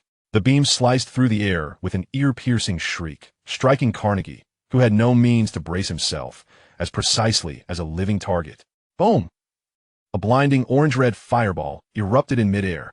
The violent shockwave of energy instantaneously expanded, sweeping up debris and dust from the ground. Under the searing heat and the cataclysmic energy surge, Carnegie's body was instantly torn apart and vaporized, leaving no substantial remnants behind. Only a few scattered sparks and charred fragments fell back to the ground like tainted raindrops. As the explosion's light and roar began to dissipate, a purple figure descended silently like a specter, landing atop a massive silicon crystal column not far away. It was Chioe, who had rushed to the signal from the detector. He looked down from his elevated position, coldly surveying the remnants of the explosion and the bald giant who still maintained his energy release stance. His toad-like face bore no surprise or anger, merely an accustomed indifference. Whether it was his own Shio-E clan or these Saiyan monkeys, backstabbing allies and eliminating the weak were merely common lessons in the universe's survival doctrine. Humph. I need not intervene personally. Shio-E let out a vague grunt through his nostrils, shifting his gaze from the explosion site to Naba below. At that very moment, the combat power detector lens worn over Naba's left eye flashed with a frenzied green data stream, and a sharp alarm pierced through his eardrum. Warning. Ultra-high energy reaction detected. Location, directly above. Distance, 50 meters. Combat power, 17,500. Danger level, catastrophic. What? The sinister grin on Naba's face instantly froze, swiftly replaced by an indescribable horror. He abruptly lifted his head, and, upon seeing the green figure at the apex of the silicon pillar, clad in the standard battle attire of the Frisia Force, arms folded, gazing down at him with a chilling stare, an icy shiver surged from his feet straight to the crown of his head. A combat power of 17,000. How is this possible? When did this monster arrive? What has he witnessed? Cold sweat drenched Naba's back. He instinctively glanced at another faint light on the detector, indicating Vegeta's signal, which had plummeted to a mere 5,000. What has transpired? Could it be that this toad-like creature has severely injured Prince Vegeta? A wave of immense dread gripped Naba's heart like a frigid hand. In the face of absolute power, the strength and ferocity he once took pride in felt utterly fragile. Resistance? That would be sheer folly. Trash. Shio-Yi's lips moved, clearly articulating those two words laced with utter contempt into Naba's ears. He couldn't be bothered to spare another glance at Naba, as if the latter were merely a speck of inconsequential dust by the roadside. His gaze casually swept over the detector, confirming that Carnegie's signal had vanished entirely. Only one mission target remained. Whoosh! Shio-Yi's figure did not linger for a moment, like an arrow released from a bow, transforming once more into a streak of purple light, altering its course towards the last target displayed on the detector, which emitted the feeblest energy response. Speeding forth with greater velocity, yet another, a mere 175 in combat power, as Shio-Yi soared through the air. A smirk of disdain curled at the corners of his mouth. Likely that mediocre warrior named Baru, it mattered not. A final confirmation was in order to crush this ant, and the task entrusted by Lord Frisia would be deemed complete. This hunting expedition had been so remarkably smooth that it nearly compelled him to laugh aloud. What nonsense about the prince of a warrior race! What genius of the Saiyans! Before him, Shio-Yi, they were nothing but pitiful creatures to be toyed with and humiliated at will. Had Lord Frisia been overly cautious? To obliterate their home planet, Planet Vegeta, for this band of monkeys?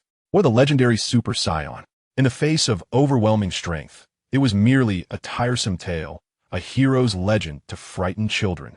Whoosh! The piercing sound of sonic booms carved a long trajectory across the desolate earth.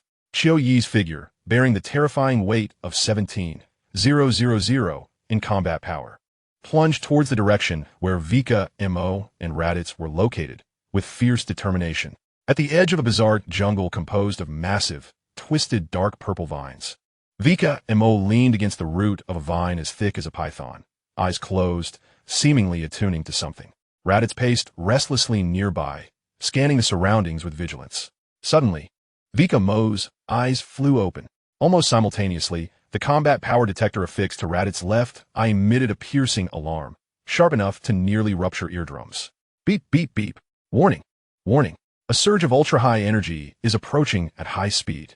Direction, southeast. Distance, rapidly diminishing. Combat power reading, 17,000. 17,000. 17,000. The detector's cold, urgent electronic voice reverberated like a harbinger of death in the stillness of the air. Who is coming? Raditz felt his soul leave his body. His once handsome visage drained of color, transforming into a pallid shade akin to paper, his body trembling uncontrollably, his voice quivering. Combat power 17,000. What nonsense is this? How can such a monstrosity exist on this planet? He felt as though his heart might leap from his throat. 17,000. This figure struck him like a frigid hammer, shattering all remnants of his hope. Vikame's expression also shifted to one of grave seriousness, even more so than Raditz's. He abruptly straightened, his keen gaze fixed intently on the direction indicated by the detector, every muscle in his body taut with tension, not from fear, but from profound anguish and resentment. Just a fraction more. Just a mere sliver more. His consciousness delved deep within, to a virtual panel that only he could perceive, glowing faintly. Negative emotion value. 997, 850, 1, 000, 000. 997, 850 points. Merely 150 points shy of the monumental 1 million. 1 million points. This would allow for an unprecedented 100 consecutive draws, even if each draw yielded the minimal increment of 99 points in combat power, which was nearly impossible. But Vikame was accustomed to preparing for the worst. The cumulative effect would propel his combat power to nearly 10,000 points. If he could achieve the 100 consecutive draws, Vikame's heart bled, his mind racing with calculations. My current base combat power is approximately 3,000. Coupled with this anticipated increase of 10,000 points, my total combat power could reach around 13,000. 13,000. This figure would ordinarily fill him with exhilaration. Yet in the face of the relentlessly flashing 17,000 on the detector screen, it appeared utterly feeble. A gap of 4,000 points remained, an insurmountable chasm of despair. Chapter 24. Take a sip of water. It's over. Prince Vegeta's combat power has plummeted to a mere 4,500. Raditz felt as though electrified, his body shuddering violently, his already pale complexion draining of the last vestiges of color, resembling soil frozen by a harsh frost. Vikame's furrowed brow deepened further, the cold lens of the detector clearly displaying that glaring number, 4,500. This was not the end. That figure, symbolizing the Saiyan prince's formidable vitality, was rapidly diminishing like a flood breaching its dam, and in the blink of an eye, it fell below the critical threshold of 4,000. 4,000. It continues to decline. Vikame's heart sank heavily, a chill racing up his spine. Severely injured, Vegeta has suffered an unimaginable blow. In but a fleeting clash, his once dominant power was forcefully brought down to the dust. Who is responsible for this? The answer looms large. Vikame abruptly lifted his gaze, piercing through the sparse clouds to fixate on the distant figure hovering in midair, emanating an aura that sent shivers down his spine. The readings from the scanner seared into his retina like a heated brand. 17,000. A terrifying number capable of overwhelming every Saiyan present. Frieza. Vikame clenched his jaw. This name coiled around his thoughts like a venomous serpent. It was the assassin sent by that cosmic tyrant. The intent was clear: extermination. Apart from Vegeta, Naba, and perhaps Raditz, every surviving Saiyan was a liability that must be eradicated. His fingers swiftly glided over the edge of the scanner, summoning the life signals of his comrades. The result was as grim as he had anticipated. Carnegie's signal had vanished. Curry's signal had also extinguished. Two luminous points, representing the last embers of the Saiyan race, were utterly obliterated within the cold flow of cosmic data. They were dead, all dead. A suffocating wave of rage and helplessness surged within Vikame's chest. There was no retreat. He must survive, not only for his fallen comrades, but also for himself. Carving a path through blood. Instinctively, he reached for an inconspicuous leather pouch at his waist, containing a cold metallic vial. The god water of battle. Even that inept Raditz experienced a fourfold increase, soaring from 700 to 2,800. What if he, Vikame, were to drink it? With a physique far more resilient than Raditz, could he not achieve a fivefold or sixfold augmentation, reaching 17,000? No. In that moment, his strength would be sufficient to crush that damned Frieza lackey. This thought whispered like a devil, laden with lethal temptation. Yet, the horrific image of Raditz, nearly drained of life and collapsed like a ragdoll, resurfaced in his mind. The terrifying side effects, the backlash of power, could potentially obliterate the foundation of his future. He must not rush. He must not rush. Vikame forced himself to regain composure, his racing mind seeking any flicker of opportunity, stalling for time. He needed to generate some emotional fluctuations. If he could just gather a bit more, the system's lottery, that was the variable. He cast a glance at the virtual panel deep within his consciousness, visible only to him, displaying emotional energy, 987,350. He was merely a tremor away from breaking the 1 million barrier.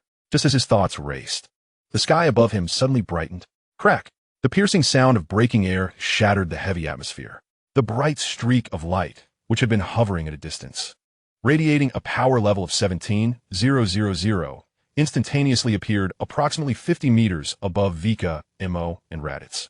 The brilliance swiftly contracted, revealing a stocky figure with deep purple skin, an oddly shaped head, clad in the standard battle attire of the Frisia force. He stood with arms crossed, looking down at the two Saiyans below with a cold gaze, as if appraising two insects destined for slaughter. Humph. The database indicates one named Vikame with a power level of 600, and another named Raditz with a power level of 700. With a distinctive buzzing voice, Chiao Yi's words dripped with unabashed disdain. His crimson electronic eye scanned Raditz, emitting a perplexed beep. How could this lowly creature's energy response plummet to 175? It seemed he had just endured a desperate struggle, exhausting his last vestiges of strength. The tone was laced with mockery, but as the scanning beam shifted to Vikame, the beeping instantly turned sharp and frantic. Something was amiss. The disdain on Chiao Yi's face froze, replaced by a deep sense of astonishment. Vikame? The data clearly indicated a combat power of only 600. Was the detector malfunctioning? 3,400? How could this be? Although this figure remained insignificant in the face of his own 17,000, the unexpected surge far exceeded his expectations, stirring an intense unease within the normally domineering Chiao Yi. How could a low-tier warrior achieve such a remarkable enhancement in such a short span? Did the Saiyans possess secrets unknown to him? Driven by confusion and a tinge of offended anger, Chiao Yi could no longer remain content with merely observing from above.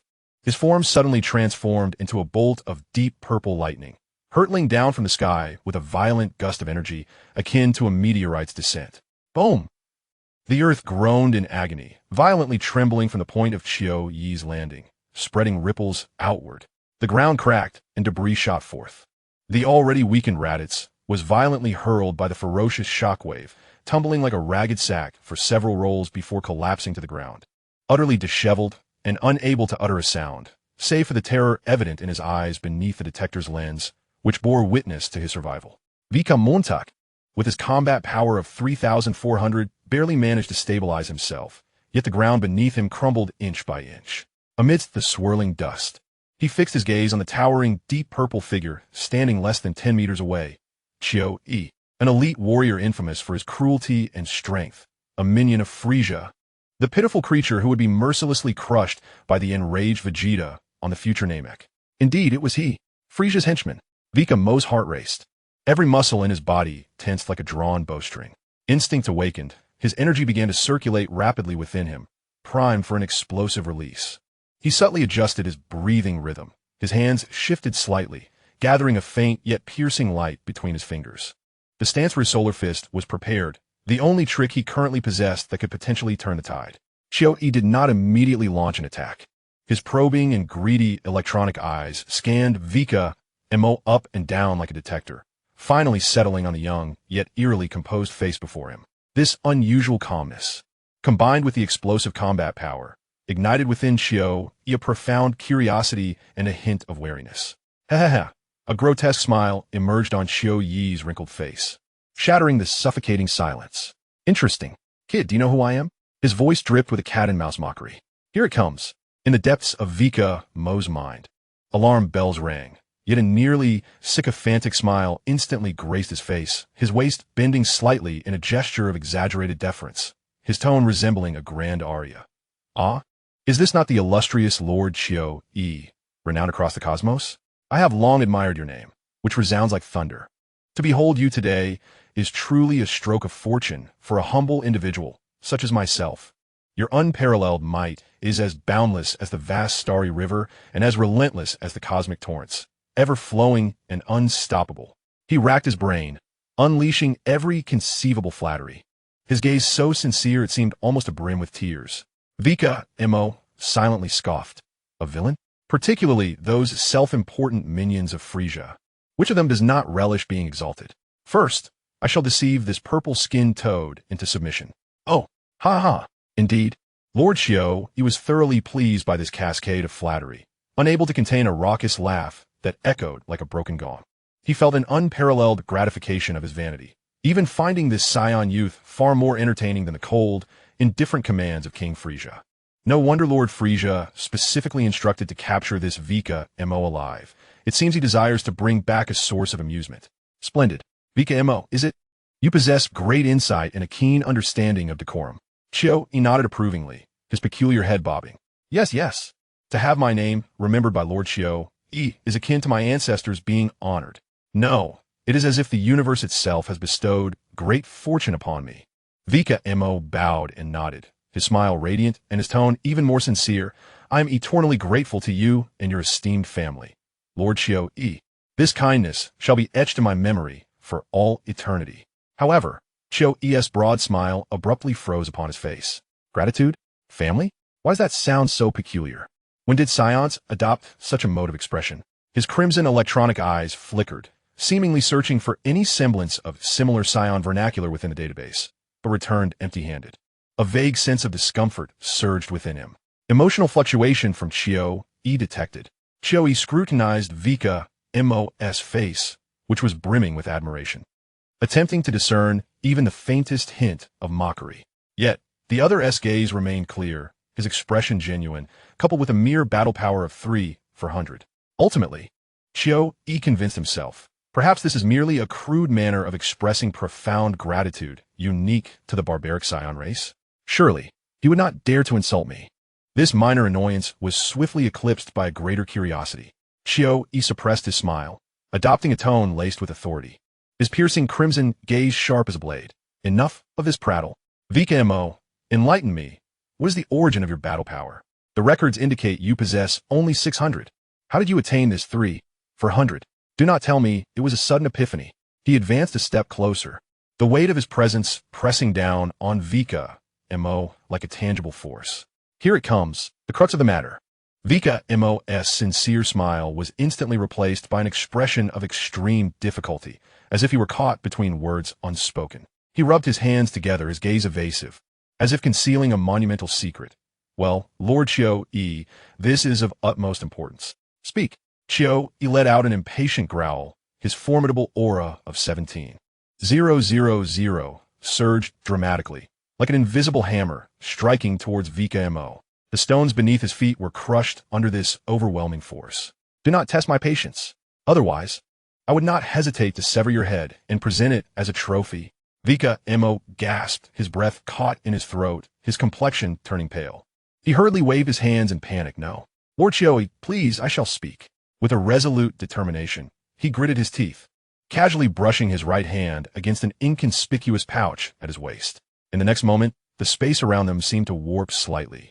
To the astonishment of Chiyo-e and the barely upright Raditz, a colossal cylindrical container materialized in Vikame's hand, gleaming with a metallic sheen. It stood as tall as a man, filled with a peculiar liquid that emitted a faint glow, viscous like liquid gems, battle divine water. What?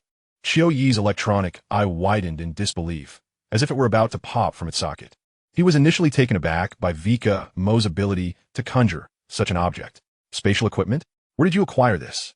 He felt a twinge of shock at the notion of this legendary technology, fortuitously discovered amidst the ruins of an ancient relic. Vikame replied nonchalantly, as if it were merely a trivial trinket, swiftly redirecting the conversation to the captivating container of divine water, his expression one of offering a precious treasure. This, my Lord Chiyo-e, is the key to enhancing my combat prowess. Indeed, Chiyo-e's attention was immediately ensnared by the alluring liquid, his interest in spatial equipment evaporating into thin air. He fixated on the container of divine water, his eyes igniting with insatiable greed. Water? This entire barrel? Water? It can enhance combat power. His voice quivered with excitement. Truly, Lord Chiyo-e, your insight is unparalleled. Vikame promptly showered him with flattery, nodding vigorously, his demeanor as reverent as a preacher delivering a divine message. I chanced upon this battle divine water deep within the remnants of an ancient and mysterious planetary site.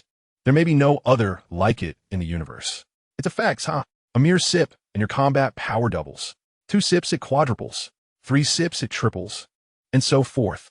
The extent of enhancement depends entirely on the drinker's inherent potential and limits. He deliberately exaggerated the effects, subtly suggesting that the stronger one's potential, the greater the benefit, perfectly targeting the psyche of someone as self-assured as Chiyo-e. What? It doubles. Such a miraculous substance exists. Chiyo-e's breath became labored, his deep purple skin seemingly glistening with excitement. What is 17,000 doubled? 34,000 doubled again. 51,000. Good heavens! If it could triple or quadruple, he would dare to challenge the Ginyu Force. Lord Frisia would undoubtedly regard him with newfound respect. The overwhelming temptation shattered his rationality. Greed burning through his nerves like poison. Instinctively, he reached out to snatch the barrel of divine water that was so tantalizingly close. Meanwhile, Raditz lowered his head even further, his shoulders trembling as he struggled to suppress an almost uncontrollable laugh. Vikame, that scoundrel, is truly a menace. Doubling? Looking for potential?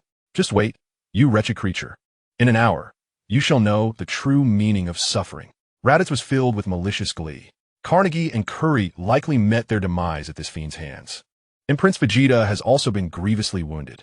It would be ideal if Vikame could leave him utterly devastated. Go ahead, Lord Chio-E. Vikame wore a mask of sincere smiles, resembling the most fervent salesman, asserting that trying it would cost nothing. Behold, this divine water is pure and immaculate, brimming with energy. Undeniably a treasure. I would stake the honor of the Saiyan on its safety, devoid of any toxins. To enhance his credibility, he magically produced a bamboo cup, carefully ladling a small portion of the luminous liquid from the large barrel, presenting it reverently to Chio-E. The exquisite hue, emanating a peculiar wave that seemed to contain the essence of cosmic power, caused Chio-Ye's throat to involuntarily constrict. Yet, as an elite warrior of the Frisia Force, his inherent caution was not entirely drowned by greed. He did not immediately accept it, but narrowed his crimson electronic eyes, coldly scrutinizing Vikame. You drink first. Vikame silently cursed the old fox. Indeed, he was cautious. However, surely taking a sip would pose no significant risk. Raditz had consumed several gulps before succumbing. A single sip should have minimal side effects, perhaps just a slight dizziness? No problem. To demonstrate my respect for Lord Chio-E and the purity of this divine water, I shall indulge first. Vikame maintained his smile, unhesitatingly raising the bamboo cup to his lips, and in one gulp, consumed the small portion of battle-enhancing water. The icy liquid, with a hint of an unusual sweet metallic taste, slid down his throat, instantly transforming into a warm current that spread throughout his limbs. Vikame distinctly sensed a gentle yet immense energy awakening within him, surging forth, although it did not provoke the violent transformation and doubling that Raditz experienced. His combat power reading on the detector merely fluctuated slightly, increasing from 3,400 to around 3,500 before stabilizing, as if he had merely replenished some expended energy. With a long exhale, Vikame's complexion flushed, and his spirits seemed to lift. He shook the empty bamboo cup, flashing a grin at Chio-E, revealing his pearly whites. You see, my Lord Chio-E, I am perfectly fine. I feel invigorated. This divine water is indeed a remarkable tonic. However, Chio-Ye's brow furrowed even more tightly, pointing accusatorily at Vikame. The numbers on the detector were unmistakable. 3,500? Only a mere increase of 100? Did you not claim that a single sip would double it? Your 3,400 should have become 6,800. Are you toying with me? A chilling aura of murderous intent began to emanate from him. The gravel beneath his feet crushed into dust by an unseen force. He felt he might have been deceived. The atmosphere plummeted to a frigid low. Raditz's heart raced, fear causing his body to tremble slightly. Vikame felt a tightening in his chest. Yet he maintained an expression of helplessness and grievance, hastily waving his hands in explanation. Lord Chio-E, please temper your anger. You have misunderstood. I previously mentioned that the effects vary from person to person. I am but a lowly warrior, my bloodline diluted, my potential long since exhausted, and my physical endurance is exceedingly limited. A single sip merely replenishes a modicum of energy, boosting my strength by a mere 100 or so points. That is the utmost I can achieve. The true efficacy of this divine water hinges upon the foundation of the drinker. He spoke rapidly, explaining as he hastily redirected attention to the side, pointing at the prostrate Rateyes, his tone laced with exaggerated envy. Behold Rateyes. He is a true elite warrior. His bloodline purity far surpasses mine. In the face of peril earlier, he boldly consumed 8 doses of combat divine water in one breath. What a spectacle! Can you guess the outcome? An astounding 8-fold increase. His combat power soared from 700 to 5,600 in an instant. Majestic and formidable. He nearly vanquished the enemy who ambushed us. Alas, he ultimately succumbed to exhaustion, And now, well, the side effects have taken their toll, leaving him incapacitated. Rat Eyes felt a surge of rage boiling within him, nearly causing him to spew blood. 8 doses? Eightfold. 5,600? Vikame, you scoundrel. Not only do you boast without basis, but you also drag me into your lies. I distinctly recall that I nearly met my demise after merely 4 sips. 5,600? If I truly possessed such prowess, would I be reduced to groveling on the ground? A wave of intense indignation and absurdity crashed over Rat Eye's fragile psyche. Emotional fluctuations from Rat Eyes. 666. The numerical display in Vikame's subconscious suddenly flickered. Chiyoyi's murderous intent was temporarily subdued by Vikame's seemingly rational explanation. His crimson electronic eyes suspiciously turned towards Rat Eyes, who lay on the ground, breath faint, complexion pale, though caked in dirt, making it hard to discern. The detector indicated that Rat Eye's combat power was indeed a mere 175, at the brink of total weakness. This condition bore the hallmarks of severe exhaustion following a power surge, potentially damaging his very essence. Elite warrior, eightfold, 5,600, Chiyoyi softly repeated, a renewed fire of greed igniting in his eyes, more fervent than before. He was an elite of the Frisia Force, a powerhouse with a combat power of 17,000. His foundation, his potential, how could it possibly compare to a mere weakling scion like Rat Eyes? If he were to partake, achieving 4-fold or 5-fold increases, or even greater, what terrifying power would he wield? Vegeta? Captain Ginyu? All would be beneath his feet. Frisia would undoubtedly bestow upon him unparalleled glory. Chapter 25, Explosive Surge. Isn't that right, Rat Eyes? Vikame wore an innocuous smile, his gaze earnestly turning towards the dirt-streaked Rat Eyes, as if seeking the most reliable witness. Rat Eyes felt an icy chill surge from his tailbone to the crown of his head. Vikamontak, you scoundrel, why must you drag me into this? I am an honest man. I do not wish to lie. Yet, gazing into Chiyoyi's covetous and scrutinizing crimson electronic eyes, alongside the oppressive weight of his 17,000 combat power, Rat Eyes felt as though his tongue had turned to ice. Ha, indeed. Raditz abruptly lifted his head, forcing a smile that was more grotesque than tears, and nodded vigorously with all his might, his voice trembling slightly with an air of guilt. Vikame was indeed correct. I just had, 8 sips. 5,600. The sensation was simply explosive. Alas, I failed to control it. As he spoke, he inwardly lamented, Great dragon, I, Raditz, have been compelled to utter the greatest falsehood of my life today. I fervently hope the ancestors of the Saiyans do not bestow their wrath upon me. Emotional fluctuation from Raditz. 666. The numbers on the panel deep within Vikame's consciousness flickered once more, inching closer to the million mark. A barely perceptible smirk graced his lips. Deceive, and then deceive again. Raditz, filled with a tumult of sorrow and indignation, sensed that this purple-skinned toad was about to meet a dire fate. Even Prince Vegeta had fallen into his trap. Could it be that Vikame, this trickster, would ultimately ensnare him with a mere bucket of water, to be pressed down and rubbed into the ground? The imagery was too delightful. Just the thought of it alleviated much of his discomfort from the forced lie, even igniting a flicker of anticipation within him. Indeed, the terms battle power 5,608 times exploded like droplets in a boiling pot of oil within Chiyoyi's greed-laden heart. His crimson electronic eyes shimmered with unprecedented brilliance as they fixated intently on the glowing, swirling combat elixir in Vikame's hands.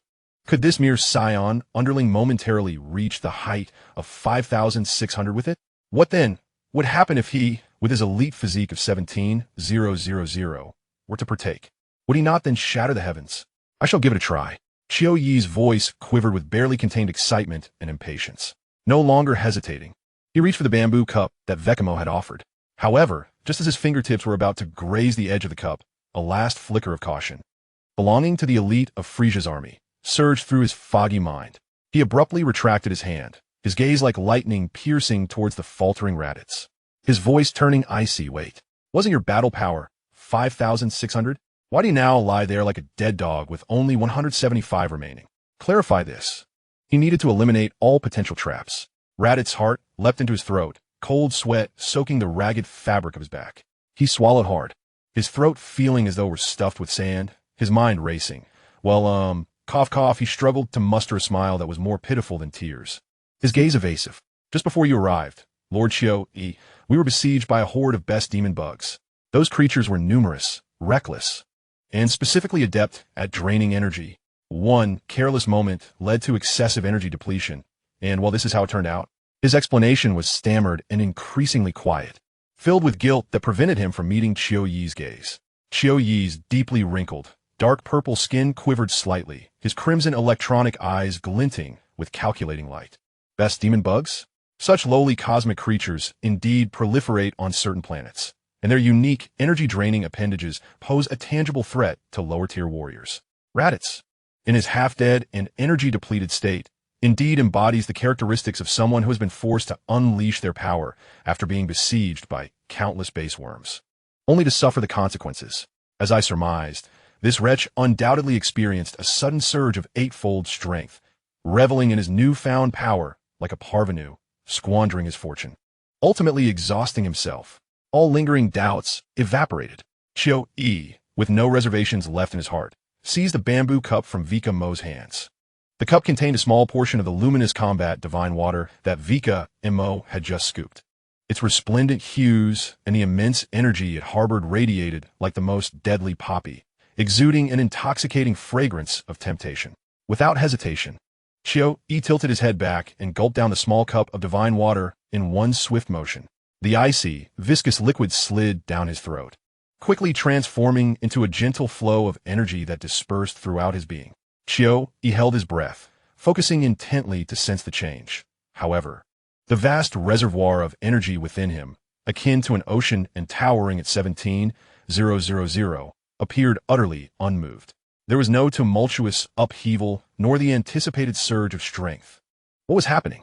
Qiu-Yi's expression darkened instantaneously, resembling the ominous sky before a storm, his crimson electronic eyes narrowing dangerously, icy killing intent piercing through to Vikame, while the ground beneath him silently fissured with spiderweb-like cracks.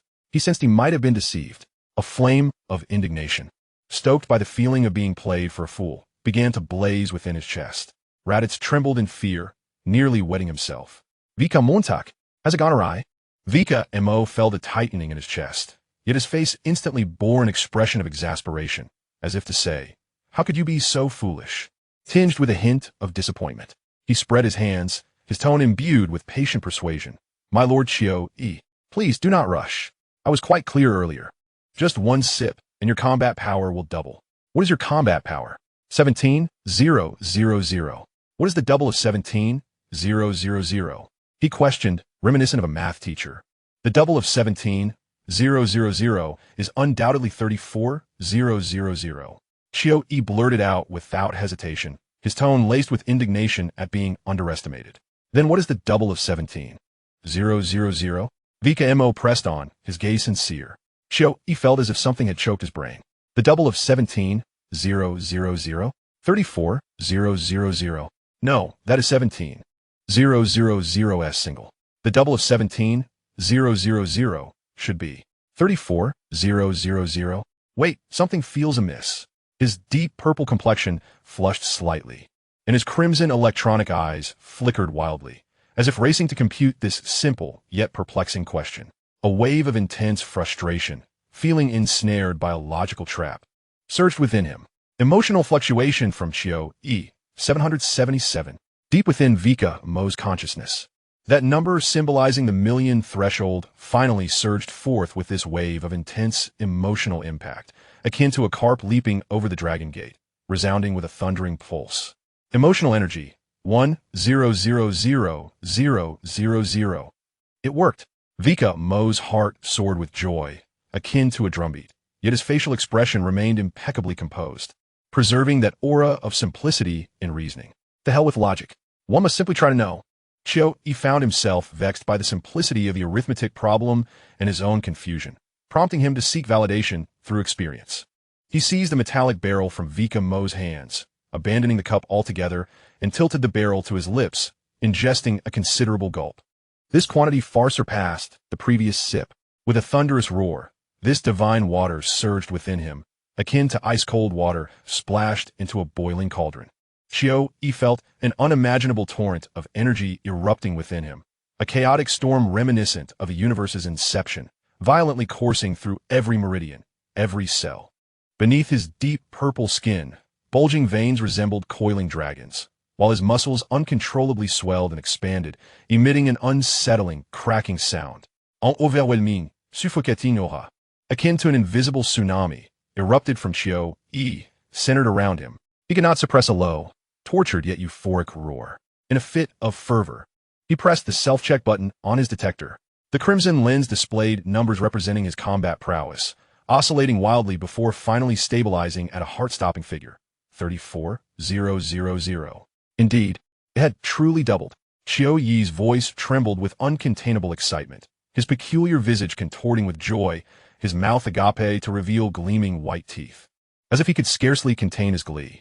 Power, an unprecedented, terrifying strength surged within him, roaring and racing like a tempest. This sensation surpassed the ecstasy of conquering 100 planets. See, I didn't deceive you, did I? Vikame timely offered his compliments, wearing a smile that suggested he had forewarned Chio-E, though internally he scoffed. Drink up. The more you consume, the harder you will fall. Drink again. At this moment, all doubts were obliterated, as immense joy and insatiable greed completely consumed Chio-E. Like a parched traveler in the desert, he hefted the heavy metallic barrel and tilted it towards his throat, pouring the remaining contents of the battle divine water down his gullet with reckless abandon. Gulp, gulp, gulp. The viscous, glowing liquid cascaded into his mouth, rushing down his esophagus. This time, the violent surge of energy intensified, as if countless cosmic beasts rampaged within him. Chio-Yi's body trembled violently, and his skin began to exude fine droplets of purple blood, a signal that his body was nearing its limit. Yet he paid no heed, his crimson eyes fixated solely on an insatiable thirst for power. As the last drop of divine water vanished from the barrel, Chio-E eagerly pressed the self-check button on his detector once more, yearning to witness the miraculous leap in his abilities. A piercing explosion ressounded. The combat power detector adorning Chio-Yi's left eye, along with portions of its metallic casing, detonated as if a bomb had exploded from within, scattering tiny metal shards and crystalline dust in all directions. The sudden explosion startled Chio-E, causing him to instinctively take a step back and shield his left eye with his hand. Yet in the next moment, an intensity more radiant than the sun erupted from his remaining right eye. The detector had gone off the charts? What could this signify? Ah-ha! Ha-ha-ha!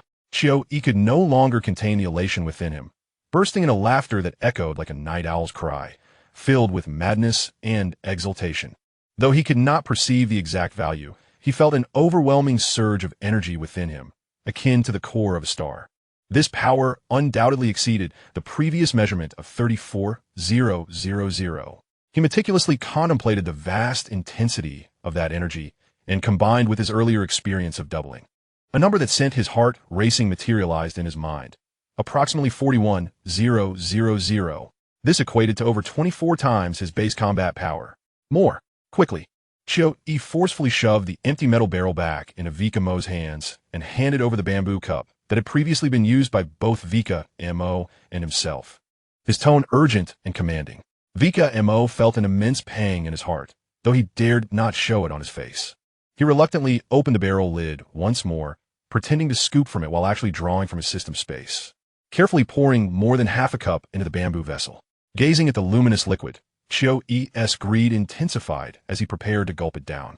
But Vikame abruptly grasped his wrist. Lord Chio-E, please calm down. Listen to me. The efficacy of this divine water is determined by the number of sips taken, not the volume consumed. That large gulp you just took counts as only one dose. If you down this cup in one go, it too will only count as one. You will lose out. You must sip slowly and space it out to maximize your benefits. He wore an expression of sincere concern, as if he were deeply pained for Chio-Yi's potential loss. Chio-E was momentarily taken aback by this unexpected interruption, before fury surged within him. The deep purple energy surged uncontrollably across his surface, causing Vikame's arm to tingle. He glared at Vikame as if chastising him for meddling and being petty. Yet, Vikame's words struck a chord within him, piercing through his greedy calculations. To sip and increase the count? Perhaps there was some merit to this idea? Oomph. Chio-E scoffed, suppressing the impulse to seize the cup and drink it all at once, ultimately deciding to heed Vikame's counsel. He took the bamboo cup, This time not indulging in a reckless gulp, but rather, as if savoring a rare vintage, he cautiously brought it to his lips and took a minuscule sip. Buzz. The familiar, intoxicating sensation of power surged once more, though the increase was not as explosive as the previous two instances. The discernible uplift in strength confirmed Vikame's assertion. It's all about the number of times. More. He returned the cup. Vikame promptly poured a little more, refilling. He took another small sip. The power surged. More. He commanded again. Pool. Sip. Engaging in a ritual both sacred and avaricious, He continued to sip, each careful mouthful a testament to his insatiable ambition. With each minuscule swallow, a steady surge of energy coursed through his body, each elevation of strength amplifying the ecstasy on his countenance and the ambition in his eyes. He had taken 10 sips in total. Each sip was but a meager amount. Yet cumulatively, the bamboo cup was nearly emptied. At this moment, He felt as though his body had transformed into an energy furnace on the brink of explosion. An overwhelming torrent of power flowed within him, and even the slightest movement seemed to resonate with the tremors of space. The sensation of strength was so formidable that he felt capable of shattering stars with a single punch. He meticulously calculated the intensity of the energy within him, which resembled a tempestuous sea, and combined it with his initial base value of 17,000, a number that sent shivers through his very soul, tenfold. This was undoubtedly 10 times his foundational combat power. 170,000. 17,000 combat power. How could there exist such a celestial artifact in the universe? He trembled with excitement, his deep purple skin emanating a faint glow from the overflowing energy. 17,000. What a staggering concept. The leader of the Jinyu force, Jinyu, barely reached 120,000. Frisia's first form was recorded at 530,000. Was it possible that the disparity was not insurmountable? A frenzied thought ignited like wildfire within him. Beside him, Raditz stood in stunned disbelief, his jaw nearly grazing the ground. How could it be that, after just 4 sips, he was nearly propelled into the heavens while this purple-skinned toad managed to drink 10 times? Tenfold. 17,000. An indescribable bitterness and jealousy surged within Raditz's heart. How could a mere toad outstrip the Saiyan bloodline? Yet soon after, a more malicious thought sprouted like a toxic weed. Ha, let you revel in your triumph for just an hour longer. No, perhaps not even an hour. Once your tenfold power ebbs like a receding tide, you'll be left with a pitiful 700. Raditz grasped his thigh tightly, burying his face deep into the scorching sand, his shoulders heaving violently as he struggled to suppress the explosive laughter threatening to escape. Vikame was utterly ruthless.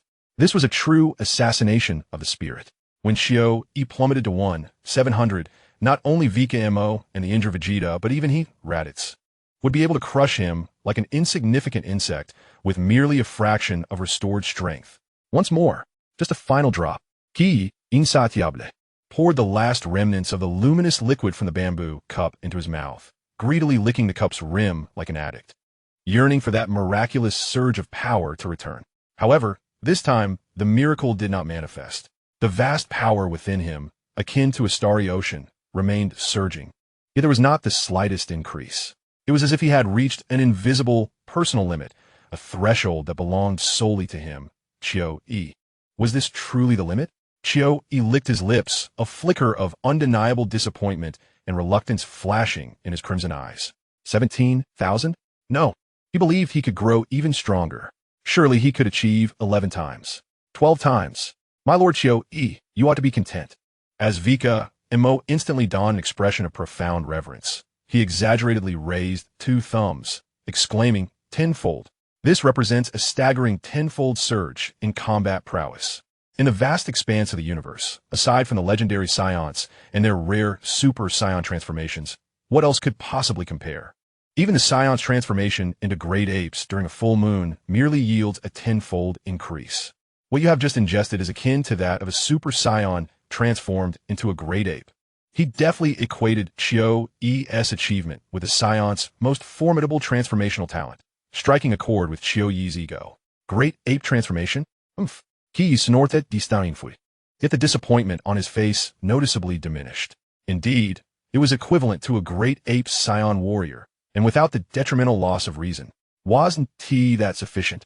He, Chio-E, a non-Saiyan, had accomplished what the Saiyans could only achieve under the full moon. An overwhelming sense of superiority washed over him, transcending the Saiyans. Yet, his ambition remained insatiable, akin to a relentless parasite. He fixed his gaze on Vikame and commanded, "Pour a bit more. Just a mouthful. Let me try again." Vika silently cursed inwardly, but dared not defy him, reluctantly opening the barrel once more. In reality, it was the last time he could extract a minuscule amount from the system's space, symbolically dripping a few drops into the bamboo cup, a quantity so scant that it barely covered the bottom of the cup. Chio-E observed the meager droplets, nearly negligible, and contrasted it with Vikame's expression as though he were sacrificing flesh, casting him a withering glare. "What a miser! When I leave, this entire barrel, along with your spatial equipment, will belong to me. I shall offer them to wait." An unprecedented thought, akin to a cosmic thunderclap, abruptly cleaved through Chio-E's power-fueled mind. Offer it to Frisia? Chio-E's heart jolted. An indescribable sense of absurdity and a spark of ambition ignited within him, flaring up like dry tinder doused in oil. Why should I give it to him? I now possess a combat power of 170,000, a top-tier warrior in the universe. 17,000. Frisia's first form is merely 530,000. I might not be without the strength to contend. Even the name he once dared not utter echoed in his mind like an incantation. Frisia, Your Excellency? Chio-E mulled over this title. A sense of unprecedented rebellion and contempt spread like venom within him. Bah, what Your Excellency? From now on, I shall simply call him Frisia. This universe should be governed by the most powerful warrior. That is me, Chio-E. In that moment, the visage of a petty man reveling in his newfound fortune was unmistakable on his face.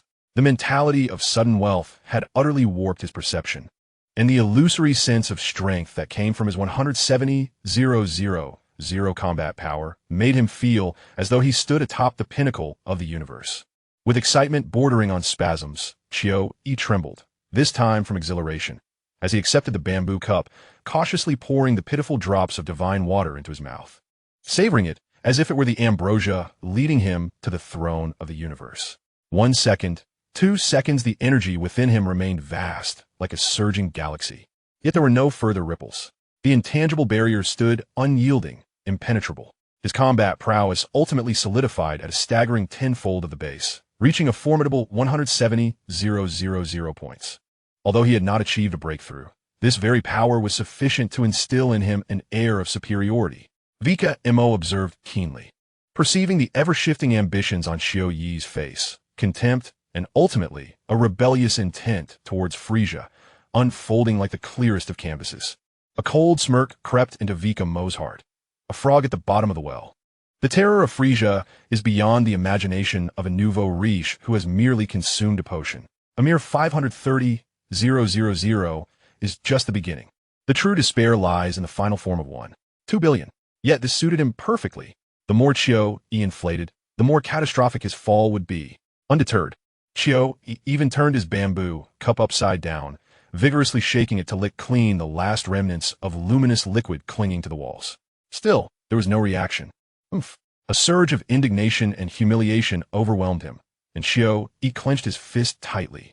Crack! The sturdy bamboo cup crumbled in his grip like rotting wood, disintegrating into fine powder that fell like dust. Slowly, he raised his head, his crimson electronic eye, only the right one remaining, devoid of previous greed and curiosity, replaced by a frigid gaze of condescension, as if appraising a piece of refuse destined for disposal, firmly fixed on Vikame. The corners of his mouth curled into a cruel and meaningful arc, silencing the witness. The thought coiled around him like a venomous serpent. Eliminate this Saiyan brat. Seize this invaluable bucket of combat divine water and that mysterious spatial equipment. Then, challenge Frisia, claim the ultimate throne. The universe shall bow at his feet. Vikame sensed the palpable chill of murderous intent, every muscle in his body tightening to its utmost, the energy within him swirling chaotically. Yet, an odd calmness graced his expression, for deep within his consciousness, a virtual panel shimmering with golden light prominently displayed the words, Emotional Energy, 1,000,000. Eligible for Fate Roulette Draw. More importantly, his hidden card, the absolute control over the narrative provided by Rebirth, remained a secret unknown to anyone, his final safeguard in dire straits. Chapter 26. Shock. Vikame's heart steadied within his chest. Yet his face maintained a perfectly calibrated smile of flattery. He was not unafraid of death. Rather, he was wagering on a subtle, psychological game. If Chio-E truly intended to kill him, why go through the trouble of descending from above and wasting words? An energy blast could resolve the matter with ease. Yet he opted for close proximity and inquiry. This choice revealed Chio-Yi's keen interest in him, or more accurately, in the anomalies he exhibited, the surge in combat power and that bucket of water, potentially linked to some task assigned by Frisia, such as capturing him alive for amusement. By leveraging this interest, he aimed to buy time, allowing the terrifying side effects of the combat divine water to manifest within Chio-E, a strategy that Vikame considered to have the least risk and the highest reward. Far better than drinking that concoction himself. The duration of the side effects remained uncertain. An hour? A day? Or perhaps eternal? The half-dead state of Raditz served as a cautionary tale. Vikame had long since resolved that he would never act as a guinea pig until he had thoroughly grasped the essence of the battle divine water. Chio-E was the perfect specimen. Vikame, indeed, this battle divine water is a remarkable substance. The last remaining crimson electronic eye of Chio-E shimmered with a gluttonous glint, his gaze flowing like viscous liquid, sweeping back and forth between Vikame's face and the glowing bucket of divine water he held. That look was no longer merely a thirst for power. It bore a hint of possessiveness, evaluating all that lay before him. A warning bell rang in Vikame's mind. Yet his smile shone even brighter, akin to an obedient hound. Without hesitation, and with a touch of keen politeness, he cradled the heavy metallic bucket in both hands and respectfully presented it before Chio-E. "My lord Chio-E, I hope you find it to your liking. Here." His voice brimmed with genuine devotion. "Oh." Chio-E paused, a flicker of astonishment crossing his deep purple visage. He had anticipated that this lad would cling to the bucket as if it were his lifeline, yet he had not expected such an unreserved offering. This unexpected generosity caught him off guard, and a wave of satisfaction surged within him. This lad truly understood the game. "Are you certain?" Chio-Yi's voice carried a barely perceptible thread of inquiry, yet was predominantly laced with the pleasure of being appeased. He casually accepted the cold metallic bucket, weighing it in his hands. It was heavy, brimming with power capable of altering the cosmos. The more he observed Vikame, the more he found him agreeable. Decent fighting prowess, albeit far inferior to his own, a nimble mind, aware of how to present treasures, and, crucially, a keen sense of circumstance. Having such a companion as a subordinate seemed a wise choice. He could enjoy the divine water at will, though he had no immediate need for it, while also having someone to run errands. Absolutely certain, Vikame stood tall, a bold smile illuminating his face, his tone earnest and moving. "My lord Chio-E, you can see for yourself. I am but a lowly warrior. My potential is limited, and my body cannot withstand the true might of this divine water. Keeping it in my possession would be a waste. It is far better suited for someone as fortuitous as you. Let realize its utmost value." He cleverly positioned himself as a self-aware underachiever, elevating Chio-E to the status of a chosen one. "You are quite perceptive."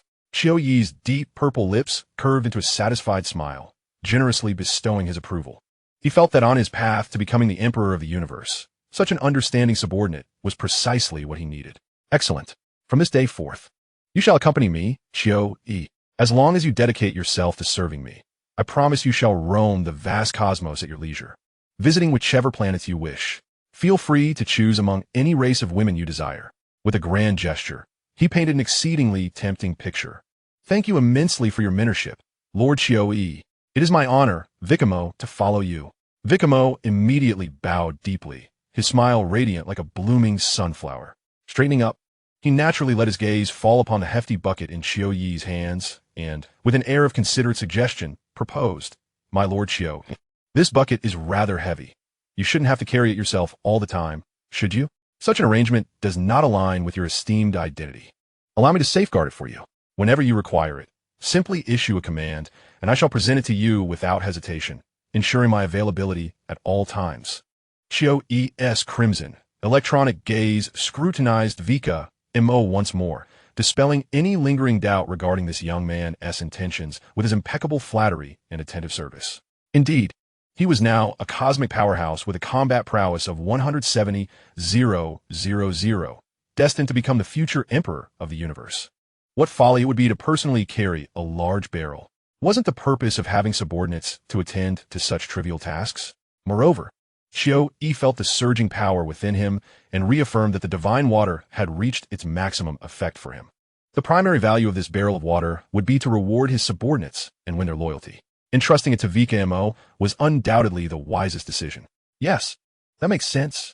You may take it, Xiao-Yi declared, handing the metallic barrel back to Vikame with a haughty air of condescension. Yet after relinquishing it, a pang of reluctance surged within his power-infused heart, prompting him to inquire, is it truly impossible to increase it even slightly more? I feel my body could endure additional power. Though 170,000 was formidable, thoughts of Frisia as unfathomable 530,000 in his first form left him yearning for greater strength. Vikame accepted the barrel, smirking inwardly while feigning contemplation on his face.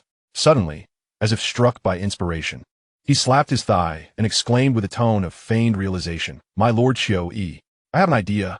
The efficacy of this divine water may relate to your physical condition.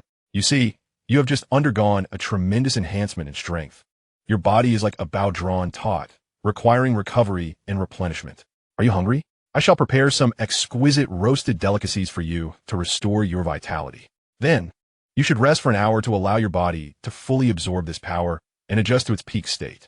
Afterward, we shall try again. Perhaps there will be delightful surprises." He paused briefly, adding a touch of sincerity to enhance his credibility. To be candid, I previously followed this method. After resting for an hour post-battle, my body recovered somewhat, and then I took 4 more sips. While the enhancement wasn't as dramatic as the first time, it at least doubled.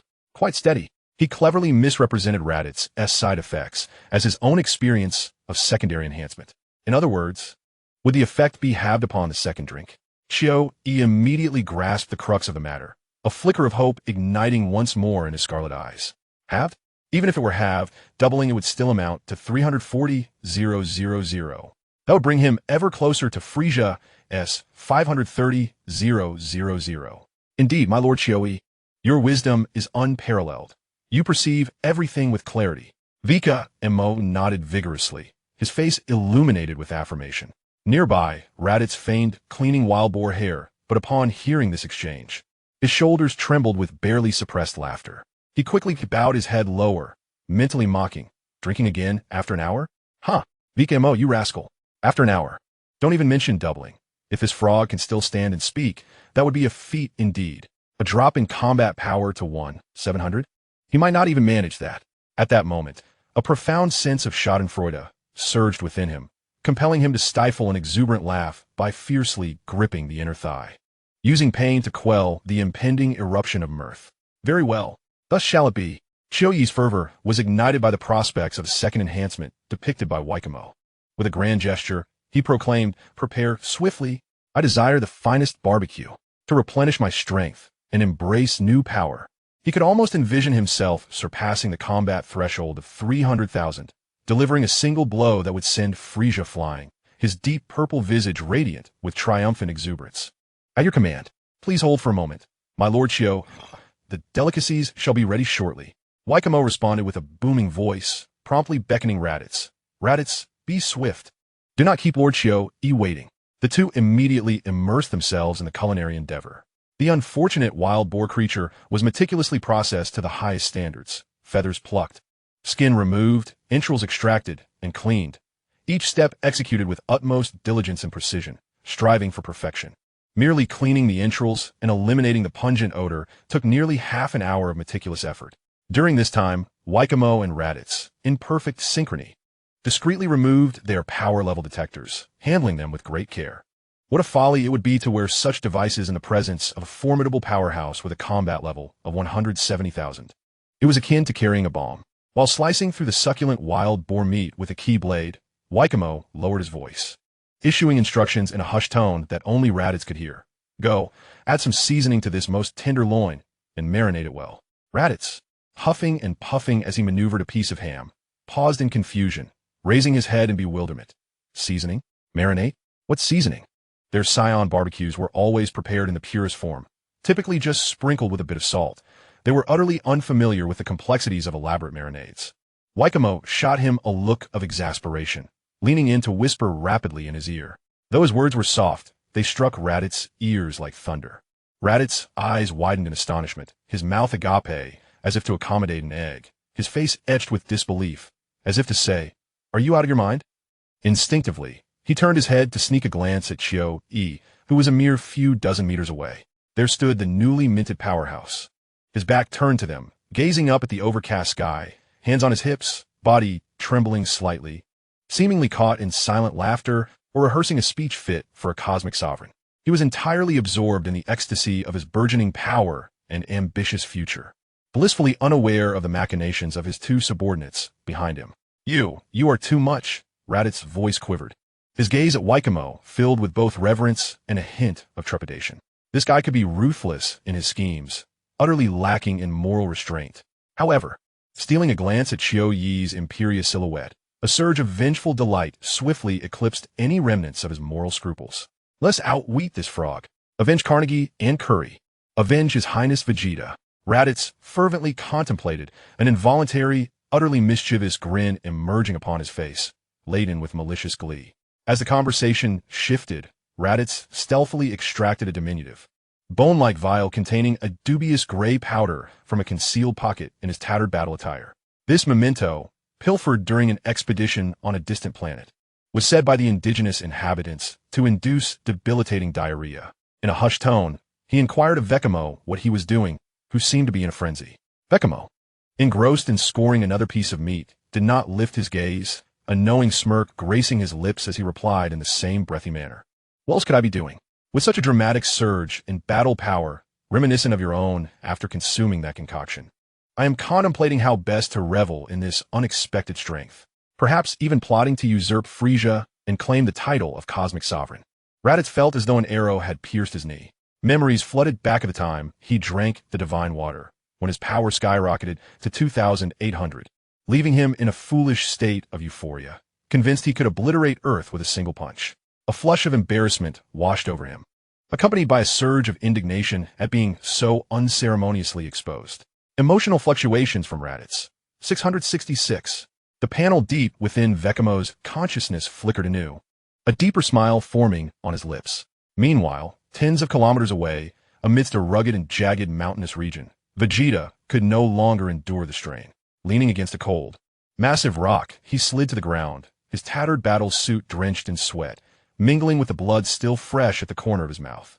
His face, usually etched with pride and coldness, appeared ashen, and his golden irises constricted violently, brimming with incredulity.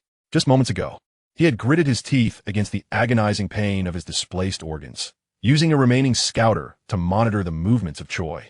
When a light representing Choi approached Vikame and Raditz, the scouter erupted with a piercing alarm. On the scarlet lens, the value symbolizing Choi's life energy surged like a rocket igniting. 17,000, 18,000, 20,000, 25,000, 30,000, 34,000. What nonsense was this? Vegeta's voice, strained and hoarse from shock, struggled to form words, each syllable forced from his throat. How could this be? Why had his battle power escalated so dramatically? It defied all his understanding of strength. No transformation, no charge, simply standing still, and his power had nearly doubled. Yet, this was merely the harbinger of a nightmare to come. A deafening crash, far more jarring than the previous warning of the scouter, erupted like thunder in Vegeta's ears. The latest model of the scouter he wore over his left eye, theoretically capable of detecting powers up to 20,000, shattered instantaneously, its lens and intricate internal components violently torn apart by an invisible force from within. Scorching metallic shards and crystalline powder erupted like a hailstorm, with several pieces even grazing Vegeta's cheek, leaving a searing sting in their wake. Vegeta stood frozen, akin to a statue encased in ice. He maintained the posture of shielding his left eye with his hand, while his right eye fixated on the debris of the destroyed scouter cascading through his fingers. His golden pupils filled only with boundless terror and emptiness. The scouter had exploded. What did this signify? It indicated that scoundrel Chiu-yi's battle power had surged in a mere instant, surpassing 20,000, an altitude that Vegeta, currently, could not hope to reach. What transpired over there with Vikame and Raditz? Was that faint reaction of battle power 175 truly Raditz? Was he still alive? And what about Vikame? What of that individual displaying a battle power of 3,400? Enormous questions and an unprecedented sense of crisis coiled around Vegeta's heart like a cold serpent. He violently cast aside the remnants of the scouter, disregarding the agonizing pain that tugged at his internal injuries, and struggled to rise. Losing the scouter meant he could no longer gauge Qiu Yi's energy fluctuations and position with precision. Yet, Qiu Yi's scouter must have also been obliterated. The terrifying energy that erupted in an instant undoubtedly exceeded the limits of any conventional scouter. This was an opportunity, a perilous one, yet possibly the sole chance to unveil the truth. A flicker of the Saiyan prince's ruthlessness and resolve shone in Vegeta's eyes. He drew a deep breath, forcibly suppressing the tumult within him, retracting his aura to its utmost, like a shadowy cheetah merging with the obscurity, stealthily advancing towards the direction where the energy explosion had last flickered, where Vikame and the others were located. Each step was taken with utmost caution, utilizing the jagged rocks as cover. He had to ascertain what had transpired to that suddenly monstrous Qiu Yi. Simultaneously, on a distant expanse of grassland, a similar explosion echoed. Naba gazed in shock at his scouter, which had transformed into a heap of scrap metal above his left eye, his rugged face etched with confusion and a barely perceptible hint of fear. Just moments ago, the scouter had captured the surge of Qiu Yi's energy akin to a stellar explosion, the readings fluctuating wildly, before ultimately succumbing and becoming utterly inoperative. Over there, in the direction of Vikame and Raditz, Naba abruptly turned, his enormous frame oriented towards the source of the energy explosion. Despite the vast distance and undulating terrain obscuring his view, the astonishment in his gaze was palpable. What had transpired? Was Qiu even human anymore? The intensity of that instantaneous energy eruption caused even this Saiyan warrior, who prided himself on strength, to feel a pang of trepidation. Losing the scouter was like navigating through the dark cosmos without a compass. He could no longer establish contact with Prince Vegeta, nor sense the fates of Vikame and Raditz. A profound sense of isolation and helplessness washed over him. Should he venture over there? The moment that thought arose, Naba ruthlessly extinguished it. What nonsense! The energy emanating from the creature Qiu Yi was so potent that it shattered the detectors from such a distance. Approaching it would be akin to courting death. Perhaps Prince Vegeta possesses a solution, yet his companion Naba should best be avoided. It is far too perilous. With a determined shake of his glistening bald head, Naba seemed to cast off his trepidation. He made the most fitting decision according to his nature, to return to the spaceship and await developments. If Prince Vegeta or Vikame were still alive, they would undoubtedly return. Resolute in his choice, Naba no longer hesitated. His massive form surged forward with a speed that belied his size, akin to a cannonball. As he sprinted towards the Saiyan ship's landing site on the opposite side of the planet, not daring to look back. Fleeing from the terrifying vortex of energy became his singular focus. Meanwhile, Vikame and Raditz continued their culinary endeavors. Raditz, like a thief, carefully extracted a pinch of the gray powder from the small bone vial with his fingernail, applying it judiciously and with great restraint onto the most succulent piece of wild boar loin as designated by Vikame. He massaged the powder in with his fingers to ensure it permeated the meat. Once he completed this task, he hastily concealed the vial, as if it contained a deadly poison. Vikame, for his part, had kindled a fire, skewering large chunks of wild boar meat on sharpened twigs. The flames licked at the meat, producing a sizzling sound as fat dripped and a tantalizing aroma, tinged with a faint, peculiar scent masked by the spices, began to waft through the air. While expertly turning the skewers, he cast sidelong glances at Qiu Yi. Qiu Yi remained lost in his own world, occasionally erupting in silent laughter that shook his shoulders, or making fist-waving gestures against the air, seemingly rehearsing scenes of vanquishing Frisia. At times, he would stand with hands on hips, head held high, as if receiving the adulation of countless subjects.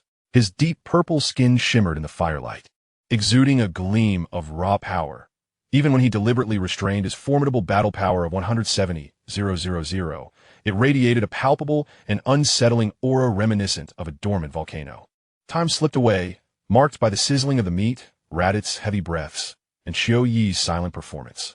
Vikame's heartbeat quickened with each flicker of the flames.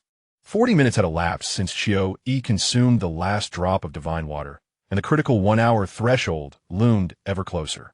Chapter 27. I've drawn it. Never mind. I'm going. Keep an eye on him. Don't let him notice. Radit's voice was barely above a whisper, emanating from deep within his throat, laced with a resolute defiance and an unmistakable tension. He stole a quick glance at Xiao Yi's massive, silent figure, seated upon a boulder. His deep purple skin glinting coldly in the faint starlight, a single eye half closed, evidently engrossed in some profound scheme. Vikame nodded subtly, his gaze sharp as he scanned their surroundings to ensure Xiao Yi's attention was indeed elsewhere. Go with confidence, he murmured, his voice steady, instilling an inexplicable sense of assurance in Raditz. He slightly turned his body, skillfully concealing the angles from which Lei's eyes might be exposed to Xiao Yi's line of sight. Despite his not particularly imposing stature, Lei's inhaled deeply, his heart pounding within his chest like a drum. With nimble movements, he seized a luscious piece of pork leg, deliberately left behind while dealing with the monsters. The meat boasted an alluring pink hue, interspersed with a hint of fat, undoubtedly primed for grilling. Gripping the hefty leg tightly, he crouched low, using the dense ferns and the enormous, oddly shaped ancient trees as cover, and scurried deeper into the jungle. The dry twigs and fallen leaves beneath his feet crackled softly with each step, sending jolts of alarm through Lei's. He dared not look back, desperately pushing into the thicker, darker parts of the forest, until he confirmed that he was completely obscured by layers of broad leaves and hanging vines. Several hundred meters away from the clearing where Vikame and Xiao Yi were situated, only then did he abruptly halt, leaning against the trunk of a tree so wide it would take 3 people to embrace it, gasping for breath. Sweat trickled down his forehead. Once again, he focused intently, and apart from the unique chirps of insects and birds in the jungle and the rustling of leaves stirred by the wind, there was no other suspicious sound. The suffocating sense of pressure emanating from Xiao Yi seemed to be kept at bay by the verdant layers surrounding him. Lei's exhaled a long, drawn-out breath, steadying himself. He gazed down at the heavy pork leg in his hands, a complex expression of distaste, tension, and the thrill of impending mischief crossing his face. Damn it. For the sake of survival, to be able to stand and urinate later, it's worth the risk. He muttered a curse under his breath, as if to bolster his own courage. Swiftly, he unfastened the belt of his combat uniform, his movements infused with a sense of urgent desperation. The pressing need to relieve himself surged forth after being held in for so long, and he could hardly wait to let out. The sound of rushing water echoed starkly in the silent jungle. While relieving himself, Lei's anxiously darted his eyes around, vigilantly scanning the surrounding darkness. Fearing that the sound might attract something unwelcome, or worse, alert Xiao Yi, he endeavored to control the flow, ensuring that most of it accurately drenched the luscious pork leg in his grasp. The dark brown liquid swiftly permeated the pink flesh, seeping into the crevices of the muscle fibers, leaving behind deep, fragrant stains.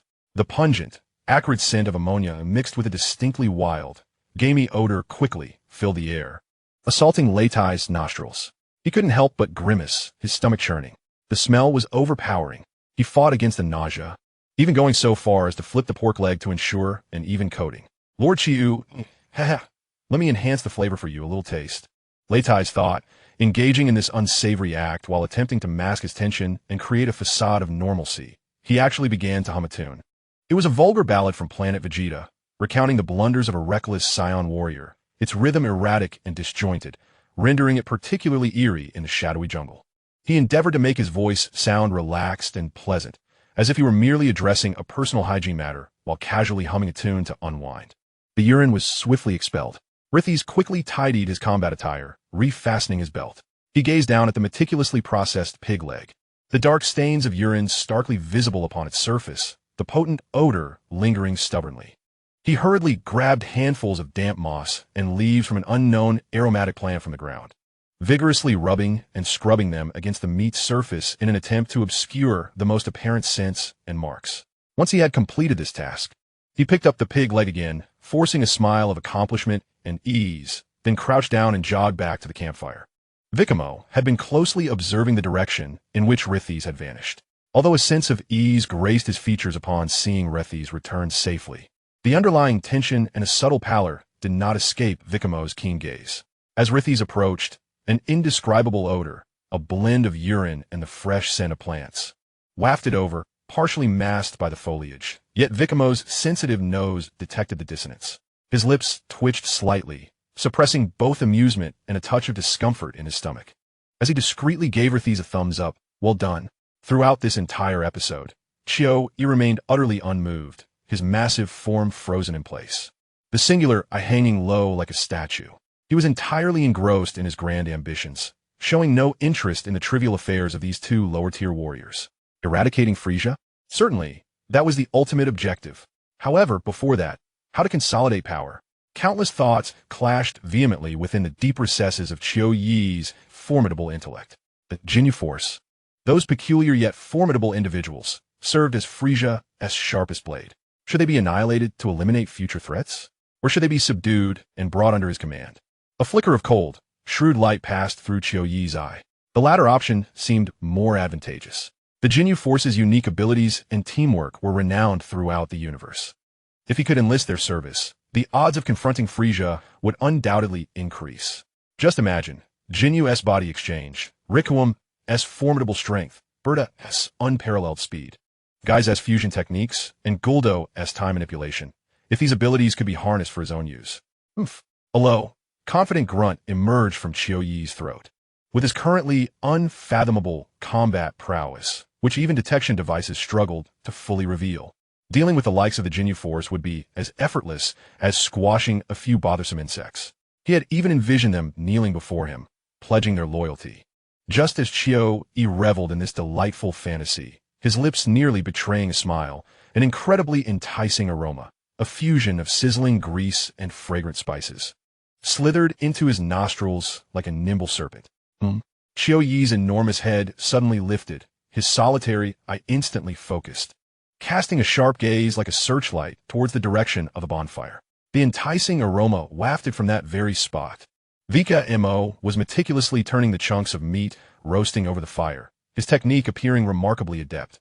The fat dripped onto the coals, emitting a delightful, sizzling sound and rising in a cloud of fragrant white smoke.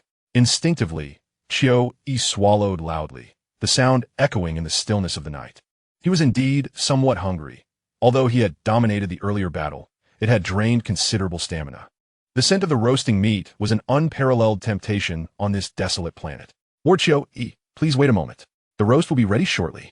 Raditz, positioned by the bonfire, forced what he believed to be his most enthusiastic and flattering smile, calling out to Chio-i in an attempt to mask the rapid beating of his heart and his inner trepidation. Chio-i's gaze lingered on Raditz's face for a brief moment before he nodded slightly. Ah, this little fellow is quite clever with lively eyes. He calculated inwardly. The Saiyan named Vikame seems to possess commendable culinary skills. Perhaps he could be retained as a cook and a handyman. If he performs well, a few drops of battle-enhancing water could be bestowed upon him, elevating his combat power 2 or 3-fold, a considerable boon indeed. However, it must be administered in the smallest of doses to ensure they grow strong enough to serve as cannon fodder, yet never pose a threat to himself. That is the art of subjugation. As for the Saiyan prince, Vegeta, a flicker of unmasked disdain and murderous intent crossed Chio-i's solitary eye. That haughty face, those disdainful eyes, how dare he? Before departing from the Beast Star, an opportunity must be seized to eliminate him entirely. Such a latent threat, bearing royal blood, must not be allowed to linger. Under Vikame's precise control of the fire, a leg of pork soon emerged, its skin golden and crispy, sizzling with oil, and exuding a mouth-watering aroma. The charred richness of the fat, the savory essence of the meat, and the peculiar, spicy aroma of the seasoning Vikame had scavenged from the planet amalgamated into a forceful and aggressive scent, nearly obliterating any underlying nuances. With a glance, Vikame signaled Raditz, "Go. It's your turn to shine." Raditz, upon receiving Vikame's look, felt his face fall, his heart wailing in despair. Instinctively, he recoiled, silently protesting, "You want me to go? The urine-soaked pork leg. What if he tastes something amiss? I'll be torn to shreds. Why don't you go instead?" Unmoved, Vikame's gaze remained resolute, silently responding with a firm gesture. "Hurry. This is part of the plan. You are a key player." At the same time, he discreetly extended a hand, forming a 6 gesture to remind Raditz of the time. Negative emotional value from Raditz. 999. The coal notification echoed in Vikame's mind. Yet at that moment, he had no time to ponder this revelation. All his focus was on urging Raditz and remaining vigilant of Chio-i. How much longer? Leitai's face was etched with despair, his voice reduced to little more than a whisper. laden with a profound sense of hopelessness. He felt akin to a martyr charging towards the enemy's camp, clutching a bomb. Only 6 minutes remained. Vikame responded in a hushed tone, his voice tinged with an undeniable urgency. Hurry. If you delay any longer, Chio, you will become suspicious. He added, it has been nearly 5 hours for me. Why has there been no recovery? A tremor of anguish crept into Leitai's voice as he instinctively glanced down at his groin, a wave of terror engulfing him. Could it be that he would never recover? Would he remain in this state for eternity? The thought of potentially losing vital functions sent him into a spiral of despair. Wasn't he at just one day's wait? Why the rush? It's still far from a day. Vikame stifled the urge to roll his eyes, striving to maintain a tone of casual assurance, even lacing it with a hint of jest. Perhaps you'll feel better in the next moment. Don't frighten yourself. Leitais gazed at Vikame's nonchalant demeanor, a mix of sorrow and indignation surging within him, yet he felt utterly powerless. A notification from the system flashed. Negative emotion value from Leitais, 999. Now was the moment. Vikame's heart soared with joy. Leitais' continuous, high-quality outpouring of negative emotions, combined with the sporadic resentment from Chio towards Vegeta or Frieza, and the vast reservoir he had previously amassed, culminated at this instant, breaking through the million mark like a torrent breaching a dam. 1 million points. Vikame's heart raced, blood coursing through his veins with newfound vigor. He forcibly suppressed his excitement, maintaining an outward appearance of focus on grilling meat, while his mind was acutely attuned, scanning the surroundings with the precision of a radar. The detector belonging to Chio had been damaged in prior battles, and Vegeta and Nappa were not present. Leitais had long since been persuaded to remove his own detector.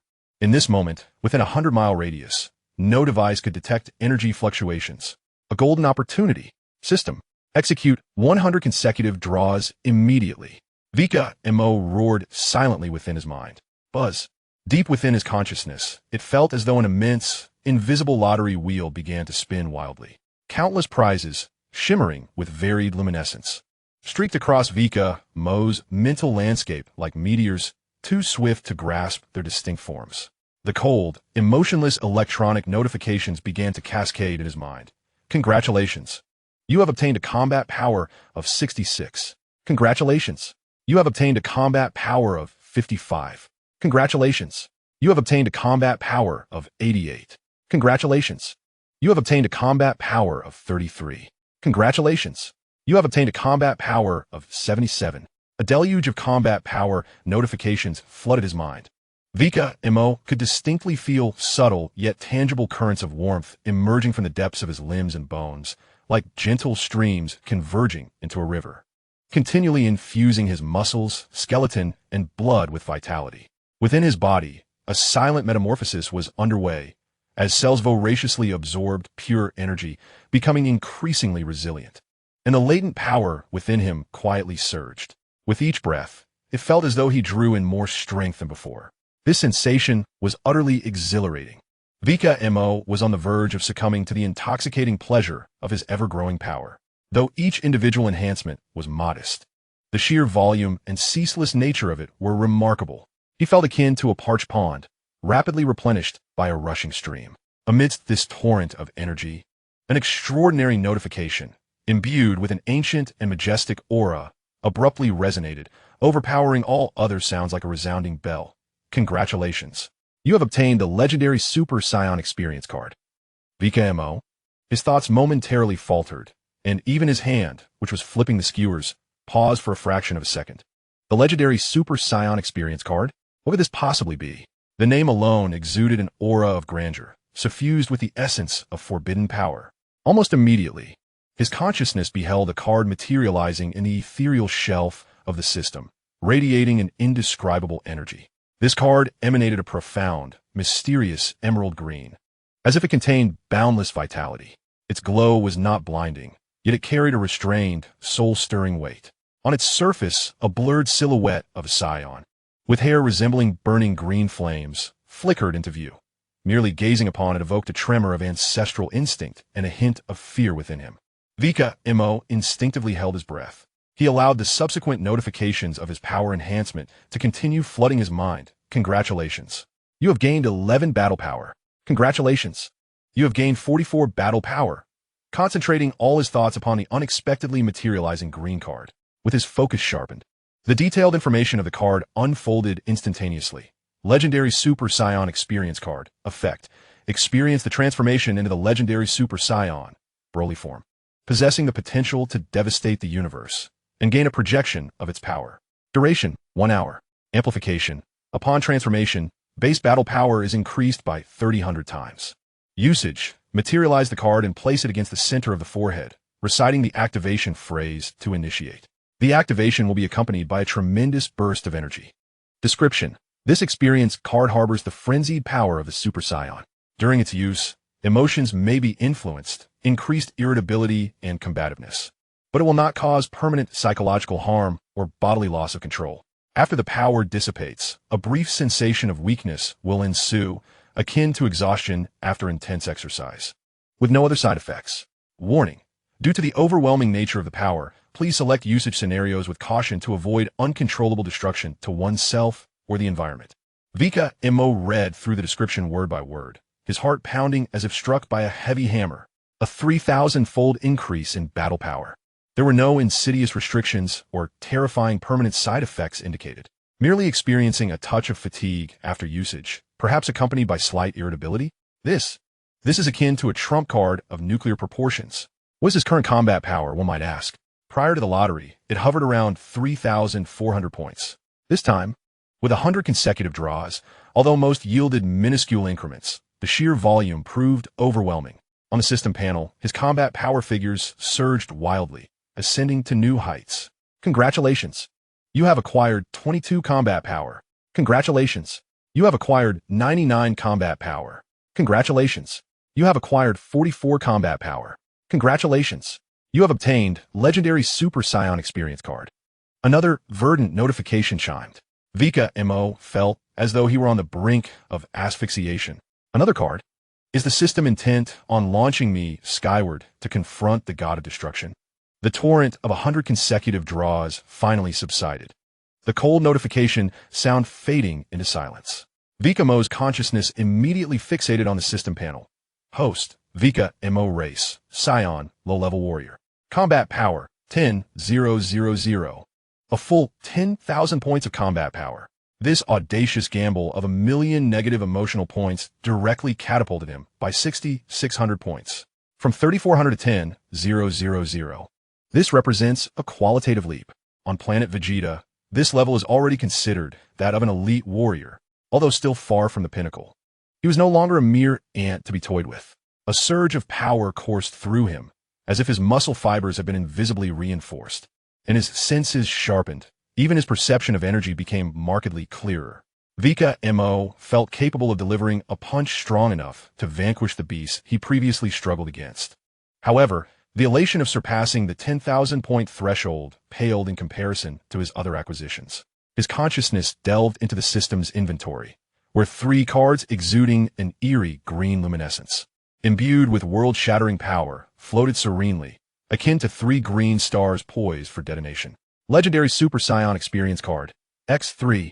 A smile involuntarily crept across Vikamo's lips, as an unprecedented sense of confidence and ambition surged within him. The Legendary Super Saiyan, a 3,000-fold enhancement, even calculating from his current base of 10,000 combat power. Upon usage, he would instantly possess 30 million combat power. 30 million.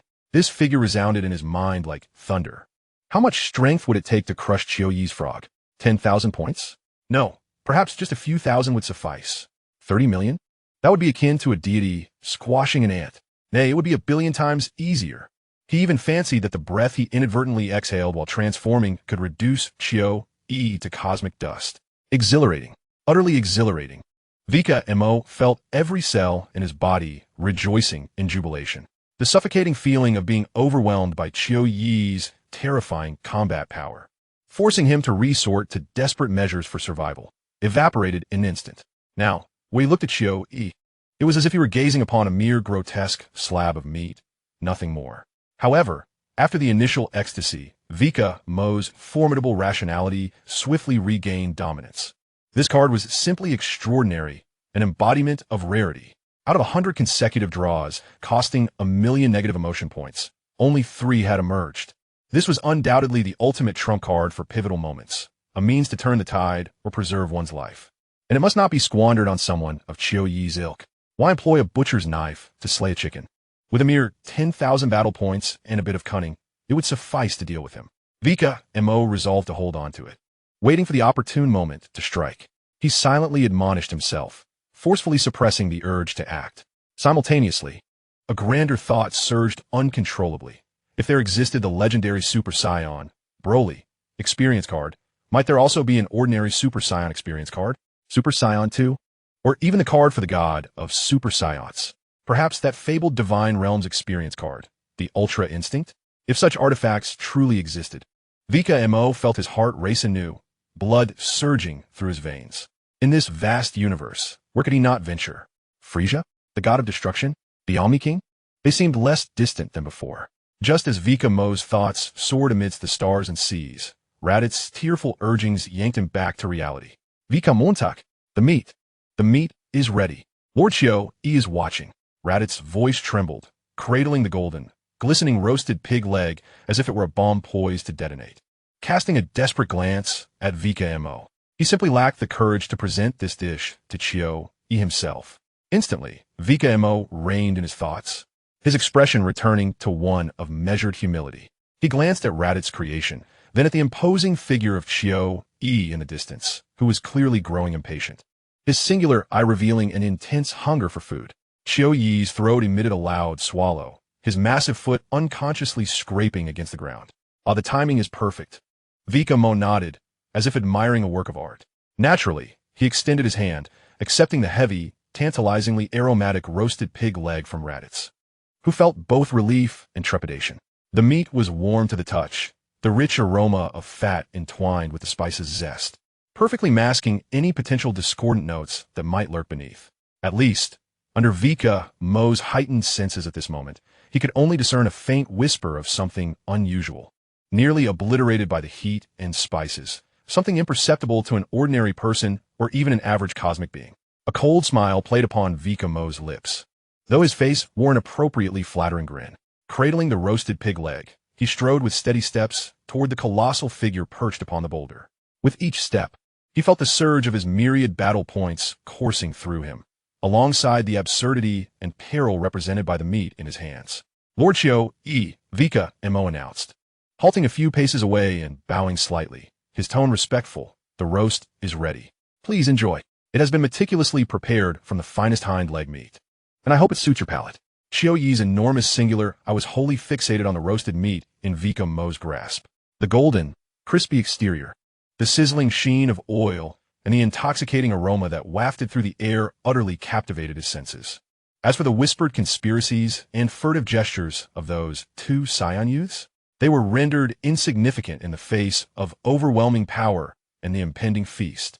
With a deep, rumbling sound akin to distant thunder, Chiu Yi emitted a satisfied growl from his throat. He extended his enormous hand, adorned with deep purple scales, effortlessly grasping the sizable pig's leg, which was no small portion for Vikame, as if it were merely a delicate chicken drumstick.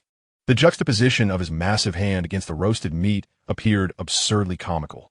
Chiu Yi could hardly contain his eagerness as he brought his nose close to the roast, inhaling deeply and drunkenly savoring the fragrant air. The potent amalgamation of grease and spices surged to his senses, dissolving any lingering doubt. Delicious, he mumbled, his mouth agape, filled with sharp teeth, as he savagely sank his fangs into the exquisitely roasted pig's leg. With a crack, the crisp exterior shattered, and with a pop, the scalding juices mingled with the fat exploded in his mouth. Chiu Yi emitted a sound of satisfaction, almost a moan, as his enormous singular eye squinted in bliss. The high-temperature roasting, the generous infusion of grease, and the meticulously chosen, overwhelmingly potent spice blend from Vikame produced a marvelous chemical reaction. Chiu Yi's gargantuan palate, not particularly renowned for its delicacy, was utterly overwhelmed and conquered by the ferocious flavors of umami, saltiness, and the richness of fat. The faint hints of flavor, nearly disintegrated under the high heat and completely masked by the robust spices, vanished without a trace, failing to transmit any effective signals to his sluggish taste receptors. He simply perceived the meat as perfectly cooked, crisp on the outside and tender within, juicy and more delectable than many dishes he had encountered in upscale restaurants. Indeed, that rascal Vikame had some skill. Without a moment's hesitation, Chio-E began to indulge heartily. His massive jaws opened and closed, sharp teeth effortlessly tearing through the resilient fibers of meat, producing a cacophony of gratifying crunching sounds. He feasted with abandon, grease dripping from his mouth, a profound sense of satisfaction radiating from his fierce visage. Vikame maintained a hunched posture, lowering his head, secretly reveling in the sight of Chio-Yi's voracious consumption, inwardly bursting with laughter while simultaneously mocking. Isn't it fragrant? Tasty, isn't it? This is enhanced with my exclusive secret sauce, the Latai's brand tonic, completely natural, no additives. One of a kind in the universe. Chew vigorously. That essence has seeped right into the meat. High temperatures for sterilization? Nonsense. This is the pure, unadulterated flavor. Is high battle power impressive? Yet here he is, relishing my Euro-marinated meat. Ha ha ha. Each jibe was accompanied by a delightful thrill of mischief. Meanwhile, standing not far behind Vikame, Latai's found his emotions swinging between extremes. Watching Chio-E relish his meal, he felt an absurd sense of relief. As if he had narrowly escaped disaster. The plan succeeded. He didn't detect the ruse. On the other hand, watching the morsel, once soaked in his own urine, vanish into the gaping maw of Chio-E, stirred tumultuous waves in Radit's stomach, his complexion fluctuating between crimson and pallid. Negative emotional energy from Raditz. 250. Disgusting relief. Negative emotional energy from Raditz. 250. Continued disgust. Negative emotional energy from Raditz. 250. Witnessing Chio-E lick his fingers, disgust at its peak. Chapter 28. The barbecue is here. Raditz, cradling the golden, glistening roasted pig leg that exuded a dangerously enticing aroma, trembled slightly, as if bearing a volcano on the verge of eruption. He forced himself to conjure the most humble and obsequious smile, inching closer to the colossal figure perched upon the boulder. Each step felt as though he tread upon cotton, his heart racing as if it might leap from his throat. Chio-E's enormous single eye was entirely fixated on the roasted meat, oblivious to Raditz's subtle anxiety and pallor. His vast nostrils flared, greedily inhaling the intoxicating blend of fat and spices, as his Adam's apple bobbed violently, producing a loud gulp. The Saiyan pride? It seems King Frisia's words were not entirely accurate. This little imp named Raditz is quite perceptive, recognizing the necessity of offering the finest delicacy to his future cosmic overlord. Lord Chio-E, please indulge yourself. Raditz stood before Chio-E, his voice tinged with an almost imperceptible tremor, striving to maintain an air of respect as he raised the pig leg high. A satisfying gurgle emanated from Chio-Yi's throat, reminiscent of thunder rumbling in the distance. He extended his massive hand, covered in deep purple scales, nearly the size of Raditz's entire torso, effortlessly snatching the pig leg as if it were but a toothpick. The stark contrast rendered the scene both comical and oppressive. Delightful, you are quite understanding. Chio-Yi's voice dripped with a patronizing approval, his solitary eye glancing at Raditz, akin to gazing upon a docile pet presenting an offering. Without further ado, he opened his cavernous mouth lined with jagged, ivory teeth, and savagely bit into the most succulent part of the perfectly roasted pig leg. Crack! The crisp, golden exterior shattered, producing a delightful crunch. Splurt! Scalding juices mingled with rich fat erupted in Chio-Yi's mouth, the robust, savory aroma combined with the piquant, exotic spices bombarding his large yet unsophisticated palate like an explosion. Chio-Yi emitted an exceedingly satisfied, almost moaning sound, his enormous eye narrowing in bliss. The high heat of the roasting sealed in the moisture, while the fat provided an unparalleled richness, and the locally sourced, aromatic spices played their role as olfactory bombs, obliterating any potential discordant notes. In Chio-Yi's dulled taste perception, this was a piece of meat perfectly roasted, overwhelmingly flavorful, and utterly irresistible. He chewed voraciously, his sharp teeth effortlessly tearing apart the resilient fibers of meat, producing a sound that was painfully grating to the ears. Grease flowed down the deep violet corners of his mouth, and he paid it no mind, only feeling a profound sense of satisfaction, his mood lifted by this unexpected delicacy. It seemed wise to have spared these two young Saiyans, particularly this Vikame, who proved to be a commendable cook.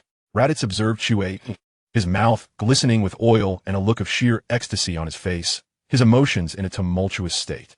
On one hand, witnessing the plan unfold smoothly. With Chue, entirely oblivious to any oddity, allowed a heavy stone in his heart to ease slightly, bringing a sense of relief after the turmoil. Yet, on the other hand, the sight of his own hours-old, concentrated yellow urine-soaked meat vanishing into Chue's toothy maw stirred a tempest in his stomach. He fought against the urge to vomit, his complexion shifting under the flickering firelight, alternating between pale relief and greenish nausea. The taste, Chue suddenly paused his chewing, a flicker of confusion crossing his enormous single eye. He smacked his lips a few times, seemingly savoring the flavor. It's a bit strange, isn't it? Radit's heart leapt to his throat. His blood felt as though it had frozen in an instant. Had he been discovered? He sensed his calves tightening, nearly losing his balance, and managed to rasp out a dry croaca. Is it? His voice trembled uncontrollably. Chue furrowed his gigantic brow, if the layered folds could be called a brow. Pondering, it is somewhat salty, much saltier than the meat I usually consume. Raditz felt as though his very soul was about to escape him. How could it not be salty? It was meat marinated in highly concentrated natural salt. His mind went utterly blank. The responses Vikame had instructed him to use evaporating in an instant. His mouth opening, yet no words emerged, cold sweat trickling down his brow. Just as Raditz felt he was on the brink of asphyxiation, Chue's tightly knit brow unfurled, even hinting at a touch of appreciation. However, this saltiness does enhance the flavor. Paired with the charred, crispy exterior and tender meat within, the taste is quite layered. Indeed, Vikame, your grilling skills are commendable. As he spoke, he tore off another large chunk of meat, chewing with renewed vigor. Raditz nearly choked, all his prepared justifications and topic diversion strategies lodged in his throat, leaving him flushed with embarrassment. Such a twist truly tested the fortitude of my heart. You are Raditz, correct? Chue mumbled with his mouth full, his words muddled. Yet his gaze returned to Raditz with a sense of benevolence. Yes, Lord Chue. Raditz nodded vigorously, as if grasping a lifeline. You are quite perceptive, respectful. Know to offer the best to me first. Chue nodded in satisfaction, his immense head bobbing. From now on, you shall accompany me. Following me, Lord Chue is far more promising than trailing that arrogant Prince Vegeta. Yes, thank you, Lord Chue, for your recognition. Raditz eagerly acquiesced, yet inwardly he cursed. A future? Am I to subsist on your pickled meat? Nevertheless, he forced a smile of gratitude onto his face. You seem quite busy. I presume you haven't eaten yet? Chue appeared to be in high spirits, showcasing what he perceived as generosity. He glanced at the sizable chunk of pork leg in his hand, and with his enormous nail, he deftly pried off a piece, crisp to perfection and steaming, roughly the size of Raditz's fist, and offered it to him. Here, a gift for you. Sample the culinary prowess of Vikame. Raditz felt as if a thunderbolt had struck him squarely on the crown of his head. His momentarily faltered, staring blankly at the meat, which still bore the traces of Chue's saliva and emitted a distinctive aroma. A wave of nausea surged within him, threatening to erupt. The negative emotional value from Raditz registered at 888. A chilling system notification echoed in Wikamo's mind. He nearly burst into laughter at the scene, hastily stifling it with a cough. What a boon! This is truly divine assistance. Raditz's inner turmoil raged. Vikame, this isn't over. You made me use pickle meat. And now this frog wants me to eat the very meat I pickled? What is this? Self-production and consumption? A closed-loop system? His expression twisted. His eyes filled with struggle and resistance, as if what was being offered was not meat, but a searing iron brand. What troubles you? Why such a pallor on your face? Is my offering unworthy? Chue's enormous single eye narrowed slightly, a hint of displeasure beginning to permeate the atmosphere. The air around them seemed to thicken. Raditz jolted. Refusal would immediately raise suspicion. All his prior efforts would be in vain, and his life could be at stake. With the resolve of a warrior prepared to sacrifice himself, he tremblingly extended his hands, as if accepting a ticking bomb, and took the gifted roast. The warmth radiating from it made his body bristle. Under Chue's scrutinizing gaze, Raditz shut his eyes, steeled himself, and thrust the piece of meat into his mouth. He dared not chew, wishing only to swallow it whole. Yet, as the mixture of potent spices, fats, and that overwhelmingly familiar, albeit masked by heat and seasoning, pungent flavor originating from himself exploded in his mouth. A visceral repulsion shattered his will. Ugh! Raditz doubled over, retching violently, tears and snot streaming uncontrollably down his face. the meat expelled onto the ground, mingling with his stomach acid. He felt as though his very soul was being pickled in that odor. What was happening? Qiu Yi's brow furrowed once more, his gigantic eye filled with confusion and impatience. What was wrong with this Saiyan? He offered him meat, and he vomits? Did he find a meat unsatisfactory, or was there an issue with his health? Raditz, lost in a haze of nausea, his mind a blank slate, could conjure no reasonable explanation. It was over. All was lost. His deception was on the verge of being uncovered. Fear coiled around his heart like a cold serpent. At this critical juncture, Vikame's voice interjected with an oddly relaxed tone. Unbeknownst to anyone, he held a freshly grilled, unadulterated steak in his hand and was savoring it with evident delight, grease glistening on his lips. It's nothing to worry about, Lord Qiu Yi. He even leisurely smacked his lips as if relishing the finest delicacies of the mortal realm. Qiu Yi's attention was instantly captivated by Vikame, only to be swiftly transformed into a greater fury. How dare this kitchen subordinate commence his feast before I have finished mine? And with such gusto. This was a blatant act of audacity and contempt. Vikamontak, Qiu Yi's voice thundered like a tempest, causing leaves to tremble and fall around them. His enormous single eye bore down on Vikame, a palpable intent to kill pressing forth like a tangible force. The freshly grilled meat should rightfully have been mine first. This is the rule. How can you be so ignorant of protocol? You insolent subordinate.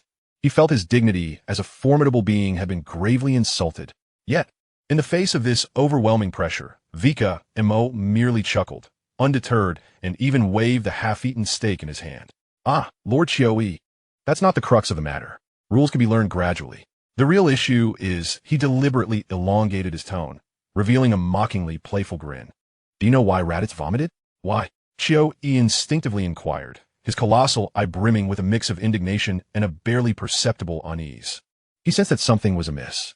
Not far away, behind a dense thicket of enormous ferns radiating an otherworldly glow, Vegeta curled his body tightly, peering through the gaps in the broad leaves, fixated on the unfolding scene by the campfire.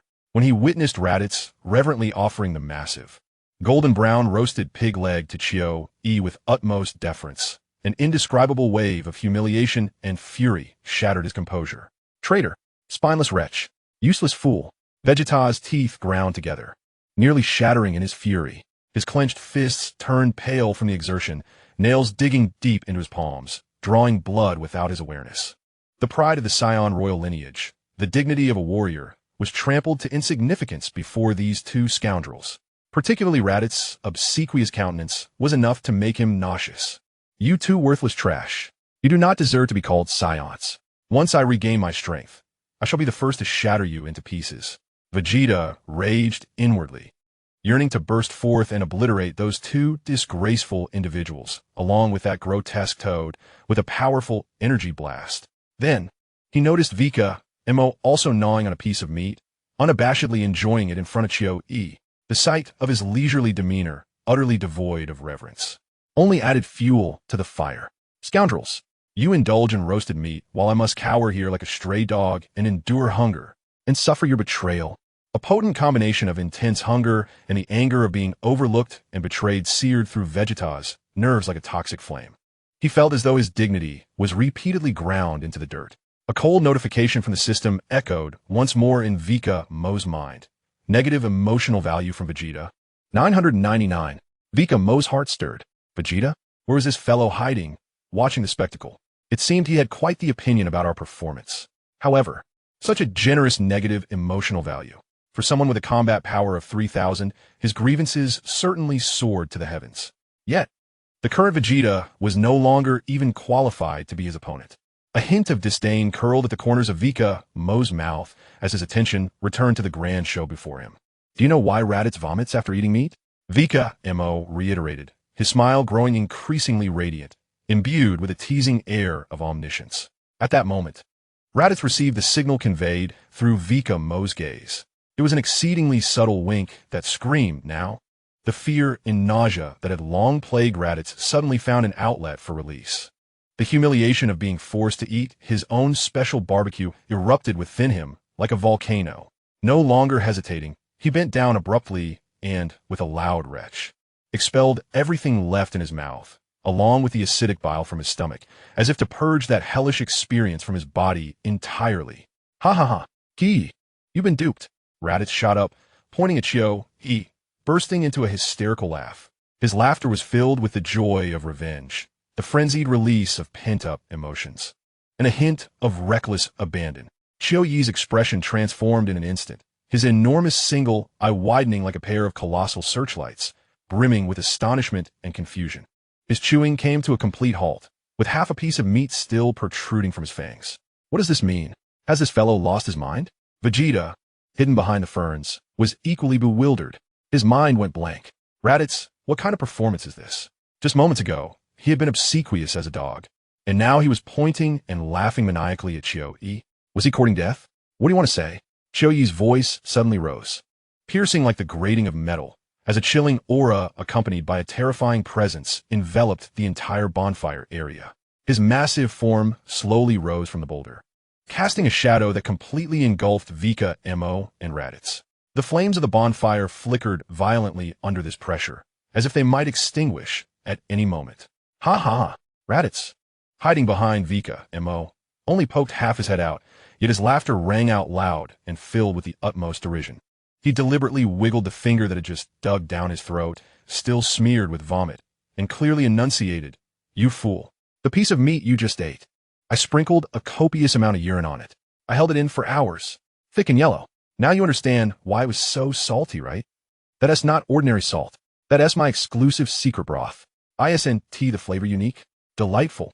Ha!" Each word struck like a searing steel blade, piercing into Chio-Yi's ears and directly assaulting his proud and sensitive nerves, especially regarding matters of cuisine. The expression on Chio-Yi's face instantaneously solidified.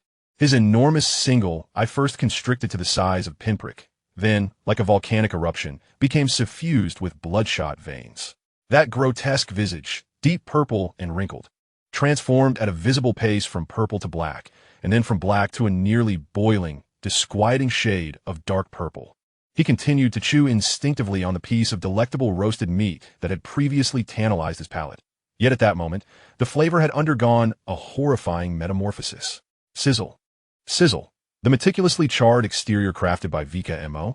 No, it was the filthy crust of urine congealed under high temperatures. The succulent, juicy flesh? No, it was the putrid meat thoroughly soaked in foul liquid, emitting a pungent stench. The savory saltiness? That was the concentrated essence of repugnant excrement derived from Saiyan's bladder. Gag! Chio-Yi's massive form trembled violently. His enormous eye rolled back in horror.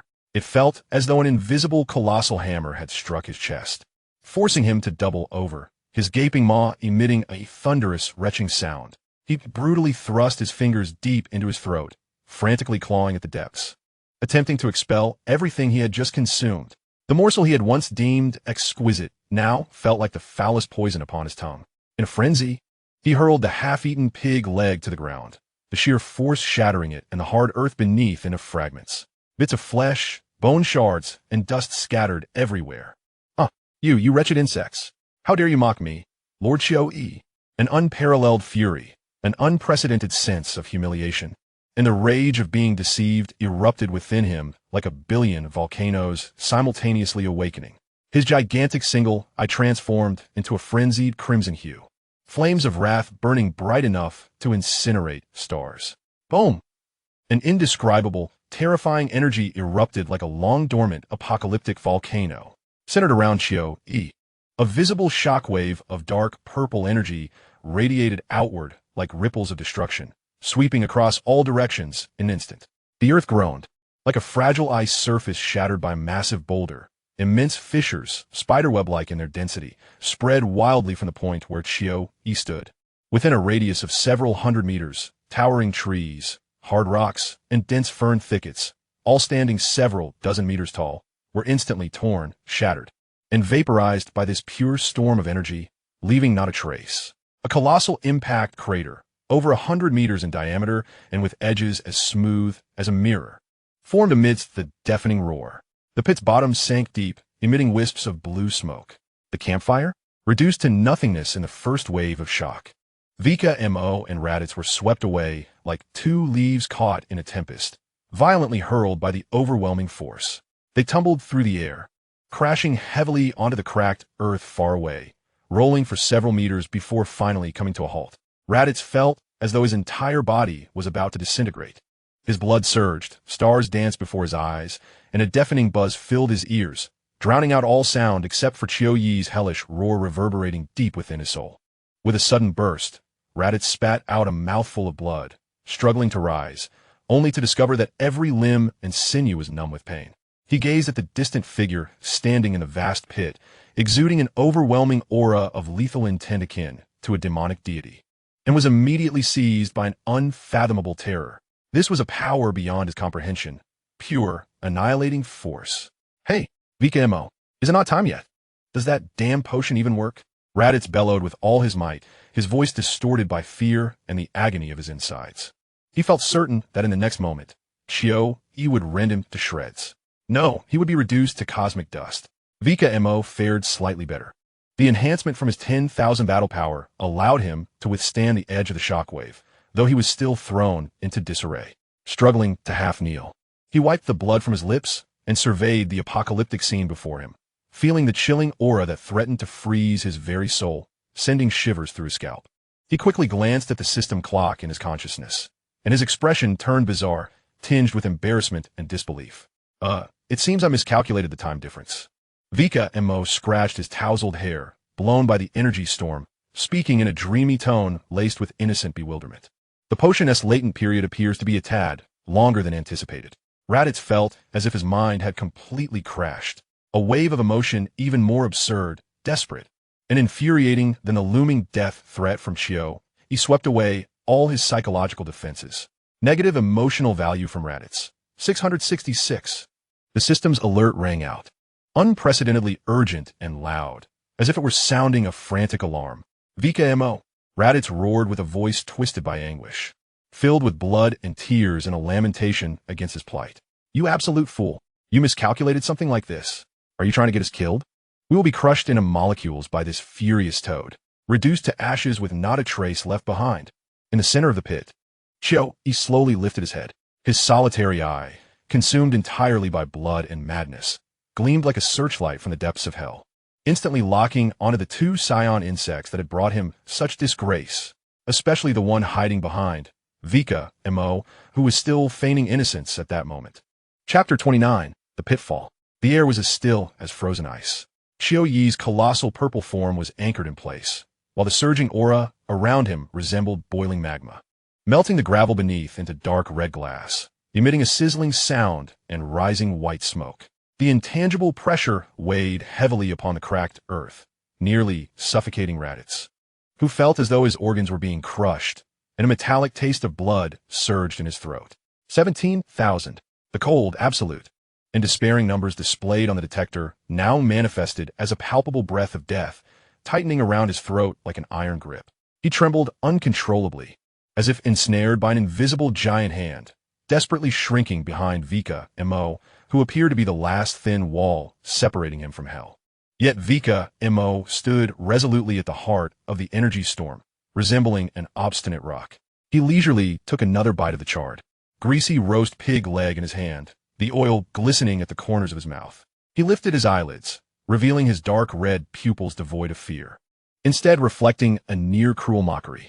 His gaze wandered over Qiu Yi's distorted, rage-fueled toad-like face, finally settling on the large nostrils that quivered slightly due to intense emotional fluctuations. With a click of his tongue, he voiced a deliberate inquiry that resonated unnaturally clear in the silence. Lord Qiu Yi, this seasoned pig leg has quite a robust flavor, hasn't it? Particularly invigorating, wouldn't you agree? Boom! The already furious aura surrounding Qiu Yi erupted once more, a visible shockwave expanding violently, carving deeper ravines into the ground and reducing rocks to dust. His bulging eyes seemed on the verge of breaking free from their sockets, fixated on Vikame's slick smile.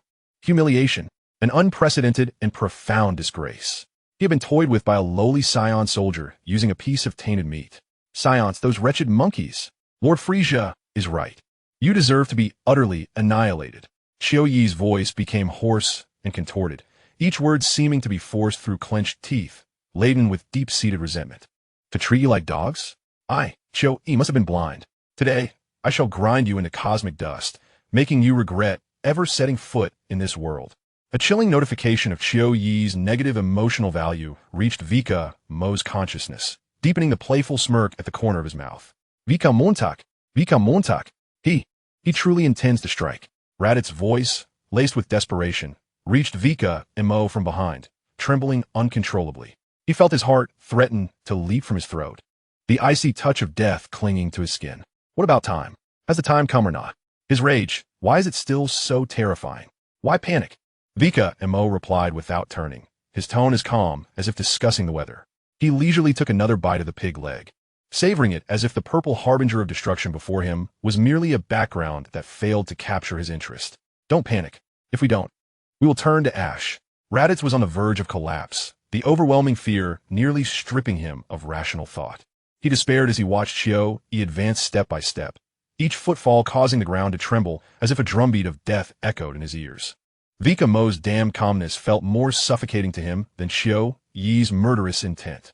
Chiao Yi halted just a few steps away from Vikame, his massive shadow completely enveloping him.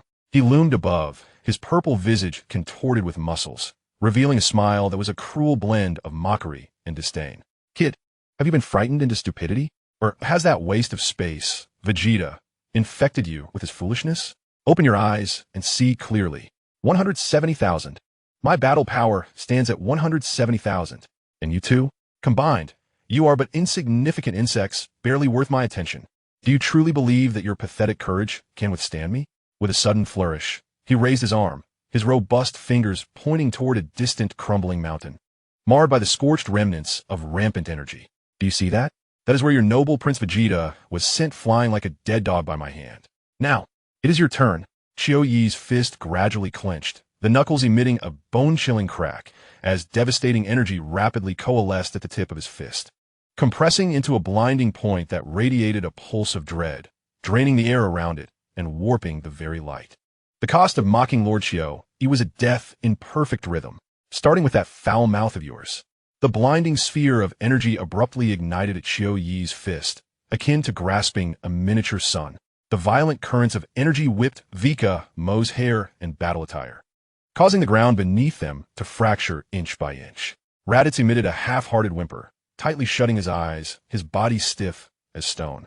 Yet Vikame remained with arms crossed, a bone-thin pig leg dangling casually from the corner of his mouth, his gaze unervingly calm, almost taunting. Just as the culmination of Chiao Yi's fury and his 170,000 battle power was about to imprint upon Vikame's chest, an utterly distorted, agonizing groan erupted from the depths of Chiao Yi's throat. His massive form, surging forward, felt as though an invisible hammer had struck him, suddenly freezing in place. The terrifying aura that had burned like a star, threatening to shatter souls, imploded with astonishing speed, collapsing like a punctured balloon. The blinding energy sphere capable of shattering mountains flickered wildly before dissipating with a soft pop, leaving no ripple of energy in its wake. Chiao Yi's grotesque visage lost all color, turning a ghastly shade of green as his muscles convulsed uncontrollably. He felt the torrent of energy that had bestowed upon him unmatched power suddenly drain away, leaving him hollow and weak, as if every bone in his body had vanished in an instant. A profound sense of emptiness and weakness gripped him, overwhelming him with a dizzying sensation, his vision darkening, the world spinning around him. With a thud, like the collapse of a great mountain, Chiao Yi's massive purple form could no longer sustain itself. His knees buckled, and he fell heavily to the ground, devoid of dignity. His knees struck the scalding, molten surface, producing a dull thud. He instinctively braced himself against the ground, barely managing to avoid collapsing entirely.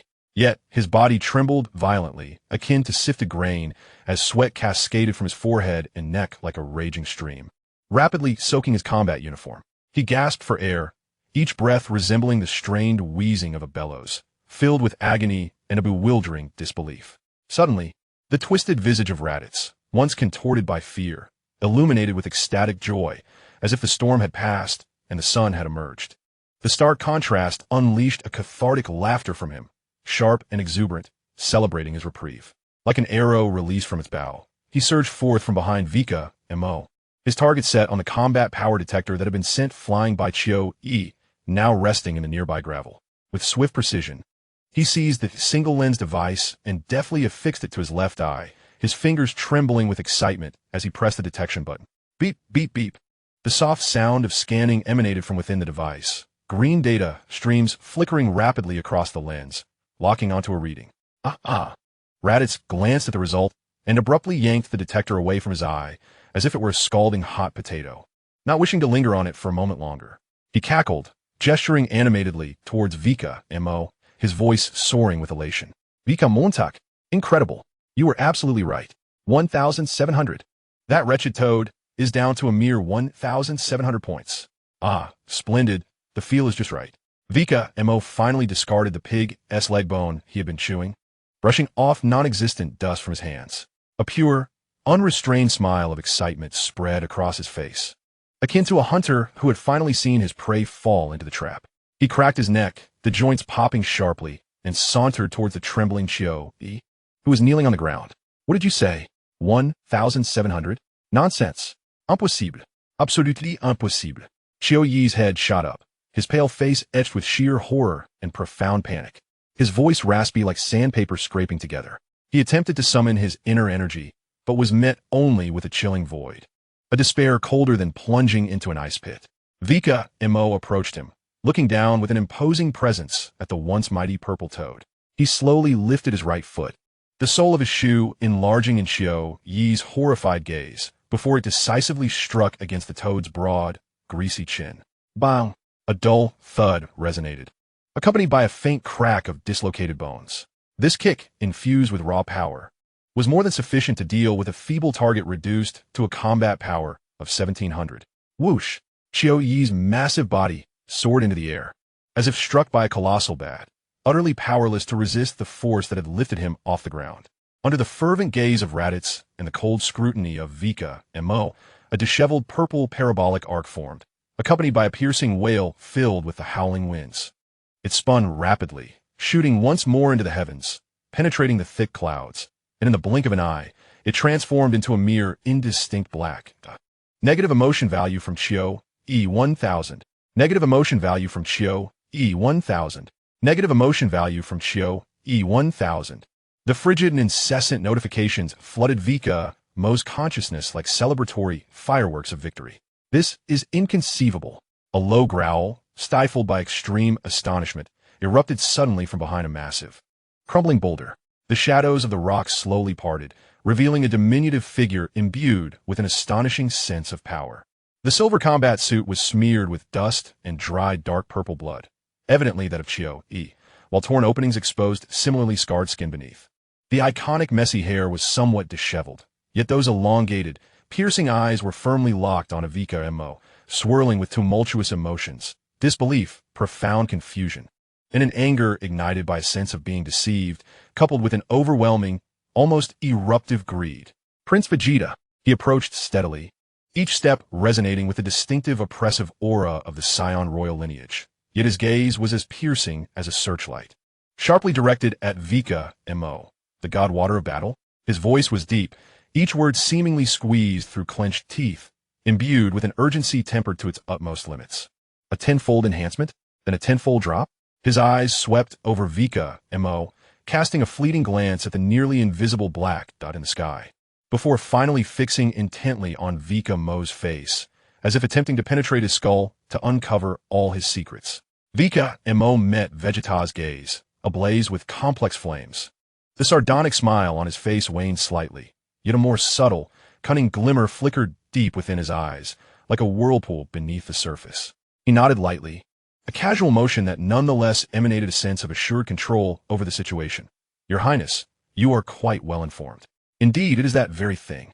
He deliberately elongated the last word, tilting his chin skyward, the implication abundantly clear.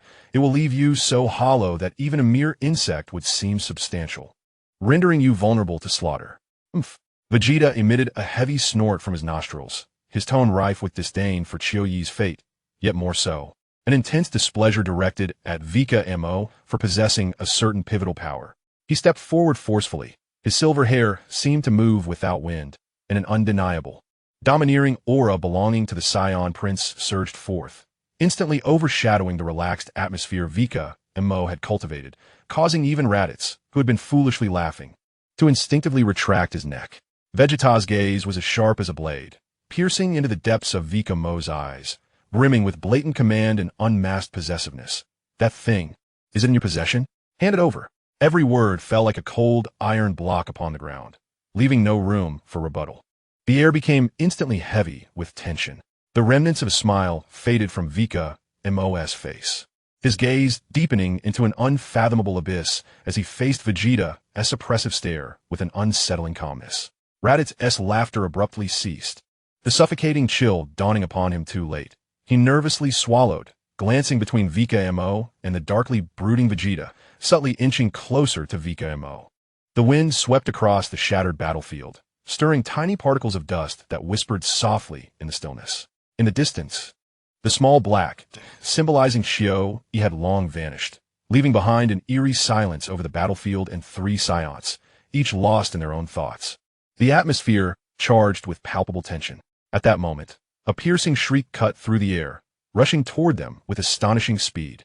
Following closely was a resounding crash, akin to a heavy object plunging into mud. Mere dozens of meters from where the 3 stood, a relatively soft and cracked patch of ground erupted violently. Sandstones and clumps of mud shot skyward like a fountain, only to come crashing back down. Amidst the swirling dust, a massive, twisted humanoid crater suddenly materialized. At the center of the pit lay Chio, ensnared in the earth in a most distressing manner. His face pressed into the ground, his body nearly embedded within. Only half of his back and his sturdy purple tail remained exposed, twitching helplessly. His Frisia Force battle attire lay in tatters, smeared with thick mud and dark crimson blood. Vikame's precise and ruthless kick had not only sent him soaring through the air, but had compounded the misery of his already weakened state. Coughing, a series of heart-wrenching, blood-spattered gasps echoed from the pit. Chio struggled to move, attempting to prop himself up, yet each effort brought excruciating pain akin to shattered bones, forcing him back down.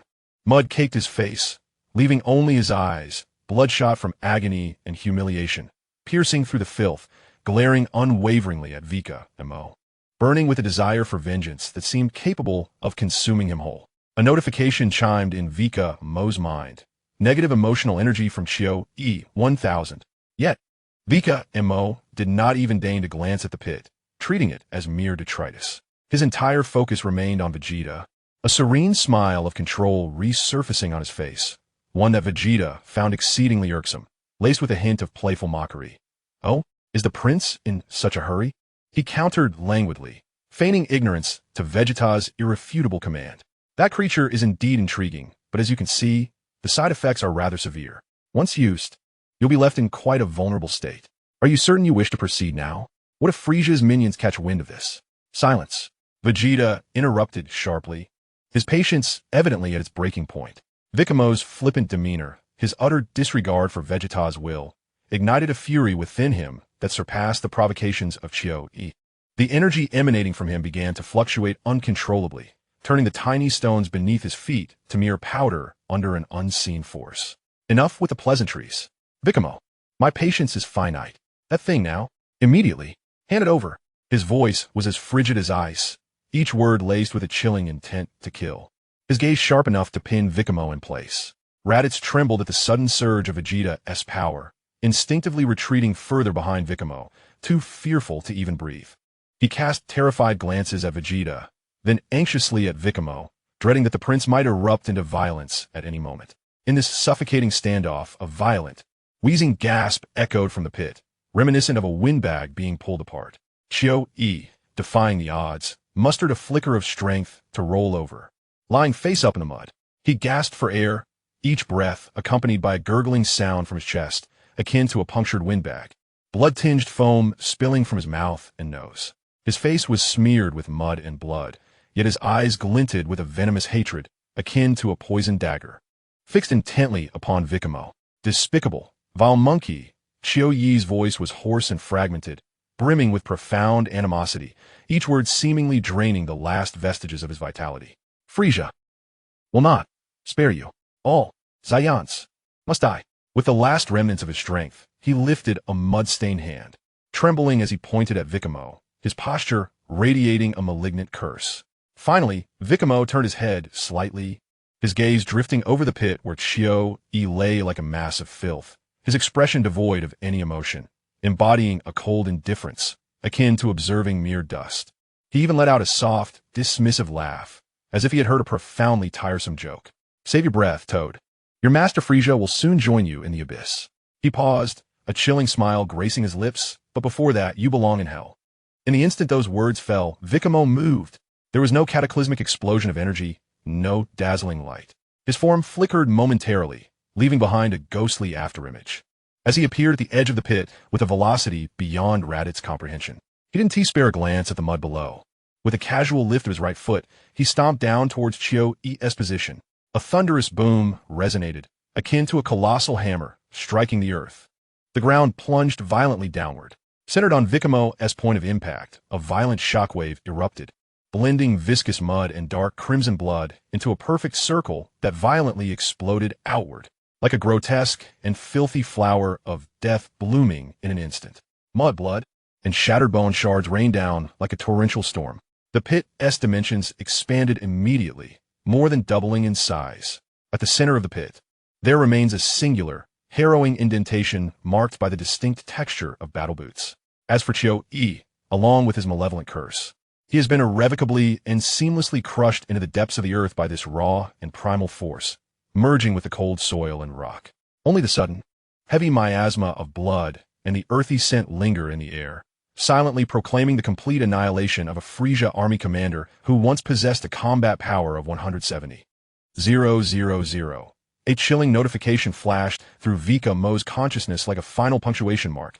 Negative emotional value from Chio, 1000. End. Chapter 30. I want to drink too. The numbers surged skyward, akin to a floodgate unleashed, pouring forth relentlessly. The momentum so fierce it was exhilarating. In a mere moment, the cumulative value had boldly surpassed the threshold of 100,000.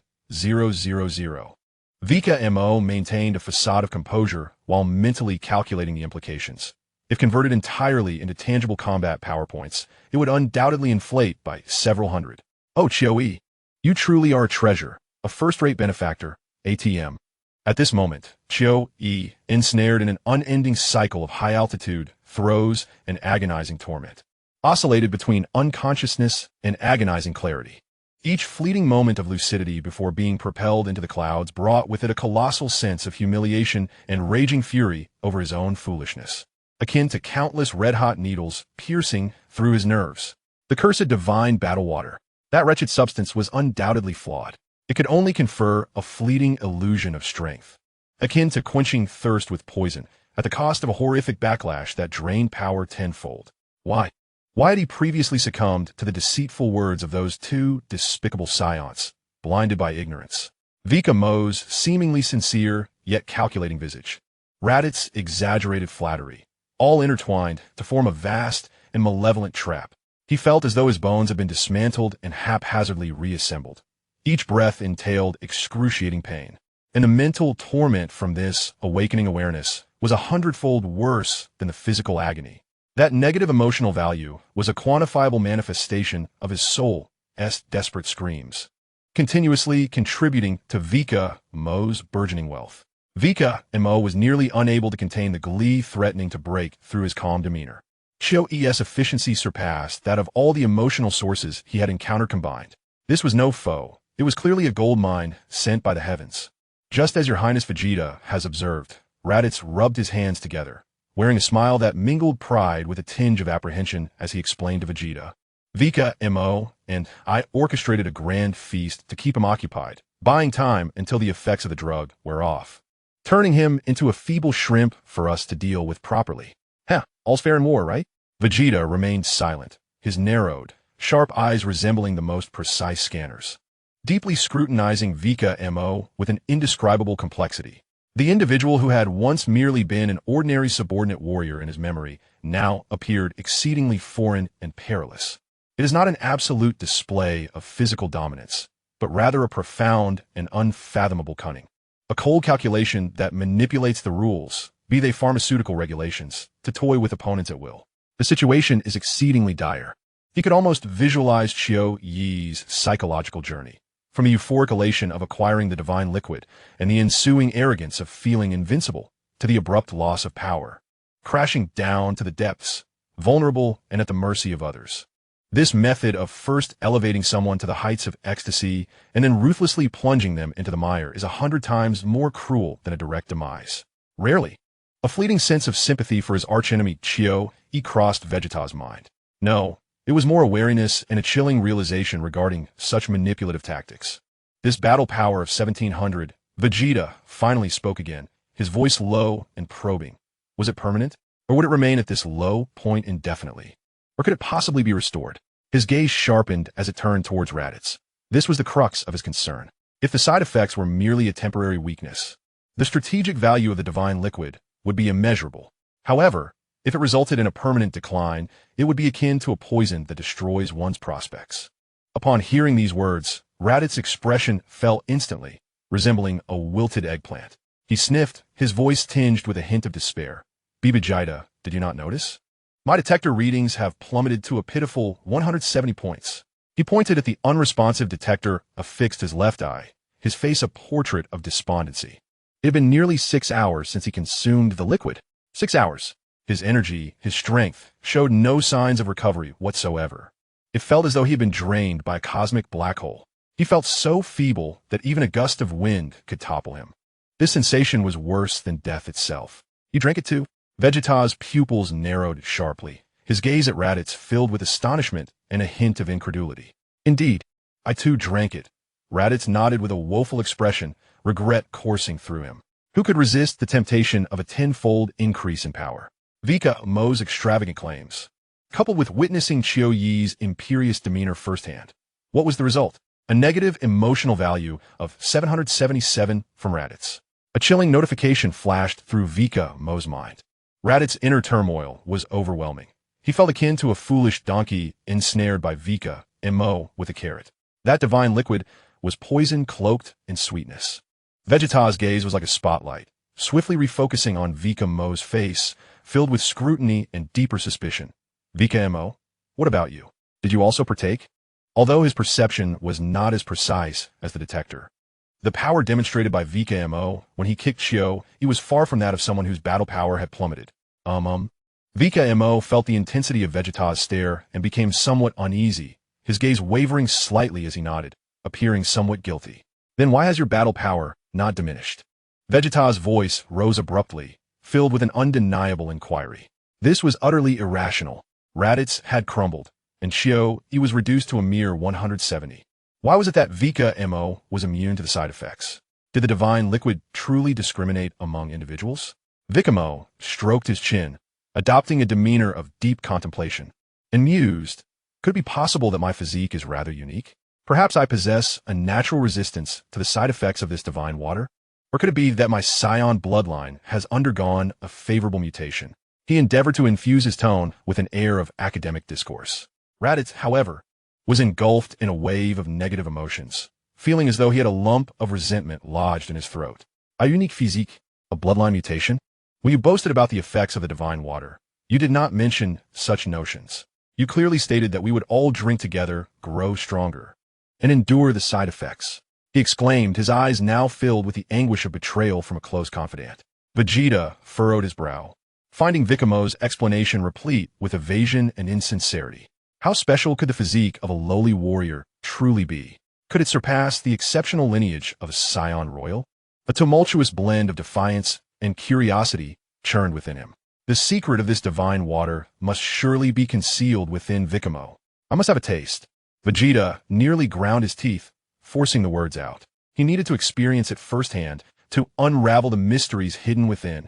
The temptation of a tenfold increase in power whispered to him like a devil's seduction, echoing in his ears.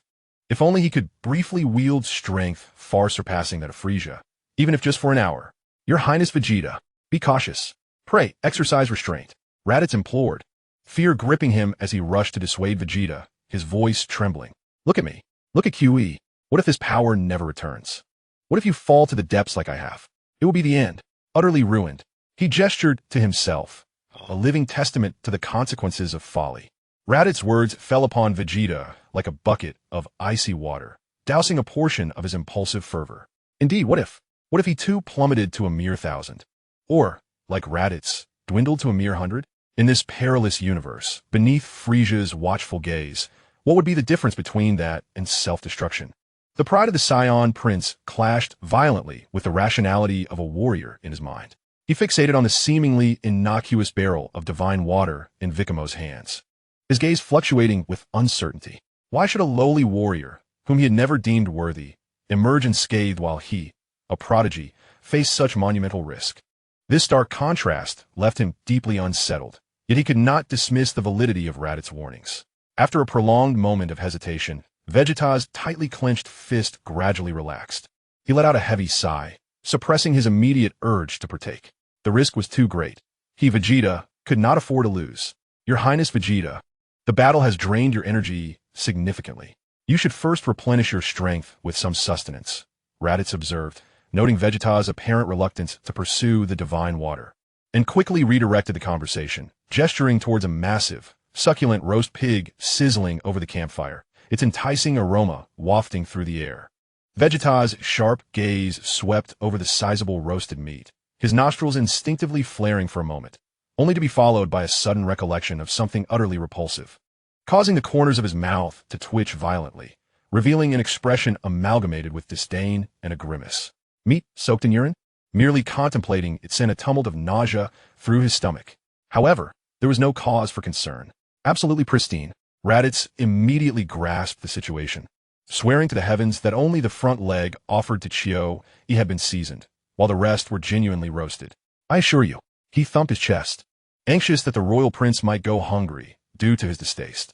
Vegeta's tense countenance softened slightly, and with a hint of skepticism, he approached, selecting a rib that appeared to be evenly roasted and rich in fat, tearing off a generous piece and somewhat rudely stuffing it into his mouth, chewing vigorously.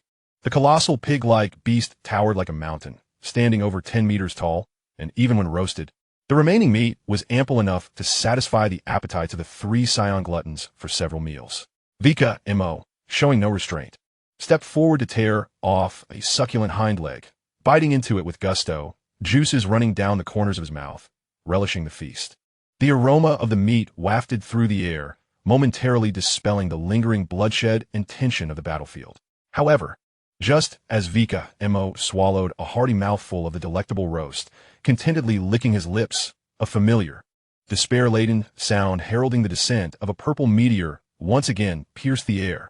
Chio was plummeting from an altitude of tens of thousands of meters at a staggering speed. A glimmer of determination flashed in Vikame's eyes, and almost instinctively, he hurled the half-eaten pig leg aside, his form blurring in an instant.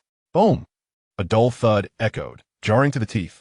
Vikame's figure materialized like a specter alongside Chio's free-fall trajectory, delivering a precise and merciless sidekick that struck solidly between Chio's already disfigured waist and abdomen. A tremendous surge of energy erupted once more. Poor Chio, unable to emit even a complete scream of anguish, resembled a baseball struck with full force by a colossal bat, transformed into a streak of desperate purple light, soaring skyward at a speed 10 times that of freefall. In the blink of an eye, he vanished beyond the dense clouds, leaving behind a rapidly diminishing dark. In that moment of excruciating pain, Chio succumbed to unconsciousness. Yet even in the depths of his oblivion, the humiliation and suffering repeatedly trampled upon from the depths of his soul continued to manifest as an inexhaustible wellspring, converting incessantly into cold, hard numbers. Negative emotion value from Chio, 2,500. Lingering resentment during unconsciousness. Vikame landed gracefully, casually brushing off non-existent dust from his battle attire, an expression of almost cruel satisfaction gracing his features, as if he had just completed a delightful physical exertion. He strolled back to the campfire, nonchalantly picking up the half-eaten pig leg, and continued to indulge in his feast, oblivious to everything around him. As I savor a few bites of the tantalizing roasted meat, I glance up at the sky, calculating the passage of time, and then suddenly spring into the air to deliver another kick to the plummeting Chio. My movements fluid and practiced, as if choreographed by an unseen hand. Vegeta, with his hand clutching the meat frozen midair, watches Vikame's seamless execution with a quivering smirk at the corners of his mouth. Negative emotion value for Vegeta, 666. This fellow is nothing short of a demon. While relishing the roasted meat, He treats his former formidable foe as a mere toy, repeatedly kicking him skyward for amusement. This scene is rife with absurd black humor and chilling ruthlessness. Chiyoyi's streak of misfortune in this lifetime has surely been exhausted today. Raditz, feeling the roast in his hand suddenly lose its appeal, observes Vikame's bustling figure, a chill creeping up his spine. Negative emotion value from Raditz. 666. How brutal. How skillful. It is as if Chiyoyi has become an endless emotional ATM. Watching Vikame revel in the chaos, Raditz inexplicably feels a twinge of envy. He too wishes to join in the fun and deliver a few kicks. Alas, with only 170 points of combat power, he can't even leap high enough, fearing that he might fracture a bone instead. Vikame is immersed in a delightful cycle of feasting, kicking, and gathering emotional value. As Chiyoyi's contribution of negative emotions surges dramatically, surpassing the monumental threshold of 500,000 points, the exasperated Vegeta can no longer contain himself.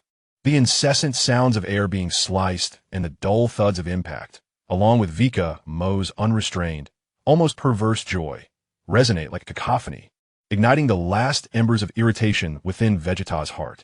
The silent cries of Chiyoyi and Vikame's antics evoke an indescribable noise and a base sense of amusement. That is quite enough. Vegeta abruptly rises, his voice shattering the air like ice, imbued with an undeniable finality. My anger has long since dissipated. There is no need to endlessly torment a useless frog in my name. He instinctively interprets Vikame's actions as revenge for Chiyoyi's previous provocations. In the instant his words fade, Vegeta's gaze sharpens, disregarding the purple figure plummeting from the sky. He casually raises his right index finger, a blinding golden light, infused with the essence of destruction, coalescing at its tip. Whoosh! Boom! A strand of gold, as fine as a hair, yet swifter than lightning, precisely pierces the purple figure descending from thousands of meters above. There is no cataclysmic explosion, only a subdued sound akin to a water pouch bursting. Following this, a dark purple mist erupts in the sky, rapidly expanding and fading away. Chiyoyi's battered form, along with all his pain, humiliation, and unfulfilled curses, is effortlessly reduced to the tiniest speck of cosmic dust by Vegeta's seemingly casual gesture, vanishing without a trace. Vikame. He had just stuffed the last morsel of grilled meat into his mouth, barely having the chance to chew, when his smile abruptly froze, his brow furrowing tightly, and his eyes reflecting an unmistakable blend of regret and a hint of irritation. What a splendid, sustainable, and efficient source of emotional currency it was. And just like that, it vanished. He felt as if his heart were bleeding. That rascal Vegeta was meddling in matters that did not concern him. Who the hell asked you to intervene? I am cultivating my emotional farm. You have ruined my golden goose. Vikame silently ranted within, yet his face quickly regained its composure, though his gaze towards Vegeta bore a trace of resentful reproach, as if to say, "You have spoiled my good fortune. Bring forth that so-called divine water of yours." Vegeta seemed oblivious to Vikame's expression, or perhaps he simply did not care. Having dealt with the source of the noise, his attention swiftly refocused on the mysterious barrel of water. His tone returned to that of a prince, authoritative and unquestionable. Vikame pursed his lips. Though he was displeased that Vegeta had disrupted his mechanism for emotional enhancement, he had no objections to showcasing the divine water. With a subtle thought, a barely perceptible ripple of space shimmered in the air. In the next moment, a metal barrel, half his height and seemingly ordinary, appeared with a clatter on the ground beside the campfire, filled with a significant quantity of clear liquid. The barrel bore no distinctive patterns or markings, as unremarkable as a water bucket from farmhouse backyard. "Here it is," Vikame proclaimed, tapping the barrel's side, producing a dull echo. And a grin crept back onto his face, one that vexed Vegeta immensely, tinged with playful provocation. "What do you say, Prince Vegeta? Care for taste? Experience the marvel of tenfold power firsthand? Such a rare opportunity." He deliberately elongated his last syllable. Vegeta stared at the plain barrel of water, then back at Vikame's eager expression, feeling a throbbing at his temples. Negative emotional energy from Vegeta, 111. This fellow was undoubtedly doing it on purpose. Knowing full well his current reservations, he was tempting him with such a frivolous tone, utterly despicable. Vegeta suppressed the urge to slam that barrel over Vikame's head and, maintaining a stoic demeanor, approached the metal barrel. He did not immediately touch it. Instead, he circled the barrel slowly, like the most cautious of scientists examining an unknown and perilous specimen. His sharp gaze scrutinized every inch of the barrel, missing not a single detail. Eventually, he halted, bent slightly, and leaned closer to the opening, his nostrils barely perceptibly flaring. "What does it smell like?" he asked in a low voice, his piercing gaze directed at Raditz, as if to verify Vikame's previous claims. "No smell. Absolutely none," Raditz quickly interjected, shaking his head vigorously like a rattle. "It's just as pure as the cleanest spring water, colorless and tasteless. When you drink it, it even feels a bit bland." He strained to recall the sensation from earlier and added, "Understood."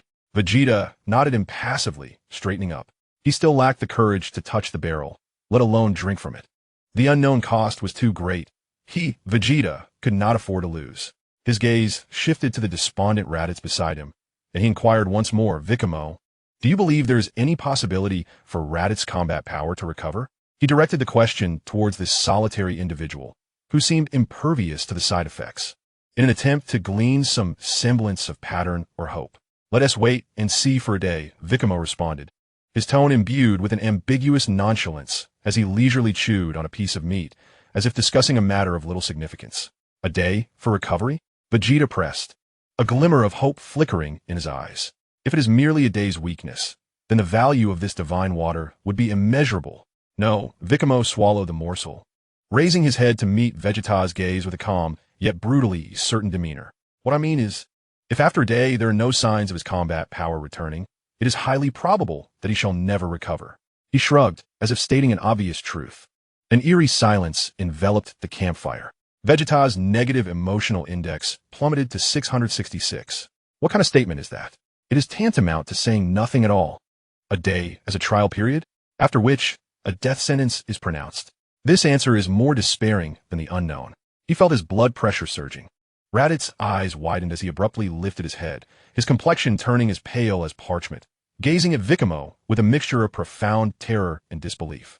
His negative emotional index soared to 777, forever unable to recover. "Vikame, you never mentioned this ultimate judgment before. Am I truly destined to be a worthless warrior with merely 170 in combat power for the rest of my life? This is more agonizing than death." Chapter 31. 10,000?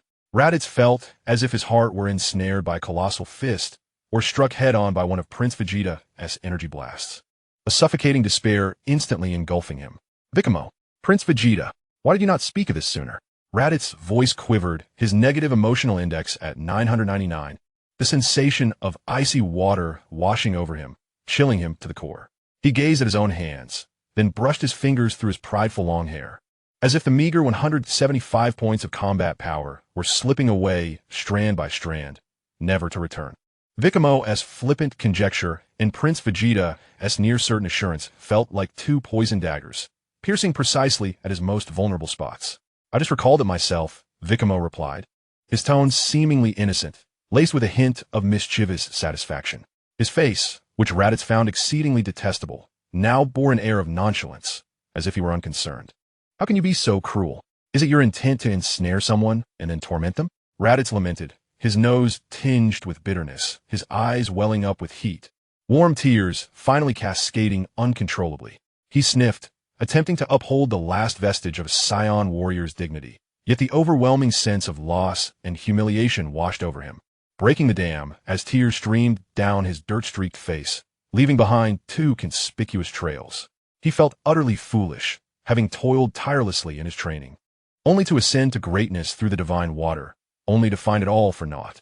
His greed had led him to indulge a bit too much, and now he might not even retain the last 175 points of his power level. This was a fate more unbearable than death itself. Worthless. Vegeta cast a cold glance in his direction, his eyes devoid of any sympathy, filled instead with contempt for the weak and an indifferent validation of his own judgment. He turned away from the weeping Raditz and focused on the massive wild boar, sizzling and dripping with oil, its aroma tantalizingly filling the air. The pride of the Saiyan prince and the demands of reality compelled him to immerse himself in the battle of replenishing energy and healing his injuries.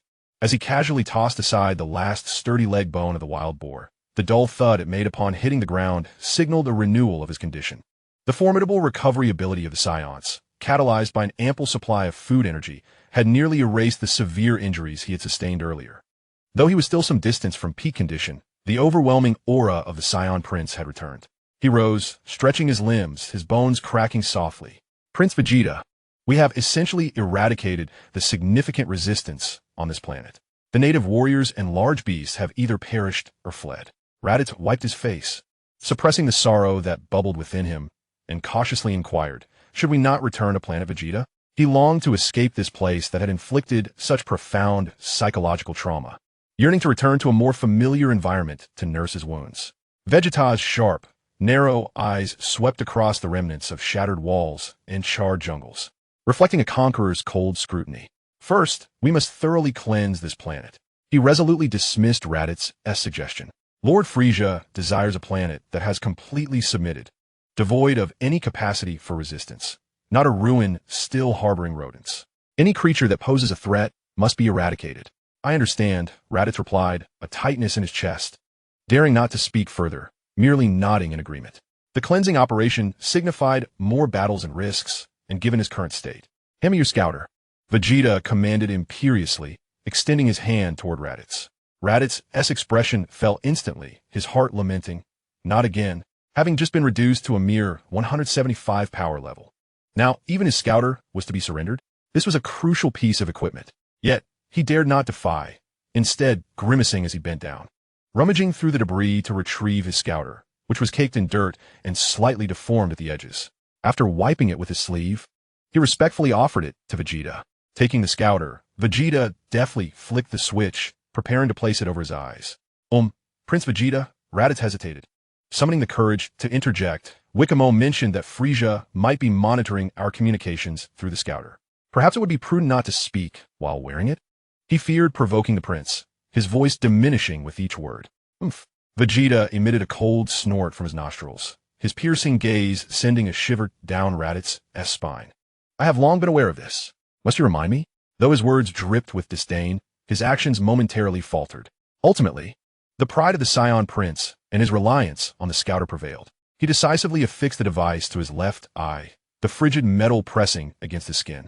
With a swift press of the button, a faint electronic hum filled the air, and the lens began to display flickering dots and values representing various life forms.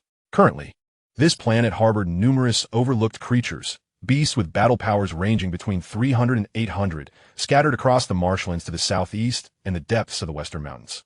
As Vegeta scanned rapidly, he issued commands to eliminate any remaining threats, ensuring no loose ends remained.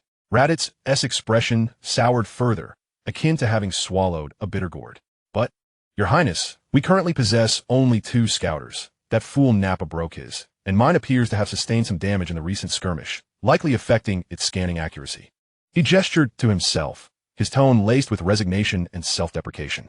Just look at my battle power of 175. I wouldn't stand a chance against an 800 beast.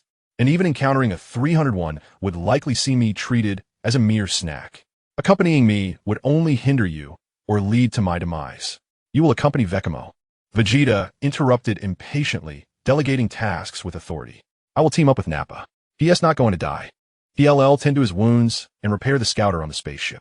Through the scouter, Vegeta had already locked onto Nappa's life signal and location. What about Carnegie and the others? Raditz instinctively inquired about the other low-level warriors who had accompanied them. Vegeta fell silent for a few seconds, the cold data streaming across the lens reflecting his impassive face. Though he spoke not a word, the oppressive silence and the fleeting indifference in his gaze provided a cruel answer. Aside from the 3 of them, the others had become mere dust on this nameless planet. A fleeting pang of sorrow washed over Raditz, reminiscent of a rabbit mourning a fallen fox, soon replaced by clandestine relief. Carnegie and the others are dead? Alas! What a pity. The games of eating, sleeping, and playing around are no longer possible. He struggled to suppress a slightly inappropriate smile. At least he was no longer the one mocked by all, nor the punch bag for Nappa. This was perhaps the sole glimmer of solace in this unfortunate mission. Just as Raditz's thoughts meandered, Vegeta suddenly inhaled sharply, a sound short yet filled with suspicion. Though the sound was soft, it struck Raditz and Vikame, who appeared to be idly picking his teeth like a jolt of electricity. What is it, Your Highness? Raditz asked anxiously, fearing the discovery of another formidable adversary. Vegeta did not respond immediately, his body leaning slightly forward, the scouter's lens fixated on a specific direction. The numbers on the display fluctuated wildly, then focused, ultimately settling on a value that made his pupils constrict in shock. Battle power, 10,000. Vegeta's voice echoed with an incredulous gravity as he ominously uttered the astonishing number, 10,000. On this lower-class planet, which had already been ravaged and could scarcely muster a semblance of resistance. How could there exist beings with such formidable power? How could this be possible? What? 10,000? Raditz nearly leapt from his feet, his tone shifting in pitch. Was there truly a monster on this planet with a combat power of 10,000? Could it be the legendary Swamp Crocodile King? Or perhaps the lava giant monkey lurking in the mountains? Hadn't their scanners failed to detect anything previously? Had they been hidden all along? Instantly, he entered a heightened state of alert, adopting a combat stance, scanning the surroundings with vigilance. As if that terrifying presence with a power level of 10,000 could leap from the ruins at any moment. Not a monster, Vegeta's voice deepened further, tinged with a hint of a rasp he himself had not yet recognized. His neck stiffly turned. The light reflecting from the scanner's lens shifted with the movement of his gaze. Yes, Raditz followed Vegeta's line of sight. And when his eyes finally rested upon that familiar figure, his mouth fell agape, wide enough to fit a dinosaur egg. Trembling, he raised his hand, incredulously pointing at the person who looked at them with an innocent expression. Vegeta, is it you? Vegeta abruptly lifted his hand, swiftly tearing the scanner from his left eye, the motion swift enough to stir a gust of wind. Without hesitation, he pressed the power button, as if the device had suddenly become a scalding hot potato. He fixed his gaze upon Vikame, his sharp Saiyan prince's eyes now filled with scrutiny, suspicion, and a barely perceptible hint of wariness. He assessed his companion, whom he had always deemed a lower-tier warrior, as if truly seeing him for the first time. You. Vegeta's voice bore an unprecedented seriousness, each word deliberate, asked, what is the meaning of your combat power? 10,000. The number struck him like a hammer upon his heart. He distinctly remembered that Vikame's previous combat power barely exceeded 1,000, placing him in the lower middle tier among Saiyans. How could he have ascended to such terrifying heights in such a brief span? This vastly surpassed his understanding of combat power enhancement. Could it be the divine water? Yet Raditz had taken 5 sips, and his power had plummeted. Faced with Vegeta's penetrating gaze and Raditz's expression of disbelief, Vikame revealed his signature smile, one that radiated a blend of earnestness and cunning, as if he were discussing a trivial matter. Oh, this? I simply drank the divine combat water to enhance my power. What else could it be? He shrugged, his tone as light as if discussing the weather. How much have you increased? Raditz's voice suddenly escalated, filled with extreme shock and an overwhelming sense of jealousy. He stared intently at Vikame, his eyes nearly bulging out of their sockets. How was this fair? Why was it that his own consumption of the divine water resulted in a catastrophic drop in power, leaving him with nothing? While this fellow's power soared to 10,000, as if propelled by a spaceship, this was utterly unjust.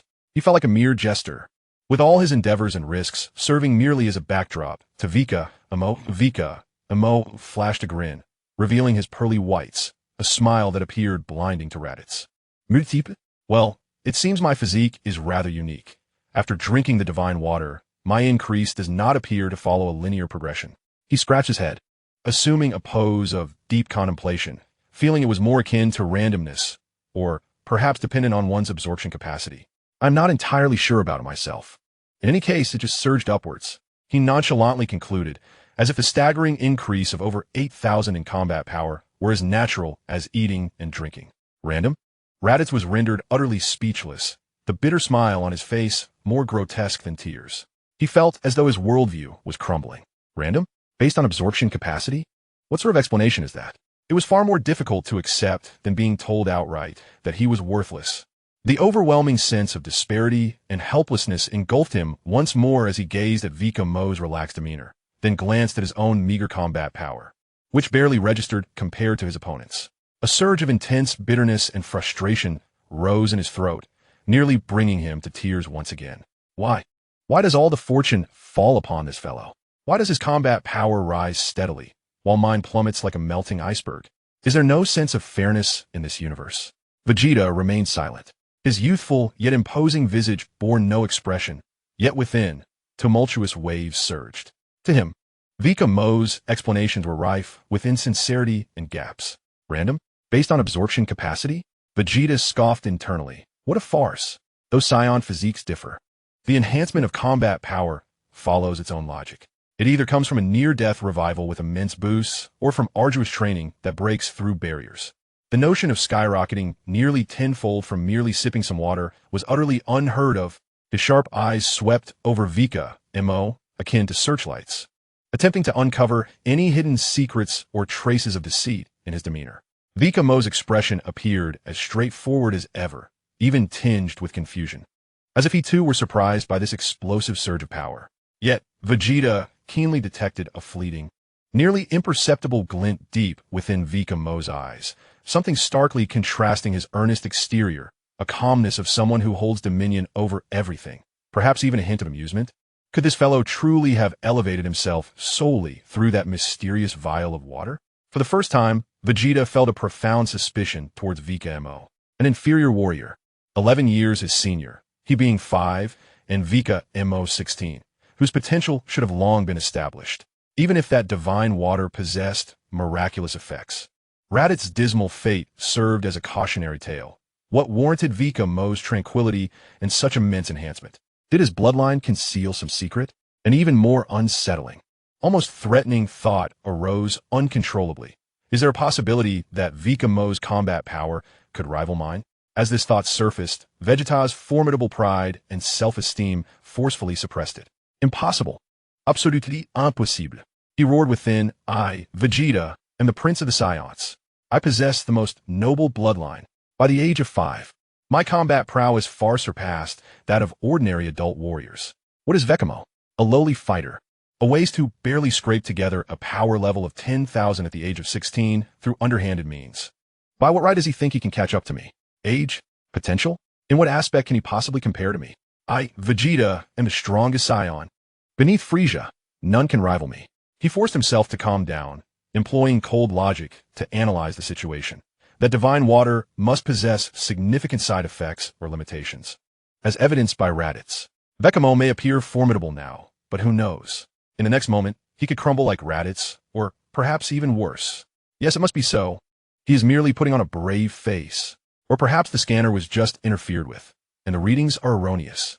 Instinctively, he tightened his grip on the scanner, his knuckles turning slightly white. However, deep within, a sense of threat coiled around him like a venomous serpent, refusing to dissipate. Vikame's earnest smile now appeared glaring and fraught with unknown peril in Vegeta's eyes. Just as Vegeta battled with his inner turmoil and Raditz wallowed in profound disappointment and envy, Vikame suddenly withdrew his smile. He raised his hand, gently stroking his chiseled jawline, his brow furrowing as his gaze deepened, seemingly penetrating the ruins and jungle before him, reaching into the depths of the cosmos. Yet, these thoughts were not the crux. Vikame's voice lowered, imbued with an unprecedented seriousness and gravity, shattering the oppressive silence. Prince Vegeta, Raditz, I am contemplating something of great importance. Chapter 32. The Cosmic Emperor's Pitfall. Vikame's sudden and earth-shattering question fell upon the silent lake of their surroundings like a deep water bomb, stirring not merely ripples, but monstrous waves of horror. Raditz, struck by the chilling implications, felt his soul flee in terror, his tongue stumbling over itself. What important matter? He nearly screamed, his voice contorted by sheer fright. The terrifying conjecture regarding the divine water being tampered with and the scanner being bugged had already rendered him a startled bird. Vikame's significant matter sounded to him like the prelude to a death sentence. Yet, Vikame seemed oblivious to Raditz's pale face and the incredulous rage bubbling in Vegeta's eyes. He stroked his chin, a nearly innocent yet eerily unsettling smile blossoming on his face, brimming with audacity, madness, and even blasphemous whimsy. Tell me, Vikame tilted his head, his eyes sparkling with excitement, as if he had discovered the most fascinating toy in the universe. What do you think would happen if we made Frieza drink the remaining divine water? He grinned widely, revealing his pearly teeth, laughing like a mischievous child whose prank had succeeded, filled with eager anticipation. The air instantly thickened. Raditz, Vegeta. The two individuals stood frozen, as if struck by the most potent spell of immobilization in the cosmos, their minds blank. save for the haunting echo of Vikamo's seemingly weightless, yet profoundly heavy words. Give Frisia the divine combat elixir? After having thoroughly bested the unfortunate frog-like creature, Chio-E, reducing Raditz' combat power to a mere 175 points, rendering him incapable of even shedding tears, now this madcap dared to set his sights on the Galactic Emperor, Frisia. Raditz felt his heart seize, as if his very soul were about to escape through the crown of his head. Gazing at Vikamo's earnest face, he came to a stark realization. This fellow was no mere lowly warrior. He was undoubtedly a demon risen from the abyss. No, even demons did not possess such madness. To ensnare Frisia? That was an ultimate nightmare, one that scarcely dared to be contemplated. Vegeta's countenance darkened to a shade so deep it seemed capable of dripping with moisture. His piercing eyes, characteristic of a Saiyan prince, fixed intently upon Vikame, swirling with shock, absurdity, anger, and a flicker of trepidation that he himself was loath to acknowledge. Stirred by this insane notion, his tightly clenched fists trembled slightly from the exertion, the knuckles cracking ominously. Oomph. After a prolonged moment, Vegeta forced a frigid snort through gritted teeth, suppressing the ludicrous stirrings within and redirecting his ire toward another target. Clearly, that scoundrel Frisia had harbored malicious intent from the very outset. Otherwise, he would not have dispatched that useless Chio-E. His voice quivered subtly with barely contained rage. He sent Chio-E not for the purpose of reinforcement, but to humiliate us, to disgrace the Saiyans, to strip us of our dignity before those inferior warriors and beasts. That wretched, sadistic ice demon. Vegeta's fury blazed like tangible flames enveloping him, as he envisioned Chio-Yi's grotesque, frog-like visage, unabashedly dripping with disdain and mockery. A profound sense of humiliation boiled his blood, igniting a roar within him. His fists, clenched with such intensity, felt as though his nails might pierce his palms. Meanwhile, Vikame appeared blissfully unaware of the impending eruption of Vegeta's volcanic rage. Instead, he leaned into the conversation, his mischievous smile blossoming even brighter. Rubbing his hands together, his eyes sparkled with cunning, pondering, since he is so ill-intentioned, why should we not return the favor? Why not retaliate with that miraculous divine potion? Raditz struggled to swallow, his throat dry as sandpaper. He gazed up at the overcast sky, as if seeking a shred of rationality amidst the chaos. His voice tinged with bewilderment and an absurd sense of resignation. But, considering Frisia's monstrous physical constitution, how much could he possibly consume? If he were to drink it, what transformation might ensue? Would he perhaps devolve into a pitiful creature with a combat power reduced to mere single digits? Upon hearing this, Vikamo's eyes sparkled with a sudden glint, as if he were genuinely contemplating this outrageous hypothesis. As he lowered his head, his fingers danced through the air, murmuring softly as if engaged in a meticulous calculation concerning the fate of a universe.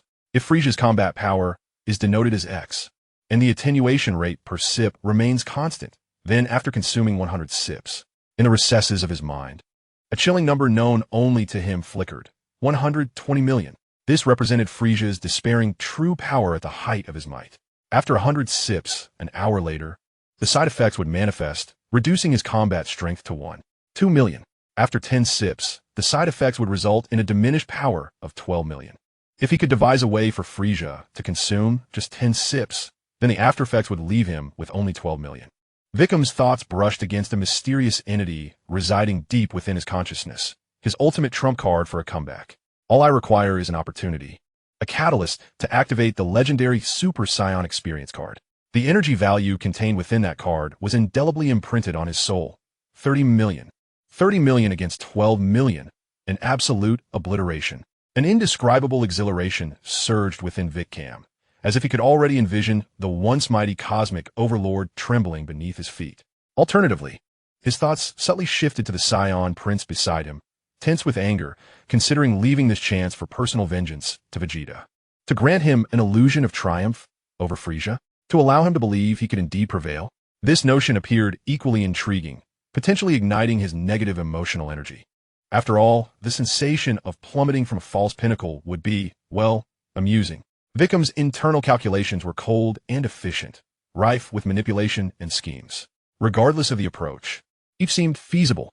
He nearly applauded his own genius. 100 sips. What cosmic jest is this? Raditz's exclamation shattered Vikame's internal musings.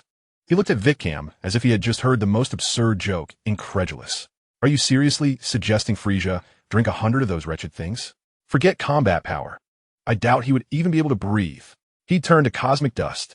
Raditz believed Vikame's mind had been poisoned by the miasma of the swamp.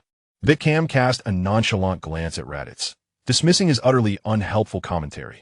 The imagination of fools is invariably so barren. However, turning back to Prince Vegeta, Raditz seemed to have an epiphany.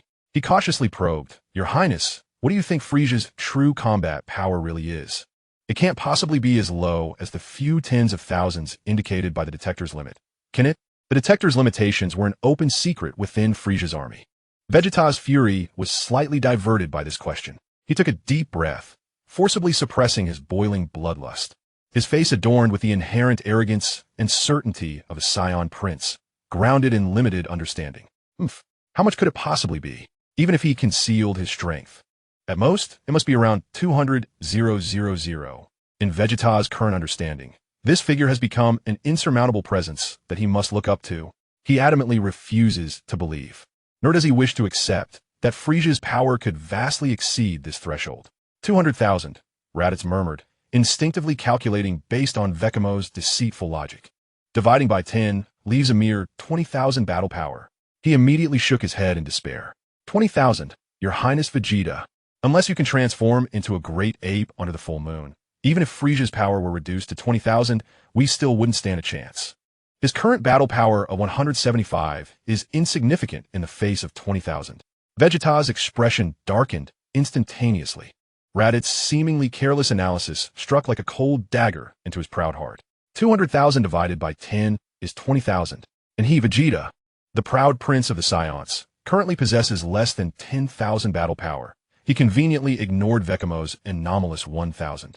Even if Frisia were reduced to a mere 20,000, he would still be unable to prevail. This harsh reality was far more stifling and humiliating than Vekamo's scheme to deceive Frisia. A profound sense of powerlessness and anger at being mocked by reality overwhelmed him. He felt like an ant shouting beneath the feet of a giant, all his pride and ambition rendered laughable and pale in the face of absolute power. He clenched his teeth, his jaws tensing, suppressing the urge to explode, silent as a volcano on the verge of eruption. Enough. Be silent. Vegeta finally could no longer endure the suffocating atmosphere and Raditz's foolish analysis. He growled, forcefully changing the subject, attempting to escape the predicament that had severely bruised his pride. Let us not dwell on these meaningless hypotheticals. That fool Naba's scouter must be utterly broken. Speculating here is futile. To the spaceship. Naba should still be lying there. Before his words had fully escaped his lips, Vegeta stomped his foot as if fleeing, unleashing a powerful surge of energy that created a small crater in the ground. He soared into the sky like an arrow released from its bow, propelled by a frenzy of pent-up rage, speeding away towards the direction of the spaceship without a backward glance, creating a piercing howl that tore through the air. Vekamo observed Vegeta's almost desperate retreat, a subtle smile gracing his lips. It seemed the prince's proud heart had taken quite a blow. The value of his negative emotions must be considerable, he mused with delight. Let us go, Raditz, Vikame called, leisurely taking to the air to follow suit. Raditz gazed at the two as they flew away, then glanced at his meager battle power of 175 and surveyed the ravaged surroundings of the treacherous jungle, a chill running from his feet to the top of his head. He shivered, no longer daring to delay, and summoned every ounce of his remaining energy, awkwardly and pathetically chasing after them. The flying speed afforded by his 175 battle power was so slow it brought him to tears. Not long after, the three descended onto a relatively flat and simply cleared patch of land. At the center of this clearing lay their battered Saiyan spherical spacecraft. Beside the vessel, Nappa leaned against a rock, his shiny scalp marked by a fresh, congealed scab, and his body adorned with multiple bandages. Though his breath was somewhat labored, his gaze remained fierce. Upon witnessing the trio's arrival, particularly the sight of Vegeta and Scathe, a flicker of relief crossed Nappa's eyes.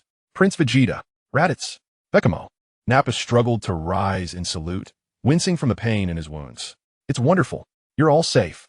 His voice carried a tone of gratitude, as if he had narrowly escaped calamity. Where's Kakarot? Raditz inquired instinctively, scanning the area for the familiar figure, despite an inkling of what the answer would be. Nappa's relief vanished in an instant. replaced by the Scion's characteristic indifference and disdain towards the weak. He curled his lip and gestured nonchalantly towards a nearby thicket in disarray. That useless fool? Oomph. He was ambushed by a trash beast with a battle power barely reaching 700. Its claws pierced right through his chest, and his entrails spilled everywhere. Nappa's tone was as flat as if he were recounting the squashing of a mere insect. Hearing him wail in agony was utterly disgraceful to us Scions. So I put him out of his misery. He mimicked a downward chop with his hand, as if merely disposing of an inconsequential piece of refuse. A chill, mingled with the sorrow of shared misfortune, crept over Raditz once more. He observed Nappa's nonchalant demeanor, opened his mouth to speak, but ultimately fell silent, turning his face away in quiet contemplation. This was the law of their existence, cold and efficient.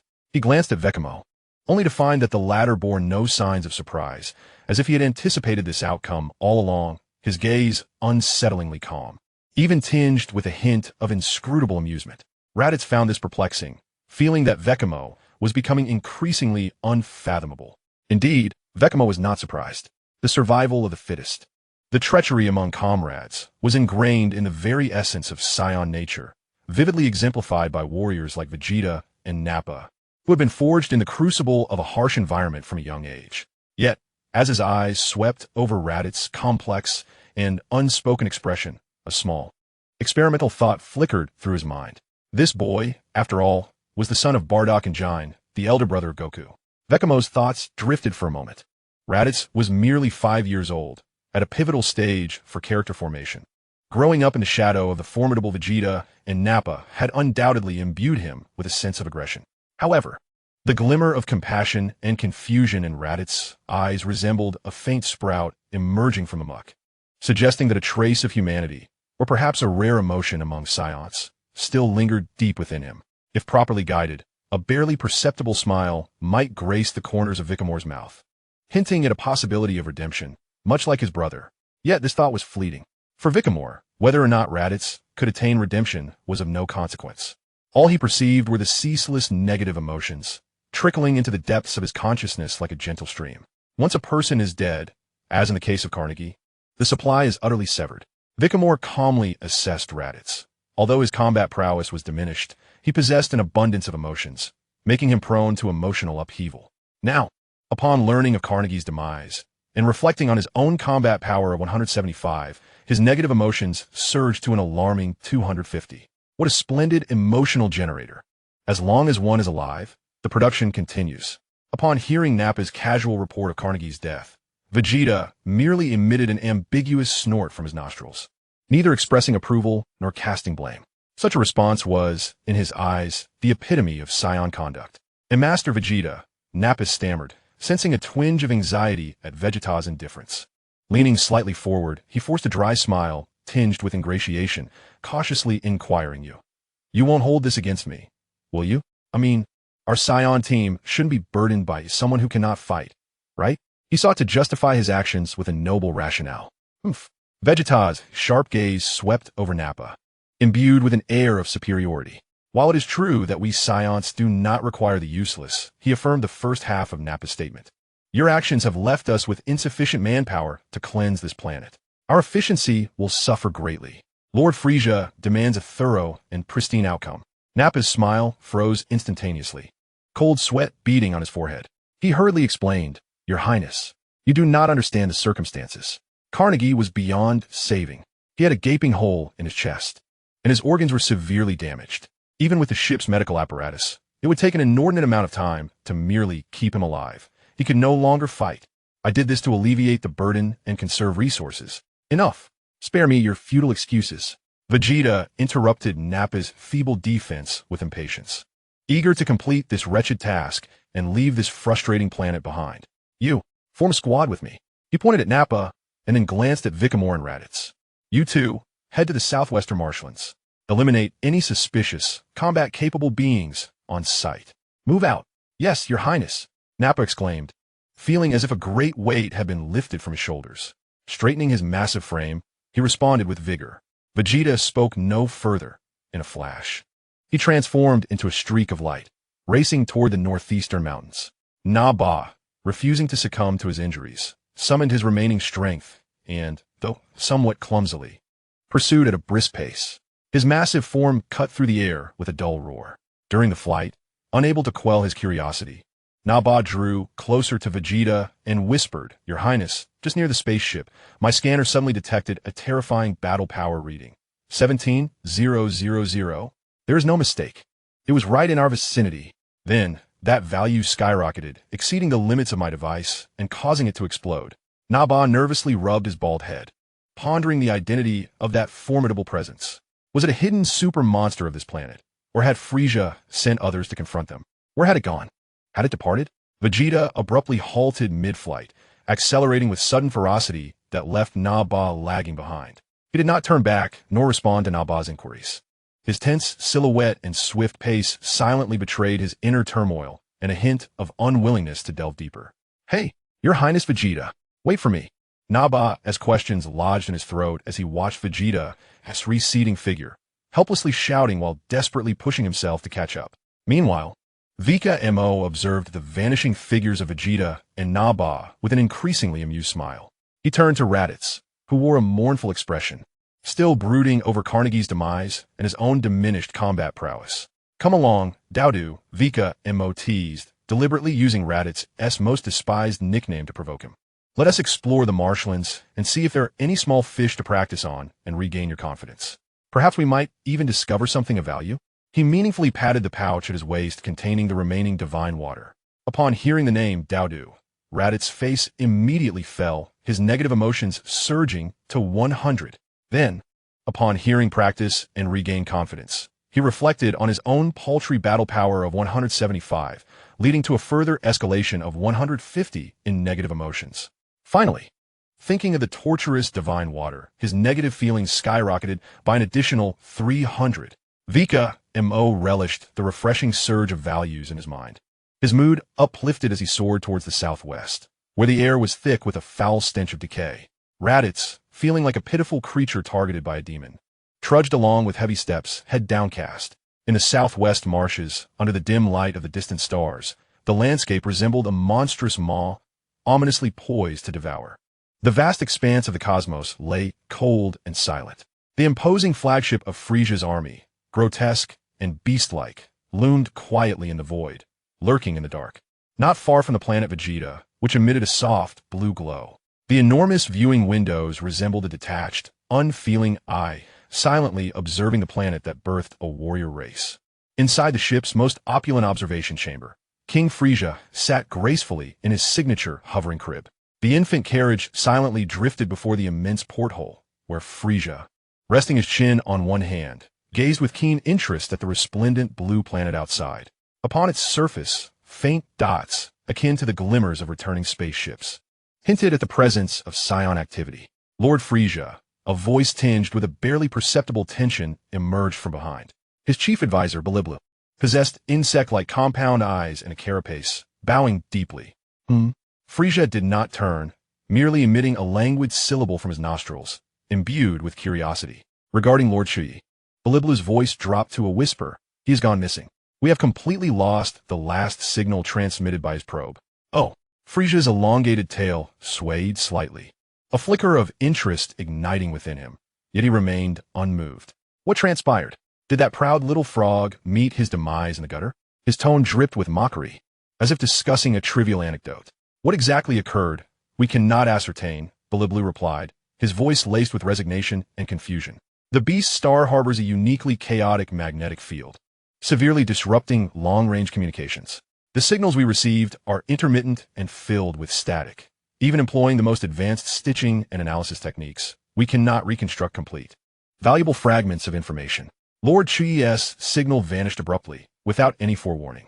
He cautiously added, "Perhaps Lord Chuyi's probe was inadvertently damaged during an intense battle?" At last, Frieza slowly rotated his floating infant carriage, turning his exquisite yet sinister visage toward Bliblu. His purple lips curled into a chilling smile, as if he comprehended all. "Damaged probe?" Frieza chuckled softly, the sound reverberating ominously within the vast observation chamber. "It is also conceivable that our proud little Prince Vegeta could no longer contain himself and surprise that loquacious frog." "You mean?" Bliblu's compound eyes flickered with astonishment. "Vegeta killed Lord Chui?" Such a possibility was not beyond reason. The Saiyans were notoriously rebellious, especially that Prince Vegeta. Who knows? Frisia's smile widened, exuding a cat-and-mouse delight. When a few restless little monkeys gather, curious incidents are bound to unfold. He appeared utterly indifferent to Chuyi's fate, perhaps even reveling in it. Shall we dispatch another elite team to the Beast Star to ascertain the situation? Or perhaps impose sanctions on Vegeta's squad? Bilibla ventured cautiously. No need. Frisia gently waved his hand, the infant carriage once more turning toward the porthole, his gaze fixed on the splendid blue planet, his expression deepening into a cold, inscrutable abyss. A few little monkeys, whether dead or alive, whether they create a ruckus or remain quiet, are of little consequence. His voice, soft yet imbued with an icy chill that could freeze one's marrow, conveyed a singular importance. He paused for a moment and posed the question that weighed most heavily on his mind. How have our beloved Saiyan friends returned? Bilibla immediately straightened her posture and respectfully reported, in response to Lord Frisia. According to our meticulous monitoring of the return records over the past 8 days, aside from a few small teams engaged in long-term missions in remote star regions, nearly all Saiyan warriors on planet Vegeta have been ordered to return. This includes the elite teams that have been battling abroad. There was a hint of relief in his tone, as if the completion of the task was approaching. Oh, a cold and cruel smile spread across Frisia's lips, reminiscent of a toxic flower blooming upon an icy expanse, gradually widening until it consumed his entire face. Under the reflection of the blue planet's glow in the viewport, he appeared particularly sinister and terrifying. This is good. Frisia's voice resonated like a sigh from the depths of a netherworld, imbued with a spine-chilling sense of satisfaction.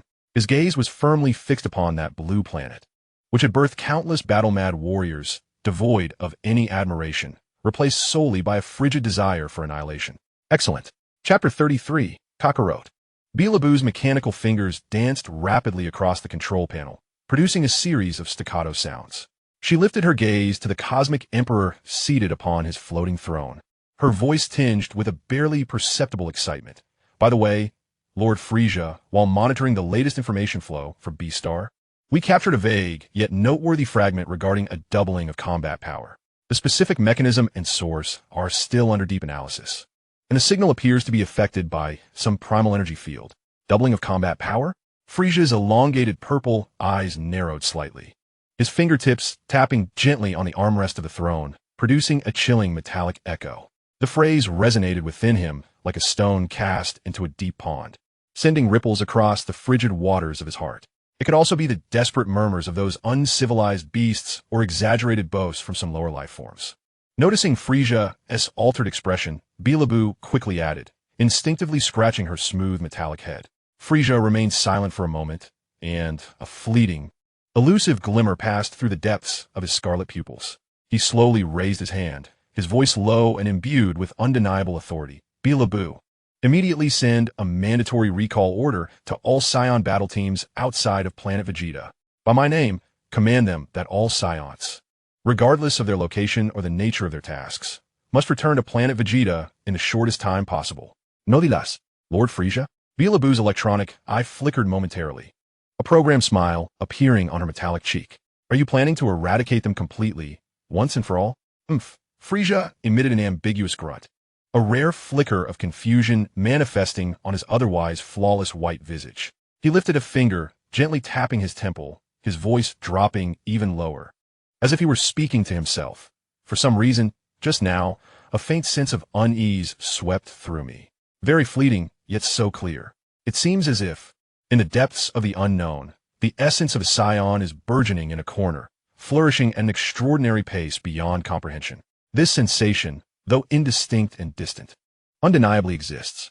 His piercing gaze swept across Bilibla. Has there been any recent anomalous report concerning Prince Vegeta? Bilibra's database whirred into action, promptly responding. According to feedback from frontline sensors, he is currently leading a squad on a cleansing mission at Kinesis Star. The fluctuations in battle power remain within expected parameters, with no significant anomalies recorded. Do you suspect him? Uncertain, Frisia's brow furrowed for the first time, forming 2 icy furrows upon his forehead. Yet, he resolved that it was better to eliminate 1,000 innocents than to overlook a single nascent threat. Execute the order immediately. Recall all Saiyans. I wish to confirm in person on planet Vegeta. Understood, Lord Frisia, Bilibla affirmed, The directive is confirmed, and the highest priority recall order is being dispatched to all Saiyan sensors. With no time to lose, Balibru's fingers danced across the control panel, leaving a blur of motion. In an instant, a blinding streak of light tore through the vast, dark canvas of the cosmos. It was a rugged, battle-scarred Saiyan fighter craft, trailing a plume of azure plasma flames, etching a brief yet brilliant light trail in the silent expanse of space. Within the cramped cockpit, the unique scent of sweat-soaked battle gear mingled with energy liquid permeated the air. Bardock, the renowned lower-tier warrior known for his ferocity and resilience, fixated intently on the navigational star map, his chiseled features appearing especially austere under the glow of the dashboard. Beside him sat Rick, an equally seasoned yet more expressive comrade. Rick, irritated, drummed his fingers against the edge of the sensor, the screen having forcibly displayed the recall information emblazoned with the crimson insignia of Frisia, his army. Igniting his ire, "Hey Bardock, did you see that? That damned bastard Frisia has summoned all Scions back. An emergency recall. This is unprecedented. What is he plotting?" Bardock did not respond immediately, his gaze still locked onto the increasingly vivid pale blue planet on the star map, Planet Vegeta. An inexplicable sense of foreboding coiled around his heart like a cold serpent, tightening with each passing moment. He spoke in a low voice, "Before you hurl insults, perhaps you should remove your sensor. Frisia's listening network is no mere decoration. If you wish for a swift demise, by all means continue." Rick's face drained of color, cold sweat trickling down his temple. Flustered, he hastily removed the sensor from his ear as if it were a searing brand, discarding it onto the adjacent control panel, exhaling a breath of relief. "Damn, I almost forgot about that. Thanks, Bardock." We're nearing Planet Vegeta. Bardock's voice was somber, tinged with a barely perceptible weariness. "It has indeed been quite a while." Indeed, Rick wiped his face, attempting to dispel the earlier shock. After that grueling battle on Cyril Star, we were due for a break. Yet, one order from above tossed us straight into the desolate wasteland of Calibo, starred in non rocks. "Hey, it seems that Vika has struck it lucky. I've heard he has joined Prince Vegeta's team on the resource-rich planet MIT, undoubtedly reaping considerable rewards. However, it is of no consequence." Bardock tugged at the corners of his mouth, revealing a faint, dry smile, yet his gaze was as sharp as a hawk's, piercing through the viewport, fixating intently on a vast, grotesque shadow lurking in the distant starlit expanse. That was Frisia's flagship, ominously resembling a harbinger of doom. Quietly suspended in the near-Earth orbit of Planet Vegeta, its immense shadow threatening to engulf the pale blue planet below. "What is that?" Rick followed Bardock's line of sight, instantly gasping in shock, his voice trembling. "Frisia's ship? How could it be stationed here?" Indeed, Bardock's voice emerged as if drawn from an icy vault, each word imbued with a chilling foreboding. A potent sense of unease surged within him, akin to a tsunami, nearly overwhelming him. Why of all places had it halted here? The fighter craft trembled violently as it pierced through the thin atmosphere of Planet Vegeta, propelled by the heat and shrillness of friction, diving towards a familiar landing spot in a small town constructed of rugged stone. "Frisia," Bardock's grip on the controls stick tightened, the veins on the back of his hand bulging, his knuckles turning white. He stared at the looming Frisia flagship, forcing out cold words through clenched teeth. "What is that bastard plotting? I have an exceedingly dreadful premonition. Wait, no it can't be. Haha." Rick forced a laugh, attempting to dissipate the heavy atmosphere within the cabin, but the laughter came out hollow and strained. "Lord Frisia must have summoned us back because he has discovered a tough planet to crack and needs to concentrate our forces, right? Don't scare yourself, Bardock." He patted Bardock on the shoulder, though the gesture was tinged with uncertainty. Boom! The fighter craft landed heavily on the designated helipad at the town's edge, stirring up a cloud of dust. The hydraulic system of the cabin door emitted a dull hissing sound as it slowly opened. Bardock and Rick leapt down the ladder, their boots meeting the familiar ground imbued with the scent of smoke and dust. The streets of the town buzzed with more commotion than usual, with Scions clad in battle gear visible everywhere, gathered in small clusters, either engaged in loud laughter or hushed discussions, the air thick with an unsettling tension. "Hey, ISNT that Bardock, tough enough to survive the radiation of Cyril?"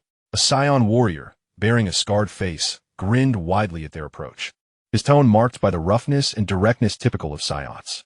Bardock disregarded the taunt, striding directly towards him, brow furrowed, and a deep voice asked, "Hey, do you know why Frisia has suddenly summoned everyone back? What else with this grand show?" The scar-faced warrior shrugged, taking a swig from his energy drink, and mumbled, Who knows? The command center is keeping its lips tightly sealed. However, rumors have circulated that Frisia's army has discovered a superplanet deep within the cosmos. Its energy readings off the charts, potentially harboring incredible treasures that require the assembly of all elite forces to conquer. He paused, glanced around, and lowered his voice. A hint of mystery in his expression as he leaned closer to Bardock.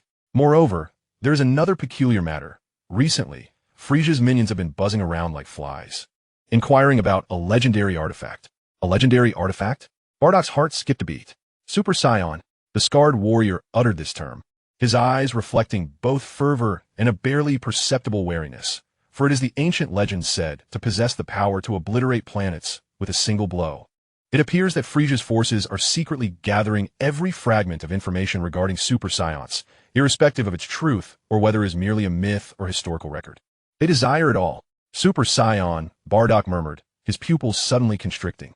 This term struck him like a cold bolt of lightning, instantly connecting with the intense foreboding that stirred within him.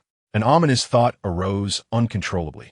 He refrained from further conversation with the scarred warrior, instead giving a heavy pat on the shoulder before turning on his heel and striding purposefully towards the depths of the town, in the direction he called home. His steps were heavy and hurried, as if pursued by a ferocious beast with an insatiable hunger. Planet Vegeta, once the glorious cradle of a warrior race, now lay in ruins.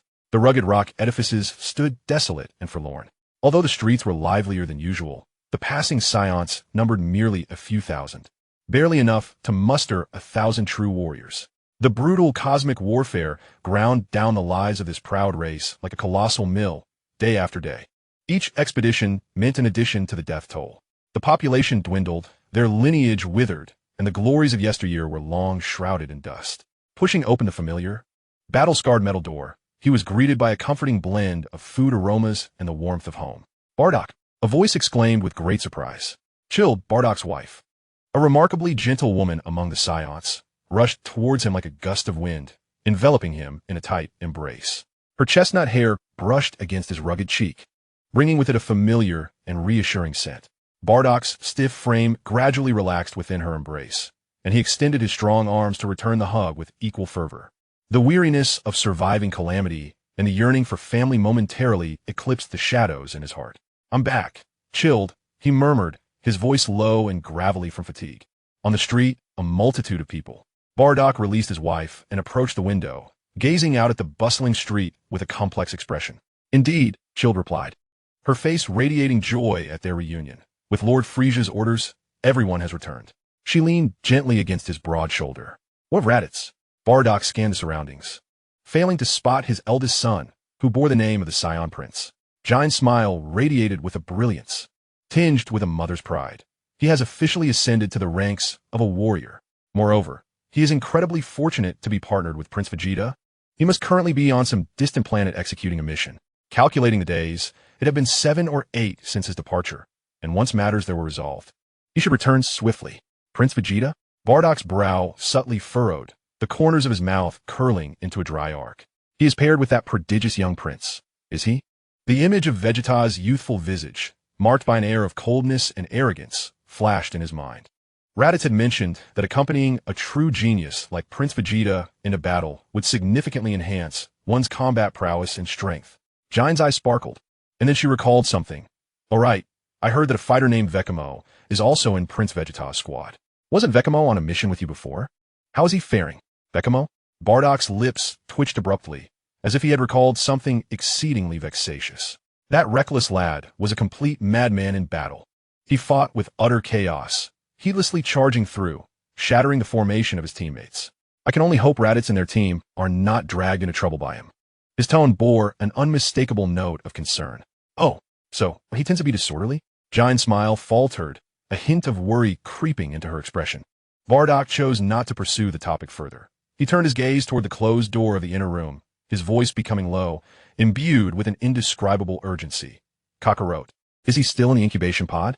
"Yes," Jine nodded, her previous worry replaced by tenderness. "He has been inside for a full 3 years, as per tradition. It is time to let him out." She gestured toward the inner room. "Shall we go have a look at him?" Bardock silently approached the inner room and gently pushed the door open. The space was modest, dimly lit. At its center stood a cylindrical transparent container, approximately 2 meters high, filled with a pale green nutrient solution bubbling with tiny effervescent bubbles. A small figure floated in the liquid, curled up with closed eyes, sleeping soundly. He bore an uncanny resemblance to Bardock, with stubbornly tousled black hair, and his diminutive body gently rose and fell with the rhythm of the nutrient fluid. He's grown so much. Bardock stepped up to the incubation pod, his rough hand brushing against the cold, reinforced glass. Softly tracing the outline of the small figure reflected on its surface, his voice unexpectedly gentle. Indeed, Jine stood beside him, her eyes filled with maternal affection. He is just like a miniature version of you, especially that hair. It is truly identical. Bardock gazed at the sleeping child within the pod, that small face resembling his own, now radiating tranquility. Yet, this serene image starkly contrasted with the ominous premonition that expanded within him like thick ink. He inhaled deeply, as if steeling himself for a decision, his voice low and resolute. After nightfall, I will procure a spherical escape pod. An escape pod? Jine raised her head in astonishment, gazing at her husband with confusion. What are you planning to do? Kakarot has just turned 3, and according to our schedule, he will soon emerge from a nursery machine to begin his training. Why resort to an escape pod? And the term banished child, isn't that too perilous? You know well how low the success rate is. For Kakarot's sake, Bardock's voice was resolute, imbued with an undeniable authority. He did not meet his wife's shocked gaze. Instead, his eyes remained fixed on their young son within the nursery machine, as if he wished to etch the child's visage deep into his soul. For his sake? Bardock, I do not comprehend. What does this mean? Jine grasped her husband's arm, her voice trembling with urgency. Bardock slowly turned to face her. His expression was devoid of emotion. Yet within his usually fierce and determined eyes lurked a heavy, impenetrable gloom and fear that Jine had never witnessed before. He bared his teeth in a grimace, his voice emerging cold and penetrating.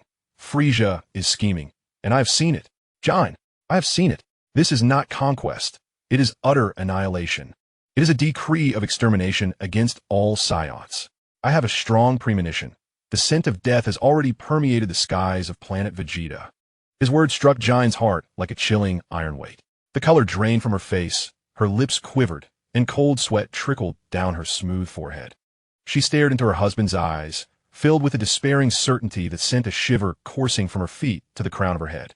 The night descended like a vast, inky velvet curtain, enveloping planet Vegeta completely. The once boisterous town fell into a profound silence, occasionally interrupted by the heavy footsteps of the patrols. Bardock moved like a specter merging with the darkness, shouldering a spherical metallic pod, approximately 1 meter in diameter, a standard single-person escape pod. He returned home swiftly and silently. Jine had been waiting anxiously, her complexion pale, tears welling in her eyes, yet she bit her lip, stifling any sound. The nursery machine opened, releasing a gentle stream of pale green nutrient fluid. Their sleeping son, Kakarot, was carefully cradled and emerged, swathed only in a thin layer of temperature-regulating fabric. As he transitioned from the warmth of the liquid environment to the cool air, the little one squirmed uneasily, his long eyelashes fluttering. Bardock silently placed his young son into the frigid escape pod, his movements awkward, yet imbued with an unusual tenderness. He clumsily adjusted the restraints inside, ensuring that Kakarot's small body would remain unharmed amid any jarring turbulence. When the cold metal sealed shut, isolating father from son, and the small observation window reflected his child's bewildered face, Bardock's heart, forged of steel, felt as though it were gripped tightly by an invisible hand. As the pod's door fully closed, severing the familiar warmth and light, Kakarot seemed to finally recognize the immense unease, erupting into a loud wail. The small fist pounded forcefully against the sturdy transparent observation window, producing a muffled thud that echoed through the air. Tears quickly filled his dark, expressive eyes as he gazed helplessly at his parents outside the glass. Kakarot, stop it! Bardock's voice was deep and stern, resembling both a reprimand and a suppression of deeper feelings. He abruptly turned away, no longer able to bear the sight of his son's tear-streaked face, and bent down to heft the heavy escape pod, striding purposefully into the pitch-black wilderness outside. Each step felt unbearably burdensome. Jine followed closely behind, silent tears finally cascading down her cheeks. She watched as her husband carried the metallic cage containing their youngest son, traversing the cold night with a solitary, heavy silhouette. Quickening her pace, she caught up with Bardock, her voice thick with nasal tones and a barely perceptible tremor. Bardock, let us flee together. Take Kakarot and leave this place. To the ends of the universe. There must be a place where Frisia cannot find us. She reached out, almost pleadingly, grasping her husband's robust arm. Bardock paused momentarily. Not looking back, his voice hoarse. Escape? Where can we go? Frisia's army spans the galaxy. If we are discovered, death will come swifter, and it will implicate you as well. He did not elaborate further, instead stabilizing the escape pod on his shoulder. Giant's hand slipped weakly away. She comprehended the harsh reality her husband spoke of.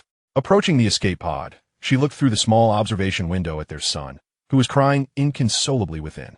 Striving to conjure a smile more difficult than tears, she extended her finger, gently tapping against the cold glass, then made a comical face. Miraculously, Kakarot, still sobbing and hiccuping, through his blurred, teary vision, recognized his mother's familiar, affectionate visage. His small body trembled as his cries gradually subsided. His large, dark eyes blinked in confusion, seemingly captivated by her expression. Moments later, he broke into a silly, tear-streaked smile, his small hands no longer pounding the glass but instead pressing curiously against the window, as if yearning to touch his mother's finger. Bardock stood amidst the vast wilderness, far removed from the town, where only endless barren rocks lay. The cold night wind tousled his unruly hair. Cautiously, he placed the heavy spherical escape pod onto the hard, frigid ground. Giant stood beside him, gazing at their son's innocent smile within the pod, her heart swelling with immense pain and reluctance. She inhaled deeply, attempting to dispel the nearly suffocating sorrow, and softly broke the heavy silence, her tone laced with a hint of bitter jest. By the way, I never expected, Bardock, that you would actually worry about your own child. This is quite uncharacteristic of Saiyan, particularly for a renowned battle maniac like yourself.